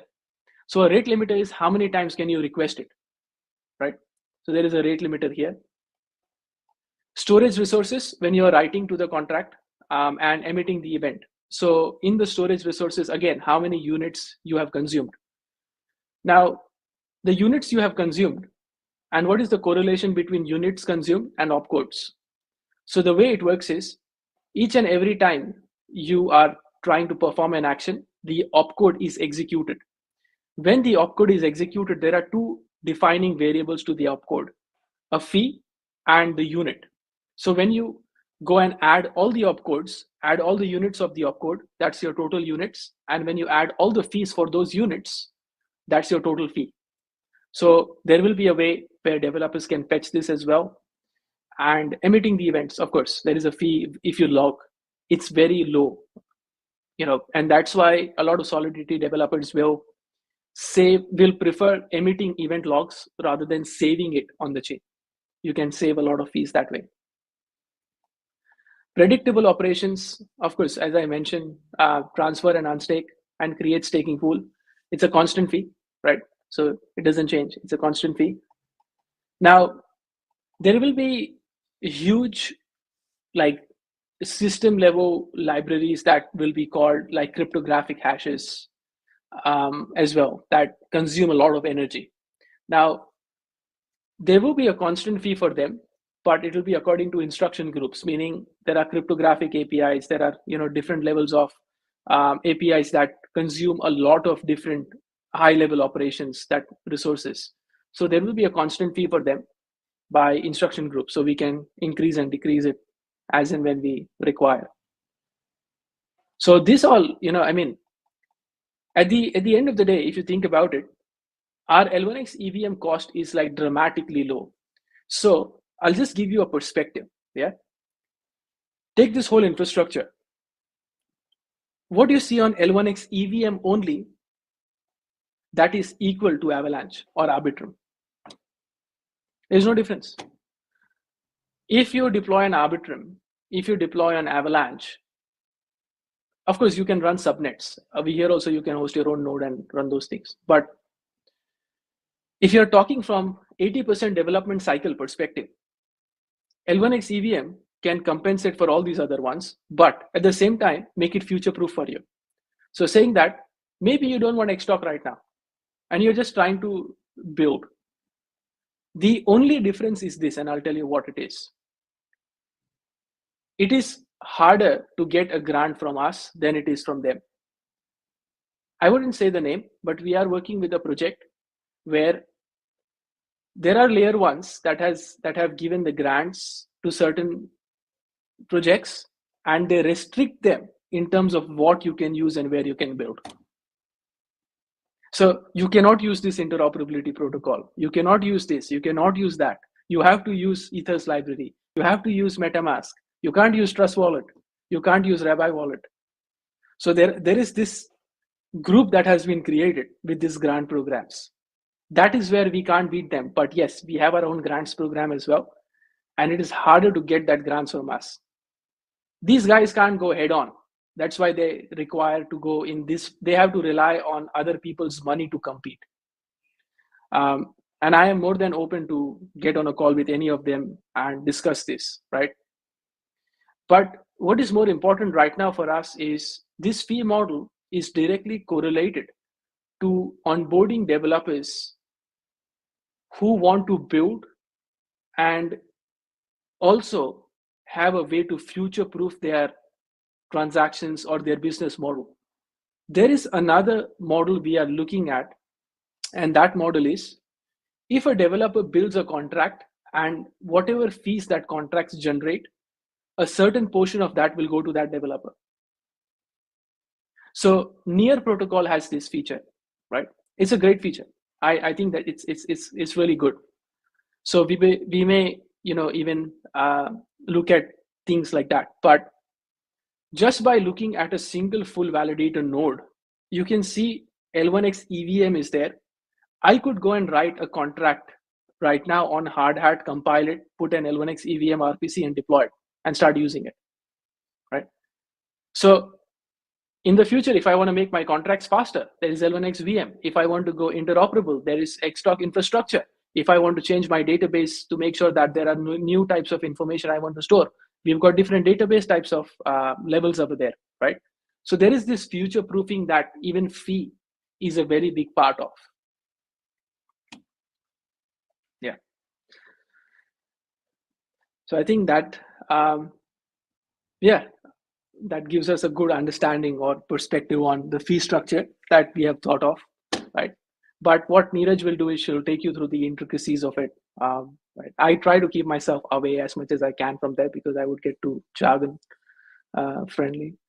But she'll take you through the intricacies of what is a block, how many epochs, the transaction types and the fee models, and all those sorts of things.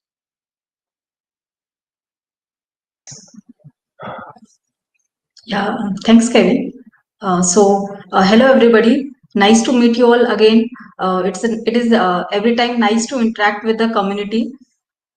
So let us today start with how we are going to have blocks, transactions, and fees related to it.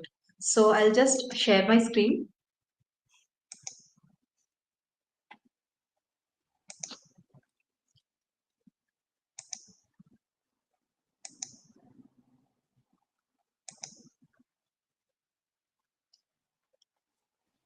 Just give me a second.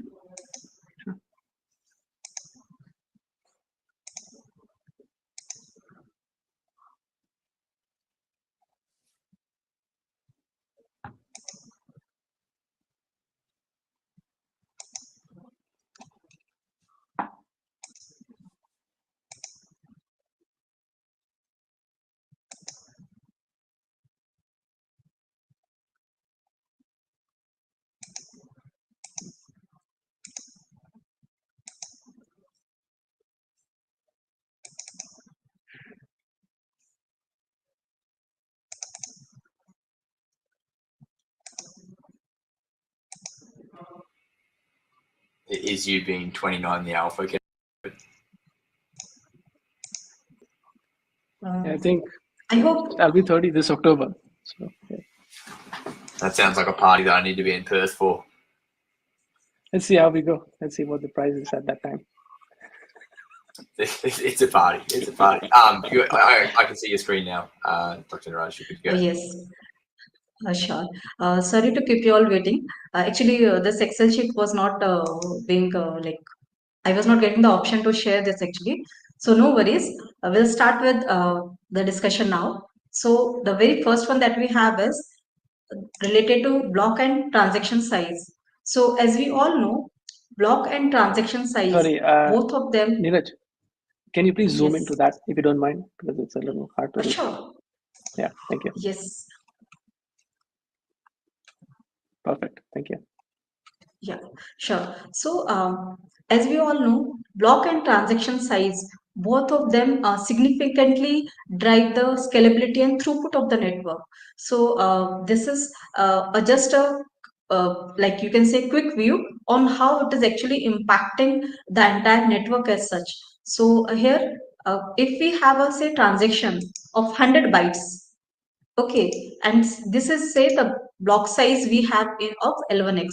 So 5 MB is the block size we have, and the block creation time that L1x aims to achieve is 0.5 seconds. So if this is the metrics that we want to go with, then in that case, number of transactions will be able to have in a block would be 50,000 transactions. And how it will impact the blocks that are generated in a day. So based on this, like metrics will have, we can say almost 172,000 blocks nearby. So this actually comes down to, if you calculate 100,000 transactions per second. So this is what actually L1X is trying to achieve as such. And this is how the network will be more scalable and have high throughput as well. So next we'll move to the time units. So how the time units have been configured. Let us start with the very basic unit, the base unit. So if you notice, I'll just zoom this as well. Okay, so let us start with the base unit. So say if one slot is my very basic time unit of 0.5 seconds, where we want to create one block in the 0.5 seconds. So how we have configured these time units. So first of all, let us understand why is it required to have this configuration of the time units. So the very basic purpose is to have like well coordinated network activities. So what are the network activities which are driven by these time units? So say consensus mechanism or block production. These are the like very prominent activities of the network for which time units play a significant role. Apart from that, like protocol upgrades or other things as well would require these base of the time units. So say if I have a slot, basic slot of 0.5 seconds, where I want to have or say create one block in that time. So we have another time unit of one chunk. So this one chunk is formed of 40 slots. So which would actually count to 20 seconds. So implicitly we'll be able to create 40 blocks in a chunk. So similarly, if we have an epoch, so one epoch is formed of 3 chunks. So I guess this is a better representation, sorry. So if one epoch is formed of 3 chunks, then in that case, it is actually constituting 1 minute, 60 seconds, that is 1 minute. And similarly, one cube, the highest time unit that we thought of, is of 3 epochs, that is nothing but like 180 seconds, that is 3 minutes. So we'll be able to create 360 blocks. So these time units, as I said, will be required for the configuration of the consensus mechanisms and the block production, along with selecting the validator set and coordinating the network activities. So now we'll move on to transaction tokenomics part. So in this particular sheet, what we are going to have a view is like which is with respect to a block. So if you notice, we have specified that this entire estimation is with respect to a single block. So this column which we have highlighted consists of the categories of the transaction. Say native transaction, L1X VM transactions, L1X EVM transactions, and the interop transactions. So as we move further in the discussion, you will notice that in all the upcoming further slides, we'll have the same categories of transactions as such in our further discussion, for a further discussion as well. And if say these are the different types of transactions I can have under these categories. So more or less we all are aware about this different transactions. So what I would like you all to focus on is like how this tokenomics has been estimated. So the column D is this transaction size is just estimating what would be the transaction size for each one of them in bytes. So that is how the units have been represented. So based on the transaction size and count, in the sense number of transactions, what will be the total size? So for simple example, say if I have size of one account creation transaction is 300 bytes and I have 100 such transactions, then in that case 30,000 bytes will be the size of my all these type of transactions. So in same way, we have done the calculation and summed up. So if you notice, this value, this value is somewhere less than 5 MB, because we have considered 5 MB to the 5 MB to be the block size that the L1X can have. So based on that, how much cost would be generated? So definitely we'll be going into more detail how these calculations have been done. So this is the amount which we are able to see in L1X units, and out of which will have some percentage being burned and some percentage being returned back to the network in the form of rewards to the block producers and the validators. So this is how like it is represented. So we'll move further. So what does a transaction cost consist of?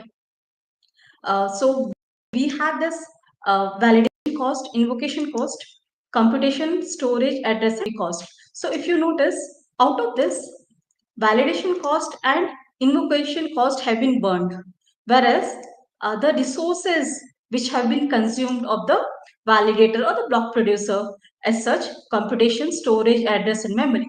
For this, this particular fee has been returned back to them as in the form of rewards.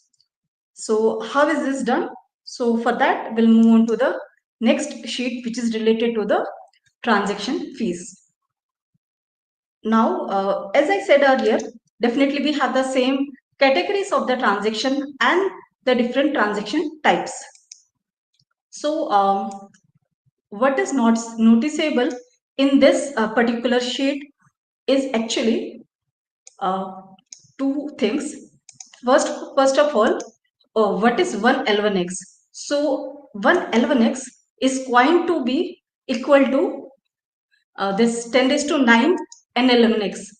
So this NLX is nothing but nano L1X, you can say in simple terms. Okay, so the units that you're able to see in this sheet as such are all in NLX, that is nano LX. So how this has been done? Now, if you notice, as we just now discussed, that validation cost and invocation cost, these two are burned by the network as such, and these four, computation cost, storage cost, address and memory cost, are given back to the network as the rewards.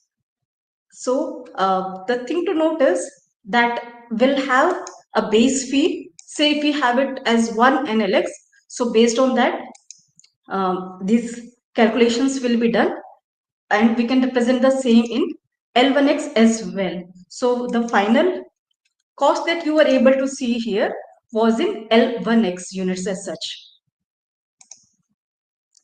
Apart from that, we can have this speed up factor as well, which is what, like if I would like to speed up my transaction, then this feature can be introduced where you are ready to pay extra for it, and then how the cost would be charged. So definitely the fee that is being burned and the network fee would also be proportional in the same sense. So you might be wondering how these values have been calculated, right, for this different type of transactions. So we'll be going into further details for like each one of them as such. Now what comes is transaction details. So in this, what we're able to notice is, considering a particular transaction type, we have transaction size. So this is you can say a rough estimate of if a transaction is involved, like how much invocation units would be there of 0 and non-zero bytes. With respect to storage, how much read and write would be required for such a kind of transaction, how many address units you will be required to access. So when we say new and old, it means that some address might be available in the cache, some address might not be available in the cache. So old is the one which is available in the cache, and new is the one that you want to access through the RAM as such. So based on that, and finally, how many memory bytes you will be required to access. So memory bytes again might be with respect to reading or writing. So definitely we'll come to it further how this has been done. So this is what a transaction constitutes of as such, and based on different transaction categories, this estimation has been done. So now we'll move on to the validation quotient. So as you might have observed, for all of them, the validation cost is same as such, which is nothing but the 10,000 L1x MLX units. So in this, how it has been done is, say if there is any transaction which is triggered on the network as such, so there are few checks that a node is required to do to accept the transaction and process it further. So it might be related to the integrity or the it might be related to the integrity or the signature authentication or the sufficient balance of the sender of the transaction. So this way, all these validations are very much necessary for any transaction that is submitted to the network. So that is the reason this cost is applicable for all of them and in the same unit as such. So you might be wondering, what is this GQ? So GQ is nothing but a term that we have designed for global quotient as such. So this global quotient is nothing but you can say equivalent to gas units that we refer in the Ethereum network. Next, we move on to the invocation cost. So when you want to invocate a call to the network or to a function as such, it would consist of some 0 bytes and some non-zero bytes. So as you can notice, if this is the charges, if that these are set based on per byte, how many bytes you want to you will be required for that call, then in that case how many such bytes you are accessing, based on that this cost will be calculated and you will be charged for it.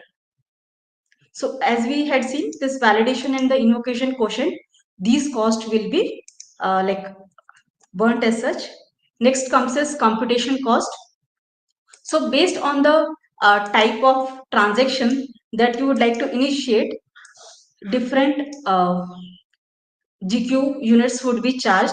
So these actually consist of the computation or the CPU time that is required along with the network bandwidth as such. Okay, so say if I want to have this create NFT call and I have say 5 such transactions, then in that case the computation cost would automatically be reflected as a 10,000 GQs. Similarly, say if I wish to deploy a smart contract, then in that case, say if I have 1 smart contract that I want to deploy, then based on that, this is how the computation cost would be charged. Next comes is storage quotient. So again, like for a transaction, we might be required to definitely read some bytes and write some bytes. So as Kevin very correctly said, that reading is free of charge. But if there is a case where you want to change the state of the network, that is nothing but a transaction that you have triggered. And as a part of that transaction, if there is some read that is to be performed, so even in that case, you will be charged as such. And based on the number of bytes that you are accessing, it will get charged. Next comes is address quotient. So as we had earlier discussed, how many address units you want to refer to and get the data from, based on that, there will be different categories of like how you are like estimating the GQ for it. And finally, what comes is memory quotient. So again, memory quotient is related to the memory that has been accessed for it. So what we have as of now like believed is first 1024 bytes. If a transaction wants to access, then for that the charges would be minimal as such. Okay, but if after 1024 bytes, if extra memory is to be accessed, then in that case, the charges would be more. So if you notice, we had this memory accessed as 1500 bytes. So for this initial 1024 bytes, you have been charged with this unit, and for the rest, you have been charged with this unit. So this is how these calculations have been done. So this is how we this like entire transaction tokenomics will be actually driven by the different constituents we have for the transaction cost as such, along with the along with these time units, as well as the block and transaction size would also play a significant role in it. So this is from my side as such. Yeah. Yes. Thanks for that. Thanks for that, Neeraj. That was good. So yeah, as we have this table over here, right? So we have, tried to compute and try to get as much as information as we could for these units. And not to say that, the other layer ones are not cheaper out there. For example, we've got, I think Mina protocol introduced a pretty good fee structure as well, but I never seen any applications built there. But at the same time, Solana is good, the transaction fee, if the money goes through. But we have created it in a way where we can update certain parts of it as and when required, right? So it's a pretty modular structure where automatically the opcode table has so many attachments in terms of different functions to it, where we can update the cost of these opcodes based on those functions that are natively built into the protocol as well.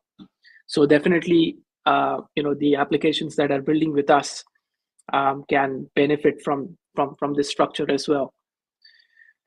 Yeah. Any questions? We do have a few random ones and relevant ones. Do you want me to just start at the top and just roll through? Yeah, please. What is the relationship between username NFTs and transaction fees, and what will the username NFT earn? Yeah, that's a good question. The username NFTs, we haven't focused on that, but next month we'll pick it up again, because we're working with OmChain on the digital ID solutions, right? And we've got a proposition there for the usernames. So put it this way, anything that goes through the L1X app, including the gaming swaps, it will be shared as a form of revenue to the usernames. So the people who own the usernames will get a part of that revenue, right? And the L1X app infrastructure, I think it deserves a separate AMA on that. We are also going to make that modular, where businesses wanting to build certain swap solutions, or businesses wanting to build Web3 website solutions to them, they will be able to use the APIs and build as well. So that's a revenue generator model that we want to push. But right now we're focusing on core, but very soon that will come up. And in the marketplace coming up, you'll have the username marketplace, the Node NFT marketplace. All of them will be at the same time on L1X app. So if L1X app people decide to charge a 5% fee, 4% fee, 3% fee on any Node NFT sold, that's a recurring fee that you could get to the usernames as well, which I believe could be a big deal. Yeah, sure. Will the future mobile validator get a share of the ELN pool or FVN pool? Good question. So at the current moment, the ELNs have their own mechanism on how the trigger cost can be established, and also how the action cost can be established. But at the same time, the action cost is shared with the FBN nodes. So what will happen over here is, when the mobile nodes are introduced, they will act like super block registers. And if the ELN and the FBN, who have their own way of setting up the transaction fees up to an extent, they will both be participant in sharing that fee to the mobile node. Because a transaction going through as a ledger, right, ELN also has a database. and even that will have, in the coming time, a way to index as to which ELN to go for what type of information. So they will both be sharing it. Yeah, I think these next two tie into that a little bit as well. Can node operators set their node fee, and which parameters will be considered to set it? No, you can't set your own fee. You can set a fee limit. There is a difference here. Now, what I mean by that is, if the users are trying to pay the fees, they have to set a fee limit like 1,000 L1 and NLX, right? Nano L1X coins. Now, if that's the fee limit there, you could set 5,000. So any transaction less than that wouldn't come to you. But you can't say that when the transaction comes to me, I'm going to set my own fee on top of that, right? Yeah, that makes sense. Would be funny. Yeah. That's effectively how Ethereum sort of. That's why we have $100 transactions. Is it good to have a minimum transaction fee for users? It is good, but is it good for node operators? They would receive less fee reward. How do you find the best balance between the different interests? Look at the maximum number of transactions going through on the protocol, right? So in any other protocol, if you see, majority of them are like stablecoin transfers, right? That occupy majority of them. Now, in our case, if the token standard has a deterministic fee model, I think 0.001, 0.01 transaction fee. Right now, if you think about it, right, there is a hard cap in terms of like how many transactions can be processed, right? If you think about it, like there is a ceiling, but what you can do is take the ceiling and multiply it by that minimum number. You'll get astounding numbers in returns. So 100,000 transactions a second, multiply that by 24 hours and multiply that by 0.01 a day for a single node, for example, right? So your numbers are like astoundingly high. But again, the block rewards are also there, right? So you don't have to only rely on transaction fees. You've got the block rewards as well as the proposer. And right now it's randomly done so that everybody gets an opportunity to propose a block and get the block fees. How secure is the new structure of the FEN and ELN nodes?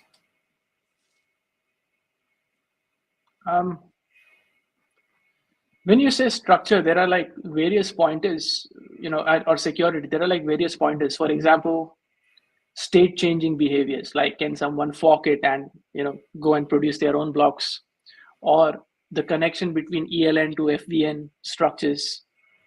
At each and every places, there are these cryptographic algorithms that are placed to re-verify if you are the owner or you have permissions to actually call them. And also at the smart contract level, there are these security features. So Hashlock has been auditing the smart contract, but when it comes to the consensus side of things, I mean, they will audit it, but the whole cryptographic way of doing things is derived from the past, like Bitcoin. So we do feel that if you think about the previous structures on decentralized delegated proof of stake as well, it's a pretty secure way of doing it. Only when the mobile nodes come through, that's when we have to be careful, and that's why we are introducing that later on. That makes sense. Tech-wise, does Chainlink have anything L1X oracles don't? I think it does. Expensive fees. Chainlink has expensive fees that L1X does not. Yeah. I'm glad you clarified that. Okay. This is a pure degen question, I can tell from Lucius Suspicious. Is it possible to create meme coins on L1X directly after TGE? Absolutely. Interoperable meme coin. Yeah. Oof, beard coin, it's a go. I'm sure that must be. Yeah, I had a concept about, and I'll explain this meme thing, right? So, and this concept was about the raise, right? Initially, because when we were trying to raise, of course, it's a long process. You got to know people and do it. But I had this weird idea of raising capital, and it's soon, because I was not the only person making decisions, right? But even I thought it's very risky. The idea was the one coin chain. Like before layer 1, the name would have been one coin chain, which is we only raise $1 each from everyone to increase decentralization and to raise the capital. So just the dollar chain, meaning you can't invest more than a dollar with a single address, right? And if you created 10, 100, how much would you want to do? So that would have created the marketing buzz around that everyone can only have $1 in the beginning. And then it would grow like one person sending the other 2, 4, 6, or 8, 16. That was the thing. But you could take that in a meme coin, the $1 meme coin, just deposit on $1. Be very interesting. Very interesting to see the marketing mechanics behind that. There's a challenge. What does that look like for the community? I think what could you build with the one coin, the one coin, the one L1X coin, like meme coin, right? So only accepting one L1X coin for the meme coin kind of thing, and the transaction fees are negligible, so people wouldn't mind sending it. Like, yeah, here you go. Yeah, minimal risk, maximum reward.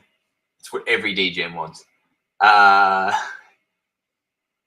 is the money generated in transaction fees distributed? The 50% is going to the full validator nodes. A certain part of that, like for example, I think so 10% or 15% is going to the ELN, event listener nodes or Xtalk nodes. And the remaining money is going to the foundation and or some of that is getting burnt. So that is the structure. But what we are actually going to do is, because the block rewards are pretty high, right? So the block rewards are like, I think the highest for any layer 1 today.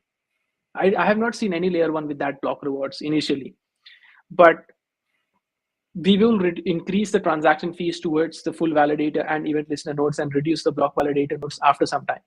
We want to burn a lot of coins that we are giving out. So that's why we are taking the risk or the burden of burning those coins and not putting it on the node hosting people. So they have a deterministic fee model initially.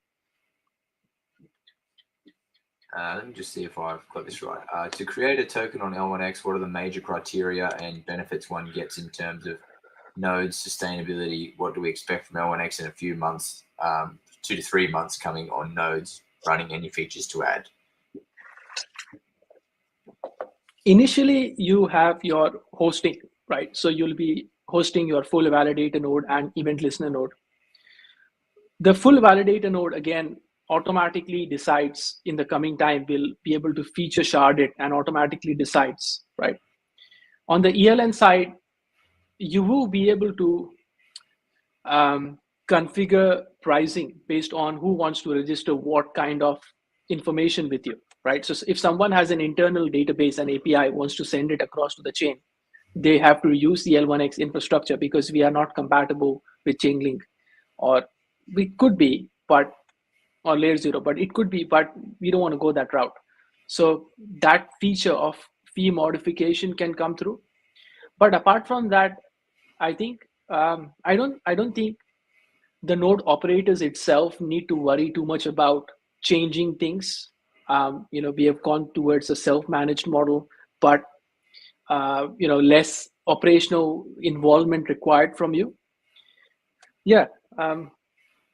Feature-wise on the protocol, we will release the full validator nodes. 80 full validator nodes next month can host event listener nodes. But then moving towards it, we have the Bitcoin integration coming in. So we are almost there with it. And I think sometime in April, we'll be in a position to release it to the community to test it. So yeah, apart from that, we do have few other features that we are working on, but they are on the back burner right now. And I don't want to give out too many alphas. But yeah. Just a little bit of alpha. I don't think this is necessarily a super serious question, but after all these technical AMAs, when will we receive our bachelor in blockchain? I think we should definitely start the University of L1X and issue out certificates, right? But you don't need a bachelor in blockchain. You don't need a diploma. You don't need a PhD. Like, of course, I'm doing my PhD part. You don't need a PhD in blockchain. I think all you need is like a common sense mind to ask good questions, right? Is there a cross-node master clock? There is the global transaction ID that is generated. And then based on that global transaction ID in the global TX ID body, there is a timestamp. So that could be the master clock that you may be thinking of. Yep. Clarity on burn fees. Are burn fees 13.7% of the cost? It could be. We can give out exact numbers once we release this Excel. It could be, but yeah, it's going to change. Like, it's going to be dynamic. So I don't think we should give out like a static number right now.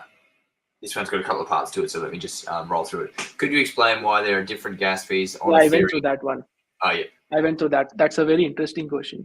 Okay, so correct me if I'm wrong, but the question is, when you are sending transaction from Ethereum, swapping, let's say, from Ethereum to any other chain, it actually costs you more. But when you are trying to swap into Ethereum, it costs you less. Yeah. All right. Now, when you are actually saying that I have USDC on Ethereum and I want to swap it with BSC USDT on Binance network, the way you are actually sending that is generating the global TX ID and checking a lot of conditions, creating a transaction meet that is going to be used into the event on Xtalk. That is why when you configure that, that's going to be expensive because you are going through multiple opcodes or lines of code over there to execute it. On the destination, you are saying that I have confirmed this, just transfer it across, right? Check the global TX ID and transfer it across. There are fewer lines. So that would be one reason why it would cost less if the destination is Ethereum versus if the destination source, the source was Ethereum. So you would pay more over here than on the other hand. And that analogy we have also faced in Bitcoin. It's very interesting.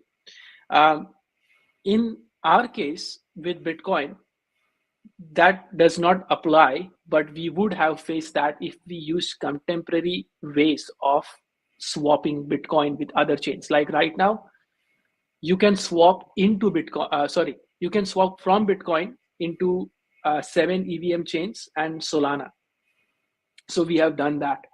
But from Solana, if you want to go to Bitcoin, that is what we are working on because that requires threshold signing signature and that could become expensive, right? So on the Bitcoin, it's on the flip side, basically, if I'm not wrong.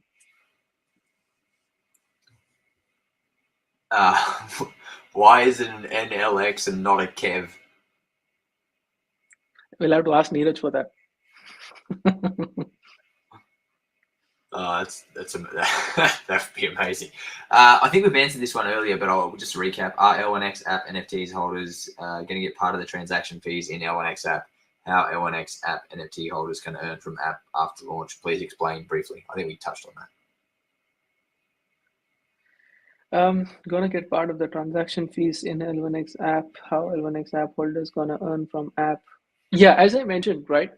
The swap fees, they will get a part of it as well. Anything that is built on L1X app and other people using the L1X app APIs will get a fee there. So, for example, we were speaking to one of the reward research companies and they wanted to build a widget on L1X app, but then you would charge a fee. So the whole L1X app model is like this fee charging model where you want to delegate people to build on L1X app and then you charge a fee on there.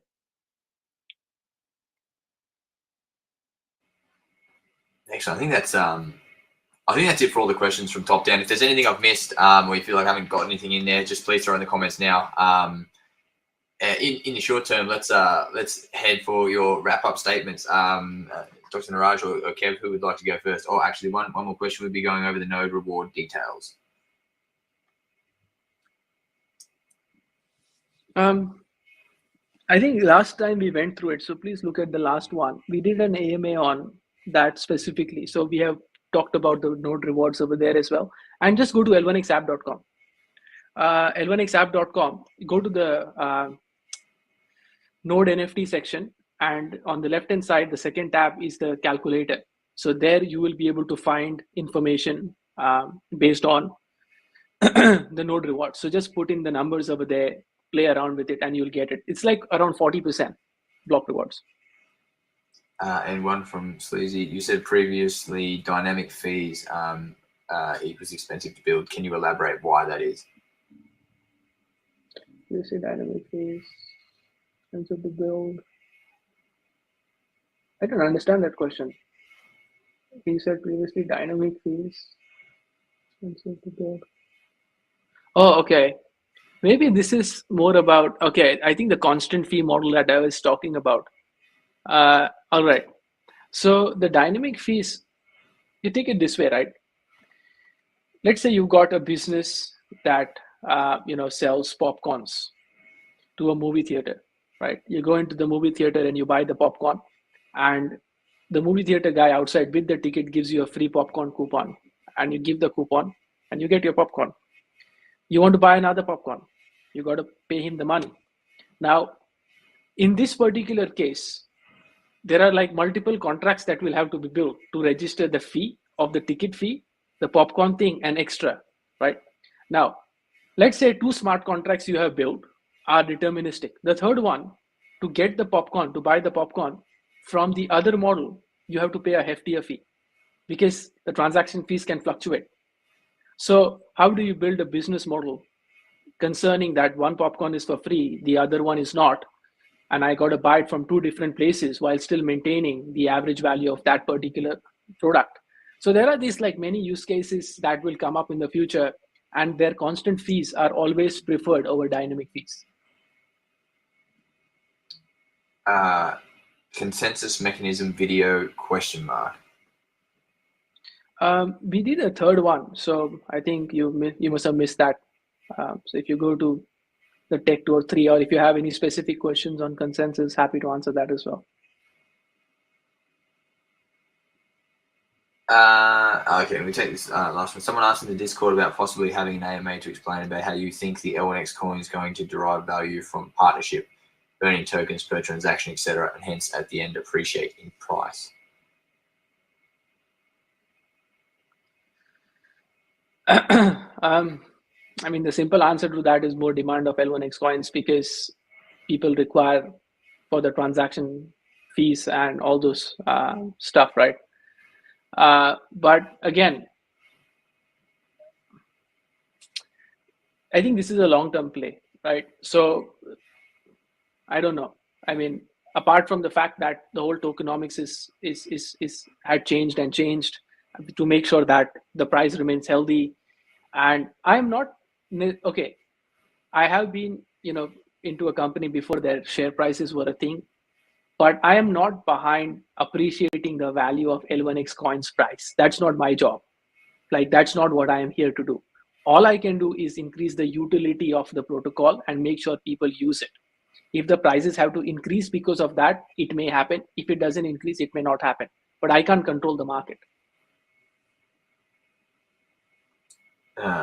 Perfect answer. I think that should be the focus, right? That's we want to increase use case utility, what it's actually here for. That's the design of the coin inside the ecosystem. So it makes perfect sense. But obviously, with more use case comes more demand. That's yeah. I mean, that's simple economics. Will we work on the L1X as gas fee next? Yeah, we're working on it. But first, we are trying to solve the Xbox and Node NFT for you guys, right? So you guys can go and opt in. And please, this is a request. Those who are going in, I've seen many of you have opted for 5 Node NFTs. Please don't do it. Leave the Node NFTs for someone else as well. If that continues, then we might be forced to enforce a limit. We might be forced to take down 5 to 1 for everyone who has opted for 5. Please don't do it. Give an opportunity for everyone else as well to go and get a Node NFT. We want it to be as decentralized as possible. Please don't do it. Fair and reasonable request. what kind of data will be stored in FVNs, the 500 gigabyte requirement, which I think this next one probably rolls into. If block size is 5 megabytes and block creation time is 0.5. Blockchain related data. Yeah. Is that sustainable in the long run? I think this person, whoever this person is, they ask a very interesting question. Let me know if you are in accounting or finance by any chance. But anyways, if you look at all the blocks out there, right, 95, 98% of them, or maybe more, is all vacant, meaning they're empty. So only if the transaction has data, it will be accumulated to that. Now, when someone says that we are 100,000 transactions a second, I think the question should be, how many transactions are actually happening? Right? And you'll be surprised to see certain chains. You'll be surprised. Like,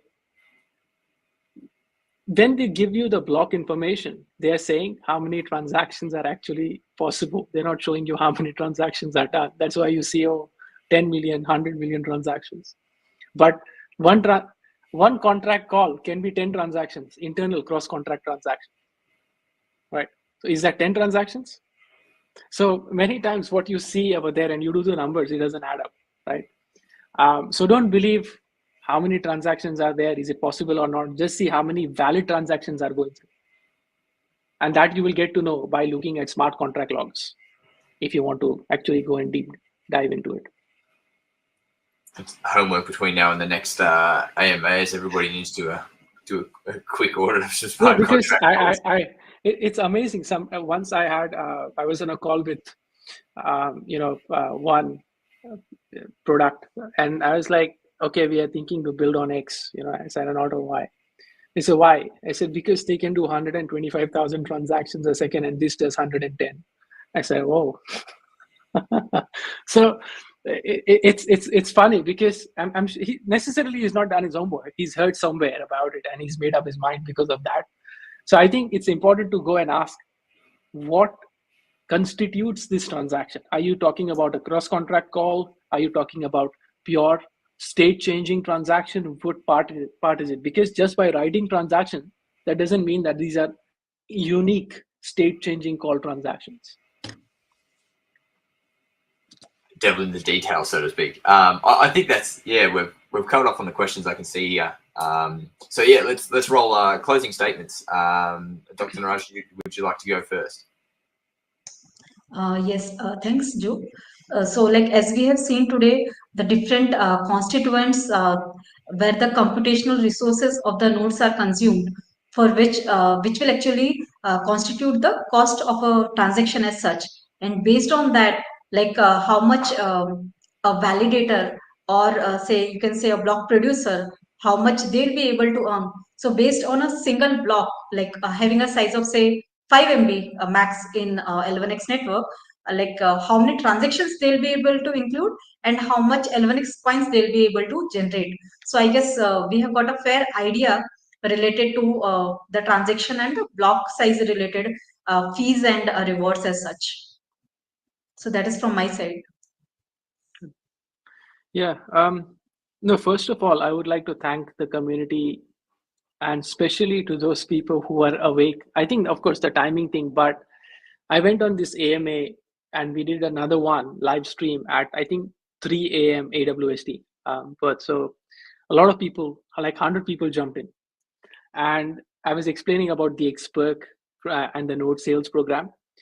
So first of all, we appreciate your patience on that, right? And we are making changes to release it.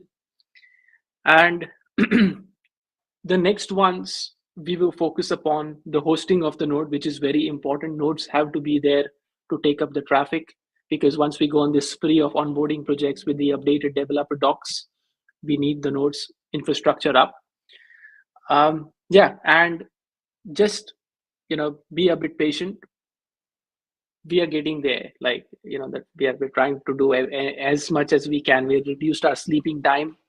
Everybody's not sleeping as much as they have to, and it's not necessarily because we don't want to, but it's like even if we sleep, we get up quick because of the workload. So thanks for your patience, but please be more patient when we require you to be more patient. as well. Thank you. Yeah, I think that's a big thing from the community too, towards the team. You can see the dedication there.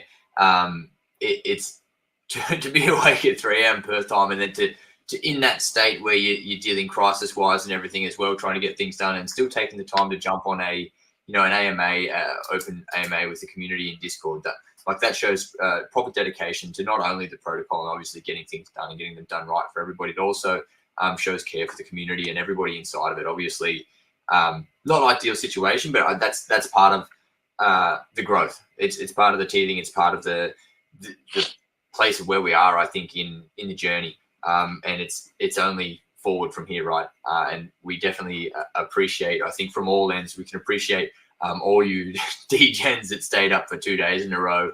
And I see in the comments here, it's like 1.5 hours sleep before work or 2 hours sleep before work. We appreciate you guys, but we also appreciate the team knowing that they've been awake at 2 consecutive days as well, trying to get things pushed out on time for everybody as well. So I think the community has been amazing. Like there were certain people who had problems in experts, and there were certain people saying, "Oh, again, the other guys are like, no, it works. They're pushing it hard." So just to give you some numbers, there were 18 people who had problems. 72 went through. So 18%. Initially, I thought it'll be more than 20%, but 18%. And we have already figured it out for these people. And I think all those people who did not go through, they have by mistake done the data sanitization. And we will also make sure that you can redo that, right, if required. But as a show of faith, that we respect that you were awake and you had problems and you tried. Each and every account that has had problems will be getting 1,000 L1X coins from my side, from my account, to those accounts. We have the wallet addresses. So anyone who had problem, 1,000 L1X coins will be there. Not to say that you create problems in the future, because this is not, after this, we are not going to give it again. It's not going to happen again, right? So there are those 18 accounts where 1,000 L1X coins will be going as well to you. But thank you so much for being patient and showing so much of appreciation in Discord. It really means a lot to even the new coming people on Discord. Yeah, even that, it just shows how much care you have for the community as well. And like I said, it's reciprocated both ways. I see that we've already, you don't know this yet, Kevin, but we've already planned the office party for your birthday. October, I've got the dates down. It's happening. I just hope that everyone can plan their things, but if we can celebrate, why not? Absolutely, yeah, absolutely. But that's it. So I think we'll wrap that there. But it's been once again a really informative space, and these have been so good. I think the deep dives into showing the tech and getting those really detailed questions answered about exactly how things work, and obviously we have the resident experts here as well to make sure that the information we're getting out there is dead accurate, and we've got, of course, the Kevin board to explain exactly what that looks like. So we'll keep these coming as well. We've got more planned throughout. We're getting ever closer to the moment, to launch moment. So we're under 2 weeks now, I believe. So things are starting to ramp up significantly. But once again, thanks to everybody for being here, sticking with us, and obviously we will see you on the next one. But there's huge things coming down the pipeline. So we'll see you all soon. Thanks for being here. Perfect. Thank you. Thanks, guys. Bye. All right, if I'm not mistaken, then we are live for the second time today, and for a very, very exciting piece that we've got planned. So good morning, good evening, good afternoon, good night, good everything, wherever you are in the world. We are very excited to have you here, and I'm sure you're all very excited too, because this is going to be a masterclass in the Kevin board. We've got I'm sure he's got plenty of those planned for you. This is definitely obviously the strong point of presentation. This is the VM. This is the moment, the one, let's say. How else would you describe it, Kevin? Is that that's about where you're at? This is the moment. Yeah. I think of course, the ability to host your nodes and go through that process is important. But what happens is if you look at various layer ones out there today, or even the layer 2 solutions, you see a lot of forking going on in the virtual machine side, because that's a very ambitious step to take when you're building a layer 1 solution. And the virtual machine is such an important and critical part of the protocol, where if you don't have your virtual machine set up in a way that it can scale and it's secure, it doesn't really matter how much of a good consensus mechanism you build. The engine in itself of the car isn't strong enough to support the race. So I think my expertise being in virtual machine, and why we decided to have our own virtual machine instead of forking someone, we'll go through that today, and I'm very excited. Yeah, absolutely. It's funny, the car analogy, obviously, we were just talking F1, so very pertinent as well. The engine, obviously, it's what propels everything. It's what everything's based around. If you don't have a good engine, obviously, you're not really even in the race. So excellent to know that we have, I suppose you could call yourself the leading expert in the L1X VM. So without further ado on that, let's dive straight in, hand over and let you get started, because I know we've got a lot of content to go through as well, to really give an overview of what that looks like, how it all fits together, and any of the nuances, I suppose, that we can dive into that will help the community understand, but also from higher levels as well. Yeah. So I'll just pull up my Miro board. Of course. Yep. Fantastic. Yep. Can you see the board? Yes, sir. Awesome. Okay. So what we'll do is we'll have a relaxed session this time, because explaining the VM requires understanding each and every component. And I think anyone watching this, thank you for taking the time. And this 1.5 hour that we are going to go through is going to be so productive that, put it this way, if you are into Web3 and your investment strategies are there, if a project is talking to you about itself, and you have a few questions on the VM, and the way the answers are given, you can kind of see through it, where is this project going to be sustainable or not, right? From the utility standpoint. So I think this 1.5 hour, we're going to have fun, but more importantly, we're going to learn a lot about the L1X infrastructure, but also the virtual machine, in general.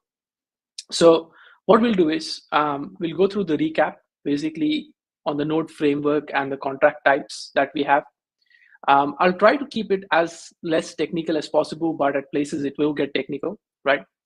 In the part 1, we'll go through the compilation flow of the L1X VM and various decision markers, where, based on what type of contract, what type of transaction certain activities happen. We'll go through the execution flow. So first we'll look at the compilation, we'll look at the execution, and we'll also maybe just briefly glance through the contract executor. The contract executor basically is a pretty complex graph. So if any developer wants to have a look at it in depth, they can do that. And at the end, also, we'll have a look at the L1X VM and EVM contract flow. How do these both work together as well? So this is the part 1. In the part 2, we'll go through the opcode table and the fee calculation. So, how does the fee get calculated on the L1X infrastructure? And also in the part 2, we'll go through the database manager and storage instructions. Like, for example, if there is any Solidity developer here, you've got the store and sload opcode in EVM where they cost a lot. So there are certain ways on how you can design your contract that can be more efficient, and we have our own ways of doing it as well. So we'll go through that in part 2. Absolutely jam-packed, as everybody can see. So yeah, let's strap in. Let's get after it. All right. Now, your VM that you have on your node, the easiest way to understand that is without your VM. So how do you know how important something is? You just remove it, right? You'll know how important that is. So if you did not have a VM, you would not be able to execute contracts. in a way that everyone gets the same answer, right? So if you have 10 nodes running and you did not have a virtual machine and you tried to do something without the VM, you could get different answers every time, right? And VM provides a deterministic factor in executing things on the blockchain. And if you can't execute things in a deterministic manner, then the state management in terms of how you update your databases, will not be validated. So your tenet of blockchain, falls. And this is why a virtual machine is very important. It's the core or the brain, I would say, of a blockchain network. Now, for those of you who missed it in the consensus mechanism AMA, we have 4 different types of clusters, and all these 4 clusters use the virtual machine that we have. For example, the L1X, except the EVM, all of them use the L1X VM. The L1X EVM cluster uses the L1X EVM instance to execute transactions. There are 3 different contract types. So we have L1X VM contract, we have the L1X EVM contract, and XTOC. What's the difference between L1X VM and XTOC contract? The difference is, if you are using the XTOC nodes to bring in information and register it with the L1X VM, that is classified as an XTOC contract, because that particular contract interacts with the event listener or the XTOC node and is designed specifically to understand the event listener node's infrastructure as well. Your L1X20 contract, that is your fungible token, or L1X NFT contract, those all that do not use the XTOC infrastructure can fall under L1X VM contract. And the developers that want to build with Solidity, they can go and deploy their contracts on L1X EVM. Now, of course, you can have all these 3 contracts working together. So it's not necessary that only L1X VM contracts can interact with each other. You can let your L1X VM, EVM, and XTOC contract interact with each other using the same infrastructure. Now, let's probably look at the compilation flow. Now, before I explain the compilation flow, it's important to understand what compilation even means, right? So let's say you get a task where you have 2 numbers to be added to each other, and you need to add these 2 numbers on the blockchain, right? So 2 users are going to give their inputs from 2 different parts of the world. They can't see each other's information before they give it in, and you send a request, it goes to the blockchain. Now, what happens over here is, in your front end, when you are actually inserting that number, there is a specific contract that is deployed on the blockchain. Now, the blockchain doesn't understand the contract as a developer writes it. So the difference in understanding this specific function that I need to accept 2 numbers and add that in the computer language is where compilation is required. So when a developer writes and gives it to the compiler basically acts like a translator between the developer and the computer, saying that this is my code, translate it for me, where the computer can understand that. And in very essence, even that is like interoperability. So when there are various protocols saying that we are interoperable, they can mean a lot of things, right? They could say we are interoperable within our infrastructure versus even outside the infrastructure. So that is what compilation is. And when you are compiling things from the source to the destination, there are various permutations and combinations. Like Solidity code is compiled differently, Rust code is compiled differently, and they are compiled to understand like what type of a computer it is. So in that way, I need to do my compilation. I can't take the same code that I give it to a browser and go and give it to an IoT device, right? It's not going to understand. So what is the destination architecture in the compilation or object code is where compilation strategy fits in. Now, how does the L1X compilation flow work? We have Rust code where the developers are actually writing smart contracts in Rust, and the Rust code gets compiled to something called as WebAssembly. Now, how does the Rust code get compiled into WebAssembly? The Rust code first goes through something called as HIC, or high-level intermediate code. It goes to something called as low-level intermediate code, and then you get the WASM bytecode. Now, what you need to understand from here is the low-level intermediate code. Now, this low-level intermediate code acts as a standardized translator, meaning if I have 5 different people speaking different languages and I have 5 different destinations, if I receive one and if I need to give it to somebody else, if you do it directly from A to B, you would have 25 different combinations you need to work with. So to reduce that combination to only 5, the low-level intermediate code understands that. So it can accept it in some language, understand what is the destination, and translate it based on that. So this reduces the overhead of how and when you need to go and compile something for your destination architecture. This part here is not proprietary to anyone. So there is something called as Rust-C compiler.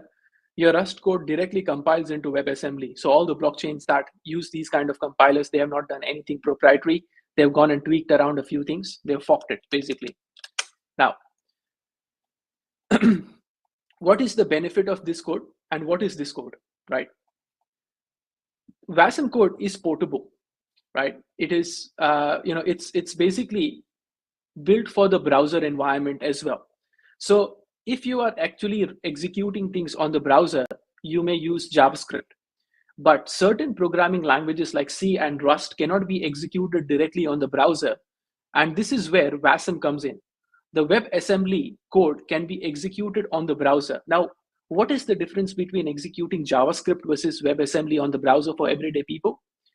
Your games, the Unity engine, is built using C. So they can't use JavaScript straight away to execute because it's very resource intensive.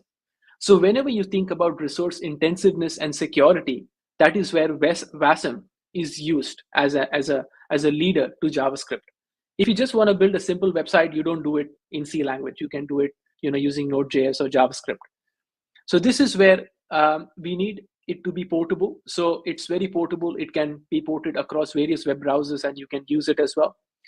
And Polkadot uses WebAssembly. I think Near Protocol also uses WebAssembly, where it has been taken out of the browser environment and it has been deployed into virtual machines because it's like a near time, machine language executable. So it's like pretty quick, right? The size is small. Now, why is the size small, right? What does this even mean?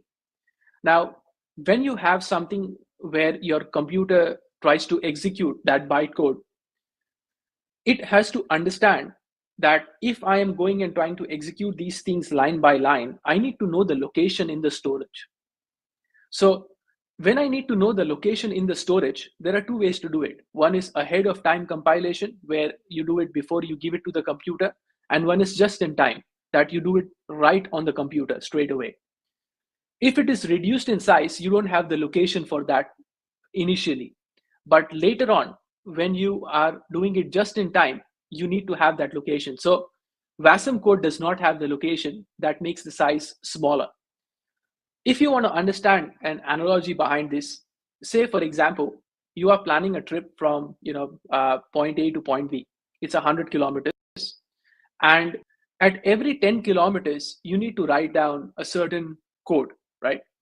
Now, you have 2 ways to do it. One is you wait for all the 10 codes to come to you, and then you go ahead. So you're not waiting then, right? You're executing it. But then your wait time is bigger. Now, the wait time here is how much you need to carry. So let's say 1 code is given to you on 1 brick. So you got to take 10 bricks and carry along with you. On the other hand, what I will tell you is every time you reach a spot, I will give you 1 brick and you take it forward with you. So in this way, you're not waiting, but you're faster, but you'll have to wait at that pit stop to get that brick. The difference over here is WASM code is lighter in size, but it takes more time to execute because it has to get that brick one after the other. eBPF bytecode is bigger in size, but it takes less time to execute because it's carrying all the bricks together with it. So it doesn't have to wait in that process. So of course, it's a reduced size. And browser-based execution, as I mentioned, it can be executed on the browser as well. Now, why have we not just used WebAssembly then?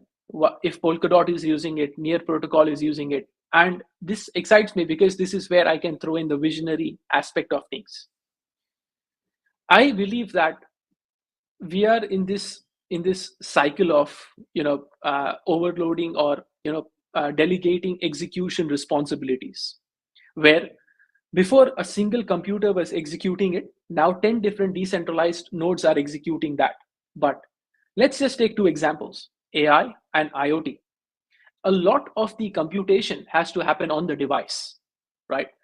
And second, with IoT, even device execution is very important, like edge computing. If these industries need to move towards a secure Web3 infrastructure, you can't overburden the decentralized nodes with this execution time.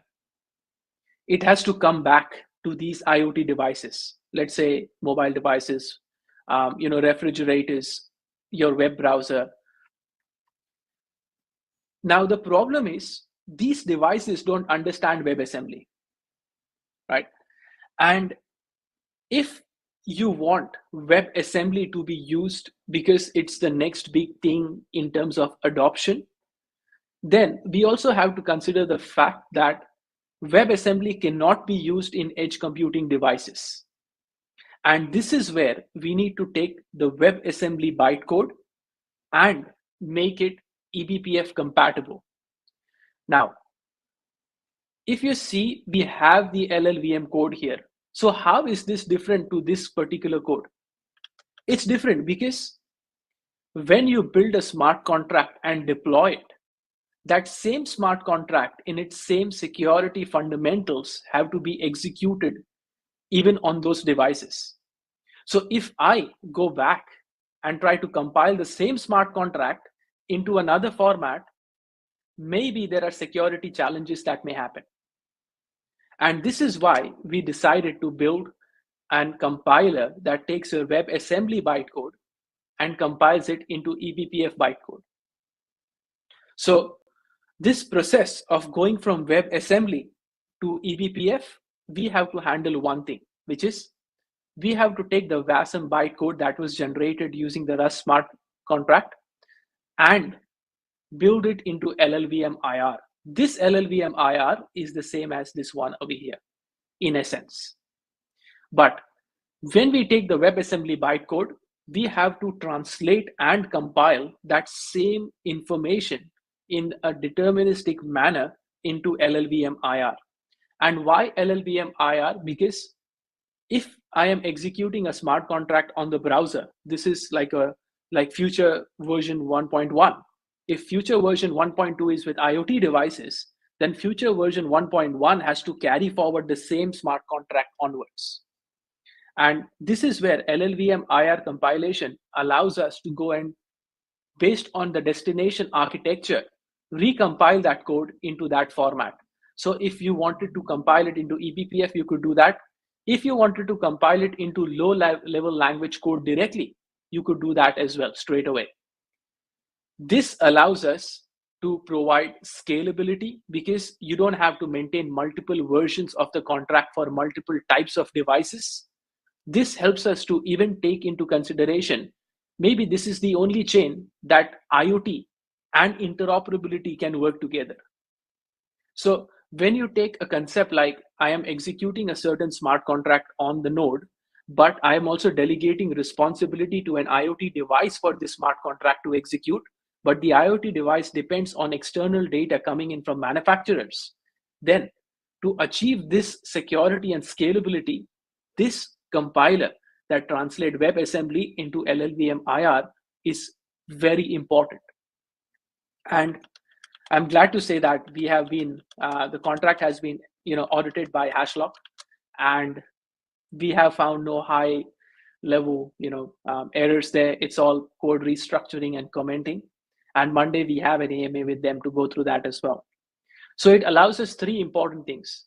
It reduces the burden on the nodes because there is only that much Web3 will scale, like in the next 2 years, 1.5 years. And to really scale the utility of the infrastructure, we will have to look at alternatives where we remove the barrier of computation from the nodes and delegate it back to the devices in an accountable manner. And that's where zero knowledge will come in as well. Environment specific execution. So instead of you going and recompiling your smart Rust code into the same smart contract, you can use the same smart contract and compile it back. So you're going from smart contract compilation to a smart contract, and from one smart contract to the same smart contract for a different format, right? And you could have the same version deployed across multiple places and keep track of it. That's important, because if certain types of smart contract need to execute on IoT devices versus your computer and the node, and they are 3 different ones, then you need interoperability for that as well. So in this case, you could use the similar state management of that smart contract in one infrastructure. Now, it's future agnostic, of course. When we decided to build the VM, we could have easily forked EVM. It would take me like 3 days, and we could put our consensus and off you go. But we had to make this decision because the problem is, if we release it with a VM and then later on change the whole infrastructure, I don't know what challenges that can bring in the future for the applications that are building with us. And to provide this long-term pathway, this infrastructure was very important, and we spent like a year building this technology. Now, once you have your bytecode, you take that bytecode and you execute it on something called as a runtime. A runtime is basically an instruction set or an opcode set that executes one by one. And the difference over there is your runtime can be register-based or stack-based. Now, what's the analogy? If you are looking at WebAssembly and stack-based architecture versus you're looking at eBPF and register-based architecture, let's take an analogy of a kitchen, right? Let's say you've got these plates stacked up at one place. Now, every time you need to make something, you need to bring the first plate out, look at the ingredient, put it on the second plate, put the plate back down at the bottom. I don't know if you can do that. You're going to drop the plates, but anyways, let's try, right? You go back to the first plate again, you do the second. So this is like a push and pop, push and pop. So you're taking out one, you're putting back the old plate. Now, when you try to do this push and pop, it's a cyclical process and it's a very time-consuming process. That is WebAssembly trying to execute. And as I said before, if you used an Android version previously, it is slow because it was stack-based. Now, what is eBPF runtime, or what is a register-based system? A register-based system, like if you go to McDonald's and how they've got everything planned out, it's spacious, right? And you want salad, you take it from the first part, you want this, you take it from the second part, and you customize it and you build it. Now imagine building the same burger by this push and pop mechanism. Yeah, sure, you're taking less space, but imagine the time that it's taking. It's not convenient. You would need to wait 30 minutes, right, for your burger. I don't eat McDonald's, so I don't know. Yeah, but anyways, that's what would happen, right? Now, as I mentioned, the LLVM IR compiled to eBPF bytecode, which runs on the eBPF system. This is the place where the VM then interacts with the node, which is the database. The VM doesn't understand, are you a good person or a bad person? Meaning, if you are telling me that please transfer 10,000 L1X coin and you only have 6,000, the VM doesn't know that. The VM is going to go and try. But what the VM does is the VM knows that these are my limitations. So I need to talk to the database driver and say, okay, give me the address of this person or the balance of this person. It returns back the balance. It does a comparison. Is your balance higher? It's not higher, fail the transaction.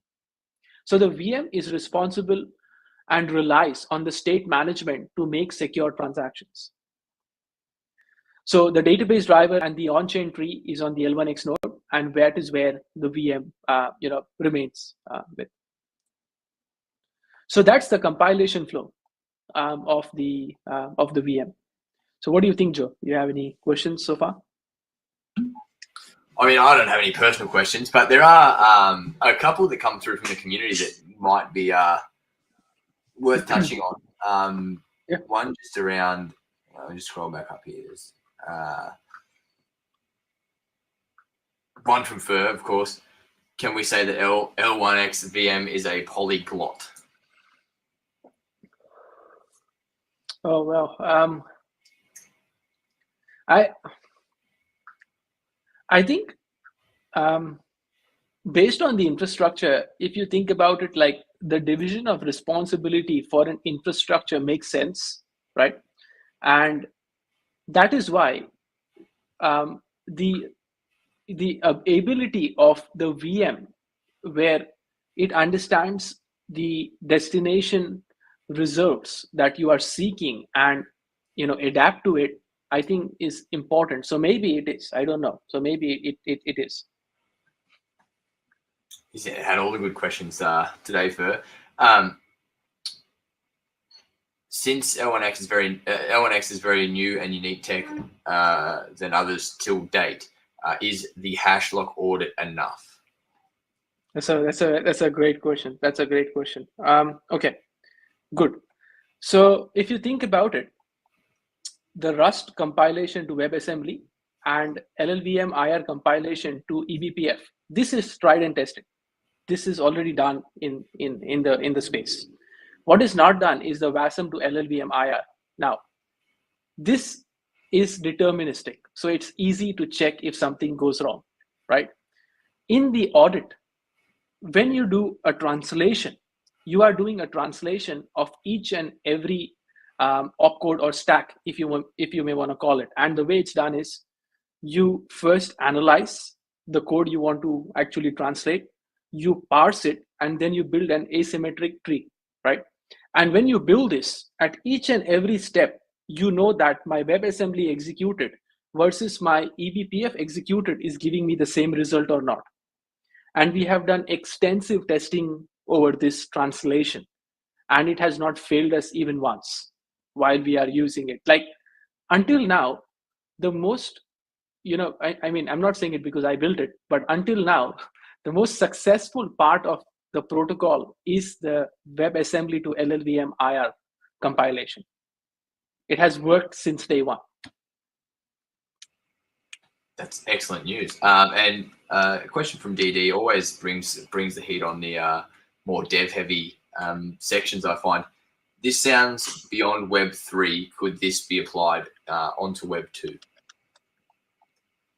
Excellent question. Very good. The WebAssembly bytecode to LLVM IR and eBPF opens up opportunities for us partnering up with someone like Fitbit, someone like IoT devices like Google Nest. And it is a great way to bring them onto the Web3 infrastructure as well. So this is an unexplored territory that we have. We are focusing on Xtalk right now. But a simple example is you have a reward system, for example, on Fitbit. The more you run, the more rewards you can get. Now, that rewards can be used to buy a product. In this infrastructure, the execution that you are running and you're not duping the device, that can be into a contract executed on the device itself and sent back in a secure way to the nodes. So yes, it definitely opens up opportunities even beyond Web3. Yeah. I'll just do this once in order. If we've got time for two more before we continue to dive in. Yeah. Is it because of this VM that we can scale Bitcoin transaction speeds? Yes, I mean, the VM definitely has, a huge responsibility, and the Bitcoin scalability, I would put the VM in position number 3, because the position number 1 is the ability of the Xtalk infrastructure to be able to listen to information and translate it in terms of like a abstract layer on Bitcoin, like a multi-sig or threshold signing signature. So that's the Xtalk infrastructure. And the second one I would put, we can scale that, is because of the network sharding. So you could have a separate shard executing Bitcoin transactions for us in itself. And then I would put the VM. Awesome. And then this last question, I think it's about foundations, and then I know I've seen a couple more questions come up, but like I said, we'll keep moving through and we'll come back to those. But this sounds very thought out and connected, but at the same time complex. How did you come up with all of this, and how did it start? Yeah, that's a good one. I'll take that. So when I was sitting in this room and I was deciding to build my own layer one, and just the thought of it was where to start, right? So you've got so many parts to it, and the problem is the people who have $300-400 million, they go like, it's like you have an oxygen support and you're trying to climb the Mount Everest. I had to climb the Mount Everest without the proper gear and without oxygen mask. So it makes it very hard. And in that process, you try to find shortcuts. But I didn't want to find a shortcut and copy paste EVM. I know that EVM cannot scale beyond a certain timeline. There is a roadblock. I could see that. Now, what is the other way? The other way is, if you look at the whole history of computing as well, is a lot of the computation has been transferred back to the devices, right? And right now we are now is the time, like if you go 25 years back, you're transferring load or processing power to the centralized service. Right now it is decentralized service or nodes, but it's going to come back to us. It's going to come back on the devices. So how does that come back look like, and how does this process initially work? So going from step A to B and B to C, C to B and B to A, using zero knowledge and cryptographic algorithms, this is where I knew that the VM has to take control of that, at least from the execution standpoint. And that's why I decided to build a WebAssembly to LLVM IR. And I'll give you an example. I was interviewing Egor. So Egor is currently the head of VM, and Egor was working as the senior developer, project manager and developer for Samsung. And he was responsible to build the underlying technology on which the Knox security is built. So all your Samsung devices in the world use Knox for, if you use your Face ID or touch, right? That is where it gets secured. So he was the responsible for that. And when I explained to him, he was confused at first. Like, why are we trying to do all this? Why don't we just go from Rust to eBPF or Rust to WASM and get it done with? So then I told him that I give him an analogy. If you're trying to shoot for a movie and you've got a scene where you got to gain weight versus you got to be fit, do the scene where you got to gain weight first, and then, because then you'll have the motivation to lose that fat. Over here, we could have done that part A, but we wouldn't have the motivation to do the part B, which is very important. So that's why I decided to do the part B first and then part A. Love a good real world Kevin analogy, as that's what it's do you want to continue to crash on, or do you want to take a couple more? No, I think let's carry on, and then we'll come back to the questions. Okay. Now let's just look at the L1X VM stack. There are not a lot of videos, like even if I went on to YouTube, I mean, even before, there are not a lot of videos on net protocols explaining their VM. There is one video I found on EVM, but they get very intricate into the opcode, right?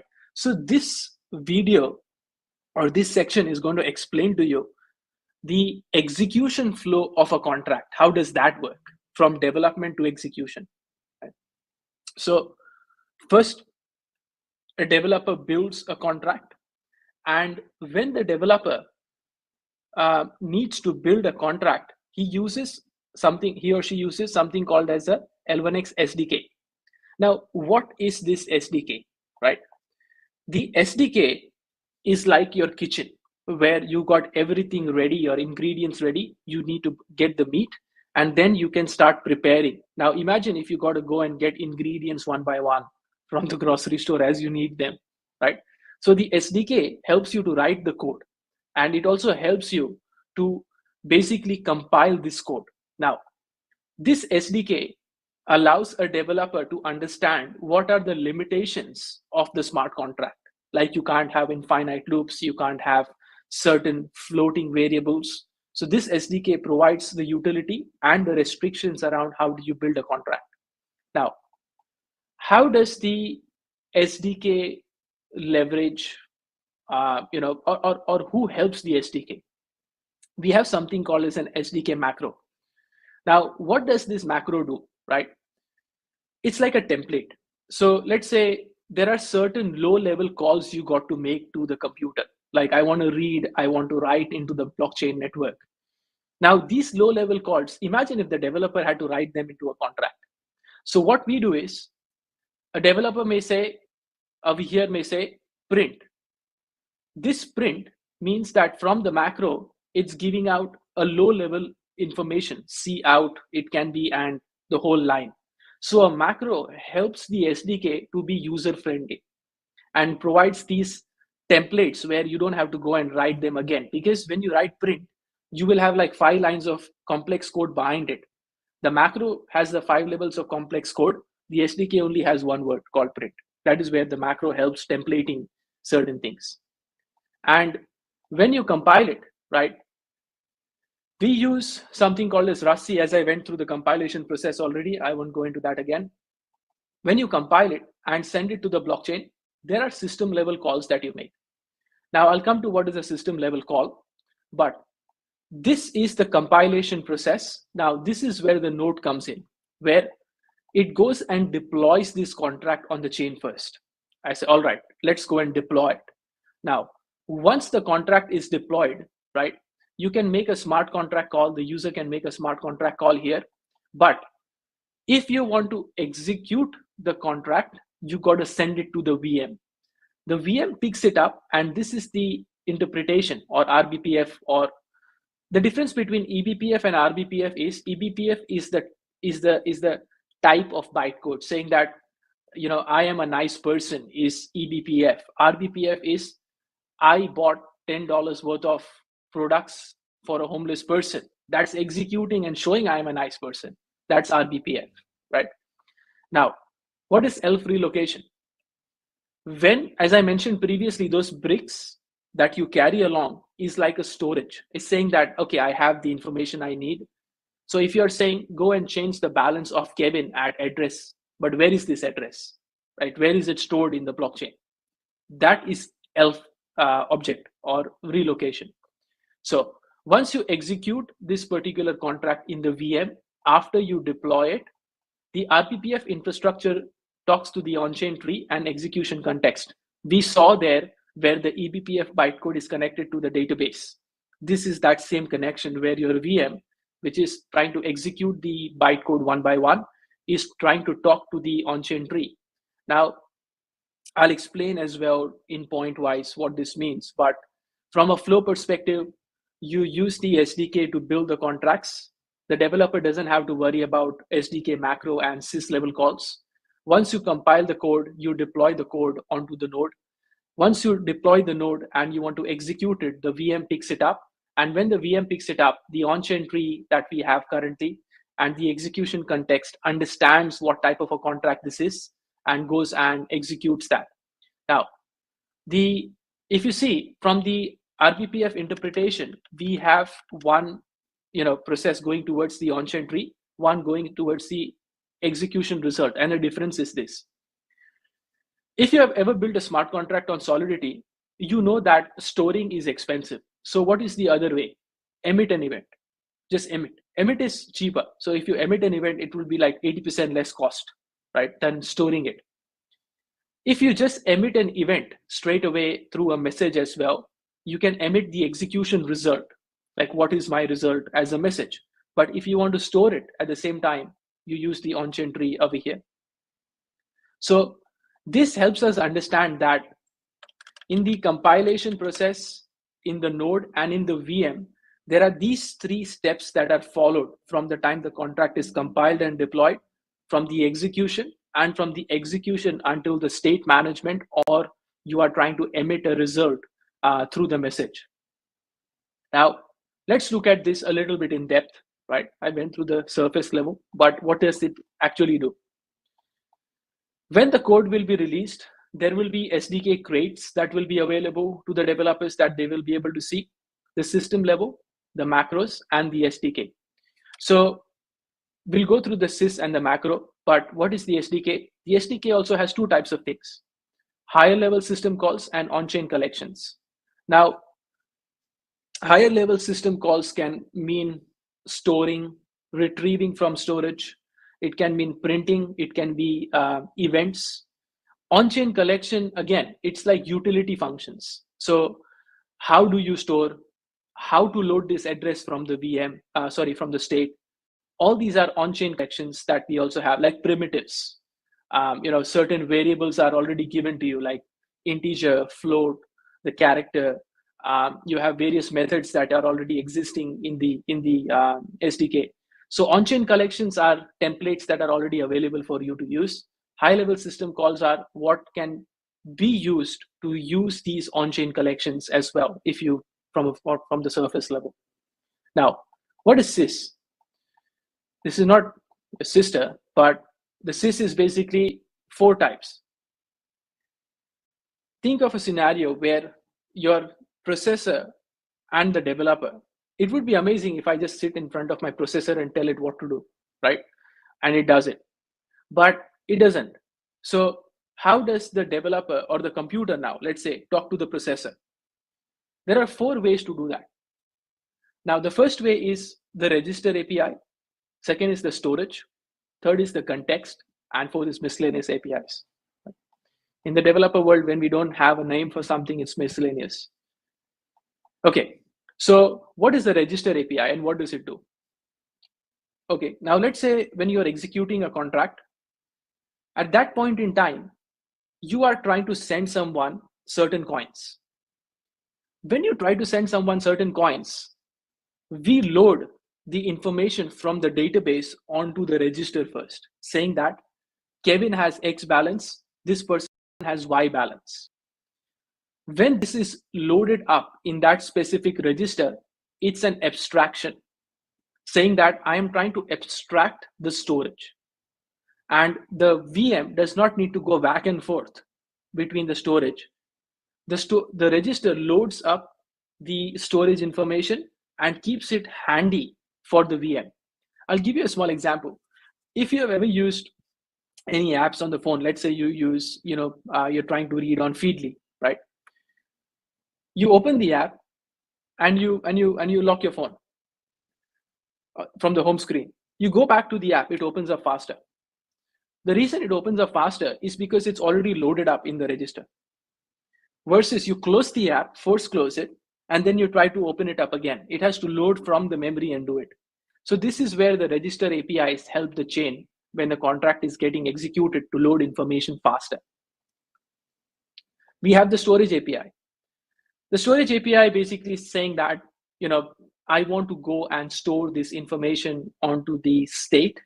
So the storage API allows a low-level system call to be made. Now, people can't make this call directly. Only a smart contract has the authority to do this. And this is where, what is the difference between a function and a smart contract? Like, why do I need a blockchain, right? I can just do it on a function, on a Web2. The smart contract has explicit control over the database, but a function does not have that. You can bypass a function and go and change the database directly. Now, if you do that, the whole state tree, a state hash or the root hash is going to screw up. Sorry, but yeah, that's going to happen. But in a smart contract, it knows how to get this structure. So if you bypass a smart contract, the state will not update, meaning it is going to throw an error. So this is where smart contracts have, autonomy over things. Context API, right? So context API basically is more about input output. So, if you talk about the storage that will go and store things, if you talk about register, that is loading things. So you load it first and then you store it. But what about things like, I want to, be able to go and send, this information as an output to the console, or, I want to output certain, or I want to take this value that I have received from a function onto a next function in a contract. That is where a context API can be used as well. Now, these are, sometimes it can be like user provides these kind of arguments in the specified register, right?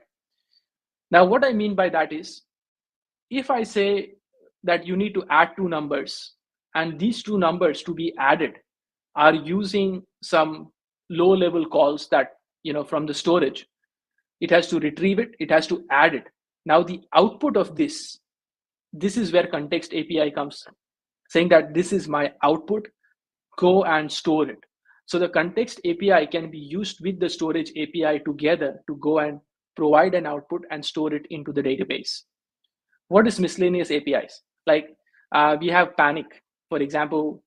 If you look at the transaction fee in the consensus architecture that I displayed, if you don't have the right fee limit, it will panic, it will drop the transaction. So this is where these kind of APIs help. So the VM can also know that I got to drop this transaction if this happens, or if there is an error, what to do, right? If it's taking more time in executing, what to do. Even message emitting are miscellaneous APIs in your logs that you have. So just a quick one here. When you actually, there is an output from a contract, it gets logged, and those logs are called events. So you can also add onto those logs, and those logs are always cheaper, as I mentioned previously. So you should only store things in your contract if you need to retrieve it afterwards. So if you're just adding two numbers and giving out the output, you don't need the output of everything that you gave. Then you don't need to store that output. You just emit that. And this is where miscellaneous APIs help you reduce the cost as well. Yep. Okay. Now, let's take an example of how the L1X VM and EVM interact together. So our L1X EVM is integrated with Hardhat. Hardhat is like a very simple tool to compile your contracts, run tests onto it, and deploy, right? So if you have a Solidity code, Hardhat allows you to compile, test, and deploy from the same place. So a lot of developers use Hardhat. If they're using Solidity, they will use Hardhat. So our L1X EVM works with Hardhat. We did the integration. It took like 4 months. We completed that.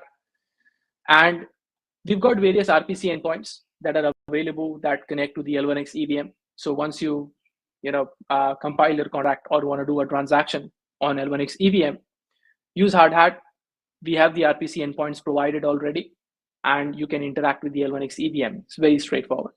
But how does the contract work, right? Maybe before that, let's look at this. There are three exact things that complete the L1X VM and EVM flow, right?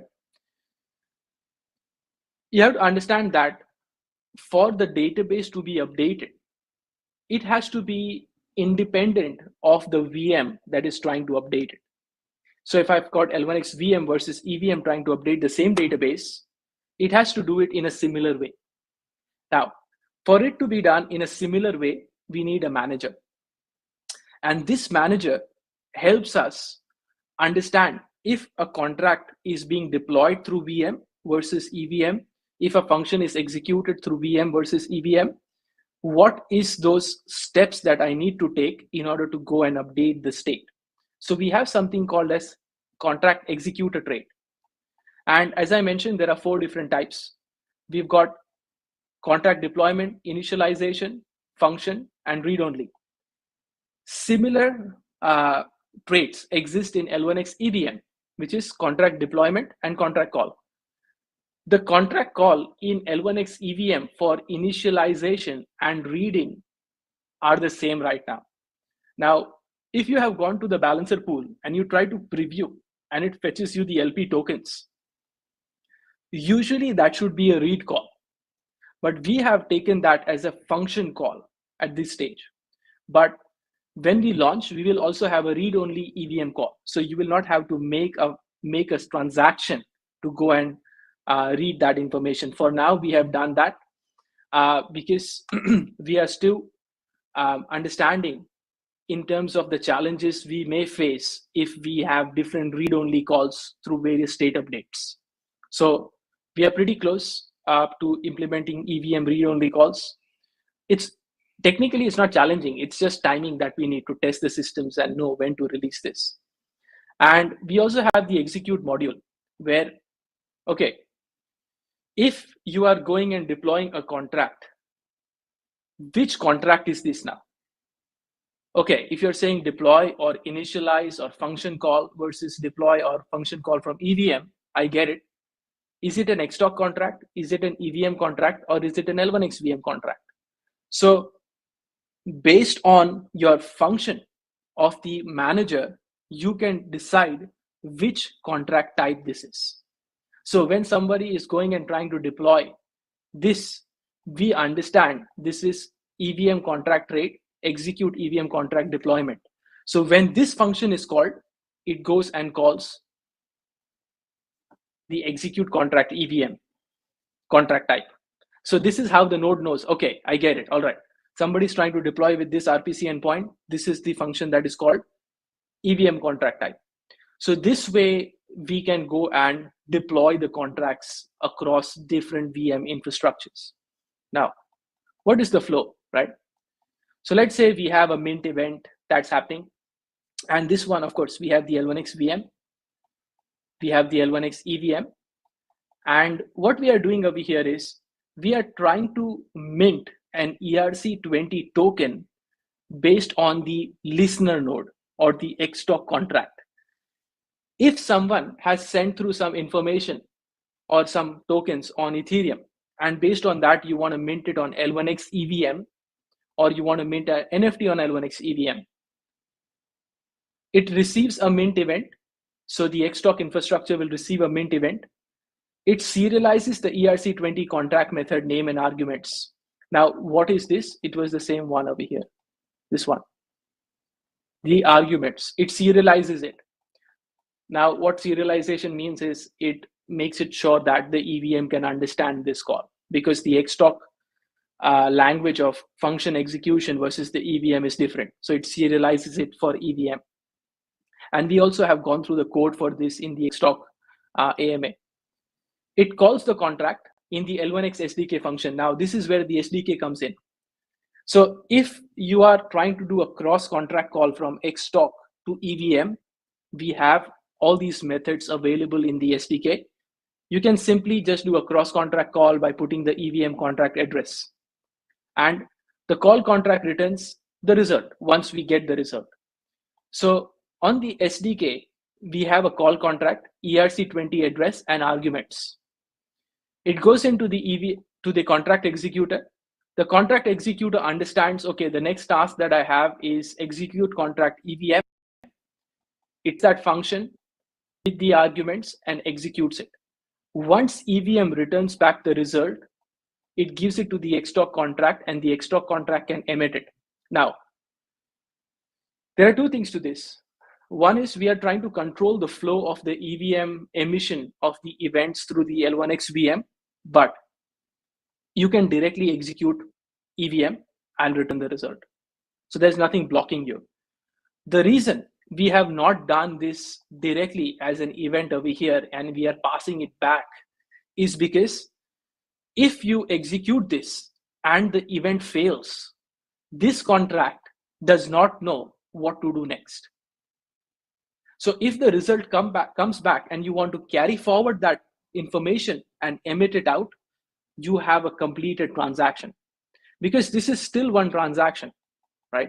A cross-contract call. And if you just emit the event, this contract doesn't know when do I need to stop. Like, what's the next step?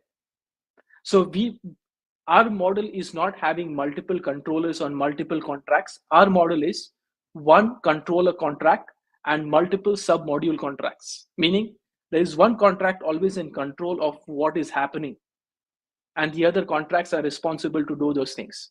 Because let's say you had another contract here, which you were trying to call. Now, if these two contracts depended on each other's state, then who will provide this information? So if this contract returns back the state, we can take the same information and provide it here. So this always has the control of what's going on, allowing us for faster processing. Even the serialization functions are in one place. And that is where XTOC contract helps us with that. Now, don't freak out, but I have something called as a contract executor. And Yeah, please don't freak out. And the contract executor. So what I've done is our whole code base that we are going to release, each and every file and function that is responsible to do this activity. So what I just did over here, right? To do this activity, it's going through the Xtalk, L1X VM and EVM. What are the files that come into place one after the other? So these are all code basically, right? All files. And these are the functions in there. So what files and what functions interact with each other to make this process happen on the L1X VM, Xtalk and EVM instance for execution? I have put it up over here. So, and I will share this Miro board. So any developer coming in and saying, okay, if they want to do an audit, they want to check, they want to help improve the infrastructure, this flowchart was prepared for that. I only had an hour, so I couldn't make it simpler, but I think this is more than enough for any developer coming in and who wants to go function by function and see what is happening in this whole space. If there are memory leaks, how to improvise, or because someone like 80% of the Solidity developers have never looked at Ethereum code, right? And I can guarantee that. But if there are other parts of the developers who are interested and want to look at it, this is for them. Yeah. So I think it gives us a good understanding in terms of the compilation, the execution, L1X VM and EVM contract execution strategy, and even the execution managers flowchart or responsibilities. I could get into this, right? But this gets pretty technical. Like I will have to go through each and every line of code and explain this, right? Otherwise, it will be a half-baked solution. But when we go through the opcode table and fee calculation in VM part 2, which is going to be a completely code deep dive on this execution manager, at that point in time, that flowchart will come in handy.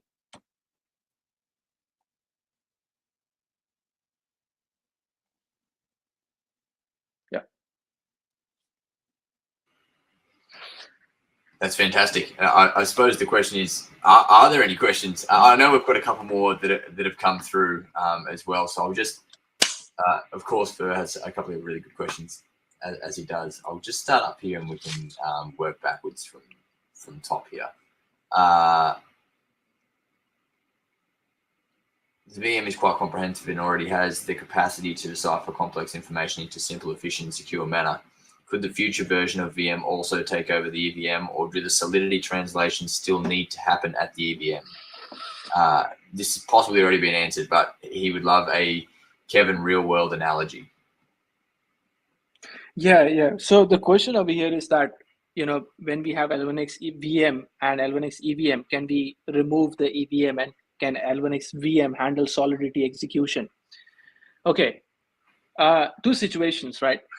We thought about this. First one is if you look at Neon EVM, right, and Aurora. So Neon is for Solana and Aurora is for Near protocol. It has a different consensus in itself, right? So if you want to execute Solidity code on Solana, you go through Neon. It has its own like consensus system, even Aurora. The problem is someone will build this on L1X. And then you have two different infrastructures running in parallel, right? Now, when we do see that developers are moving towards applications that require Xtalk and use the Rust code to develop contracts, the EVM definitely will go down, the requirement, right? But also to understand that EVM development through Solidity code is like JavaScript code. The syntax is very similar. There are more percentage of JavaScript developers than Rust developers, and that's the adoption thing. So at this stage, we do require the EVM, but later on, we may not need it because there is no thing that EVM does and L1X VM does not. Like the L1X VM does more than EVM, but this is just the adoption thing at this stage where we can't, like it just comes down to solidity compilation. And L1X VM is not made for solidity code, it's made for Rust code. So that would mean that you either change the architecture of the L1X VM or you keep it until the adoption comes through. Excellent. So some of these questions are a bit back and forth in different directions, but we'll roll with them anyway. How can I get date of birth validated into my smart card? Okay. That's a good one. So let's take 3 different steps to this, right? The first one is when you provide the information. The second one is when you confirm the information. And third one is when you're trying to retrieve it. Now, when your smart contract takes you as a wallet address holder or as an account address holder and provides that date of birth, right? It will link yourself to either a name in the same contract or to a name in another contract, right? The second one, you store this in terms where your name, your wallet address, and date of birth are in the contract. This contract can now be stored on a private DB, or it can be stored directly on the L1X infrastructure, right? When you go and try to retrieve this information, right, you can do 2 things. One is you can build a function off-chain to bring the date of birth, compare it, and then provide the result. Or what you can do is check. And then when you hit the check button, it goes and provides the date of birth to the contract. And the contract itself measures the time between the date of birth and the current date and provides you with a yes or no. So you can encrypt and store this information on the contract in a way and only provide a yes or no directly to the response that is being received. Excellent. And like I said, they're a bit bouncing all over the place, but that's okay. Will testnet always be available to try out our own smart contracts?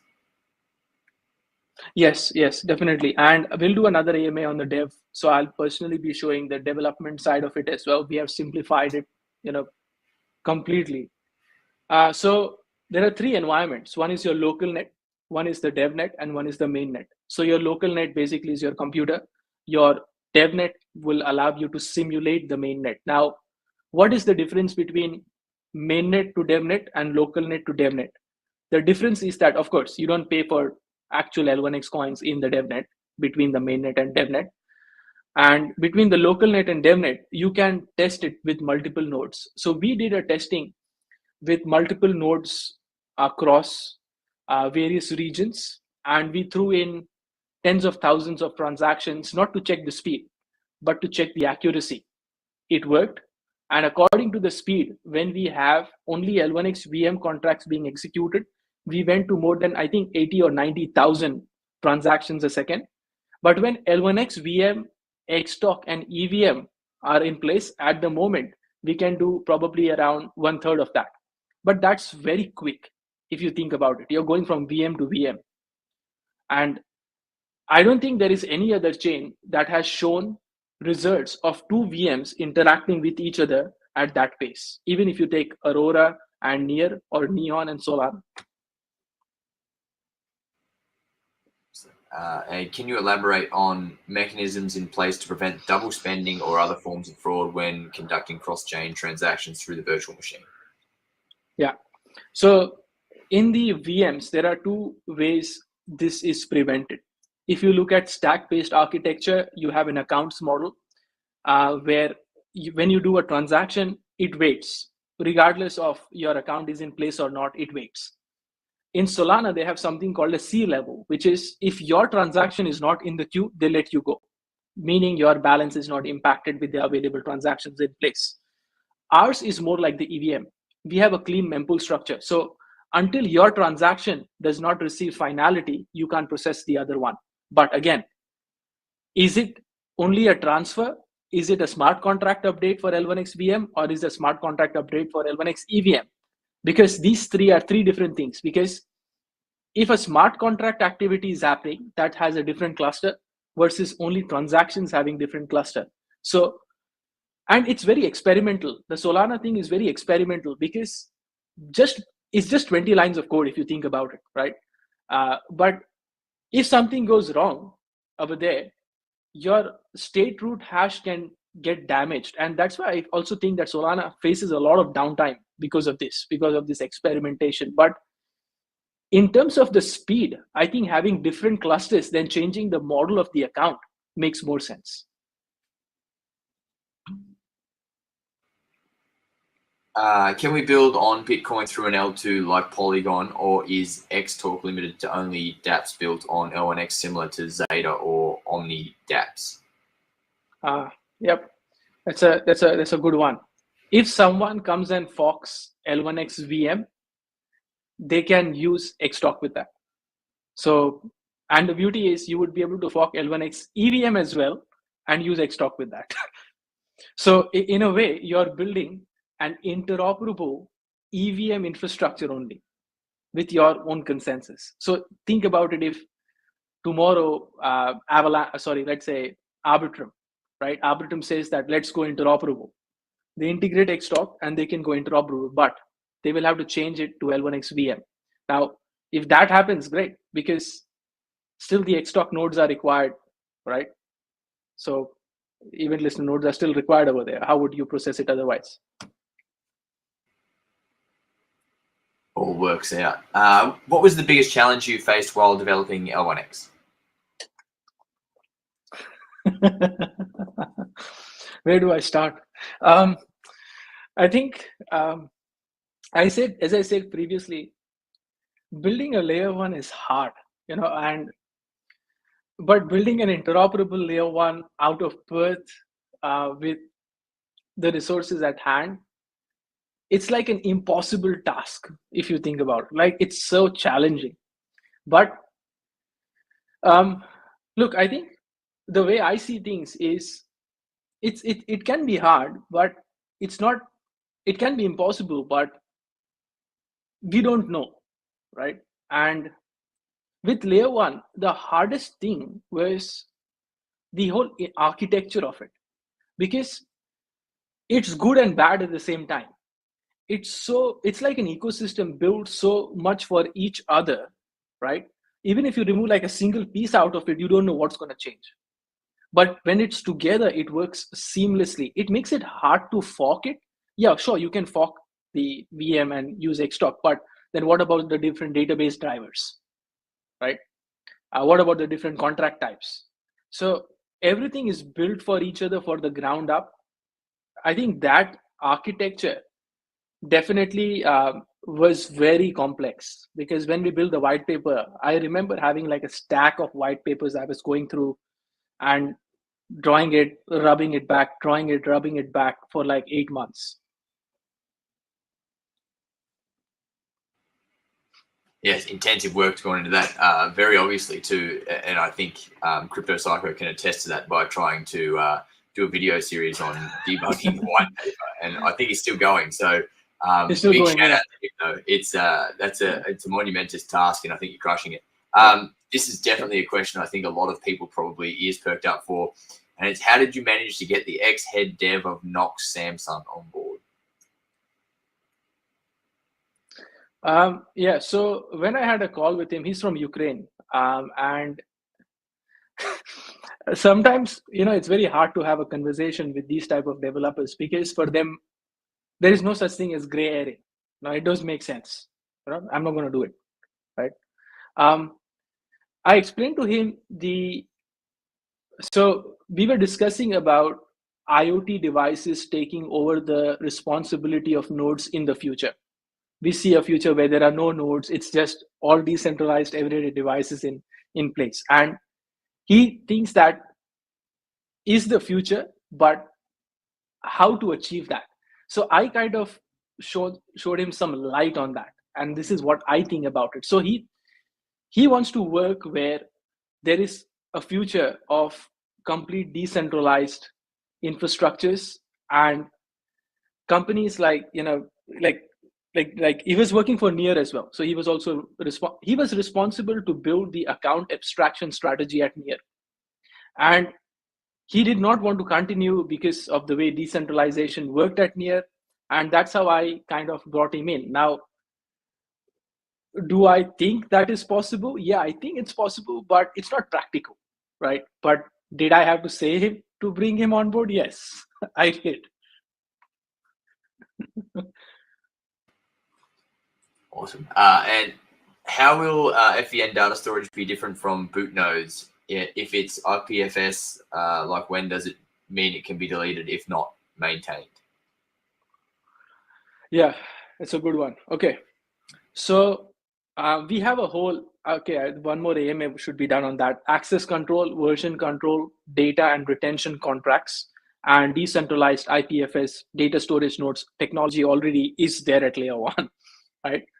Now, if you think about it, the full validator nodes will, without the ability to propose the blocks and vote, if IPFS database driver is attached to it, right, or the technology is attached to it, it becomes a decentralized IPFS node. So that configuration is available. Now, I definitely think that the challenge was this: when you upload database data on the blockchain, there is no such thing as delete, because a hacker or a person who wants to retrieve it can go back in time, right? So even if you try to remove the data from the chain at this particular stage, you go back in time to the snapshot and the data is still there, because the proof has to be there as well, right? Now, you can still keep the proof and delete the data, but then everybody else has to accept on that proof. So it's like a catch-22 situation as to, do you delete the data and the proof, or you only keep the proof over there? Because without the data, what use is the proof? Right? The data existed. So at this stage, the IPFS technology that we are using allows you to encrypt the data and store it on the chain. And only your wallet address can be used to decrypt that information using the access control contracts. So without the access control contracts, storing data on the chain is not possible, where you are okay if everyone goes and reads that information. So still on storage, thinking about on-chain level storage, will they store that in their own massive signer and broadcast a node cluster? Is this the on-chain question? Yes. Yeah. So okay, the way on-chain wanted to build with us is, or go ahead with us, is that on-chain itself has forked Hyperledger Bezu, I think, which has the EVM compatibility to it. And they want to use the Xtalk access control and encryption infrastructure to take the identity data and store it on L1X, but the ID card will be on on-chain. But the ID card cannot be verified without the data stored on L1X. So that is what they are building. And then last question in that lining, are you thinking of using near tricks to reduce, as in near the blockchain, near I assume, to reduce chain history size? Yeah, well, I think I don't necessarily think that we need to reduce the chain history size for a few years, because this is what happens, right? You can create a configuration strategy where your backlog goes into like archive nodes and you store it in there versus your boot nodes. But at the same time, I'm not certain as to that's a good strategy, because this dividing data based on time may not be the ideal way. I think dividing data based on the frequently used activities can be something, but in blockchain, that's hard, because you can't just divide certain data and store it somewhere else, right? In between the chunks, right? You got to move a whole block across. So clusters and the distribution of the node network can be a way of saying that I am pausing the block proposer role to maintain this information up to here, but the new blocks start again from the new nodes. You see? So you have these two data distributed based on the feature, but based on new nodes coming in. And I think that effectively answers most questions. I mean, there's some here that are pretty out there, like, so today I can't run an FVN on my toaster. At this stage, no. But who knows? We might get to that point. Maybe toasters will have the capabilities. Does L1X also have a hack team? We did have we did have a hacker who worked with us, who wasn't registered with us but worked with us. But again, I think these audits are great. Like what Hashlock did, that was a very comprehensive audit, what they did for that part, right? Even the smart contract, great team. And the only way I see a hacker helping the protocol is misusing certain contract SDK that we have not seen yet. And we have tried and tested like various angles. Even the balancer contracts are there, the DGAR apps contracts are there, access control, username contracts, FT, NFT, XTOC swap, XTOC NFT contract. We have built everything, we have tried everything, it all works. Because if you look at the balancer contracts, it's like the most extreme version of contracts that you can deploy. And even that worked. And until now, it has not been hacked. Like, there are funds in there. I mean, hackers have gone for much less funds than that. So it has not been hacked yet. So I don't know, maybe, we may need a professional like hacker team, but I think our devs right now, have a side personality of hacking. So I think we are using that while they're building it as well. I think DD is going to have a conniption if I don't ask this question. When can we expect the Explorer? Yeah, the Explorer is available in version 2. And if you want, I can just quickly, 1 second, let me see.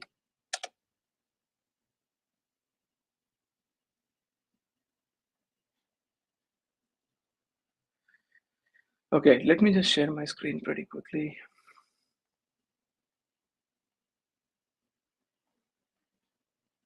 Yeah, so the Explorer has come to version 2. You will get it in the version 2 itself. And these are like, we are still testing it without syncing all the nodes first. The nodes are still syncing, but all the transactions are here. So the total blocks, total transactions. So these are still in syncing state, but every information will be here. So it's still syncing though. So version 2, yeah, we'll launch the Explorer as well. Awesome. I think that's every question actually. If there is anything that I've missed, guys, throw it in the comments now. What's and that that? way It's you can catch me what's back that? up. Kevin is also a hacker, right? No. No, I'm a certified ethical hacker. I'm not a not a black hat hacker. No. Will we be able to search transactions like Polygon scan? Q Yes. transaction. Yes. Yeah. Yes. That will happen. Yeah. No, I think that's cleared the backlog of questions. Unless anybody can sneak any last ones in between. Is there anything that you want to wrap? Like, if you were to just envision that and go, okay, this is the wrap of that closing statement. How would you position that? Yeah. Look, I think on the infrastructure side, right, the virtual machine has, like, we have spent like more than a year on the building the VM from ground up. Just to give you an analogy, when people fork and do it as well, it takes like a year for them. And I don't know why they take a year when you're forking only, but building it up from scratch was a very time consuming process. We have tested it inside out. Hashlock audit will go through it on Monday. I was going to go through it today, but then we won't have anything to speak about on Monday and we would run out of time today.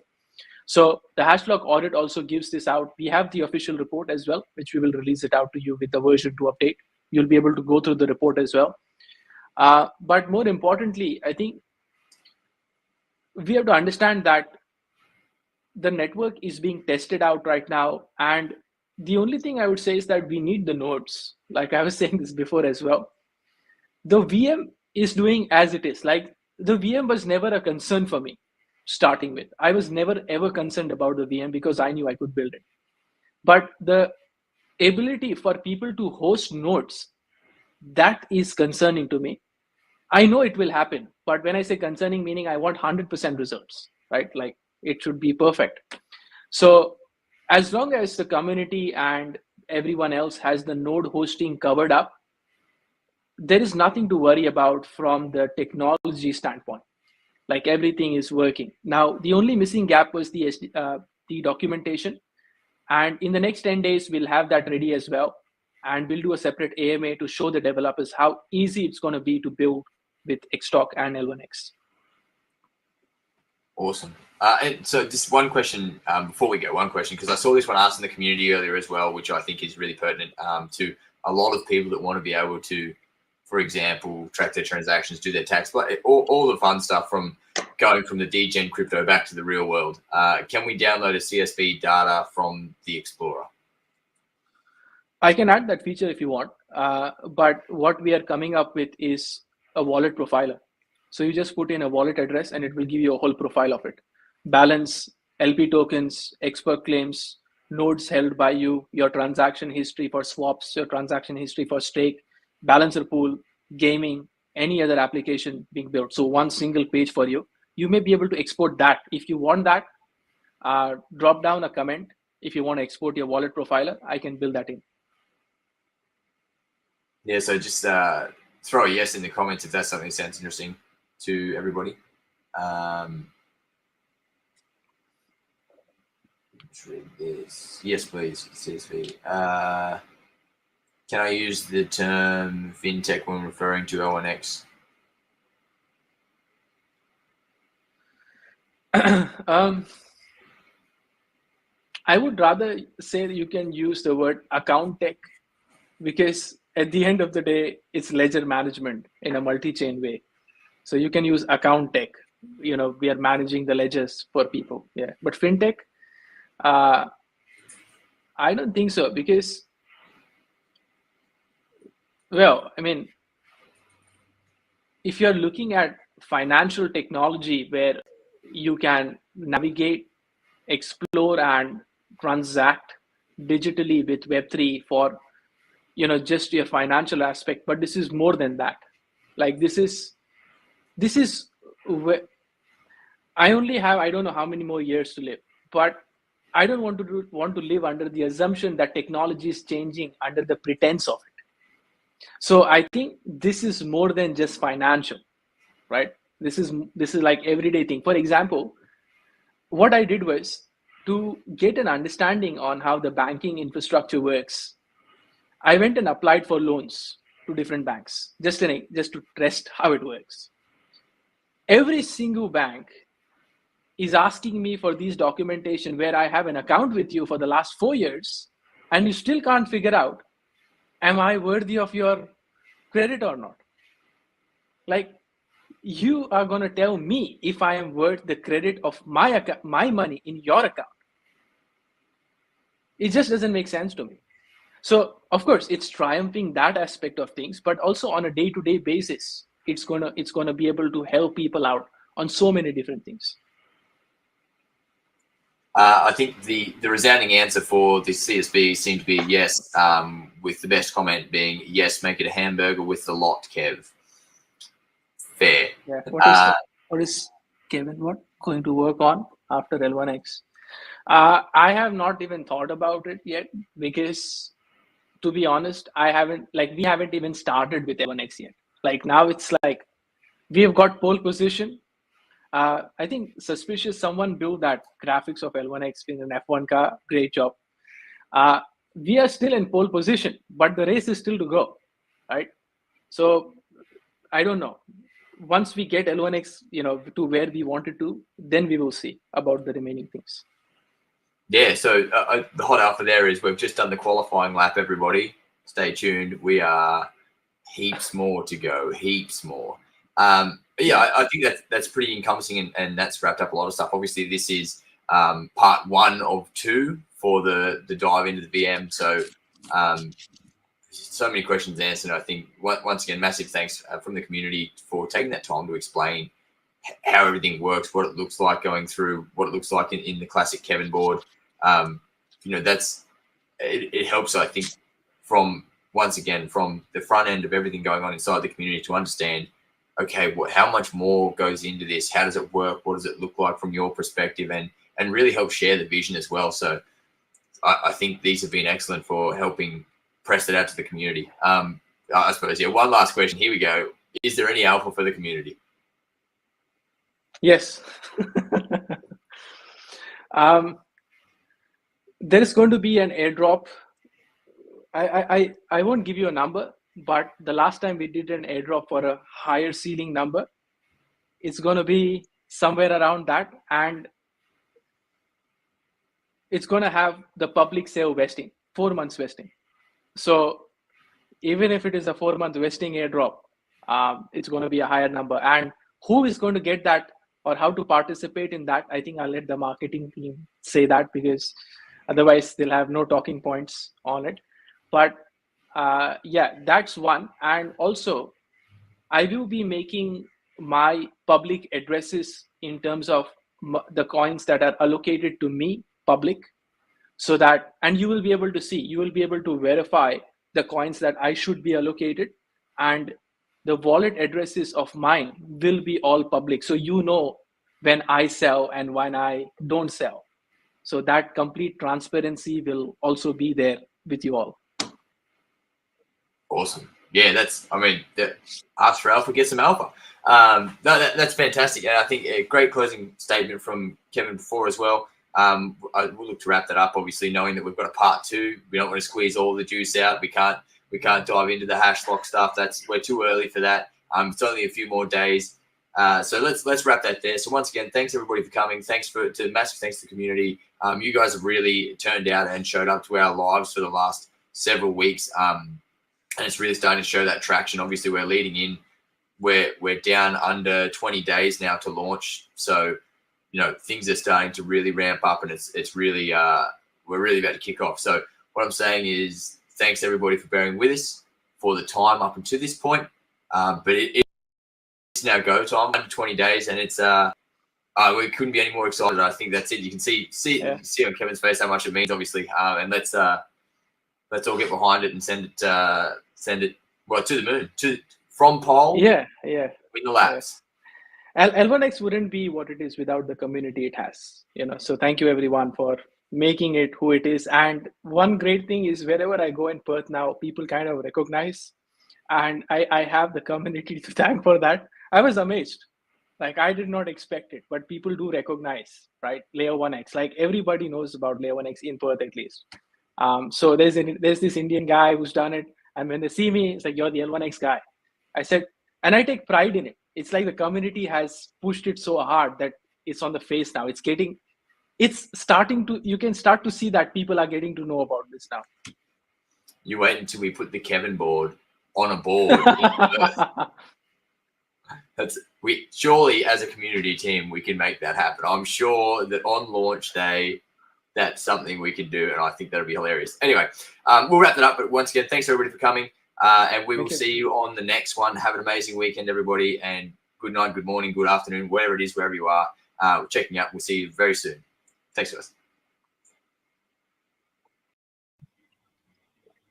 There we go. I think we're on here. I think we've done it. So, once again, welcome back. Welcome everybody from the Layer 1X community and from everywhere else around the world as well. Good morning, good afternoon, good night, good evening. I've got to come up with a few more good things because I'm starting to exhaust all the ups and downs of those. But we have a really awesome presentation, and of course a classic Kevin Miro board prepared for this evening or this morning, wherever you are, about it's a deep dive into the consensus mechanism. And of course, we've got the Layer 1X founder Kevin with us, and also a very special guest, our research manager Niraj. It's awesome to have you here. It's going to be, I suppose, fantastic, showing the depth of the team that L1X has got behind us as well in all aspects of things that we're building. And it's just going to be a fantastic show to show how everything kind of works in the background, as it has been this ongoing series. But I won't natter on too much, because otherwise we'll end up like we did in this morning's space with Layer 1X meme coin launching about beard token and all sorts of stuff. So I'll pass it straight over before we get out of hand. Kevin, would you like to kick us off? Yeah. Thanks for that. Good morning, good afternoon, good evening to wherever you are. Welcome to the second episode of L1X Tech Tour.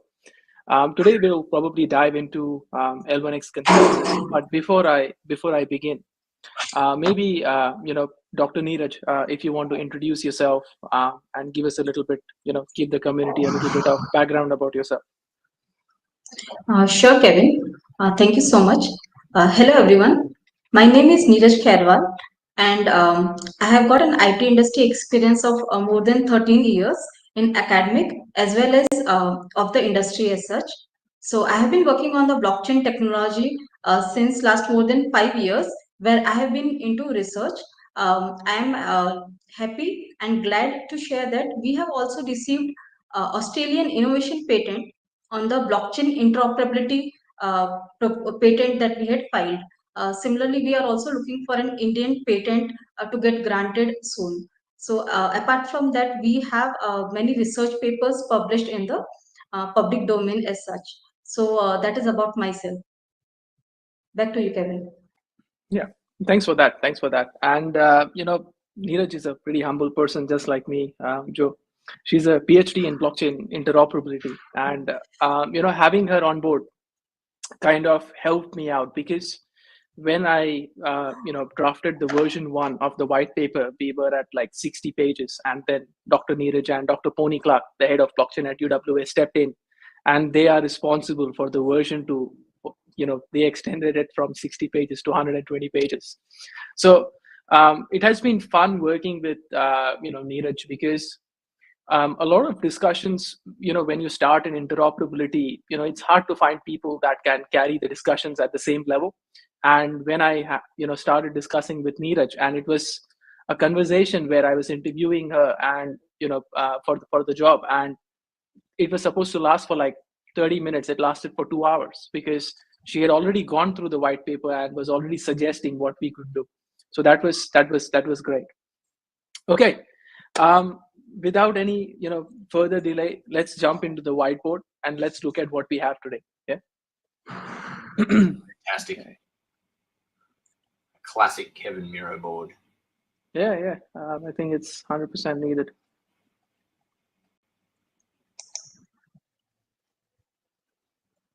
I guess I should start, right? No, I can get started. Okay. Yeah. I'll hand it over to you once the consensus comes through. Yeah. Okay, fine. Oh, it's funny why it's not letting me. But anyways, let me share my entire screen. Okay. Perfect. All right. So can you guys see my screen, please? Yes, sir. Yes. Awesome. Okay. Okay. So today's topic is basically around, our consensus mechanism. So we are going to go over the proof of X network architecture, the consensus mechanism itself, the network framework as well. So how the nodes are divided, the contracts, or, because we have different types of nodes, we have different level of activities that these nodes do. And what does the contracts look like? Even the transaction type, the block types. We are going to go through the transaction lifecycle. We're also going to look at the database drivers that we use. We'll have a look at the fee model, and maybe we'll touch a little bit upon the reward structure as well for the nodes, because we are drafting a wiki, so that everyone can look at it at the same place. So for those of you who are new over here and want to know what Layer 1X is, basically Layer 1X provides 3 different features. The first is it allows you to go multi-chain, so you can have your assets across different chains, and it lets you manage that as well. It also has a native Oracle system where your information that you want to bring onto the network, you don't have to use a third-party application to do that. And the third one is, it's built in a way to solve the blockchain quartet, including, the scalability, security, decentralization, and interoperability. And to do that, it has a feature shard strategy. So many blockchains have shard the database, but we shard according to the features that we offer. So yeah, these are the 3 key pointers that define Layer 1X. Let's jump into the proof of X network architecture. All right. So I understand a lot of you have already, gone through this, and I like to reiterate it so you get used to this architecture as well, because for those who will be hosting nodes, it's pretty important to understand this. So layer 1x has two different types of nodes. And the reason we do that is because in the blockchain quartet, when you're trying to solve the problem of scalability, security, decentralization, and interoperability, if you think about it, I don't think blockchain scalability currently is a problem. And the reason I say that is there are a lot of blocks on a lot of layer 1 chains which are empty, right? There are not a lot of transactions in them. Now, of course, you have Bitcoin and Ethereum that get clogged up. But again, until we don't create a strategy of moving assets, from one position to the other, you are not going to leverage the aspect of scalability anyways. That's like if you're trying to send emails, if emails were not, going to go from Yahoo to Gmail, why would you need, 10 million emails a second, right? You wouldn't need that much. So again, our focus right now is on interoperability and security. And at the same time, we will work on the decentralization and scalability aspect of it. So being able to securely exchange information is the priority. And in order to do that, we have two types of nodes. One is the event listener node, which is over here. And the second type of node is the full validator nodes. Now, the event listener nodes, as the name suggests, is an Oracle system that is the Xtalk node, like we call it. And we have another AMA that we've already done on that. So on this AMA, focusing on the full validator node, the full validator node is again divided into 3 different parts, right? 3 to 4 different parts. The first one is making sure that the L1X transactions don't have a bottleneck, right? So the full validator node in the first instance focuses only on that. The second one is the type of contracts. So there are certain times where you need to transfer the native coin through the contracts, and this is where 2 types of clusters, they come together to function accordingly. And we also have the Xtalk and EVM. So the Xtalk specifically understands that if the event listener node is to go and execute a certain piece of software on the full validator node, it has to first interact with the Xtalk node. Because what we have done is when you want to listen to a certain event from an external source, the Xtalk node has a contract called as source chain registry. You will go and say that I want to listen to my address or my contract address X for information Y on place Z. That information is stored in the Xtalk nodes. And that is why the event listener exactly sends this information back to the Xtalk node to know, okay, once I receive this information, what else do I need to do? Now, many of the chains over there, I think it's Red Belly in Australia as well, where they have forked the EVM infrastructure solely relying on EVM. But in the VM AMA that we will have, we will see the gaps that we find in EVM and how there can be a problem of scalability over there. But to increase the adoption, we have an L1X EVM instance running with us, meaning although you may go and deploy a contract that does not interact with L1X VM at all, you can just use the L1X EVM. But this is the line of separation where an L1X contract, an Xtalk contract, an L1X EVM instance don't need to be kind of tied up to each other. So you can have an Xtalk contract talking to a L1X EVM where you don't want to go and build a contract on L1X VM, so that it provides a way for developers to come and redeploy the same smart contracts they have, but still leveraging the interoperability aspect. So this allows them to quickly spin up a testnet environment, deploy their EVM contracts they have, and with a single Xtalk contract allow them to go multi-chain. So we have kept it in this way. It's pretty modular, and we do see that for the next 10 years, this kind of infrastructure will suffice. Now, just quickly touching upon the security points table, there are 5 areas that we have kind of recognized that we need to focus on from the security standpoint. So of course, the public-private key generation algorithm, we have the SEP256K1 that is even EVM compatible. We have the hashing data to the state. So how the data is hashed from the transaction and the block level onto the state. We also have a global snapshot checkpoint. And I'll come to that later on once we go through the supercluster. The other one is the node-to-node communication. So we have two types of networking architecture. So one is JSON RPC and one is gRPC.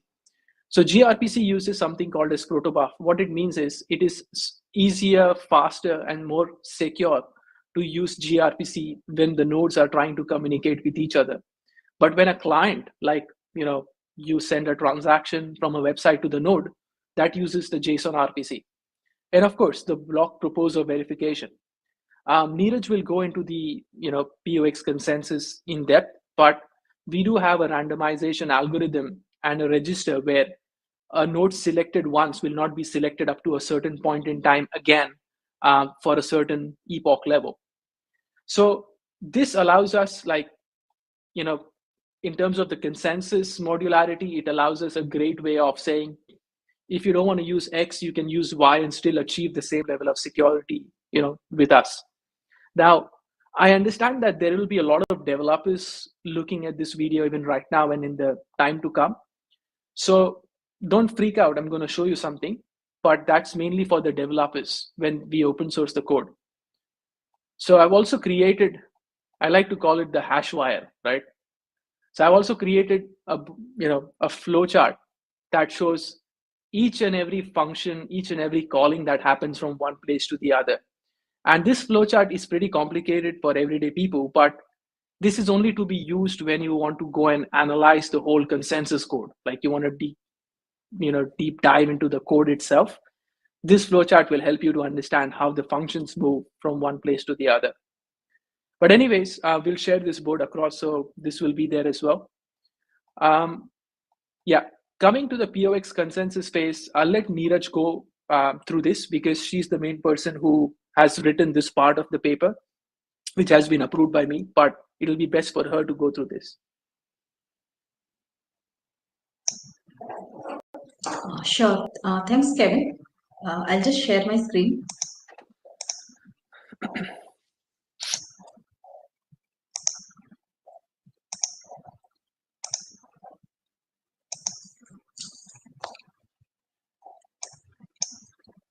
Hello, everyone. So we'll start with the L1X consensus process. That is nothing but the POX consensus process. So to make it easier to understand, what we are going to do is we are just simply going to have a quick look how POX consensus is going to work. So to start with, what is the purpose of having a consensus mechanism? So the very basic requirement is to have agreement among all the participants, along with having decentralization, immutability, and security. So how do we ensure that our L1X blockchain network is decentralized apart from having the consensus? So for that purpose, we are going for POX consensus. So POX consensus is actually based on the X score. That is nothing but the X factor, you can say in simple terms, for each validator node. So how is this X score being calculated or determined for any node that is participating in the L1X blockchain network? So as you can see from this diagram, we have two things. First one is the stake score on the left hand side and kin score on the right hand side. So these are the two, you can say, major parameters which are contributing to the X score of the full validator node. So this stake score consists of stake balance, stake age, and locking period. So as we all know that a node is required to have a node NFT so that it can participate as a validator in the L1X blockchain network.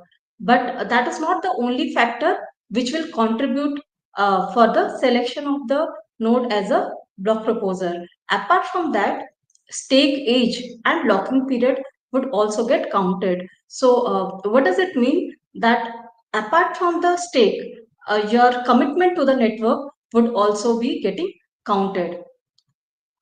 So it's not purely based on the amount that has been staked. Similarly, when it comes to kin score, now by the word kin, we mean how connected we are to this L1X blockchain network. So kin score, that is the term, that is the reason we have coined this term. So kin score will actually constitute of uptime. Uptime is nothing but like how much operational a node is. Next comes is participation history. So participation history is like it is more related to the your participation in the network. Say based on the time you were based on the time you were available in the network, how actively you participated in validating the blocks or validating the transactions or proposing the blocks when you got an opportunity. Next comes is response time. So as we know, response time is indirectly related to the throughput of the system. So when a node is having a quicker response time or say a lower response time, then we'll be able to handle the transactions more efficiently and in a like smaller block finalization time. So that is the reason response time is another factor that is getting counted. And the last one that we have is security measures. So this security measures is more related to ensuring the identity and integrity of the participants so that we mitigate the financial risk as such. So these are the like metrics that are being considered to evaluate the eligibility of a node to get selected as a what we say to get selected as a block proposer. So you might ask like we have in all this 7 parameters as such, right? 3 plus 4, 7 parameters as such. So would they all be equal? So the answer is no. We are actually providing flexibility to this. So first of all, why is that required? So the very basic reason is at the start, all the nodes would have got the node NFT, and price of that node NFT is same for all the nodes as such, right? At this stage. So next, what comes is stake age. So since all the nodes are will be joining the L1X network now, like since ours is a new blockchain network, so stake age also becomes not that significant factor. So which factor will be contributing more as of now? So that would be locking period, for how much time the node is willing to commit to the L1X network and want to actively participate in the network. So at this point, locking period should have more weightage as compared to stake balance and stake age. So I'll just move down. So that is the reason we have created this sheet for the weightages for each parameter or each metric as such.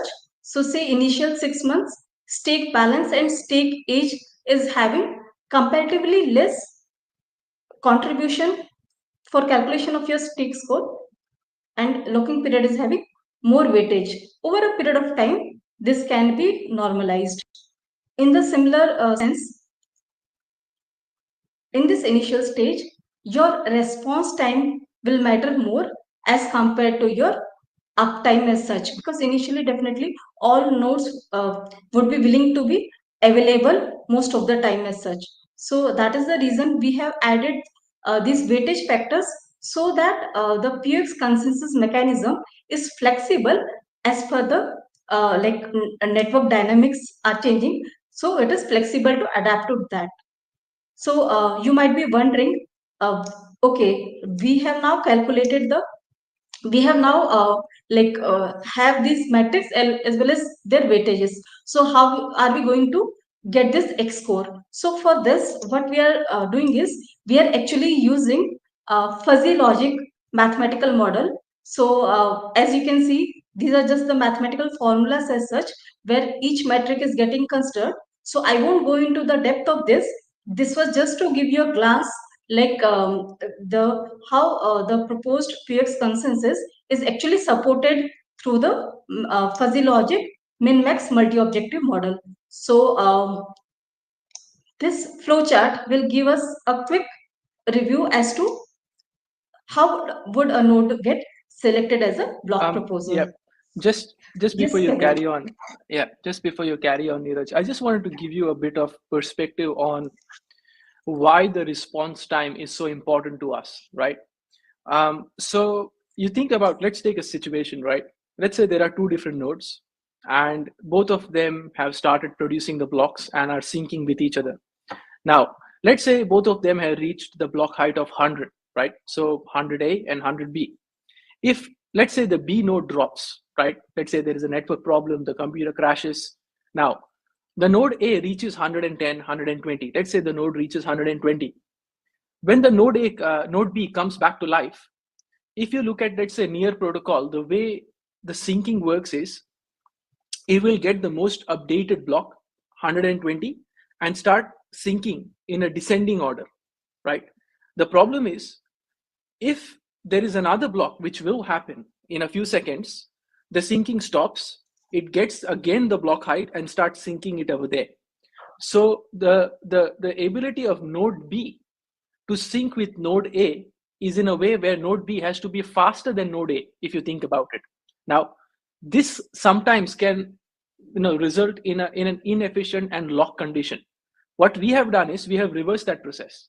So if the node B is out of sync, it doesn't start from block number 120, it starts from block number 101 and makes it way up. But at the same time, because it's based on the block hash, our algorithm allows us to have this node run into two different perspectives, which is one is the sync perspective and the other is the active perspective, which is it syncs up to block 120 and starts taking in transactions for this 121, 122, 23, but then still keeps going in the ascending order to finish the sync process.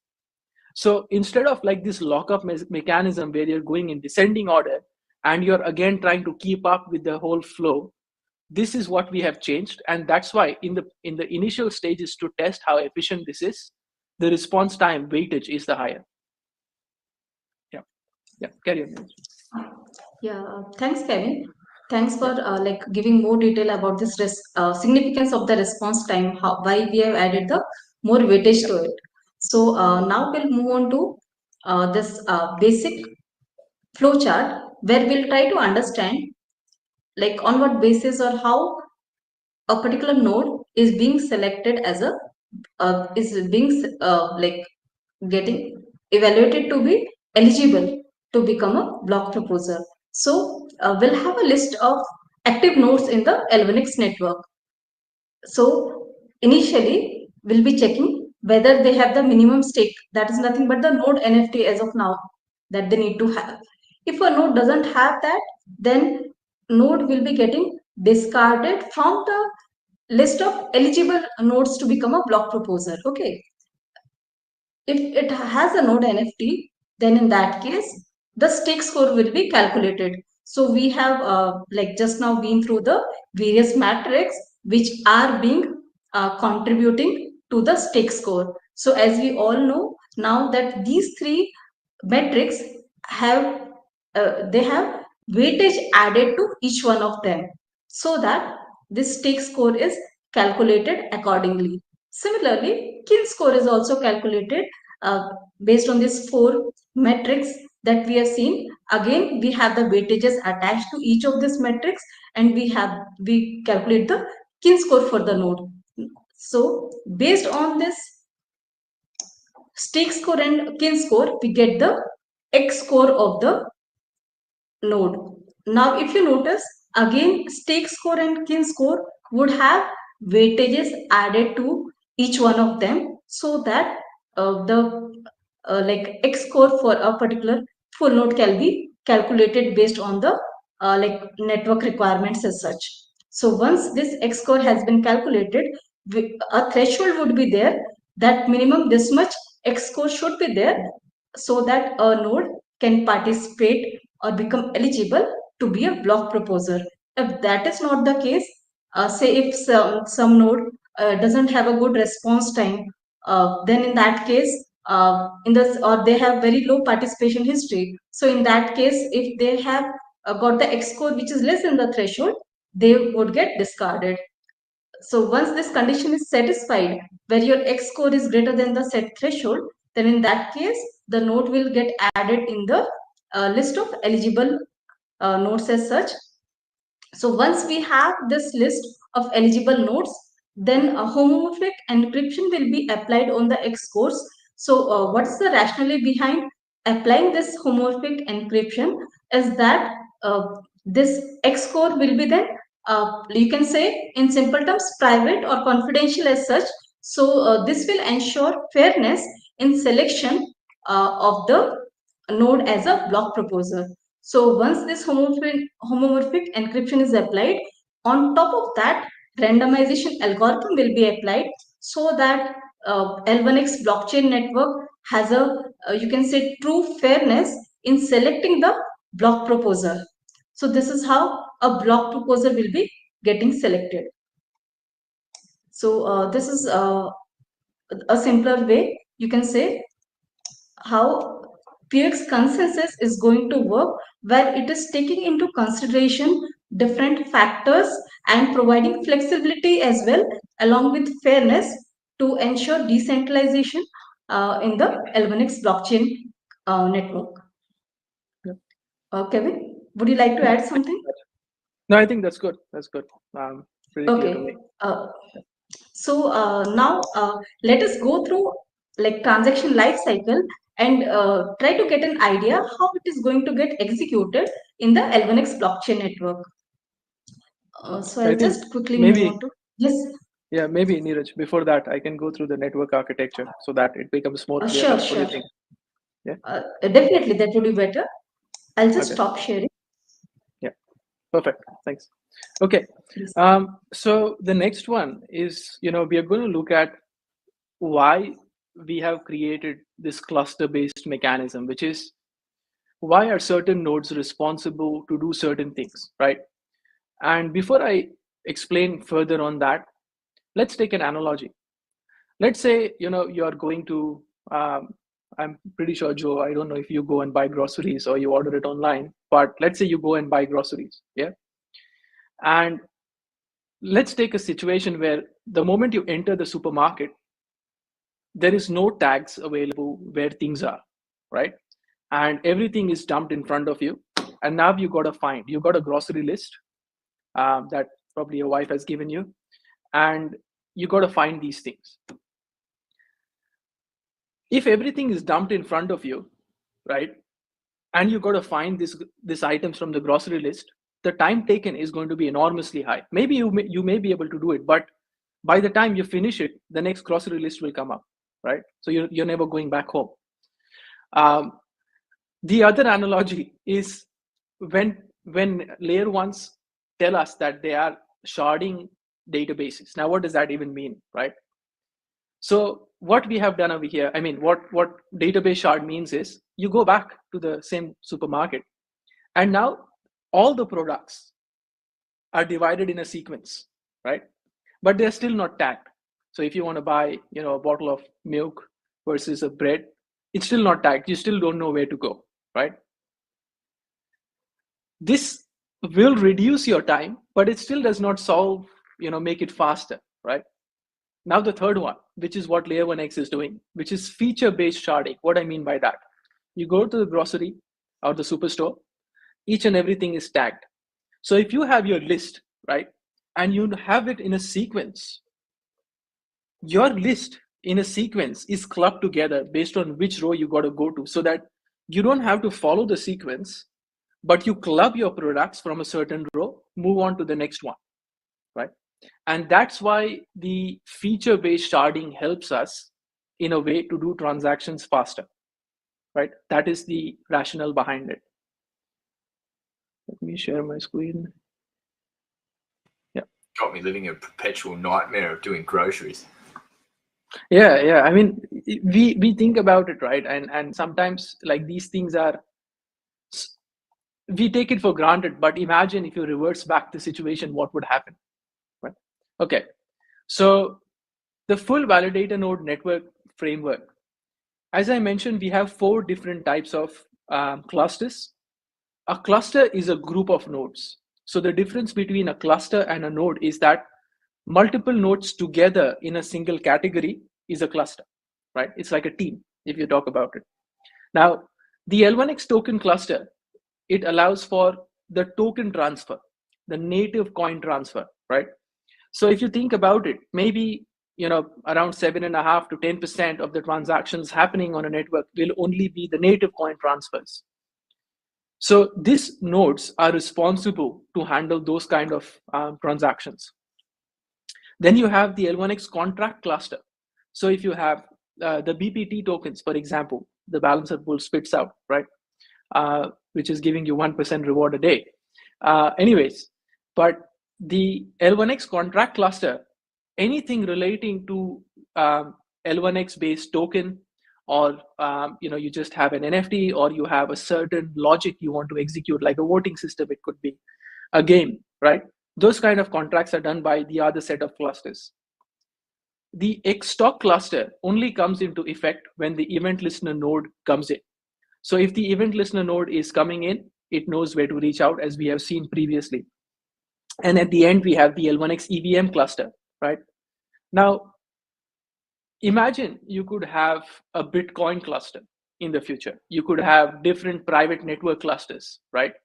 So the ideology over here is that it's not limited to these number of clusters, but at the same time, as we'll see moving on, the ability to come to a decision or a consensus ties up all these clusters together.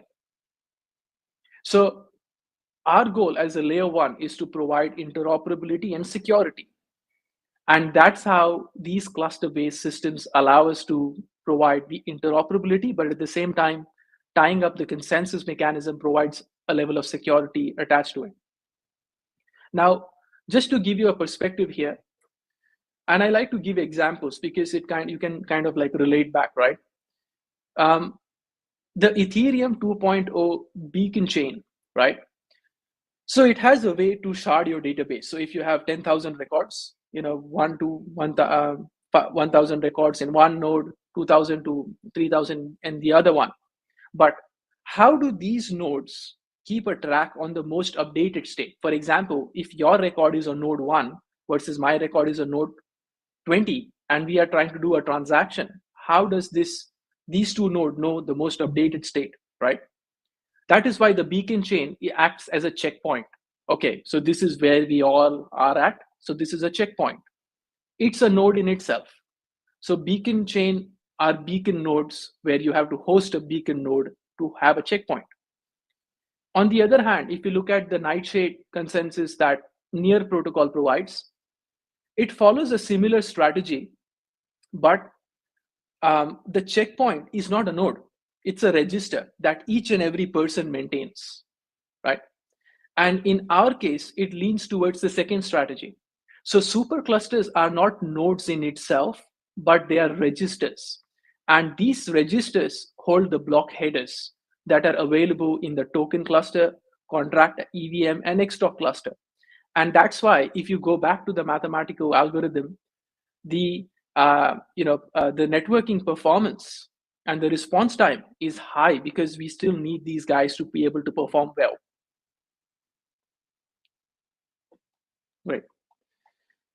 So we have 3 different contract types. We have an L1X VM contract, L1X EVM contract, and X-Stock contract. And when Neeraj goes through the transaction lifecycle, you'll see how these contracts come into place as well. Now, why not have a single contract versus have 3 different types of contracts? The problem is an EVM transaction versus an X-Stock transaction versus an L1X VM transaction will have different level of templating requirements, will have a different level of response time requirements. So when these nodes are configured and they need to sync with each other, these kind of contracts allow us to focus a node on that specific feature sets. So if you send a contract function to a node, and it has to now understand what is this? Is it a VM, EVM, X-Stock? What is it? It has to understand where do I send this to. So we thought the best way to do it is from the start, not kind of fit it in somehow. So the contract types itself help us to create templates for developers to build faster. It also helps us create feature-focused node environments. Now, there is a little difference in how EVM contracts and L1X contract work. In L1X VM, we have something like a contract instance. And what that means is, let's take an example of an ERC20 standard or L1X20 standard, right? If you look at an L1X20 contract or ERC20 contract, 75% of them will have the same templates. But the problem is they all go and keep deploying these contracts again and again, taking up network space, storage. What we have done is, for contracts that we know are going to take up a lot of space and the templates are going to be the same, we create something like a contract instance. The difference is you don't have to redeploy the whole thing again, right? When you open a Netflix account and you subscribe once for one user, and then you can add multiple users in there. You don't create another account for the second user, third user, fourth user, fifth user. So in the same way, we save up on storage spaces and make it more seamless for developers to create these templates and create instances of it, saving us time and saving us resources on the blockchain. Again, because there are different contract types, there are also 4 different transaction types that the consensus nodes understand. So the first one we understood is the contract deployment, right? So as I mentioned, there are 3 types of contracts. Actually 4 if you consider the state contracts as well, but that does not affect the third-party developers. So let's say you have contract deploy. Now, once you deploy your contract, you have something like a contract initialization. What I mean by that is, when you deploy a contract, the available information in that contract is still 0. Like it still doesn't know something exists. Contract initialization allows you to get started. For example, when you create a Netflix account and you fill up the basic details of yourself, that is initializing. When you create an account, you set up your payment gateway and you say to Netflix, I am signing up with my email. But the basic details is like initializing your account. Yes, I have reached a stage where I can start using the services. State changing function calls are, if you want to update a contract, for example, I'm trying to send a token. I am trying to update details about an NFT, which is a dynamic NFT. Such type of state changing calls. Now, even the state changing calls are divided into 3 different types. We have the L1X VM. According to that, we have the L1X EVM, and then we have the Xtalk over here. So different types of transaction has different transaction structures, and the state changing function calls have to adhere to those transaction structures. And in the end, we have read-only call. I just want to read the balance. And my theory over here is storing data on the blockchain for the long run should be cheaper. Because if you think about it, when you go to Amazon, host a server and a database, and even if you do not use it, you are still going to pay a base fee every month. Versus on the blockchain, you only pay when you update the state. So if I just want to read information from the chain, that should itself be, in a way that it's cheaper. So until and unless we don't make storing information on the blockchain cheaper, the read-only mechanism to benefit that it's going to be free to read for your entire life, that can't be activated. We also have, multiple different block types. So we have the transaction block, we have the contract block, we have an EVM block, we have an Xtalk block, and we have the super block. Super block is the collection of the block headers of the first 4 different types of blocks. And the reason they are different is because the transaction style is different, the contract type is different. So it has a ripple effect. So there was a point in time where we had to make a decision. The faster way to develop this and launch this would have been 1 contract type, 1 transaction type, 1 block type. But we are not looking to make things faster. We are looking to solve problems here. So that's why even the blocks types are different, right?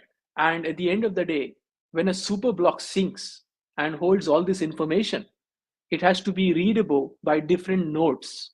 So even that compatibility issues have to be solved in this storage flow. I've added some code over here as to the process of how a block is stored. Any developer out there can take a look at this code here. Okay. Moving on to the transaction lifecycle, I think Neeraj will be the best person to go through this. That will cover up, a lot of these different things that we have already gone through. Yeah, thanks, Kevin. So now we'll go through the transaction life cycle, taking the example of a multi-chain balancer pool. So like it will be easy for all of us to understand how is this L1X transaction going to work in this scenario, and covering all different type of transactions, which includes Xtalk transaction, L1X VM transaction, and L1X EVM transaction as well. Okay, so we are considering this scenario multi-chain balancer pool. So say if I'm a user and I want to deposit, say USDCs worth $100. Okay, so first of all, what I would be interested to know is like how much balancer pool tokens I'll be able to get and what would be the price impact. So I'll be able to get that through the pool composition that has been done, so which is readily available. So the user will have a clear idea that once the investment is made, how much impact would be there and how much returns they'll be able to get at the initial stage.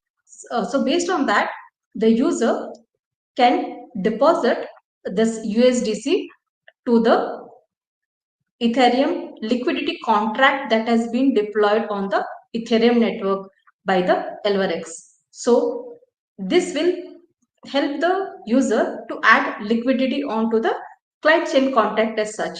So once the USDCs have been deposited on the Ethereum liquidity contract, then there will be a Ethereum contract which will be actually emitting the event. In the sense, we'll be having a contract deployed by L1X on the Ethereum blockchain network, which will actually capture that a user has added the liquidity onto the liquidity contract, and this will be actually conveyed to the L1X blockchain network. How? So that would be through the emission of the event from the client chain, and we will be having the listener nodes at our end in the L1X blockchain network, who will be listening to the events that have been emitted by the client chains. So what is the role of these listener nodes? So listener nodes will actually initially, as we can notice, will store the events that are coming onto the network. Then they will actually verify the validity of the event that has been transmitted. Okay. Next, they will be actually scheduling these events, and if say any formatting is required for L1X network to understand the event that has been transmitted, that would be done by the listener nodes, and they'll be broadcasting the event to the entire L1X blockchain network. So once the event has been transmitted to the L1X blockchain network, then in that case, what it will result is nothing but a transaction as such, where L1X VM comes into picture. So here what will happen is initially the details will be registered along with the UUID of the user. Apart from that, we'll have a L1X EVM contract where we have the liquidity collection register, so that the investment or the deposit that was made by the user is registered on the L1X blockchain network. So based on the type of the transaction that has been initiated, it will be executed by the balancer handler. So it can be to join the network or join the balancer pool. It can be for the exit. It can be for the swap as such. So once this transaction type has been identified as such, then based on that, this cross contract cross VM call will be initiated to execute the balancer pool contract. So that is how now L1x EVM will come into picture. So this you can say calculations will be made so that we know how many balancer pool tokens are to be issued to the user based on the deposits that have been made. So once that is done, this balancer pool tokens would be issued to the user as such, and then this will be actually handled by the L1x EVM contract liquidity collection, because that is where it will be getting registered that for this much deposits, these many balancer pool tokens were issued, and then the calculation and distribution will be done based on the network dynamics as such. So this is how your L1x, your transaction in L1x blockchain network is actually flowing across L1x EVM, L1x VM, and our Xtalk process as well. Since a different blockchain network is involved, say in our case, we were considering the scenario client chain being the Ethereum blockchain network as well. So this is how a transaction flow would be there conceptually as such. Kevin, would you like to add something to it? No, I think it's good. It kind of allows us to understand the whole flow of the transaction types, and these are like different transaction types being fired up through a cross contract call one by one. So yeah, I think you explained well. Sure. Okay. Thank you. So yes, I guess Kevin, you can continue. Yeah. Okay. Going further, one of the other important thing is the database. Now let's understand what is the importance of the database. When we say that the blockchain stores information, right? That's like saying I like eating tasty food, right? But what exact food do you like, right? So what exact food do you like is basically that term. If you use it in blockchain analogy, it's called database drivers, meaning how does your data get stored? Like what is the way your data is stored in there and it is retrieved, right? What is the strategy behind that? Now, continuing on the same analogy, if you went to the supermarket, a family of 3 versus a family of 7 versus a family of 15, I don't know if there is, versus a family of 25, right? They will all have different requirements when they go to the grocery store, right? So if you're buying, let's say, I don't know, a bottle of cold drinks, right? You're not going to buy one bottle if there's family of 10. You'll have to buy 10 of them. Now, how do you position this? Do you prioritize a family of 10 first versus a family of 2, right? Or a family of 3 versus a family of 20? This is a question where, there is no definite answer to this, right? And if we are not providing a way where businesses can leverage this aspect, then whatever we have built, it's going to slow down when the database driver comes into picture. So I'll just share my screen and explain what we have done.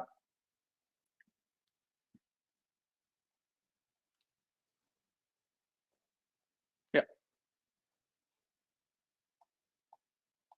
So, and I think these kind of conversations help us understand how much work has gone into the technology, right? If you look at, let's say, Polygon, right? Polygon is using RocksDB. I think majority of them use RocksDB. Now, the requirements of storing information on the blockchain is changing, right? And to understand what these different database drivers provide, let's go through them one by one. If you have a list like a dictionary saying that wallet address, balance, wallet address, NFT associated. If you have this dictionary, that is where RocksDB does very well. It's great, right? It's fast because it's built on this key pair relationship. Cassandra, if on the other hand, allows you to decentralize your database in a way where you have sharding strategies. So for example, let's say I want to go and create, let's say the government says, okay, let's build on L1X. And now the government says, okay, there are various departments, like there is health department, there is the taxation office, and all this information about this one single person has to be stored. So how do we store this? That is where Cassandra can help, saying that one person, ATO records over there, one person, health records over here, right? So Cassandra helps you to divide this information into various types, like what type of information you have. Because you can have patient name, health record, all these types of different column-based information there. Postgres is great where you want atomicity, saying that if I want to do this, but if something fails in between, roll back the whole thing. Now, if you're doing a swap, and let's say the user has done a swap on Ethereum and wants to receive it on the Binance chain, but the Binance chain contract returned an error, transaction dropped. That level of reversing back the information, right? Postgres has something called as a diesel ORM that is natively allowing us to roll back a certain transaction. So which one have we implemented? All three. So the ability of our nodes right now, we are using Postgres and RocksDB. So in the coming time, when businesses say that I want to use Cassandra because they are using Cassandra natively right now, they are using Postgres, they are using RocksDB, 95% of the business use cases are covered up. So you could come on the blockchain while sharing your data, but still keeping it centralized for you if you don't want to decentralize your information. And you don't have to change your database drivers just because we don't support it. And these database drivers are pretty agnostic, meaning that if there are two nodes running on two different database drivers, it doesn't matter, because the consensus layer allows us to unify them and store it into a similar order or a similar state. So in this way, even if businesses are using different types of databases, they can go through the same level of consensus or not. And if someone wants to fetch this information, they can fetch it with a single API. So for developers, it wouldn't really matter how you fetch this information from the blockchain and how you store it into the blockchain. The contract types that you define, they leverage these type of database natively. So if you say you're going for a contract with a lot of information about a patient, it automatically understands and stores it in a Cassandra database. If it's a register, it stores it in a RocksDB.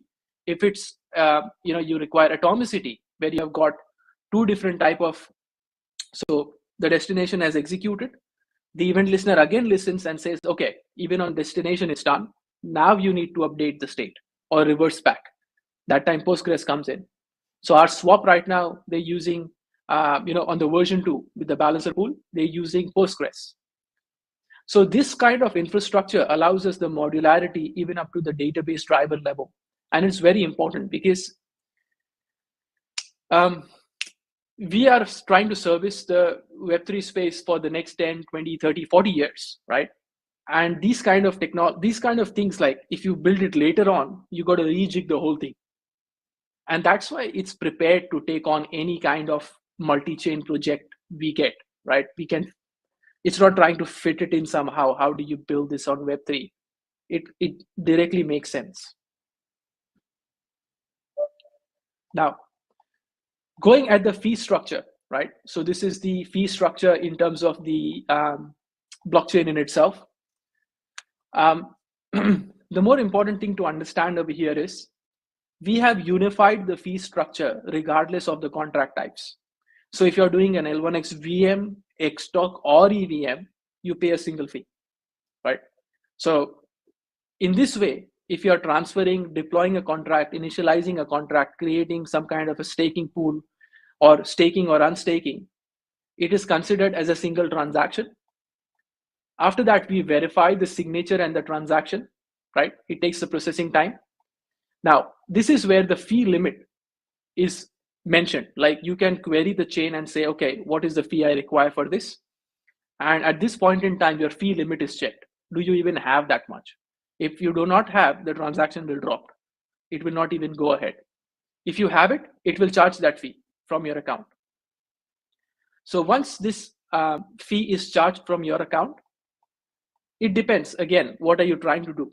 But let's say you go ahead and initialize a contract, right? And now you need to know how much fee is being used. Like how much did I exactly end up paying? At that point in time, when a certain contract is getting executed, we have different ways of calculating these fees, right? So if you are doing a cross contract call, your fee is taken out of your account. If you are trying to store it into the resources, the fee is taken into the account. If you're trying to write into a contract state, the fee is taken into the account.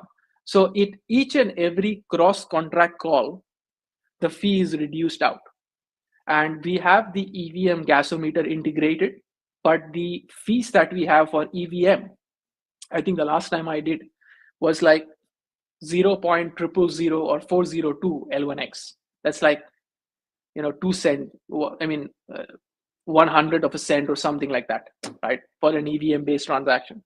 So this allows the developer to not worry about the fee structure. So if it's an Xtalk contract, if it's a VM contract, because how do you pay for your Oracle services, like the information coming in, right? All that fees is taken up at one single source. So you don't have to, you can create an application in such a way that you have like event listener coming in, you have VM contract executed, EVM contract executed, and one fee for that's all the transaction clubbed together. So it provides us a lot of flexibility in calculating these fees as well.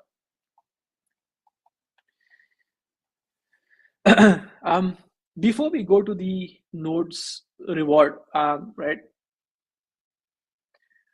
I just want to mention that the node rewards is still, we are still making sure that the rewards make sense, but I'm going to show what the rewards look like, right? In an Excel sheet.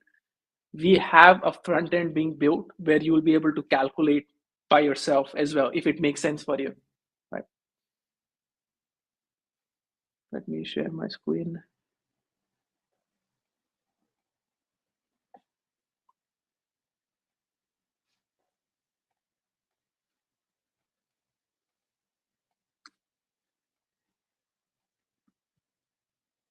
Okay. Is my screen visible? Yep, pretty good. All right, perfect. Now we are still working on it, but today we are going to go through the fee structure or the reward structure of full validator nodes, right? So what we are going to do is every month, we are going to allow a certain number of node NFTs to be activated, right? Now, this can increase, but I don't think it's going to decrease because we need those number of nodes. Initially, for the month of April, we want to target 80 nodes, 80 full validator nodes. So the moment you get your Xperts and Node NFT program out by the end of next week, you can go in and you can start registering that, okay, I'm going to host a node. So maybe there are like 800 full validator nodes, but only 30% decide to host, 40% decide to host, right?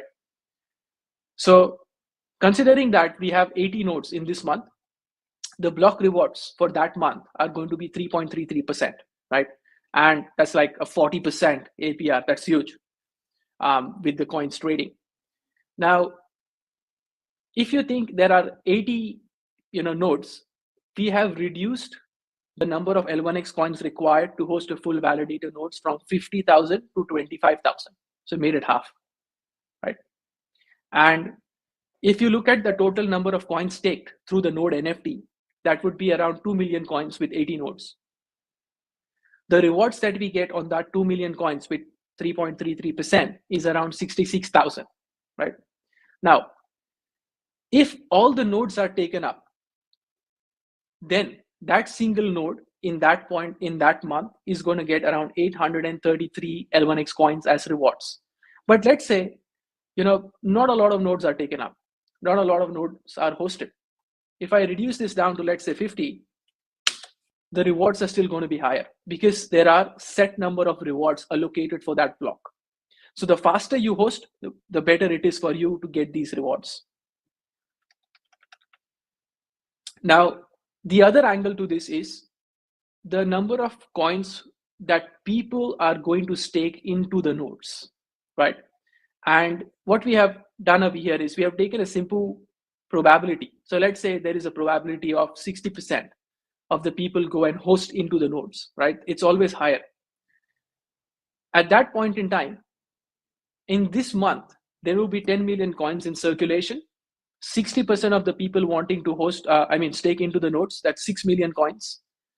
Even they will be eligible for 3.33%. So that gets the number to 200,000. Now, each and every person holding a node NFT gets the right to decide what the validator commission is going to be. So when you open up and say that I am going to allow other people to stake with us or with my node, you can set the percentage you want as to what your commission is going to be out of it. So if on a blanket basis, the commission is 20%, right? And 200,000 coins are given to the people. Out of that, 20% is 40,000. This 40,000 divided by 50 people results into 800 L1X coins per node per month as commissions from the people. Now, that takes the total to 1,633. That's like around at 50 cents. That would be, I think, $800, $900 a node. And if you compare it with the other ones, Ethereum, Polkadot, I think the other ones are around 7%, 6%, 12%, 11%, somewhere there, right? Now, the hosting cost and the hardware requirements you're going to have, we have done an analysis and it should not exceed $100 a month. If it exceeds $100 a month, there is something wrong, right? So even with your expense going down to $100 a month with your node hosting cost, you're still going to net out. So for the full validator nodes, the number of L1X coins have been reduced from 50,000 to 25,000. For event listener node, it has been reduced from 10,000 to 5,000, right? And I kind of think that with the ability of, the coins reduced down, the number of nodes will increase. So thanks to one of the community member who recommended this, and it put me into thinking, like the goal is more number of nodes here. Like, what are we doing? So it's great. Now, the calculator that you're going to get is going to look something like this, right? So you'll don't worry about the 500,000 coins, but you're going to get this calculator here where you'll be able to go in and punch in how many nodes you want, the expected L1X price, the probability of L1X staked in circulation, your validator commission. Hosting fees are $100, but you'll be able to calculate your rewards based on that and understand that, okay, if the coin price were to reduce, am I still going to make some money or not? Or if it's going to increase, will I still make money or not, right? So if you look at this and you go, if the value of L1X coin increases, which it will, you're at a party. But even if it reduces, you're still going to make money. Now, let's say it increases, I don't know. Let's say based on the average things that have happened in the past, let's say it goes down to like $7 with what we currently have going on. And only 20% people decide to stake, right? You're still going to net out quite a bit of money based on the price of the coin. So this makes the node NFT very lucrative because there are only that many NFTs in the whole year, right? But the demand of them is still going to be there. So we will create this into the calculator, and you'll also be able to opt in, whether saying that, okay, do you want to accept coins from the other people? And based on that, your node health score will be given out. So as Neeraj went through it, your validated node score will be taken in consideration. And in the portal, everyday people who have L1X coins, let's say 500,000, whatever it is, who don't want a node or who can't get a node NFT, they can come and stake it with you directly. So you'll have an option to accept it or not from the others.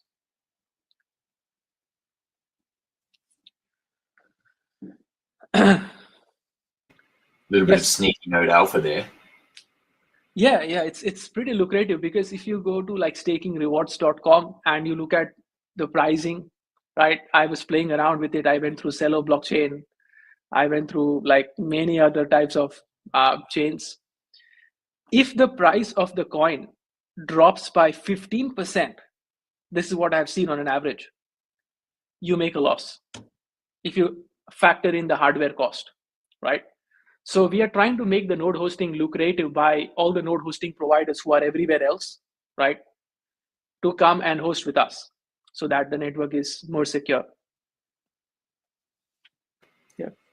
Just okay, I think before we move on, just from PK, he wanted to know, is that $100 for a third party to host?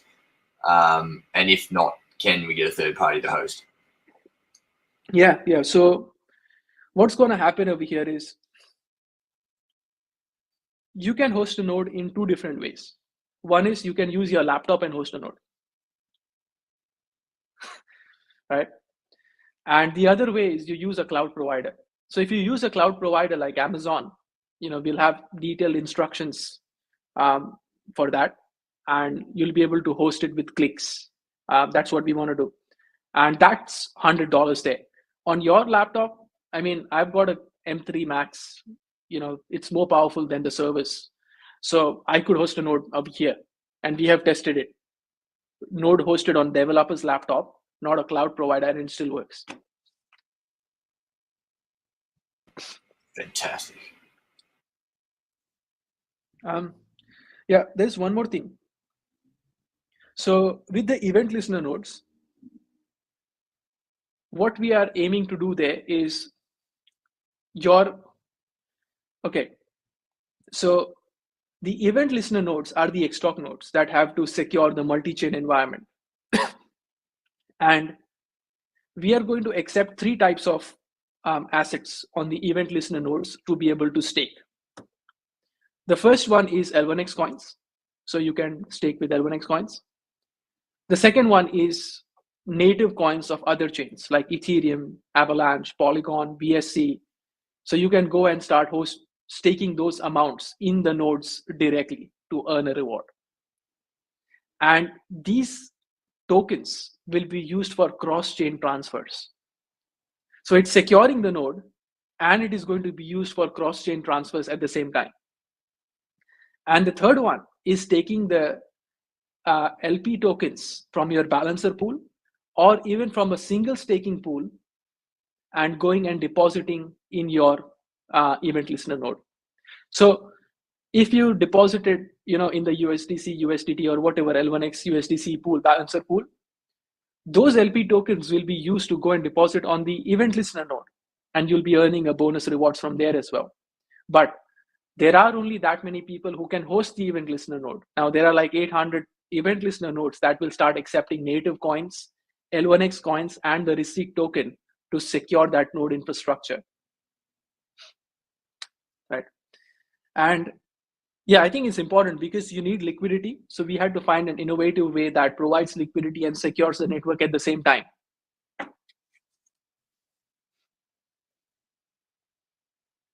Yeah.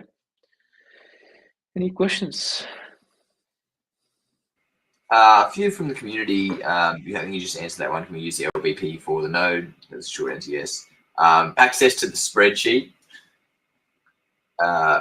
Will we provide that? Yeah, I think I would say wait for the calculator itself, right? The reason I don't want to provide the spreadsheet is because if this spreadsheet spreads across and we don't adhere to those numbers, then we'll be liable for it. The numbers are going to be close, or maybe better, right? But wait until next week. It's just a matter of few days. Perfect. I'll just scroll on down as we go. Will the emission for the node decrease over time? it seems, based on the Excel tab, it seems to be increasing, or is DD getting something wrong? Yeah, I think if you're thinking about this, right, okay, two angles to this. The emissions on the nodes, meaning the rewards that we are going to offer to the nodes over a 12-month period, right? Up to the 12-month period, the bonuses are lucrative because this is the adoption phase. We want people to come in and secure the network, more transactions to come in so that the network is secure.